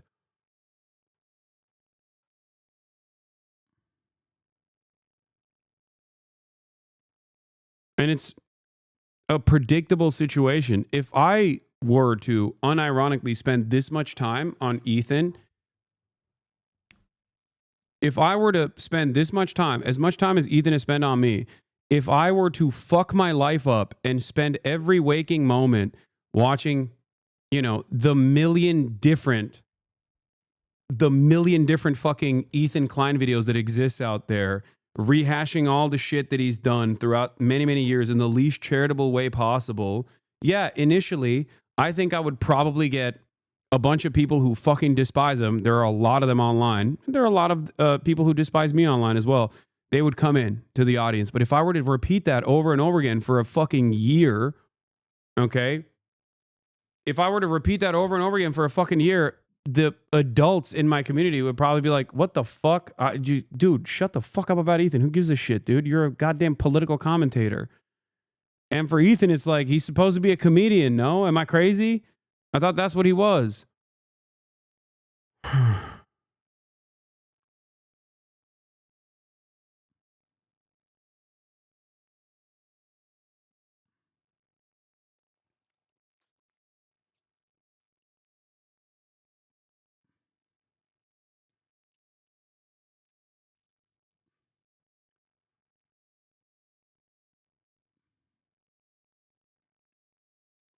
Anyway. Man, people would unironically leave after like the 8th time I did it.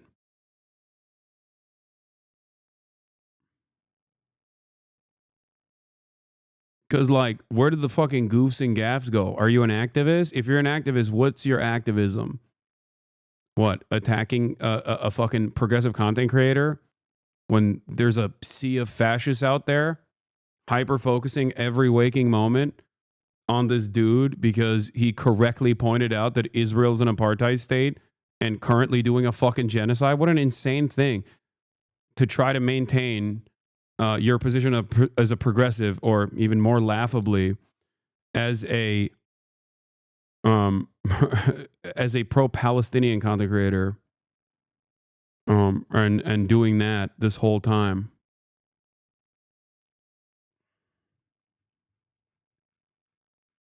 Goofs and gaffs. Chat is brigading Ethan posts now. I thought you were above that. What do you mean brigading Ethan posts? These are from 4 fucking hours ago, dumbass. Like, this person doesn't even follow me. None of these people follow me.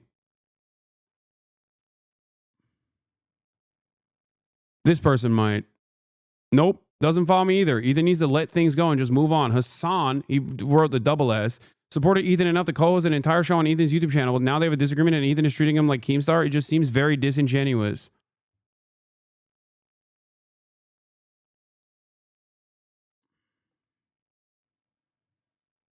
Those are just his fans. Just like initially, I think Ethan pushed a lot of his fans into this community because they were like, what the fuck are you doing with this Israel shit? Like, the way that he was talking about Israel,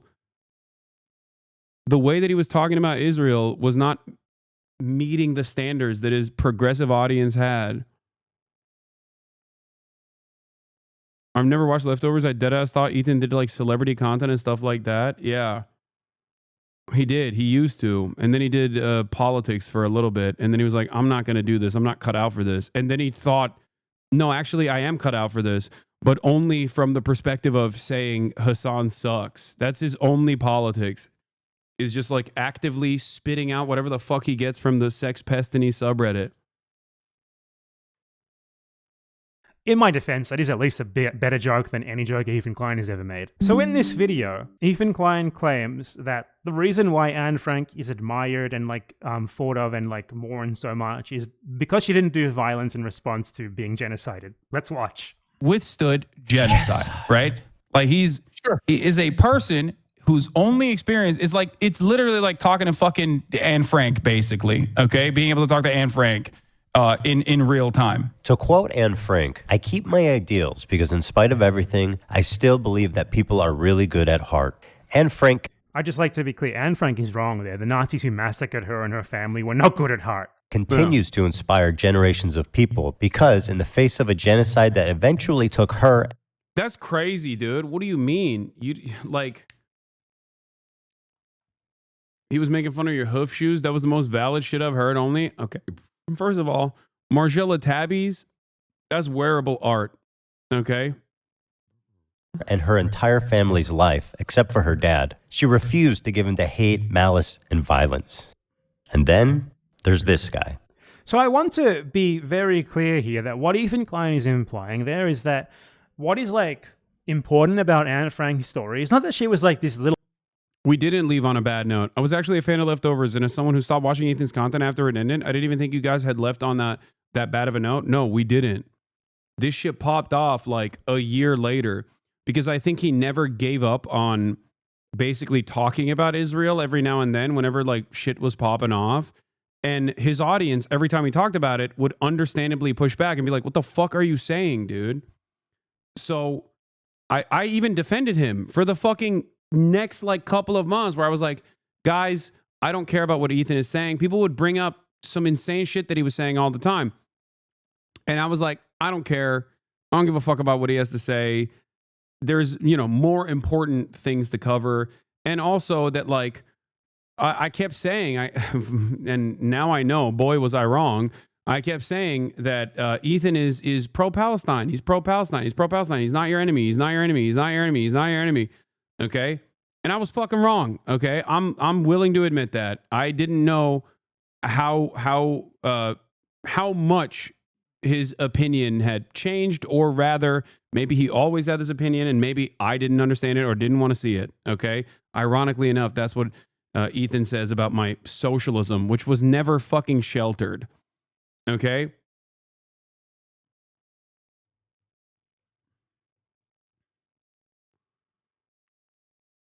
And yeah, the 13-year-old Anne Frank should have taken up arms and gone and fought the entire Nazi army. Reasonable take. No, that's not the take here at all. Also, you changed the age. No, the take here is that saying that a Yemeni teenager that experienced genocide is very different than Anne Frank, because Anne Frank was a humanitarian, even though she was experiencing a genocide, is ridiculous. Like, what the fuck? It's like saying the people that did the Warsaw Ghetto Uprising were in the wrong. Do you see what I mean? Like, can you imagine Ethan being like, the people that are in the Warsaw Ghetto Uprising were in the wrong for fighting against the Nazi occupation, fighting against their Nazi concentration camp guards? Like, that's insane. Little child who tried to hide from a genocide and was eventually found and tragically massacred by genocidal Nazis for nothing more than her race. But it seems that Ethan Klein legitimately is implying here that if Anne Frank had like actually fought back, if she had hated the people who were trying to massacre her and like everyone who happened to share an ethnicity with her, that would have delegitimized her, that she would not be famous or anything, that would have delegitimized her, that she would not have merited being famous or anything, and that it's like delegitimizing for people who are victims but who do hate their oppressors and who do want to fight back against them to do so. So basically the implication is that if Anne Frank had fought back, then she would have deserved it. Do you not watch the original video because you don't know how to refute the misinfo presented in it? Do you, as a 7-month subscriber who's given me a total of $35, genuinely think that I am incapable of refuting the misinformation created by Ethan fucking Klein? You've been following me since 2020. How many times have I talked about Israeli history? How many times have I talked about Palestinian history? How many times have I actually pulled in academics to directly refute all of these fucking things that Ethan Klein is bringing up in his goddamn content puke? No, I think you can. That's why I want you to. Yeah, well, the reason why I didn't do it deliberately is because, do you not watch the original video? Because you can, what? Good Epstein video by Willie Mack. Ew, dude.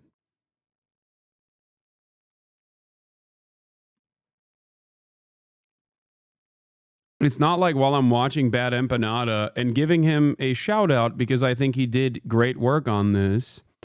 I'm not refuting in real time what the many different instances of misinformation Ethan has presented. Yeah,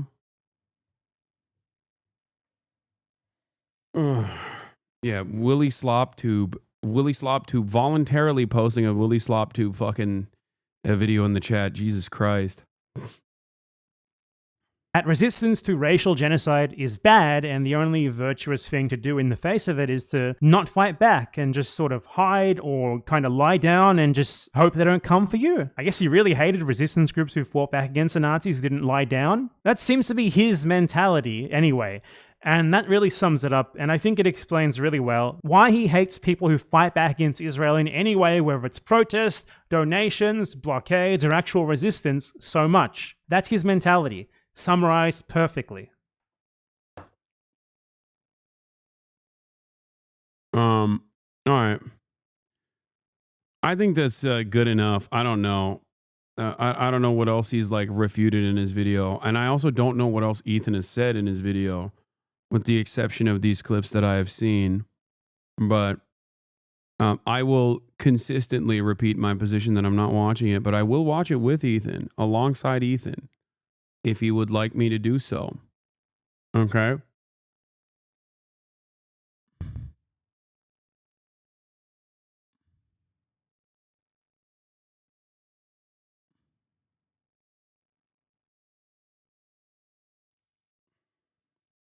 Watch the bombing. Why not just use your own brain to comment on the video? I did. And not only did I... Wait. He didn't defend Israel at every turn. He just wanted a shred of empathy from Hasan to understand why people in Israel will feel the way they do. I know why people in Israel feel the way that they do. I've also had Israelis on this broadcast numerous times. I'm about to have... I don't want to leak it, okay? So I'm not going to say anything. But I'm going to have someone on the broadcast very soon, also from Israel, and perhaps one person from Palestine as well. Now, having said that, that's great. Yeah, dude, the fuck? You know, I had people from Israel on this fucking broadcast in the month of October in 2023. So why the fuck is Ethan Klein on an extended crash out like this? Think, chatter, think. It's because it's too embarrassing for him to actively be like, oh my God, I fucking love Israel and all the death and destruction. So he just has to resort to being like, oh no, it's my feelings that are hurt in this process. And it's my feelings that no one is entertaining. And it's like, yeah, of course nobody gives a fuck about your feelings, dude. What the fuck are you talking about? If Ethan has a Palestinian on, does that make him pro-Palestine? Has Ethan had a Palestinian person on his broadcast? Because I would love to watch that. Okay? And no, the Israeli citizens that I had on were not fucking pro-Israel. What are you, dense? They were anti-Zionist themselves. I'm not pro-Israel. I'm anti-Israel. Hello? Israel is a fucking apartheid state. I'm not saying I'm pro-Israel. I am, however, saying that obviously people who are... What about sex pestiny? You can't be fucking serious, dude. Yeah, Ethan's going to have son of Hamas on.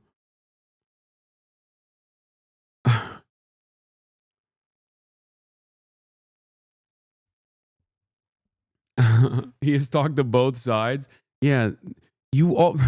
I like that you already know he's done sex crimes, okay? And you're still using him as a talking point here. You're like, what about my favorite content creator who is a fucking sex pest? Like, you should be a little bit more embarrassed than to bring this up. Yeah. Anyway, in terms of the refutation, yes, there are plenty of people. There are plenty of people you can talk to make it seem as though you're approaching this. Why dodge it then? Dodge what? What are you talking about? What am I dodging? I'm the one who says I want to literally talk to. I am the one who is saying I want to talk to Ethan.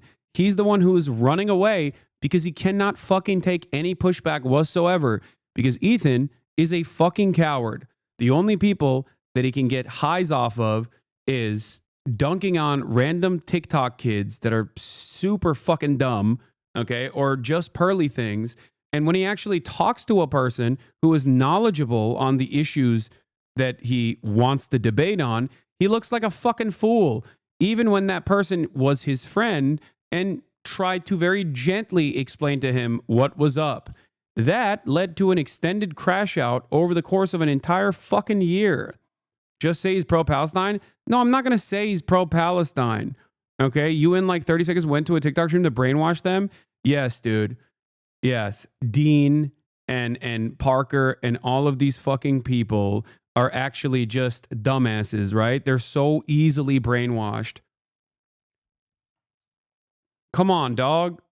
You really think so? I'm not talking about people like Dean, dumbass. I'm talking about that one random fucking TikToker that he had on that he was shitting on. Or the Nexium sex cult guy. Or just pearly things. Okay? If you want me to watch the H3 nuke, I said I would do it alongside Ethan. By the way, Hasanabi, the one Palestinian he had on was that insane Sneeko fan you met at the encampments. Oh, that fucking freak. Ugh. Yeah. That he also literally said was a fan of mine when the dude himself didn't know who the fuck I was and realized I had clout. So he acted like he was a fan and then called me the F slur like literally a month ago. Yeah, real fan that guy was.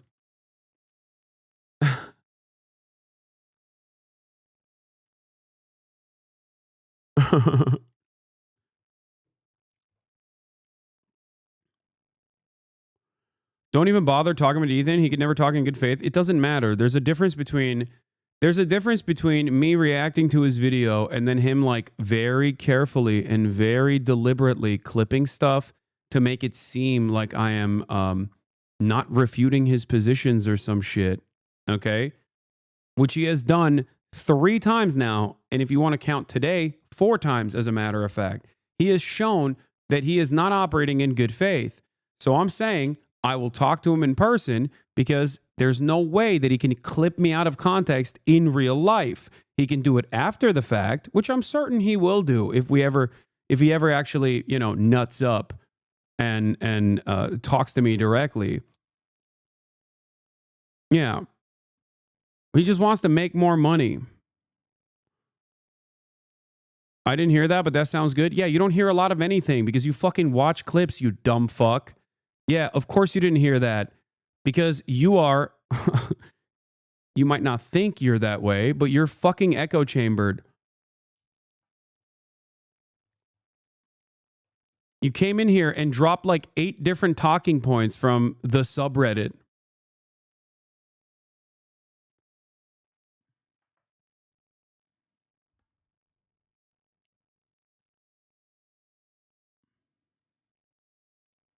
He said maybe at this point I'll talk to him just to debate why he isn't watching the video. That would be funny.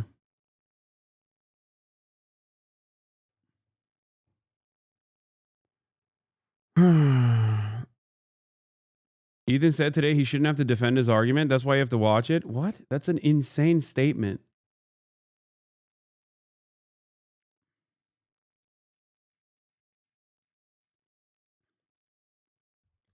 It's got to be real sad because he can't even fucking, oh my God, what a nightmare, Sam Cedar me with Sex Pestiny because he was outed as a fucking sex criminal.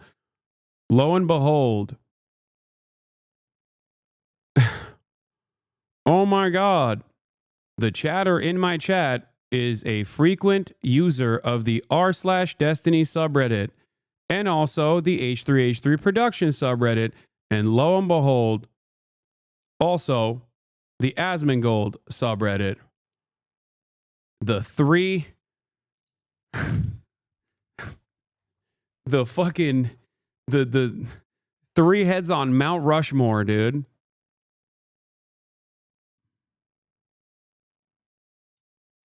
The trifecta, the triple Monty.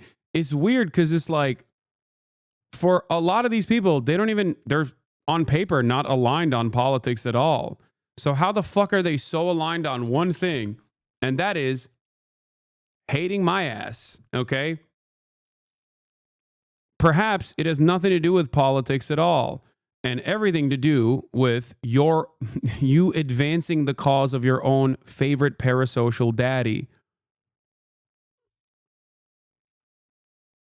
What is this? Oh, this is from DGG. They're also in DGG watching right now as well, which makes it even funnier.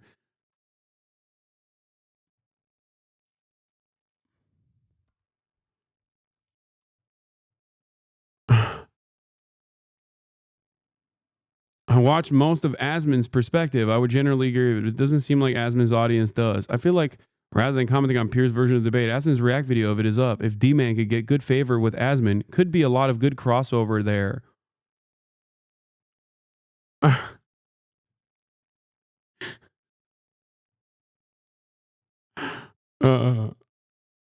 Anyway.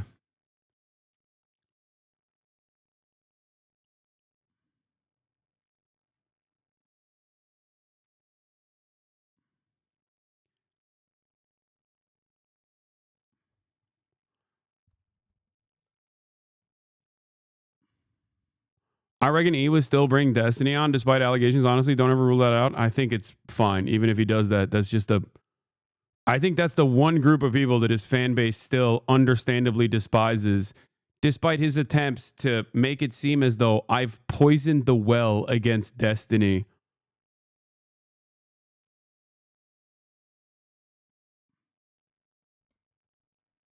What? Please watch the 4th video on the playlist. Hello, it's me, Minecraft Steve, and welcome to another episode of Ethan Klein's Content Nuke being dissected, quickly and succinctly, on specific points that he tried to make within it. So this time, we're going to be going over Ethan Klein's incredibly compelling evidence that he was pro-Palestine, which he mentioned in the video. As you saw in the previous video, Ethan Klein was very much against a blockade against Israel and its allies in order to stop shipping that was associated with them and put pressure on them to force them to stop doing genocide. In the rest of his video, he also revealed that he is vehemently against pretty much every single resistance action against Israel. He very clearly believes that it's wrong for anyone to militarily fight back against Israel in any context, whether they are Palestinian or some other country standing up for Palestinians. But there was one thing that he seemed to endorse, and that was charity. Because he brought up the fact that he had made a donation to a Palestinian charity as pretty much the only evidence that he had of him supposedly being pro-Palestine. This is the last video I'm going to watch on this. Ironically, I clicked on this because I wanted to hear what his opinion on the war on Ukraine was. And then we sidestepped into this fucking massive black hole of whereas everything Ethan else content. seems to point to the opposite. He was very proud of this, and he genuinely seemed to believe that mentioning this was evidence of him being pro-Palestinian. You know, a millionaire like him throwing $6,500 at something, which for him is nothing at all.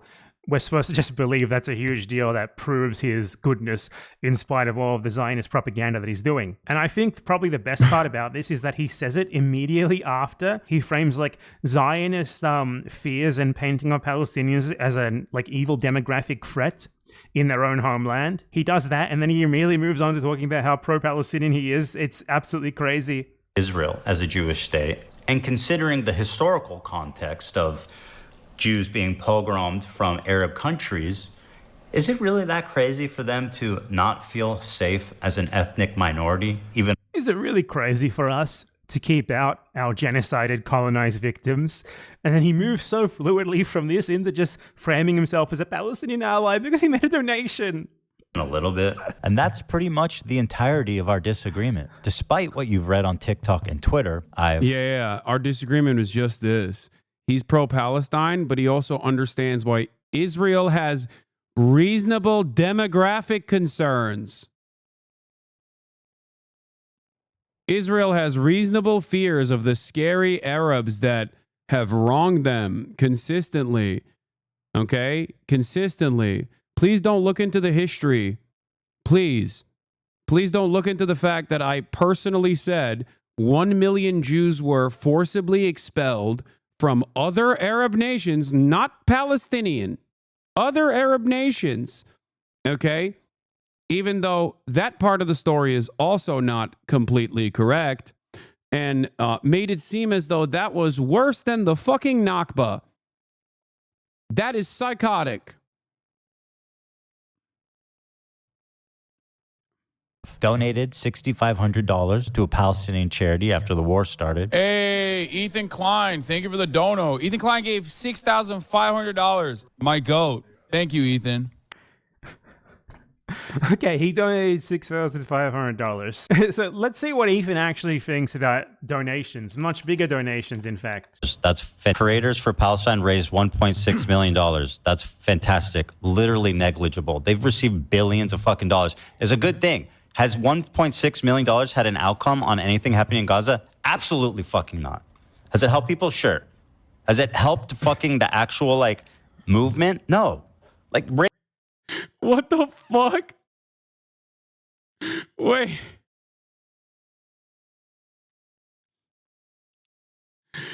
What an insane director of Creators Palestine said this a few weeks ago. To Ethan Klein, you are Creators misguided in every conceivable way. Get offline and seek help. You guys didn't do shit for Palestine. Me, on the other hand, I give $6,500. That's so funny, yeah. Where are all the chatters now who are like, why won't you say Ethan is pro-Palestinian? I don't know, because I don't want to fucking lie to my audience, dude. What the fuck? Raise money. That's good. That's the easiest fucking thing you can do is just give money, right? Good. Let's talk about real activism. Let's talk about enacting meaningful change. Total fucking failures. And to address your point. So $6,500 proves that he is a virtuous pro-Palestinian saint. $1.6 million, negligible. Nothing. Does nothing at all. Totally useless to the movement. Don't forget he tweeted once too, very important. Yeah, also, he tweeted a lot more before he had to fucking shut off his Twitter account because he was tweeting about how,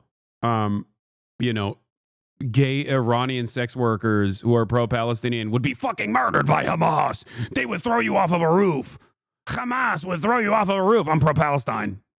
If you're asking, well, what is it that Ethan Klein thinks is actually useful to the movement? Yeah. Monetary support for Palestinian aid groups that are working on the ground, not real pro-Palestinian activism. Okay? Protesting on college campuses to divest from the apartheid state of Israel, not real pro-Palestinian activism. What is real pro-Palestinian activism? Saying Joe Biden is actually a great president after he was directly responsible for the ethnic cleansing of Palestinians. And then also, using all of your time shitting on people who are pro-Palestinian and then actively trying to get them fucking deplatformed. This is how you do pro-Palestine.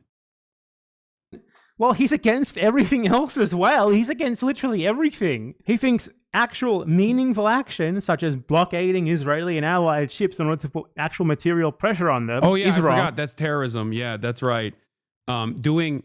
Doing a blockade on the Red Sea in order to cripple Israel economically as it continues doing its genocide is terrorism and completely unacceptable. He thinks fighting back against Israel, whether you are Palestinian, Iranian, Lebanese, literally anyone, he thinks that's wrong as well. In fact, he even argued. He argued in this video that wanting to blockade Israel, to put pressure on Israel and its population, to force the government to stop doing genocide in Gaza, he argued that's the same as supporting the Holocaust. Look, I'm not kidding. I know it sounds unbelievable. I know it sounds like I'm making it up. But he literally goes from Hasan Piker like talking about how the intention of the blockade is to put pressure on Israel to cause discontent among the population, so they stop doing genocide, they leave Israel or some stuff like that because they can't get their frivolous little treats anymore like their Amazon Prime deliveries. And Ethan Klein's reaction is to straight up say, oh, you want them to be in death camps, don't you? That's what you're saying. It's like a hostile... They're streaming this? Yeah. Yeah. They're flexing.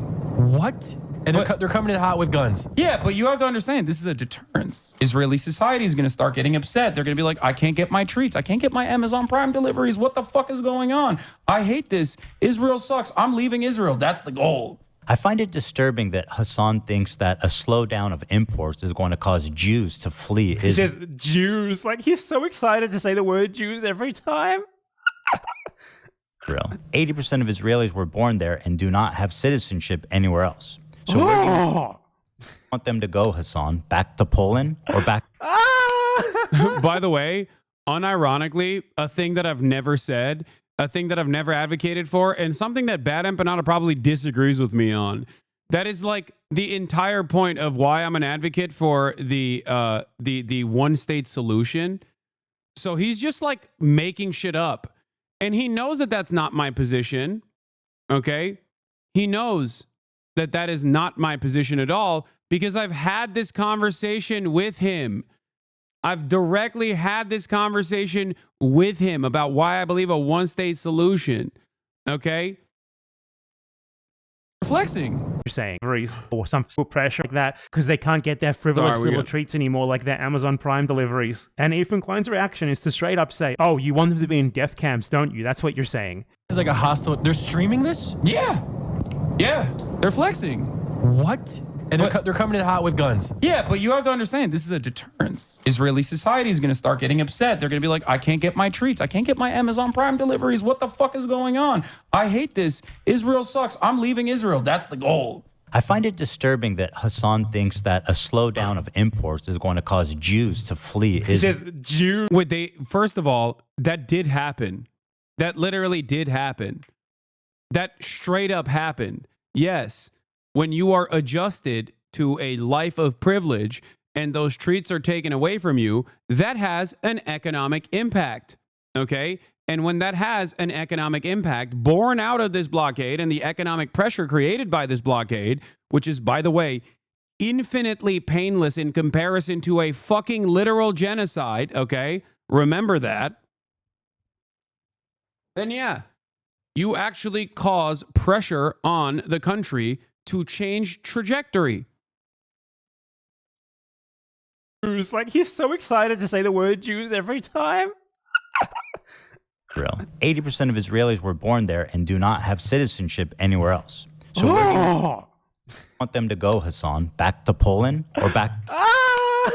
Yeah, that's what I meant. Yeah, that's what I said. Shut up. That's so fucking stupid. Bro, oh my God. I forget how stupid the average American is. I feel like the dumbest motherfucker you know. The dumbest motherfucker you know is watching this and going, yeah, this guy is a bad guy. This is a song guy.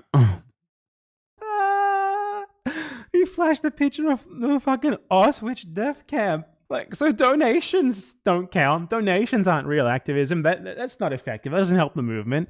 Also, you can't do a blockade against a country actively doing genocide because that might cause some of the people there to want to immigrate when they can't get their treats anymore, and that's tantamount to the Holocaust. Also, he's against literally any military action or resistance against Israel, no matter what, no matter who. He's just against all of it. Let's take a look at what Ethan and Hila Klein, his terrorist wife, think about protests for Palestine, like just normal protests, you know, nothing else. Like, don't forget that he says BDS is also anti-Semitic, so that's not appropriate activism either. Yeah, we should get our notes from Ethan Klein on what the appropriate way to protest Israel's apartheid and genocide should be. Can't do BDS, can't do college campus protests, can't actually implement a blockade, okay? What else? What else? What else? What else? Can't even explain the context behind how militancy in the form of resistance exists, like Hamas, Hezbollah, and the like, because then that's, oh, God forbid, oh, you're scary, you're terrorist. Okay? Write it down quick. You can give $6,500 to a charity so that you can fucking say that you're pro-Palestine in perpetuity, but you can't raise more than $6,500 because if you raise $1.6 million and you're pro-Palestine, then at that point it's actually bad. Let me think. It doesn't seem like there's any option. Can't say from the river to the sea, Palestine will be free as well, by the way.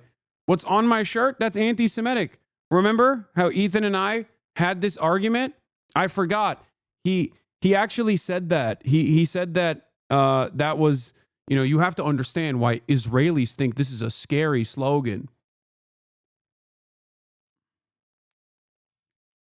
Yeah. I guess the only way to protest Israel is to just be silent and talk about how, wonderful and multicultural Israel is.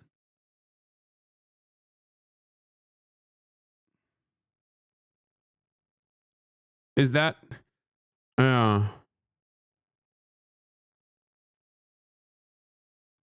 He also made sure to mention on the pod where he bragged about donating that he's scared about donating because the money could go to Hamas.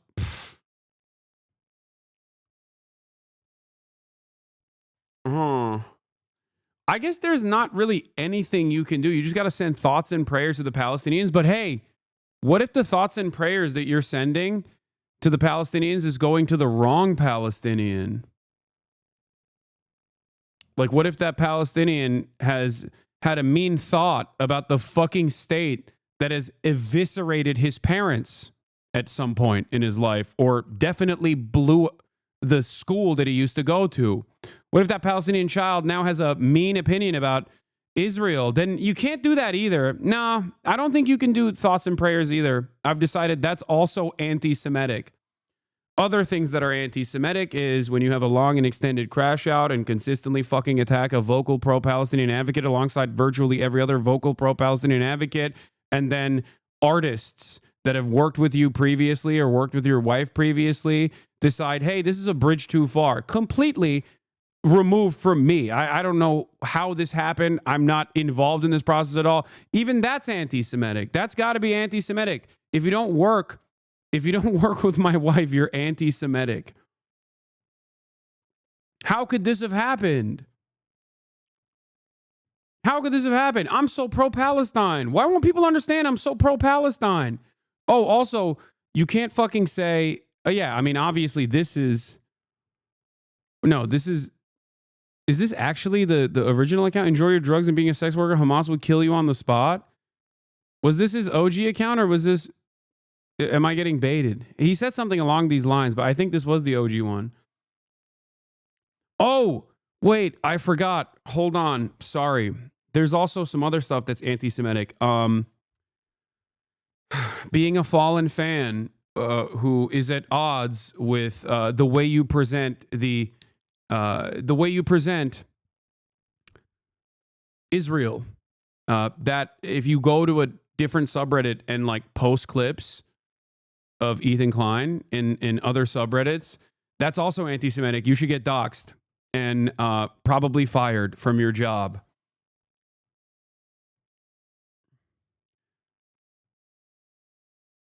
Being mean to Ethan, anti-Semitism.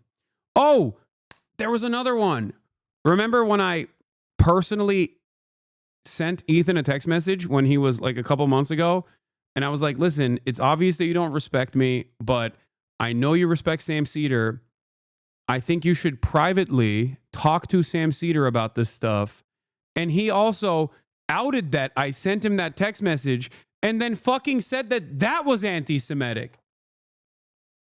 You know, because I said, hey, you can talk to someone who you respect, who also has like life experience that's comparable, okay?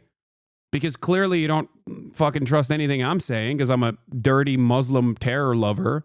which, oh, fuck, that's right. He compared me to Osama bin Laden playing that game that Sex Pestini's community had made. That's true. Is Sam Jewish? Yes. He said, telling me to talk to another Jew, that's anti-Semitic. That's what he said.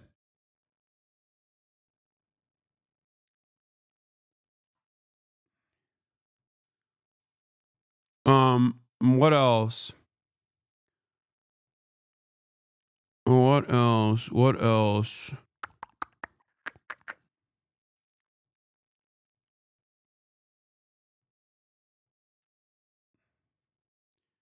Yeah, there's just a lot of stuff that's anti-Semitic, man. It seems like virtually every position you have is anti-Semitic. Wait, everyone he's thinking about going to Gaza, thinking about it. Bro doesn't want to watch the nuke and address the elephant in the room, yet squeezes and milks every moment once Ethan brings up your name. Talk about the allegations, red flag, red flag, red flag. Come on. This one is too stupid as a foot soldier for you to ban them like this, okay? The thinking about going to Gaza thing is also kind of stupid because I was invited by literal fucking journalists that work in Gaza, okay? And I, unfortunately, most likely will not be able to go because the people that I did talk to said that they could not give me security assurances that Israel would not fucking kill me or anyone really, because Israel is not allowing Western journalists to enter the Gaza Strip, by the way. Think about that. Okay? It's not even because like Hamas is scary and they're going to kill you or whatever. That's not the fear. That's not the problem there. The problem is Israel could fucking nuke you at any moment, and America will apologize to Israel for it. But yeah, no, it's such a laughable thing, dude. It's such a laughable thing.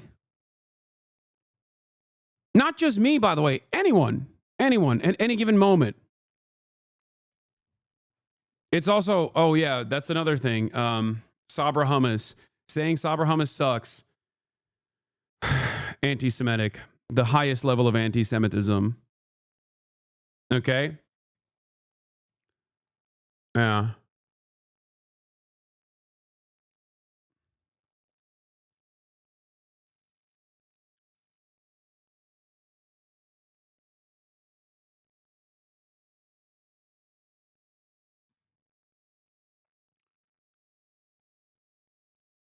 Huh.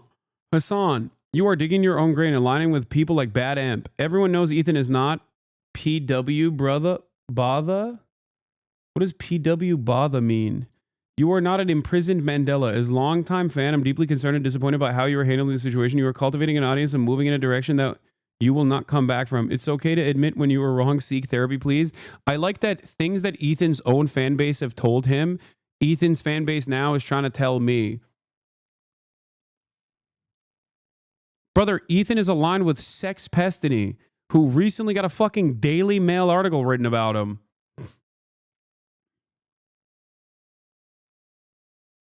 The fuck? As a longtime fan, by the way. Literally not donating, not actually fighting back against Israeli genocide, not blockading Israeli ships so they can't get the thinking about going to Gaza clip that they keep trying is mostly a soundbite from another YouTube critic who chastised E for going after someone who's literally thinking of going to Gaza. That's a soundbite they all love. It's not even from you. Oh, I don't know. I don't watch the fucking show. And neither do many of his old fans, actually. Yeah, Ethan Klein is currently aligned with Keemstar, Asmongold, virtually all the fucking Slobtubers. Some of them have already turned on Ethan because he's like very obviously lost his fucking mind. And who else? Sex Pestiny, the ADL.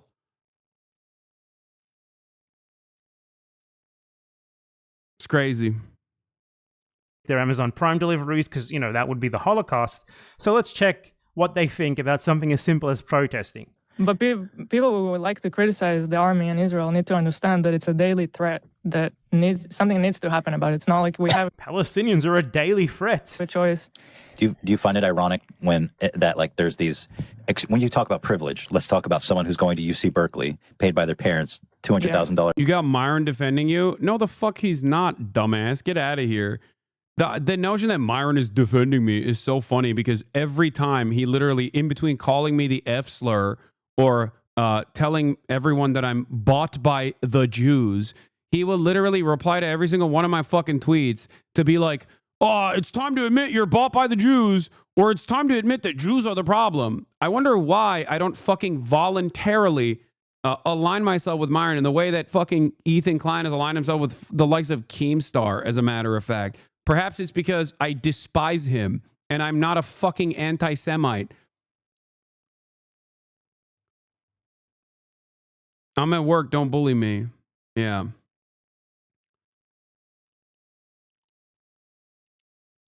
That's the other side. That's the other side of this fucking story, is that if Ethan was even remotely honest or decent about this, he would show the 7 million different instances where I have routinely talked about the charlatans that utilize, okay, that actually fucking utilize what Israel is doing to the Palestinians to actually spread their nefarious anti-Semitic propaganda.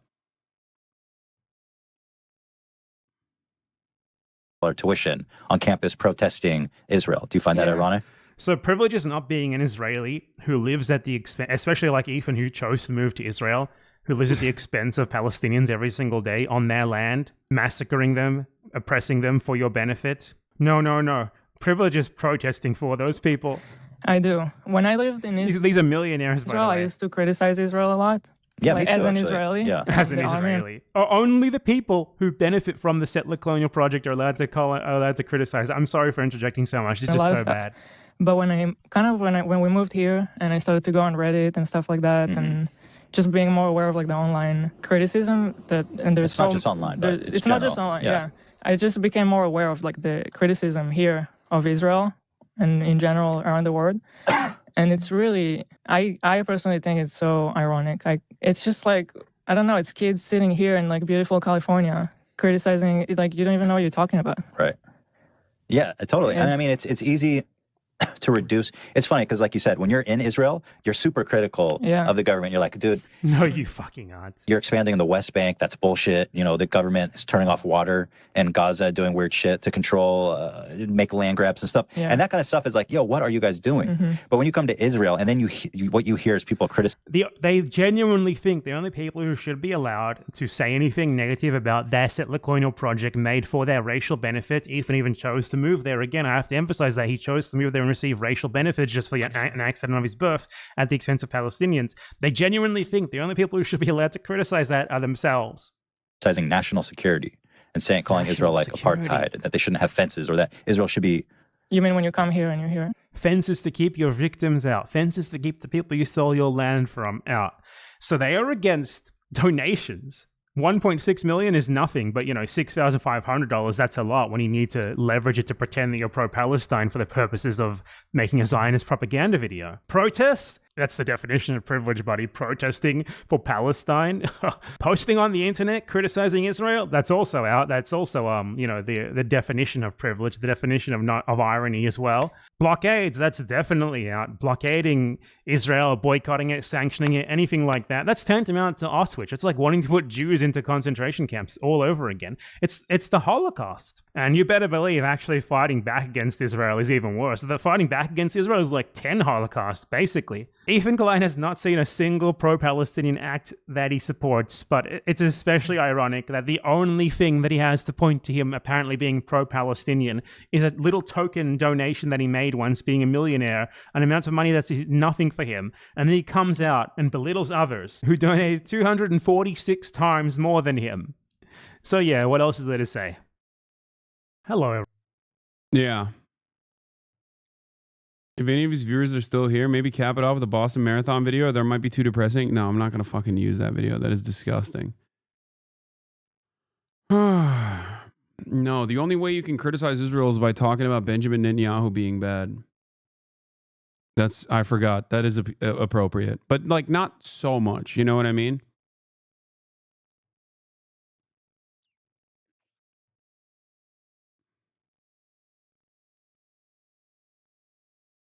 Full context for his tweets that turned off his fandom back in the day. Enjoy your drugs and being a sex worker. Hamas would kill you on the spot. You are a ghoul. Fucking freak.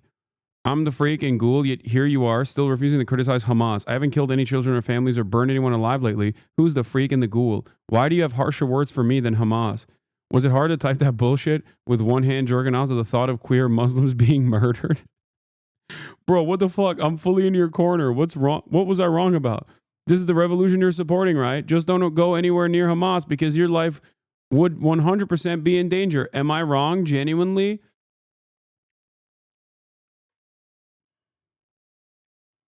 Ethan didn't know why they even called him BB. He literally didn't even know his name until recently. Shut up.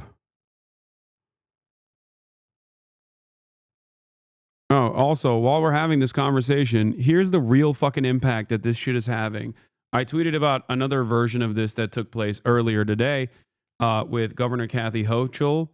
But an important exchange of faculty facilitators who presented Dean Greenidge's counterproposal. Students pushed back, especially on the point about ID checks and fear-mongering around outside agitators. They also demanded transparency around whether or not the dean is collaborating with the pigs.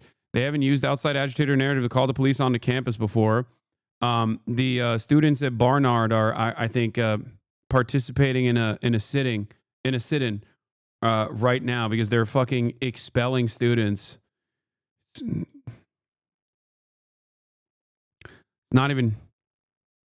It's not even shocking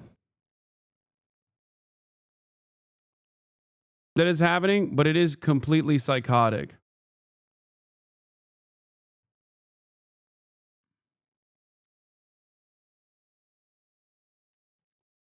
Hochul, sorry, not Hochul. This is the other thing that I wanted to show you. Yeah.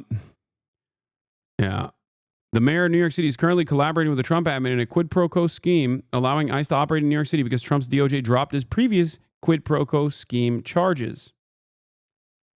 Meanwhile, this is what the liberal governor is busy with, eliminating education. Governor Hochul orders CUNY, City University of New York, to remove Hunter College Palestinian Studies job posting, calls for probe into anti-Semitic theories.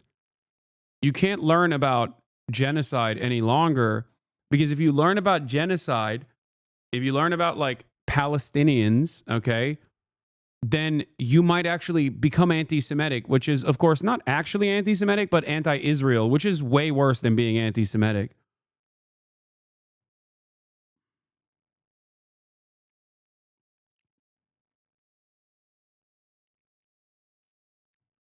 Yeah. Incredible stuff. More than 50 Columbia students have occupied the administration building at Barnard, vowing to stay until the administration meets them publicly. They're fighting for the reversal of the recent expulsion of 2 Barnard students, all charged to be dropped against students disciplined for pro-Palestine actions or speech. A public meeting with Dean Leslie Greenidge and President Laura Rosenberry. The abolition of Barnard's current corrupt disciplinary process and full transparency in all past, present, and future disciplinary proceedings. Brave students, man. Basically this. What? Not to be anti-Semitic, but I'm Palestinian. Yeah.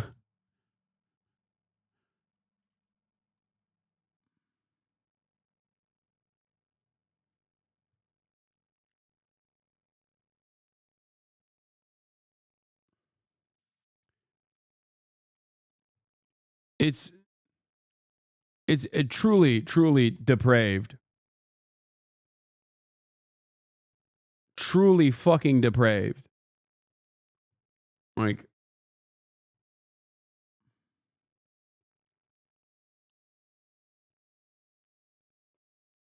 is it okay to stay if I'm Arab? Don't want to be bigoted? Nah, you know this is the number one. This is the... How is anti-Israel worse? I'm being sarcastic, my friend. I'm not even being sarcastic. Like, this is literally what a lot of Zionists believe. They believe that being anti-Israel is far more dangerous than being actually anti-Semitic. That's why so many fucking people... Bad Empanada's recent IG video saying he controls you. He's trolling so hard right now. He does. You know what he's doing? He's coping, okay? He's coping for the ancestral carnage that took place. Of course, a Greek would say that. Typical. He is my janissary, and he knows it.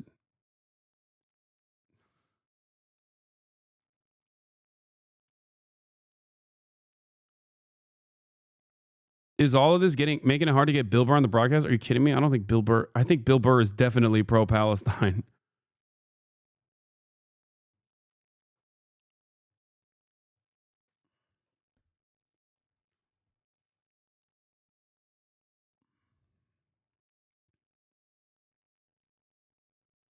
Yes, I know that Gavin Newsom is doing a podcast, and yes, I will go on his podcast.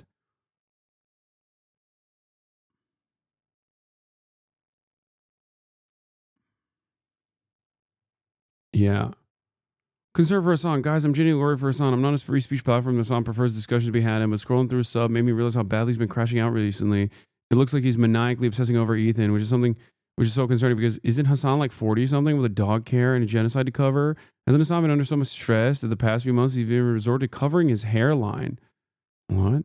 However, heard rumors that his hair loss might be due to drug abuse, specifically Adderall and Viagra. Viagra. Between his hair loss, obsession with Ethan, and speaking with such grandiloquence, I think Hasan needs to stay away from the online sphere. It's obvious no one cares about him other than racist suburb kids, and he's evidently struggling. So sad. I used to be a fan of his. #fallen fan. It's satire. Don't diagnose mental health issues unless you're qualified legally. This is what I mean. Like, this person is unironically a liberal, okay? Like, this person unironically is a fucking liberal. Look. And that person is 100% just duped by Ethan's insanity. And also, here's my hairline. Hairline check. Yeah. Viagra. They're memeing about a similar post from a snark stub. I'm not this invested in this shit. I don't.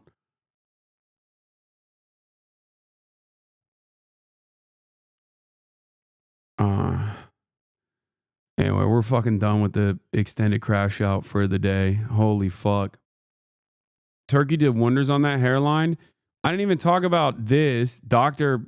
I think Nick Merckx. Dr. fucking Kid Inspect apparently had a long and extended crash out as well, ranting on stream saying all of his peers that abandoned him for admitting that he was trying to fuck a minor were actually the fake and phony ones.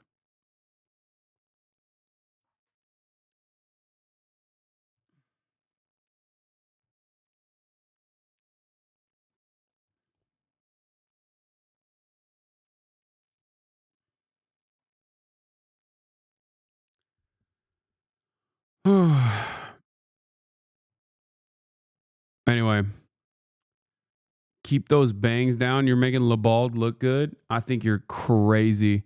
It's time to come. I'm going to come.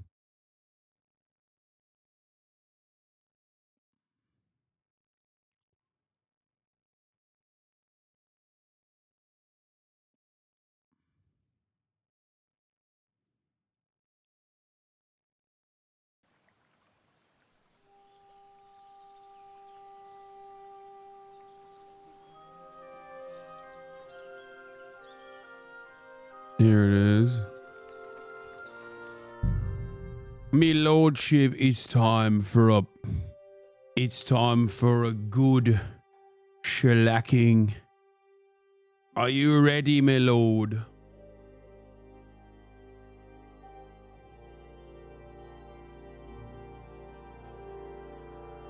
Aye, coming right up. All right then. Hands. What do you mean? Steal. One day. Wait, I can talk to all these random people? Holy shit. Whoa, what the fuck is this? Look out! What's happening with the... Why is it busted? I can see their eyeballs.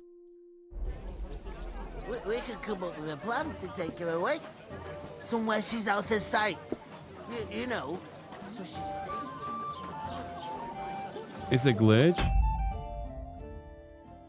Reload, it'll probably fix itself.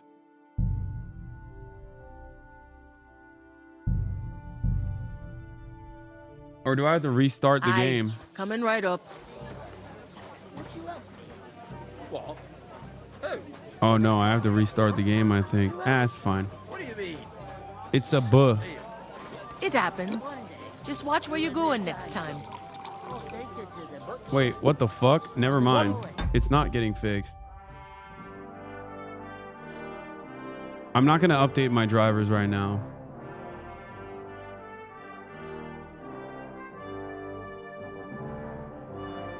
Next loading screen should fix it. Exit menu and come back. Let's just restart the game. Fuck it.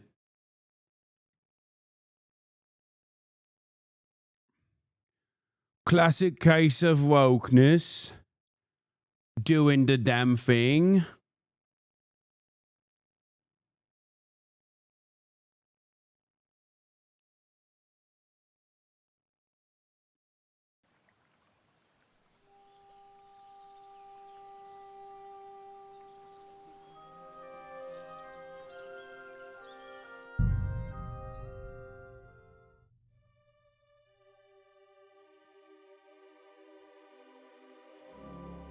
Gaming is busted because not enough woke, yeah?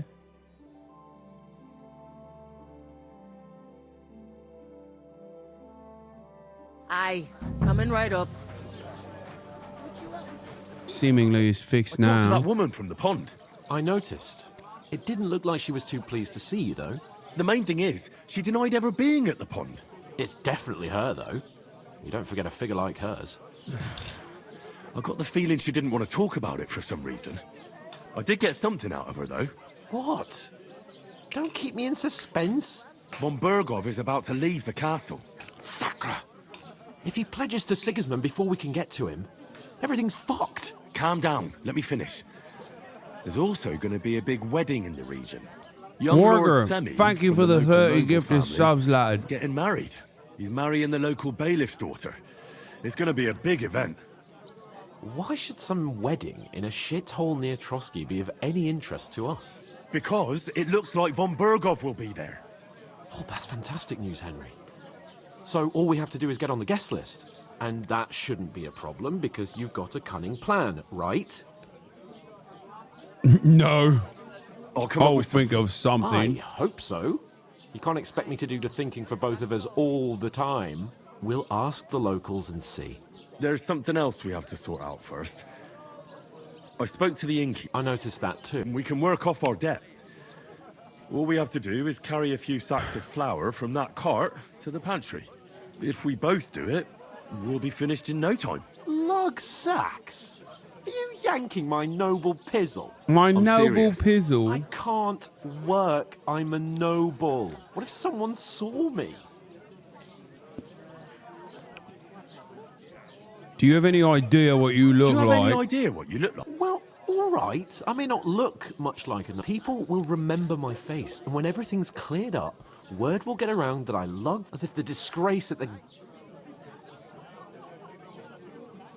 You know, sir, not everyone is born with a silver spoon in their mouth. Ordinary people have to work their whole lives. So you should be able to manage it too, at least for one day. Henry, haven't you ever heard of the 3 states of man? Would that be some aristocratic Reputation gain. excuse? Not so fast. It's God's law. Oratoris, the priests who pray for us. Laboratoris. Okay, this is also Sexo Run. Okay, I'm actually teasing him and simultaneously making him do labor to unlock his true potential. And just like that, I will unlock his true sexual potential as well. Do you understand? Like, that's what's going on here. Where, like, I'm negging him a little bit. Plebs who shovel shit and pay taxes. And Bellatorists, the warriors who protect the ones on their knees or in the fields. Now, which am I? So if you find me a sword, I can get to work. But we'll...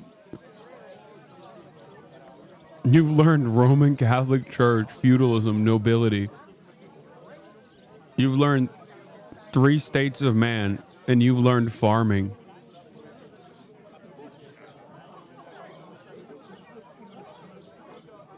Where do I fit in? So, which do... Good question. But it turned out that you're a noble's bastard. And you're pretty handy with a sword. And you've even been in a monastery. You're a bit of everything. But if you get your hands dirty with labour, it wouldn't be such an offence against divine order as in my case. Pure blood, noble status and that. In short, be so kind as to get to work. I promise I'll make it up to you. Are you really not going to help me? Are you really not going to help? Come now, Henry. What did I tell you about... I simply can't... Should I keep pushing him, or is that too much? They say clothes maketh the man. And you don't look... What do you know about a nobleman? It's not long since I had to drag one sack reputation through the lost! night, and if I hadn't, that sack wouldn't be here now. So I think I've done my fair I mean it, Henry. Stop trying to push... Suit yourself, then. Right. Well, if it makes you feel better, I'll scratch your back later. Oh! How? Gay! Well, giving me a large Gay estate. sex! That too, of course. Maybe 2 estates. But above all, once we're out of the worst, I'll help you find your dog. As soon as we have at least some means gear, having we'll sexual head into the forest and intercourse. find mutt in a trice. Although, if you think about the 3 states of man, looking for lost dogs is more like a huntsman's work. But let's pay no mind to that. How generous of you, Lord Capon. I know, my dear Henry. Such is my nature. Me lord, I deserve all the labour. What did I do to you? I am but a mere peasant, me lordship. Alright, where the frick is the fucking... Where are the sacks, yeah? God, I'm bored shit. Christ, what a day. Oh, this will be good later. Poppy seeds. Where is that I bloody feel I keeper? could use that for a concoction. I'm supposed to move the sacks. Are you guarding them? Aye. Thank God someone's bothered to come at last. The quicker sacks are moved, the better. You'll have your work cut out on your own. But don't look at me. I ain't gonna help you. I'll move each sack so you can get a better grip on it. But don't expect no more from me. Alright, You're not the alright, fella who's I supposed get to it. carry the sacks, are you? Oof. That isn't half heavy. Oh. Where's the pantry? It's inside, yeah? One beer, please. I've gotten a good grip on the sacks, yeah? The biggest sacks. Is this it? He gets this feeling that his time's nearly Oi, fucking hell. Good day to you. Once old folks start getting soft in the head. Bad news. Exactly. Let me tell you, I'd rather die. To your health, my friend. Riveting gameplay? Dude, this is a ultra realistic medieval simulator.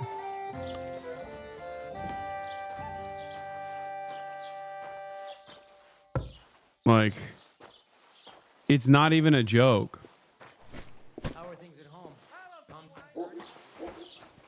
Laboring like a good peasant, as our Lord God intended. I heard that going to cut down the old oak at the crossroads. The 2 of us managed to get away. Again. Why? Maybe I can get the drunkard to move the sex for me. That's just it. Some noble must rest everything. Not for shade, to understand. Because it was pissing down. All the more reason to leave it be. Aye, but the weather has been stormy for a few Move out of me way. I'm doing the work that me lordship refuses to. You're a noble bastard, not a peasant.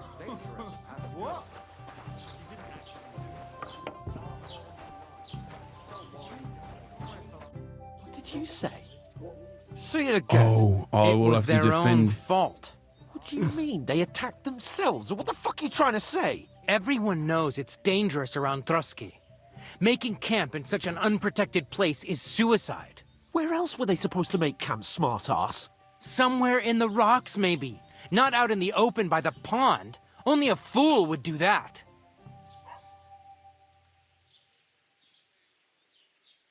Stop insulting our dead companions.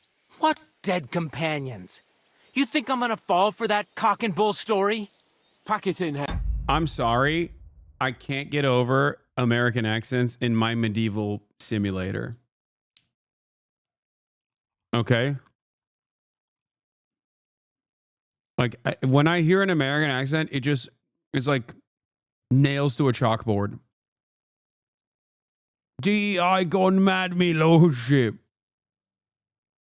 Henry, there's no point in arguing with this yokel. He fancies himself as a military strategist. I don't believe a word you're saying. A weed like you surviving a fight against bandits even von Berghoff himself has trouble with? Believe what you like, but and in fact, I'm willing to overlook all your insults if you apologize right now. And invite me to that wedding. Oh, you want to come to the wedding, do you? Huh. I'll give you a piece of advice, pal. If you can make yourself useful for the blacksmith or the miller, you'll get to the wedding. You'll see the glorious occasion, at least from a distance. And you can stop spouting. I am Sir Hans Capon, Lord of Perkstein, and I demand your immediate apology. I am Sir Hans Capon, Lord of Perkstein. Sir Hans Capon, Lord of Perkstein. You're starting to bore me. You and... No apology, then. Oh, I'm so scared. He's going to teach him a lesson. I'm a bit peckish. Didn't you hear? Apologize to him. I'm a dick rider. Oh, no. Reinforcements. I'm so... Take your numbskull friend and get out of... I give you a chance to apologize, and you keep insulting me? Get ready to pick up your broken teeth with broken fingers. Oh, I'd like to see that. Come on, then. You scum!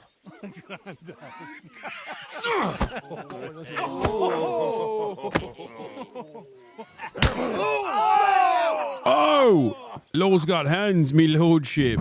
You whore, son. It was him. Don't find him.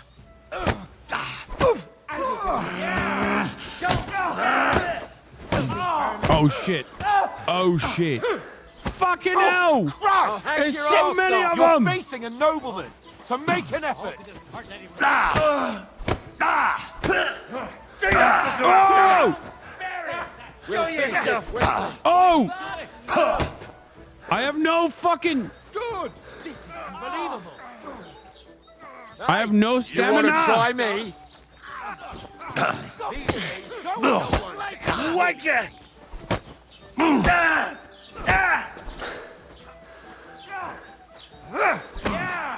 Don't spare him! Oh my god, how am I supposed to fight all these guys? No match for us, fucker!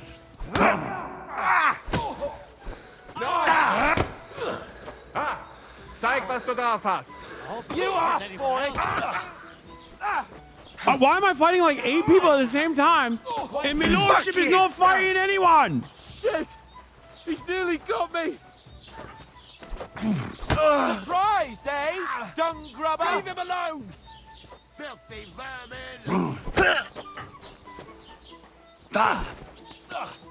Yeah! Don't spare him! You're facing a nobleman, so make an effort! Show your... Fuck! Fucking hell! Yokel!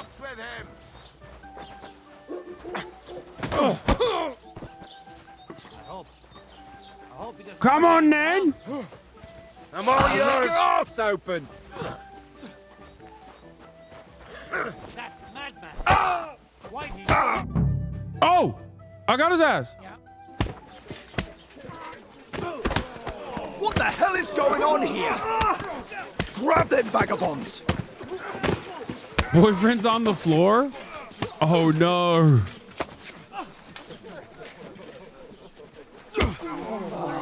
Wait, oh no, he hit the fucking soldier.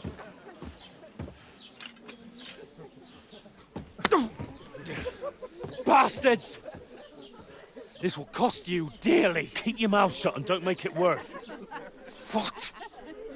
You behave like a spoilt brat. How dare you speak... Oh!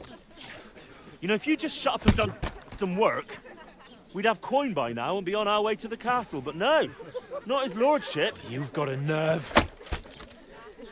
If you hadn't have played the hero... This is anarchist future, by the way. This is what anarchists want. This is prison abolition. This is community justice, okay? Understand, this is a democratically organized, no unjustifiable hierarchy ass solution to the crime. Would have been there long since, and I wouldn't have had to get you out of that mess. Oh, yeah, because This game is amazing. Fuck off. Shut up, or you'll get a whipping too.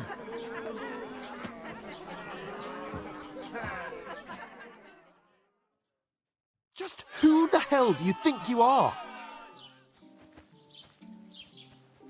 I'm the only one of us with any sense. I'm not the one who acts like a spoiled child. Spoiled child?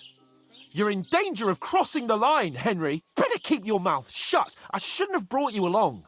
Well, that's something we can agree on. I could have been sitting in the mill instead of rotting in these stocks. And whose fault is that? I was just defending you. Should I have let that fop beat you senseless? I only wanted him to apologise. I'd expect my right-hand man to argue my case a bit better. What do you think I was trying to do?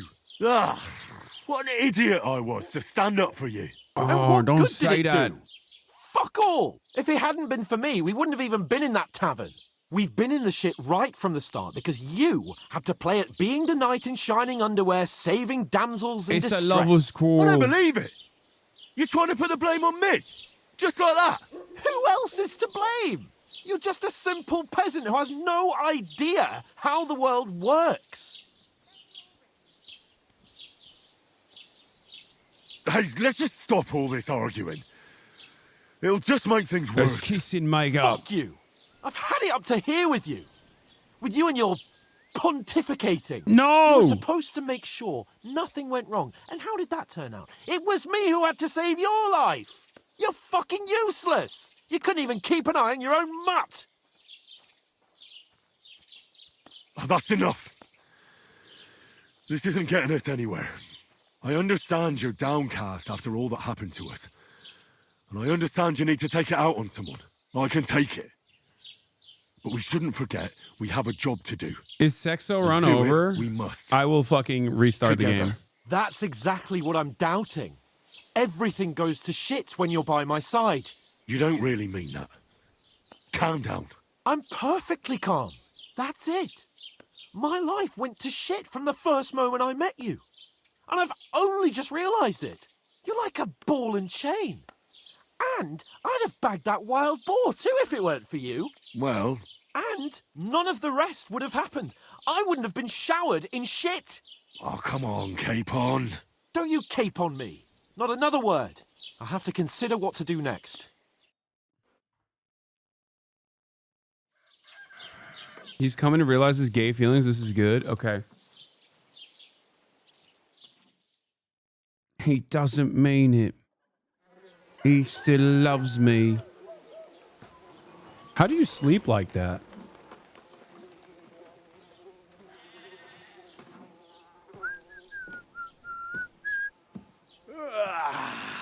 Right, ladies. Time to go home. But I swear to Christ, if I catch you again, I'm gonna skin you both alive. No! He's gonna skin us both alive.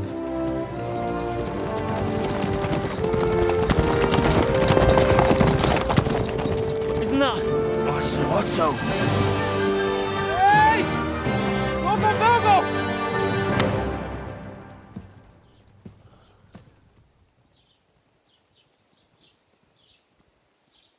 Oh, shit. Right, where were we? That's crazy. Go on, get out of my sight. What is his accent? Some of these accents are crazy. What are we gonna do? You can do as you like. You can go and carry sacks or dig latrines. I'll look after myself. I'll go and see Lord von Berghoff at the wedding. I bid you farewell. Tutorial over, finally. Oh. Yeah. If I were in your shoes, I'd be glad to be rid of the good for nothing, eh? Yeah. All right, off you go.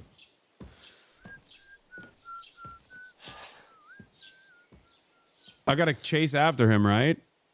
Or does he not like the chase? He doesn't like being chased.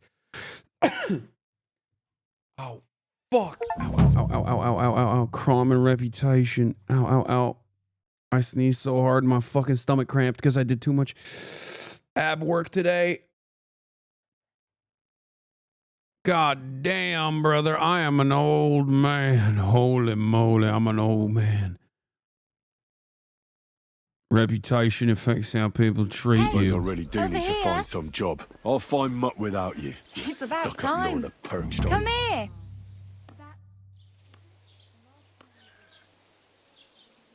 What do you want from me? I don't want anything from you. I should actually be thanking you. Uh-huh. For what? I've been begging for alms here for days, but I didn't make any real... That's thanks to you. The scene you made brought out nearly all of Troskowitz. Okay, we're fucking. You're welcome. At least it was good for something. Oh well. Not many people can make such a strong first impression. Oh, we're fucking. But look on the bright side. Hmm? Now things can only get better. Yes, you're probably right. It doesn't get much worse than that. Unless somebody tries to kill me. I have to sex her. I have to sex her. You're still I have to sex this alive in beggar. one piece. It's a new day and the sun is shining. Like Tomcat always says, bruises build character. Do you know anything more about Tomcat? They say he's a master swordsman, but a real joker too. He loves showing off to girls. Do you think Tomcat might teach me? No offence, but compared to him, you're a bit of a lightweight. I don't want to pull wagons, but if you can handle it. Chatter said, bit of a power dynamic. Problematic power dynamics? Dog, I'm literally half naked and the entire town threw their dookie at me. I'm the only person in the entire region that is lower than the beggar. The beggar literally said, hey, thanks for being a jackass because I could finally beg and get extra money. There is no one in this town that is lower than me. Weapon, and I'd be happy to train a little with him. Well, one of the guards tried to take him on and came back whipped like a dog, moaning like he'd been broken in two. Well, sure.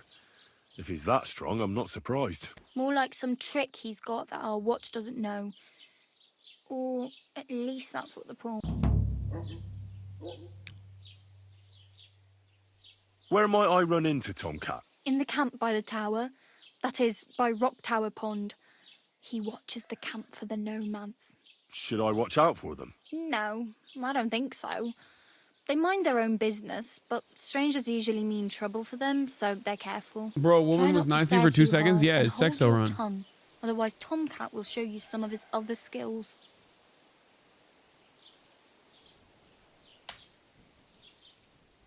Help me. Do you know where I might find accommodation? Betty in the tavern lets people sleep in the hay. But you have to pay. I'm not going near that tavern. I'd catch hell again. Got any other ideas? If you find some work, maybe you'll get a place to sleep too. I'm practically naked. At least you're not walking around bare-assed. Although that might not be a sorry Oh, sign. she wants XO. She wants very XO. funny. I'd rather you tell me where I might get some clothes. And what do you have in mind? Brocade and satin? Wait, what the fuck? I'd like to look noble. I could use some armor. I'd rather not stand out too much. I could use some armor. Some armor. And you are like a knight? Well, yeah. I don't look so good. But I swear I came here in armor, sword at my side, and on a horse. Wow. And where is your armor, sword, and horse now? That's a long story. And it's not a happy tale. Well, you can hardly buy new armor now, but you might find something in the town hall armory. Although you'll need quick hands. I won't steal. Oh, she gave me a lockpick. Thanks. They'll come in handy. These will come in handy. Just don't get yourself caught again. What about I need a horse? Don't exaggerate. Still. There's a stud farm in Semin. And which way is Semin? Southwest from here, not too far. Trauma There's a dumping road won't get goes you right pussy? there from the green.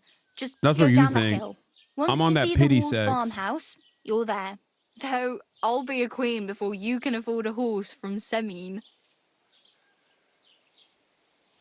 I have no money. I might as well beg on the village green like you. The hell? Here you go. I'll skip supper. It's partly your doing anyway. Oh! Yeah, don't start crying. Hey, you.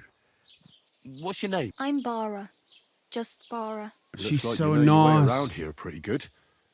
You're from here, right? I ain't. I'm just passing through. So you're a wanderer. You're something like a wanderer. Nah, I usually find work with someone, stay for a while, and once I say... Then why are you begging here? Sometimes I collect her, but I'd like to go somewhere else. But on the whole, you could say I'm a traveller or a nomad. But don't say it too loud. The locals don't take kind. Why? Because they're different, and it scares people. They travel from place to place and take their home with them. I'd like to see what their She's homes in look the like. herbs. You can go and see She's speaking them. Hasan. I know Just I'm don't reading. stare Come too on, long. dude. I can't listen to her this entire time. Wait, what the fuck? Why did I lose reputation? Why exactly are you helping me? Why? Why? Because you look like you need it. I've been in the ship plenty of times, and I know how appreciated a helping hand is in times like that. Wait, skipping actually causes reputation loss? I have to listen to women? What kind of fucking woke game is this?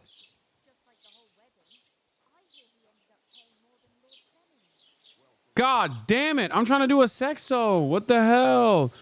Where are you headed? Where are you headed? If you're only passing through here. For work, to the city. I'm tired of serving landholders.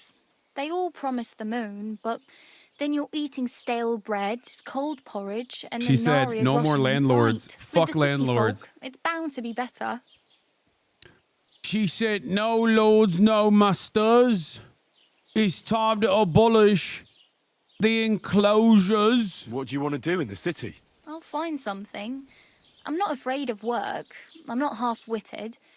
Maybe someone could use a cook or a servant. Don't get your hopes up.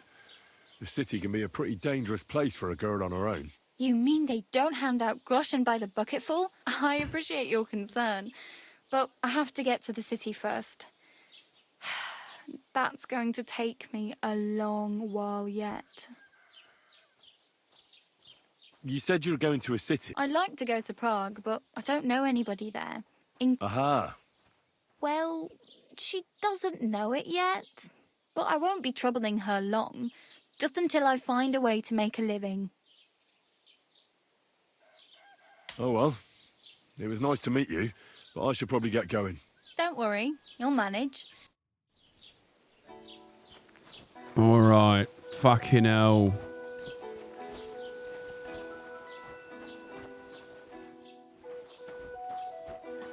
Find dog first, please. Why are you still naked? There's a human mission you can do at the Nomad camp. I'm interested. Put your clothes on. Where are my clothes? How am I going to put clothes on? Everyone is so fucking annoying.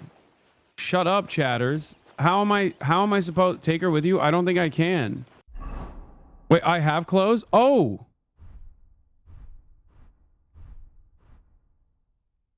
I didn't realize I did have my clothes still. I didn't realize that I had my clothes still and my hunting sword. Nice. Fucking hell. Is a apple.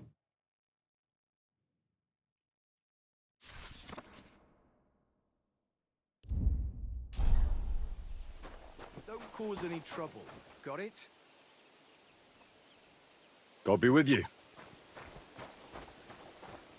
Apologize to chat, bitch. Yeah, sorry, chat. All right, wait. How do I look at my map? Is it M? Quest tipster. Truskowitz. POI person of interest tipster. Where is the nomad? Get to the wedding party. Find out what happened to Mutt.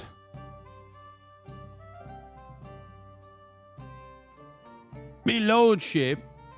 Chatters know your place. There's three types of people. Chatters and nobility. And mods, which are the coppers, yeah? I am the streamer, which means I'm nobility. And nobility never apologize to the chatter serfs. Go southwest, send me into the wall building. You can get your horse back. Southwest, send me into the walled building. Go to Red Bee Purse, get a permanent bed and chest. That's so far, dog. I need to get my horse first. Shouldn't I get my horse first?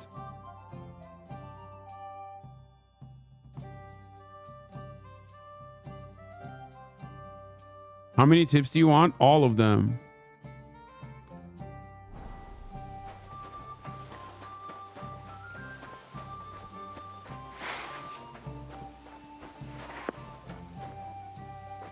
I'm not gonna steal. You can fast travel, but I don't know how to fast travel. I don't know. I don't think I can fast travel to an area that I haven't been to yet.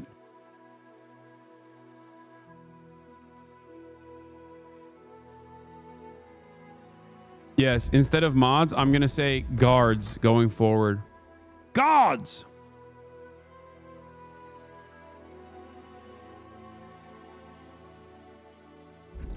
What we got here? Polish wares. Adept of the mystic arts. Who buy and sell potions and herbs. Artisan. You grew up in a forge, so you understand the craft and all the honorable and dishonorable practices. Selling, buy weapons, armor, and clothing. 10% better price. I'll take it. I am an artisan, after all. And on the sword side, opening strike. Fortune favors the bold. A fully charged sword attack, your sword fighting skill will count 3 higher. If you successfully wound an opponent by striking an uncovered zone, it will be more difficult for the opponent to block your subsequent attacks. Which one is better, precise or opening?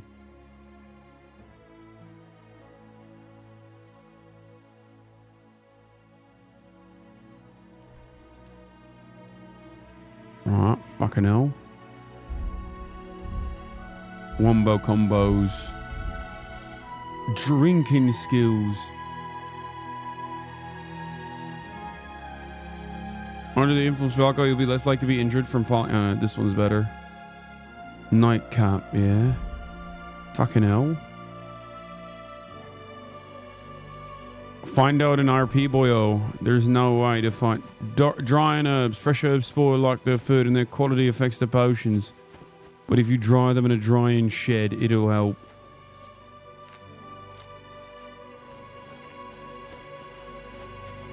I love having thousands of sweaty gamers tell me exactly what I'm supposed to do. My dad is a blacksmith in LA. He can teach you how to blacksmith. It's great content. I've literally already done blacksmithing streams and learned how to blacksmith. Oh, that's where the castle is. What's the objective of the game? To recover my blade. Take my blade and recover it back from the dastardly bastard who stole it from me. It is the only relic of my past that I still maintain. After all, it belonged to my father, who was a blacksmith. Oh, there's a hunting spot. Okay. Can I even hunt here with like... Like all the animals? No, right?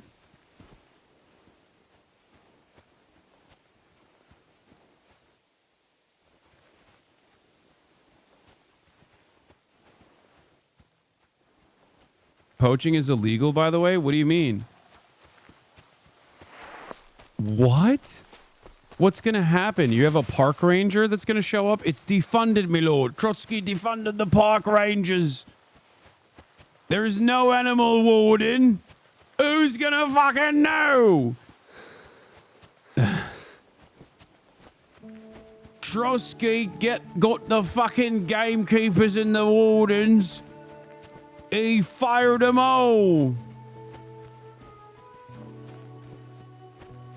Open map. What do you mean? I'm going to the fucking direction.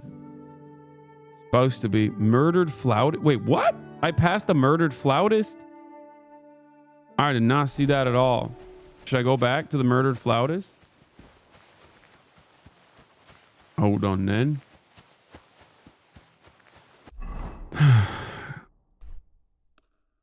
No. Okay, I'll go back. I'll go back to the murdered flautist. No, just keep going. No, I'm going to go to the murdered flautist. I'm going to investigate the crime, my lordship. Look at these trees. They cut them down. Fucking hell. He's just a person of interest. He's murdered. How can he be a person of interest if he's murdered? Watch for the wolves. This is a hunting area. Why would there be fucking wolves in a hunting area? Makes no sense. They'd be hunting the other animals. No, not me. Or maybe I spoke too soon. Could be that I'm walking into an ambush.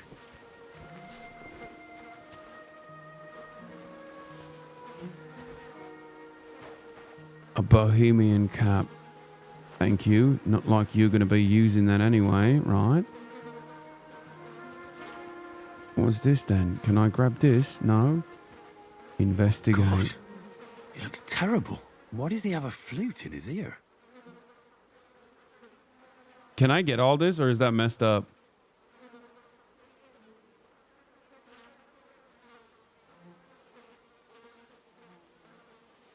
Well, they didn't take anything from him. Murdered the flautist. A nettle. Let me gather the nettle on his dead body. What is this? Why can't I grab this? It's not a crime if he's dead already. Keep in mind, you can only save with the schnapps or saving and exiting. Yes, I know.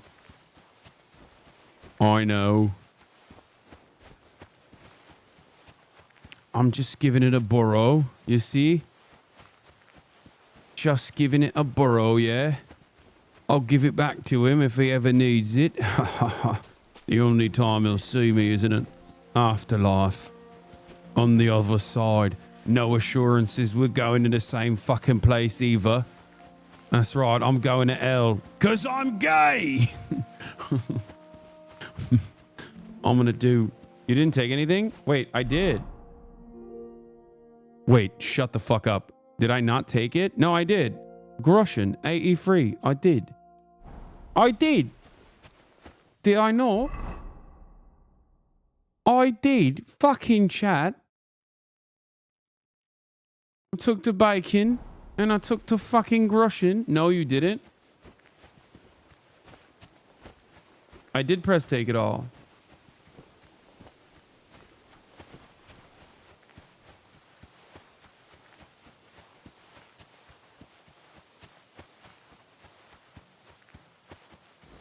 He said, watch it for the wolves. Put the hat on. Oh, you're right. It's time to look like a fucking noble. Put the Bohemian... Wait, what? Bohemian cap? Oh, it kind of looks Turkish. For a second, I thought it was literally a fez. But I feel like that would be too early for a fez. Be careful of the walls, my lord. Flee if you must. Oh, I will. I will run away. I don't even know if I'll be able to run away. But I'm waiting for the fucking music to change if there are walls about. I bet there would be a noticeable aura shift, yeah? A shift in the aura. Start a potato farm.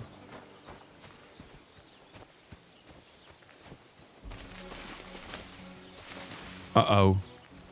I'm hearing a music shift in my head. Oh no, I just stepped on Dookie.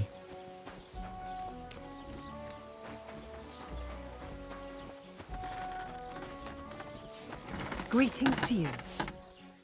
Radovan's wife, Melina. There it is. Blacksmith Radovan. Alright, I gotta pee. I gotta fucking pee. I'll be back in a jiffy.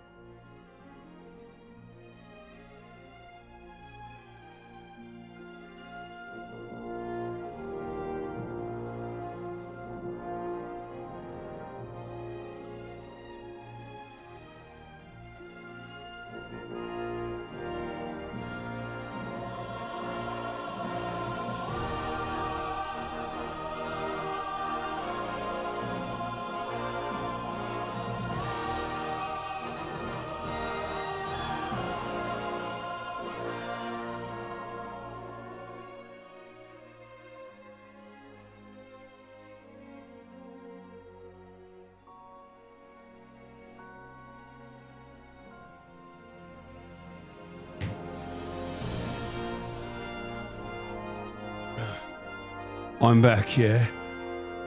Your lordship is back. Okay, I feel like I should probably save here before I talk to this man. Just to make sure, right?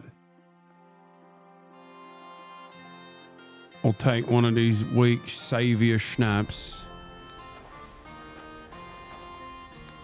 Wait, that's saved, right?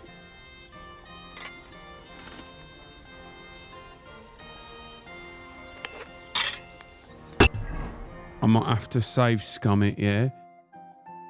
Drunkenness. What does that do?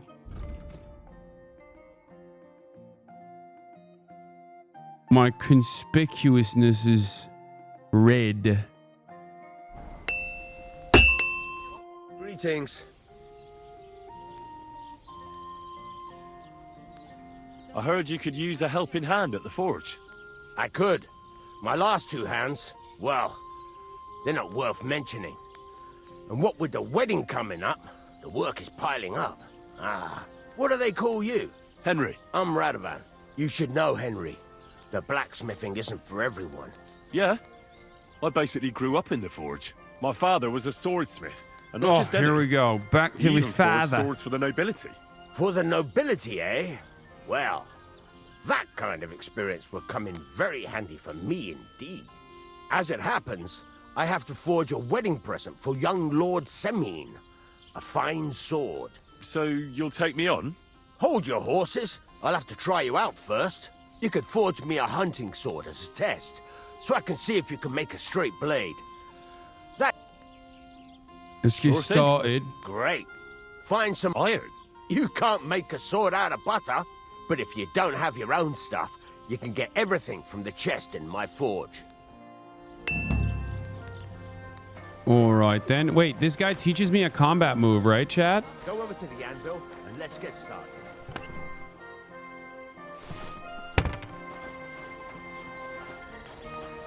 Wait, this isn't the guy who teaches me the combat shit? Oh, that's the nomad. I thought this was the combat guy. Furnace is cold now. Give it a practice try. Some things, like swords, are too long to fit in the fire. You have to heat it up bit by bit. Try poking it around for a bit. Now get the furnace nice and hot. There's a lever above you. Give it a pull. Works the better.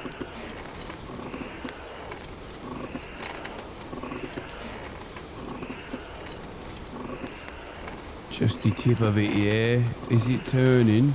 Oh, it's getting bright red. I see it. You can tell the temperature by the color, but you won't be able to tell when it's in the fire. You have to take it out from time to time and take a look.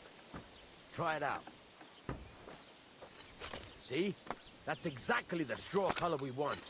You've got talent, lad. Now heat up the whole thing. Wait, what do you mean The heat whole up? thing is heated up now, so come over to the anvil. Try moving the sword along the anvil so you can get the hang of it. Now take the hammer and try hitting it a few times.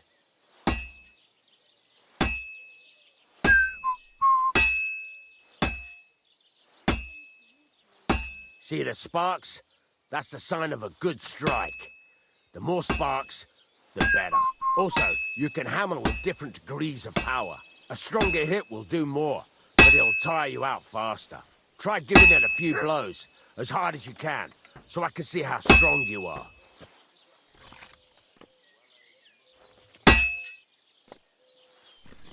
Yeah. Yeah. That's got a nice ring to it. Of course, if it was all about hitting an anvil with a hammer, any dolt could do it. You've got to hammer the workpiece evenly. One hit next to the other.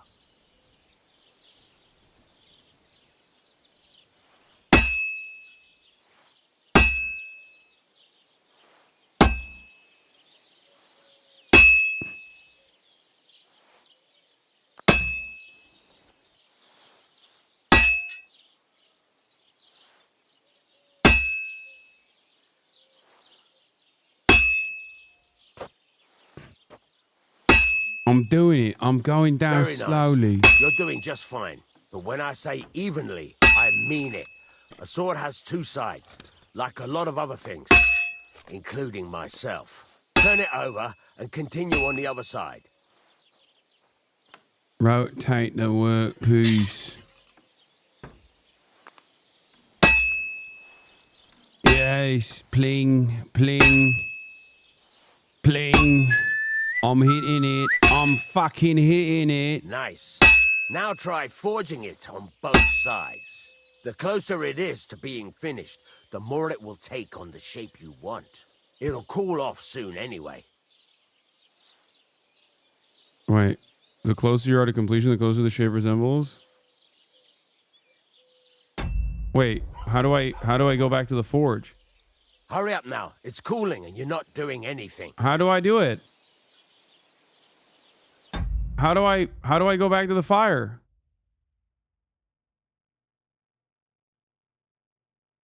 Keep hitting it?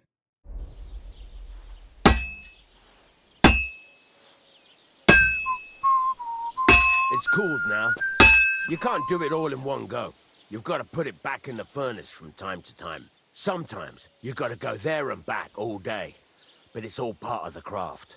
Now, get back to the forge and heat it all up again. Oh. Like before. You want to see those sparks? It means good things.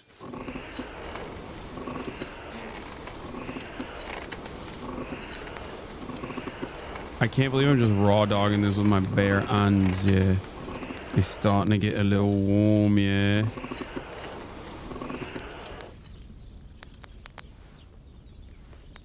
Alright, maybe the tip a little bit. What's the hold up? I've shown you this. The whole thing is heated up now. So come over to the anvil. My blacksmith can't even make a butter knife. See that? Besides the sparks, you can tell a good strike by the sound it makes. Well struck.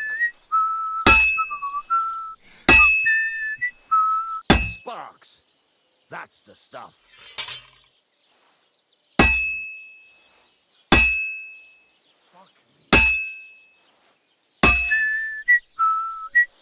Fucking hell. I keep beating it. I keep beating it, silly, yeah? That's the stuff.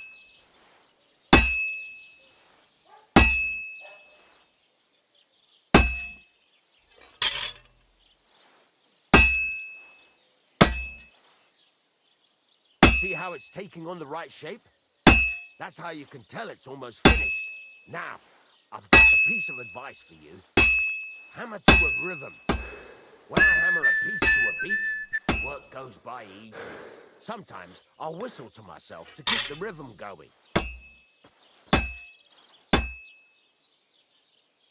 Back to the forge, yeah? Hammer to the beat? Impossible.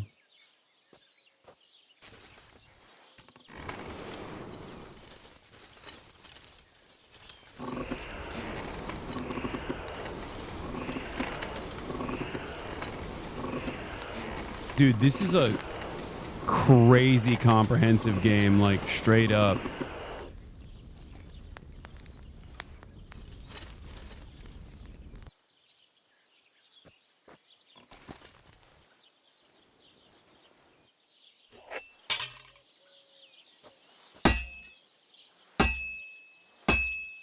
That's some nice. There you go. You've got it finished. All that's left is to temper it. And the sword will be done. Nice. The rest is just tweaking. Wait, how do I temper it? Oh. I can watch you play this for 100 hours?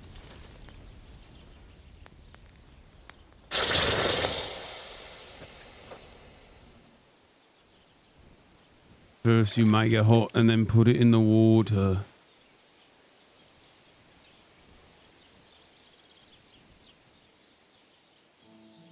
Nice. I've made me own hunting sword, yeah? Right. Let's have a look. It's a nice one, innit? Very nice work. Your father taught you the trade well. He'd certainly be happy to hear that. Will it kill? If you carry Will on it cut? hammering as well as These you are the did questions today, I need answers you've to. definitely got a job here. Even so, keep in mind, it's all about making sure every strike does its job. That's why you can't let it get cold or keep striking the same spot. If you work evenly, each strike falling right next to the last one, you can't go wrong. Got that? Or is there something?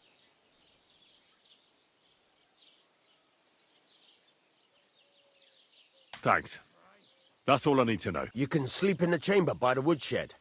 And there's a and of course, you can use the forge anytime you want. Yes. Any questions? Where can I get material? You can buy some essentials from me. But Oh. if you want to make a fancy sword with lots of... This is just a village, you know. The locals ain't after luxury. And they can't afford it neither. You sure have an active chat? Thanks, I guess. What can I do with the items I've fought? What now? What do you think? You're not going to be idle. I'll find you some work to do right away. You're pretty good at swords, but what the locals really need is axes and horseshoes. Right. Here are some simple drawings that show what they're both supposed to look like. And some iron. You can get down to it right away. Just like that? You aren't going to help me? Sacre, lad. I chose you because you already know a thing or two. You take care of these smaller jobs. Forge away as long as you're able, and then sell it all. Once you've made some coin and feel like being out in the open again, I'll give... Nice. I've got me own bed now. Fucking hell. Nice then. Wash myself after a long day.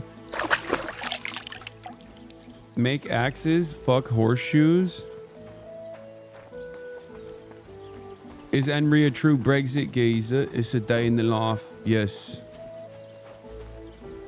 All right then. We've met the blacksmith.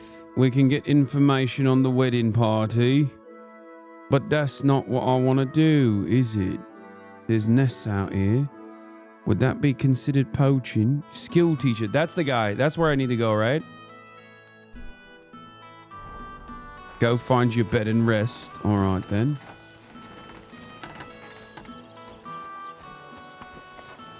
No, that's the archer. Don't cause any trouble. Got it?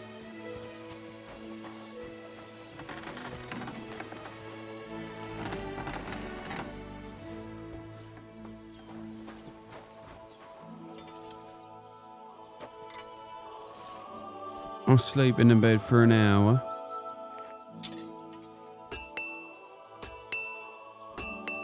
I'm lazy, I'll do it for 2 hours, yeah?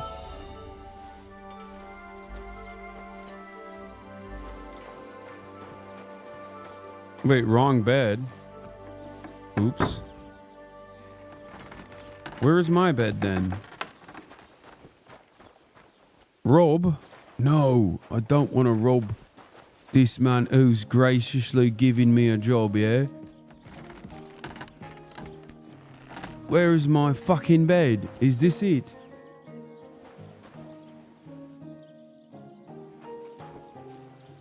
No. Lockpick.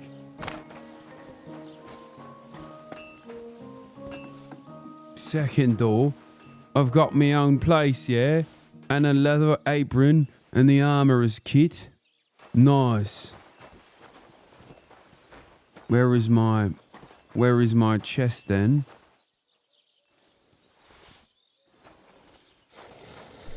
This is it. Wait, what? This is not mine, is it?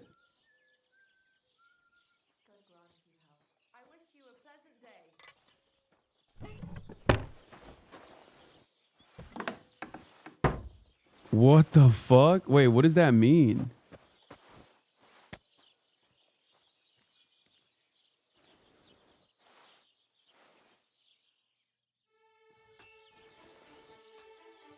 Oh my god, I've got the fucking pay to win bonus, yeah? I've got the fucking pay to win bonus. Look at all these shields I have. Fucking hell. I've got a crossbow, hunting bolt, a Master Huntsman's hood, a Nimrod's coat, Master Huntsman's gloves. I should gear up, yes? Delete them? Smash. Delete the items, you fucking bastard. You are not supposed to be wearing those. Socialist. My ass.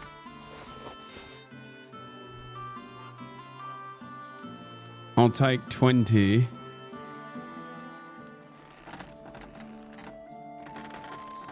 Doesn't Nimrod mean stupid?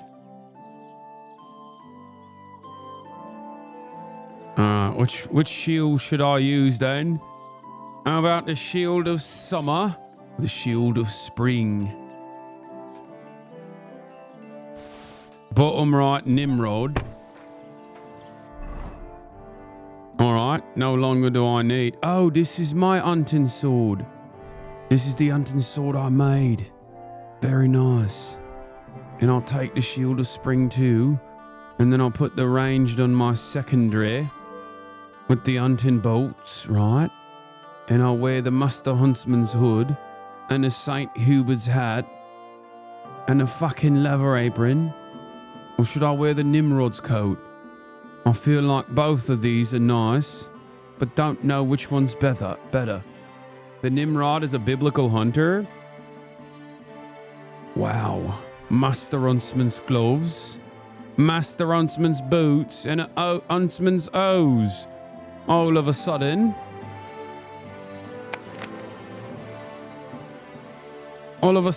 We're cooking, lads. No longer a vagrant, me lord. Now put the old armor in the chest. Wait, why?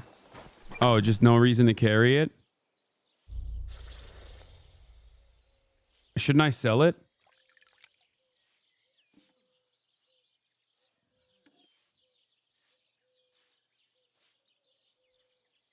I was gonna sell it, yeah. Leather apron and leather gloves boost crafting by 5+ each. Good to wear when smithing. All right.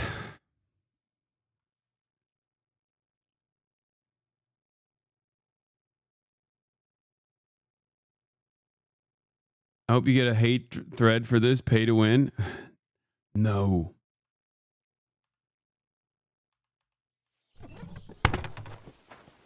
Keep it as a reminder from where you're from. You have bad selling prices. Best to keep. Is this mod? No.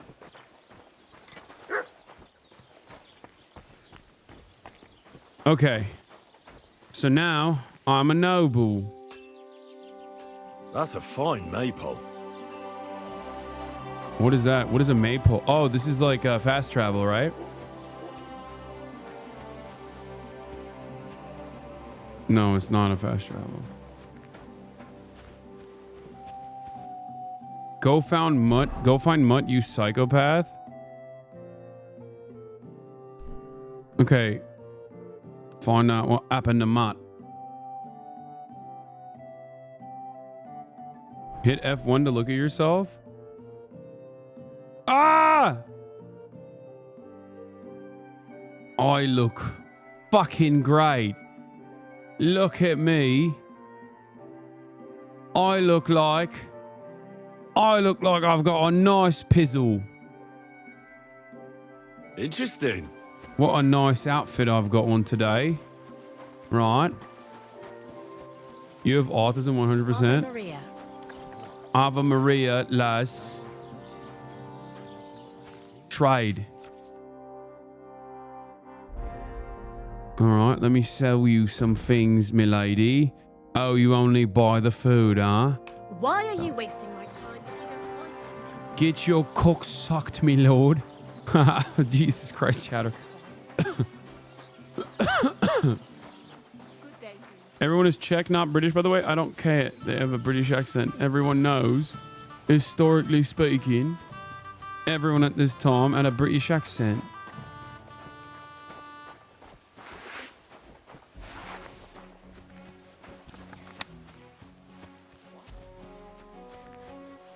You learned camping.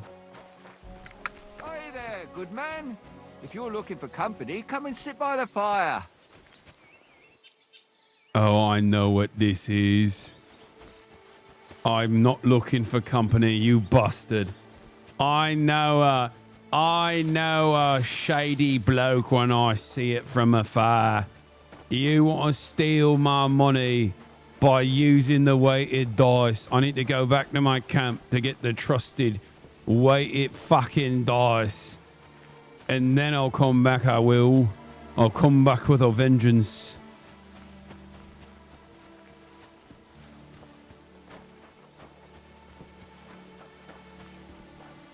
You're suspicious of gay people? I'm gay. Of course I'm suspicious of gay people. As a gay man myself, I'm quite suspicious of other gay people. What could they want of me? Hey? Get What? out of here right now, or I'll kick your ass. What? Whoa, hello. Why are you getting mad? What does that mean? Is that a bandit? I'm backing up, lad.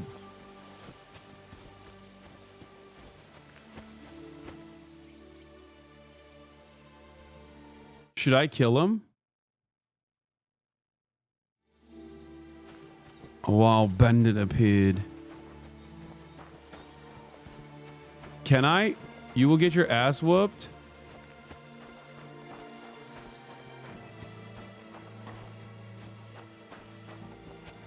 They will fuck you up? I mean, if there's numerous... I don't know if there's only one. If there's only one bandit, it's one thing. But if there are multiple bandits, then I'm going to have a hard time, ain't it? Fortune favors the fucking bold, lad. That's right. Fortuna, Ave Maria, or whatever the fuck it's called. Wait, how am I going to get across this land? Are there bandits in this forest?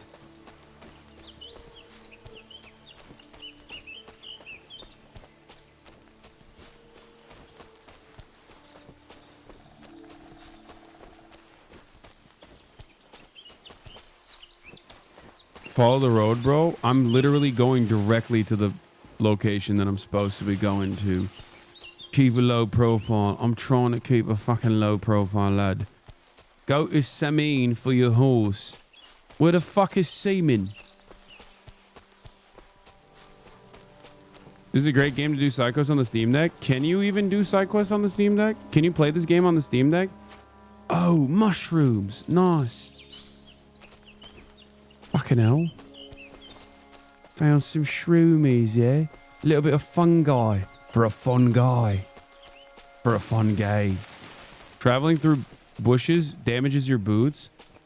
Wait, what?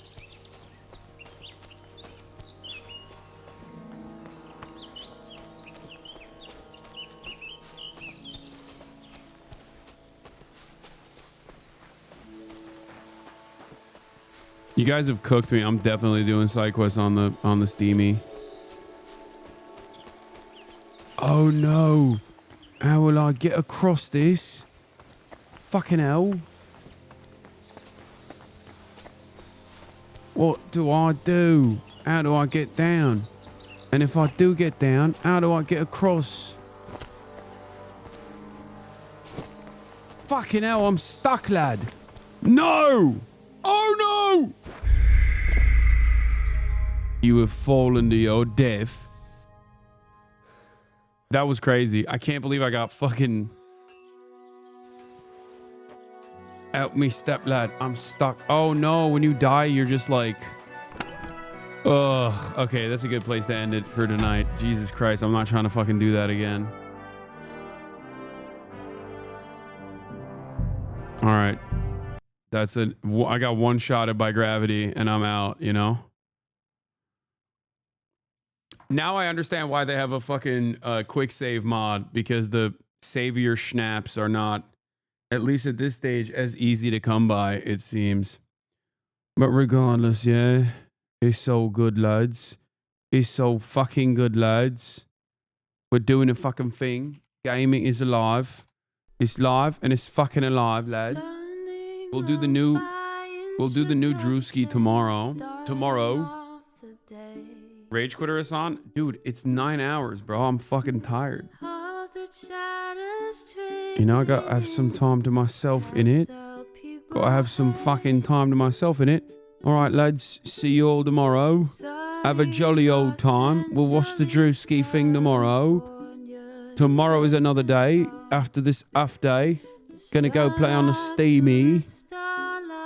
Well, taking a Steamy, yeah. Okay, I'm stuck. I'm stuck this way. I don't know what's going on. I can't stop talking like this. All right. Bye, everybody. See you tomorrow.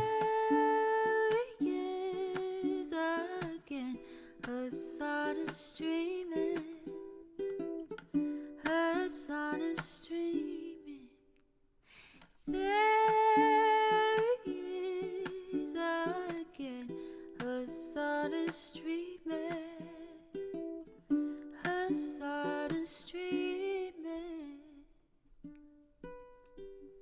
reviewing the P.O. box, Uncle Uger's face. Starting Discord at your prop, great names take embrace. Tiny Bernie Sanders, LGBTQ Air Force. The whole left at your fingertips, Ane at your door. The H3 crowded debate, the Young Turks online show. 3 full fucking years of this, plenty more to go. 90-day fiance, talks of champagne bourgeoisie. A Trump rally live reaction, a mass riot at DC.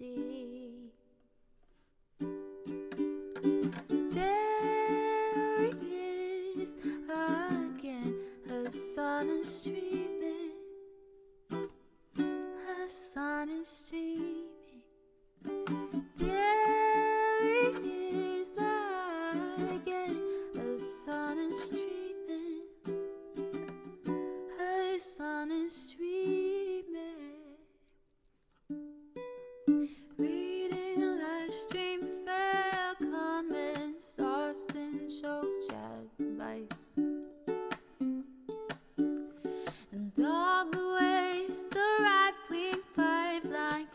took you in a line. JCS react, Lord frame gets broken, cover blown. A full-blown mass pandemic, monster streaming at your home. Total radicalization coming out to find. The system you were taught to trust in was broken the whole time. All these daily streams, whether big or whether small, have helped me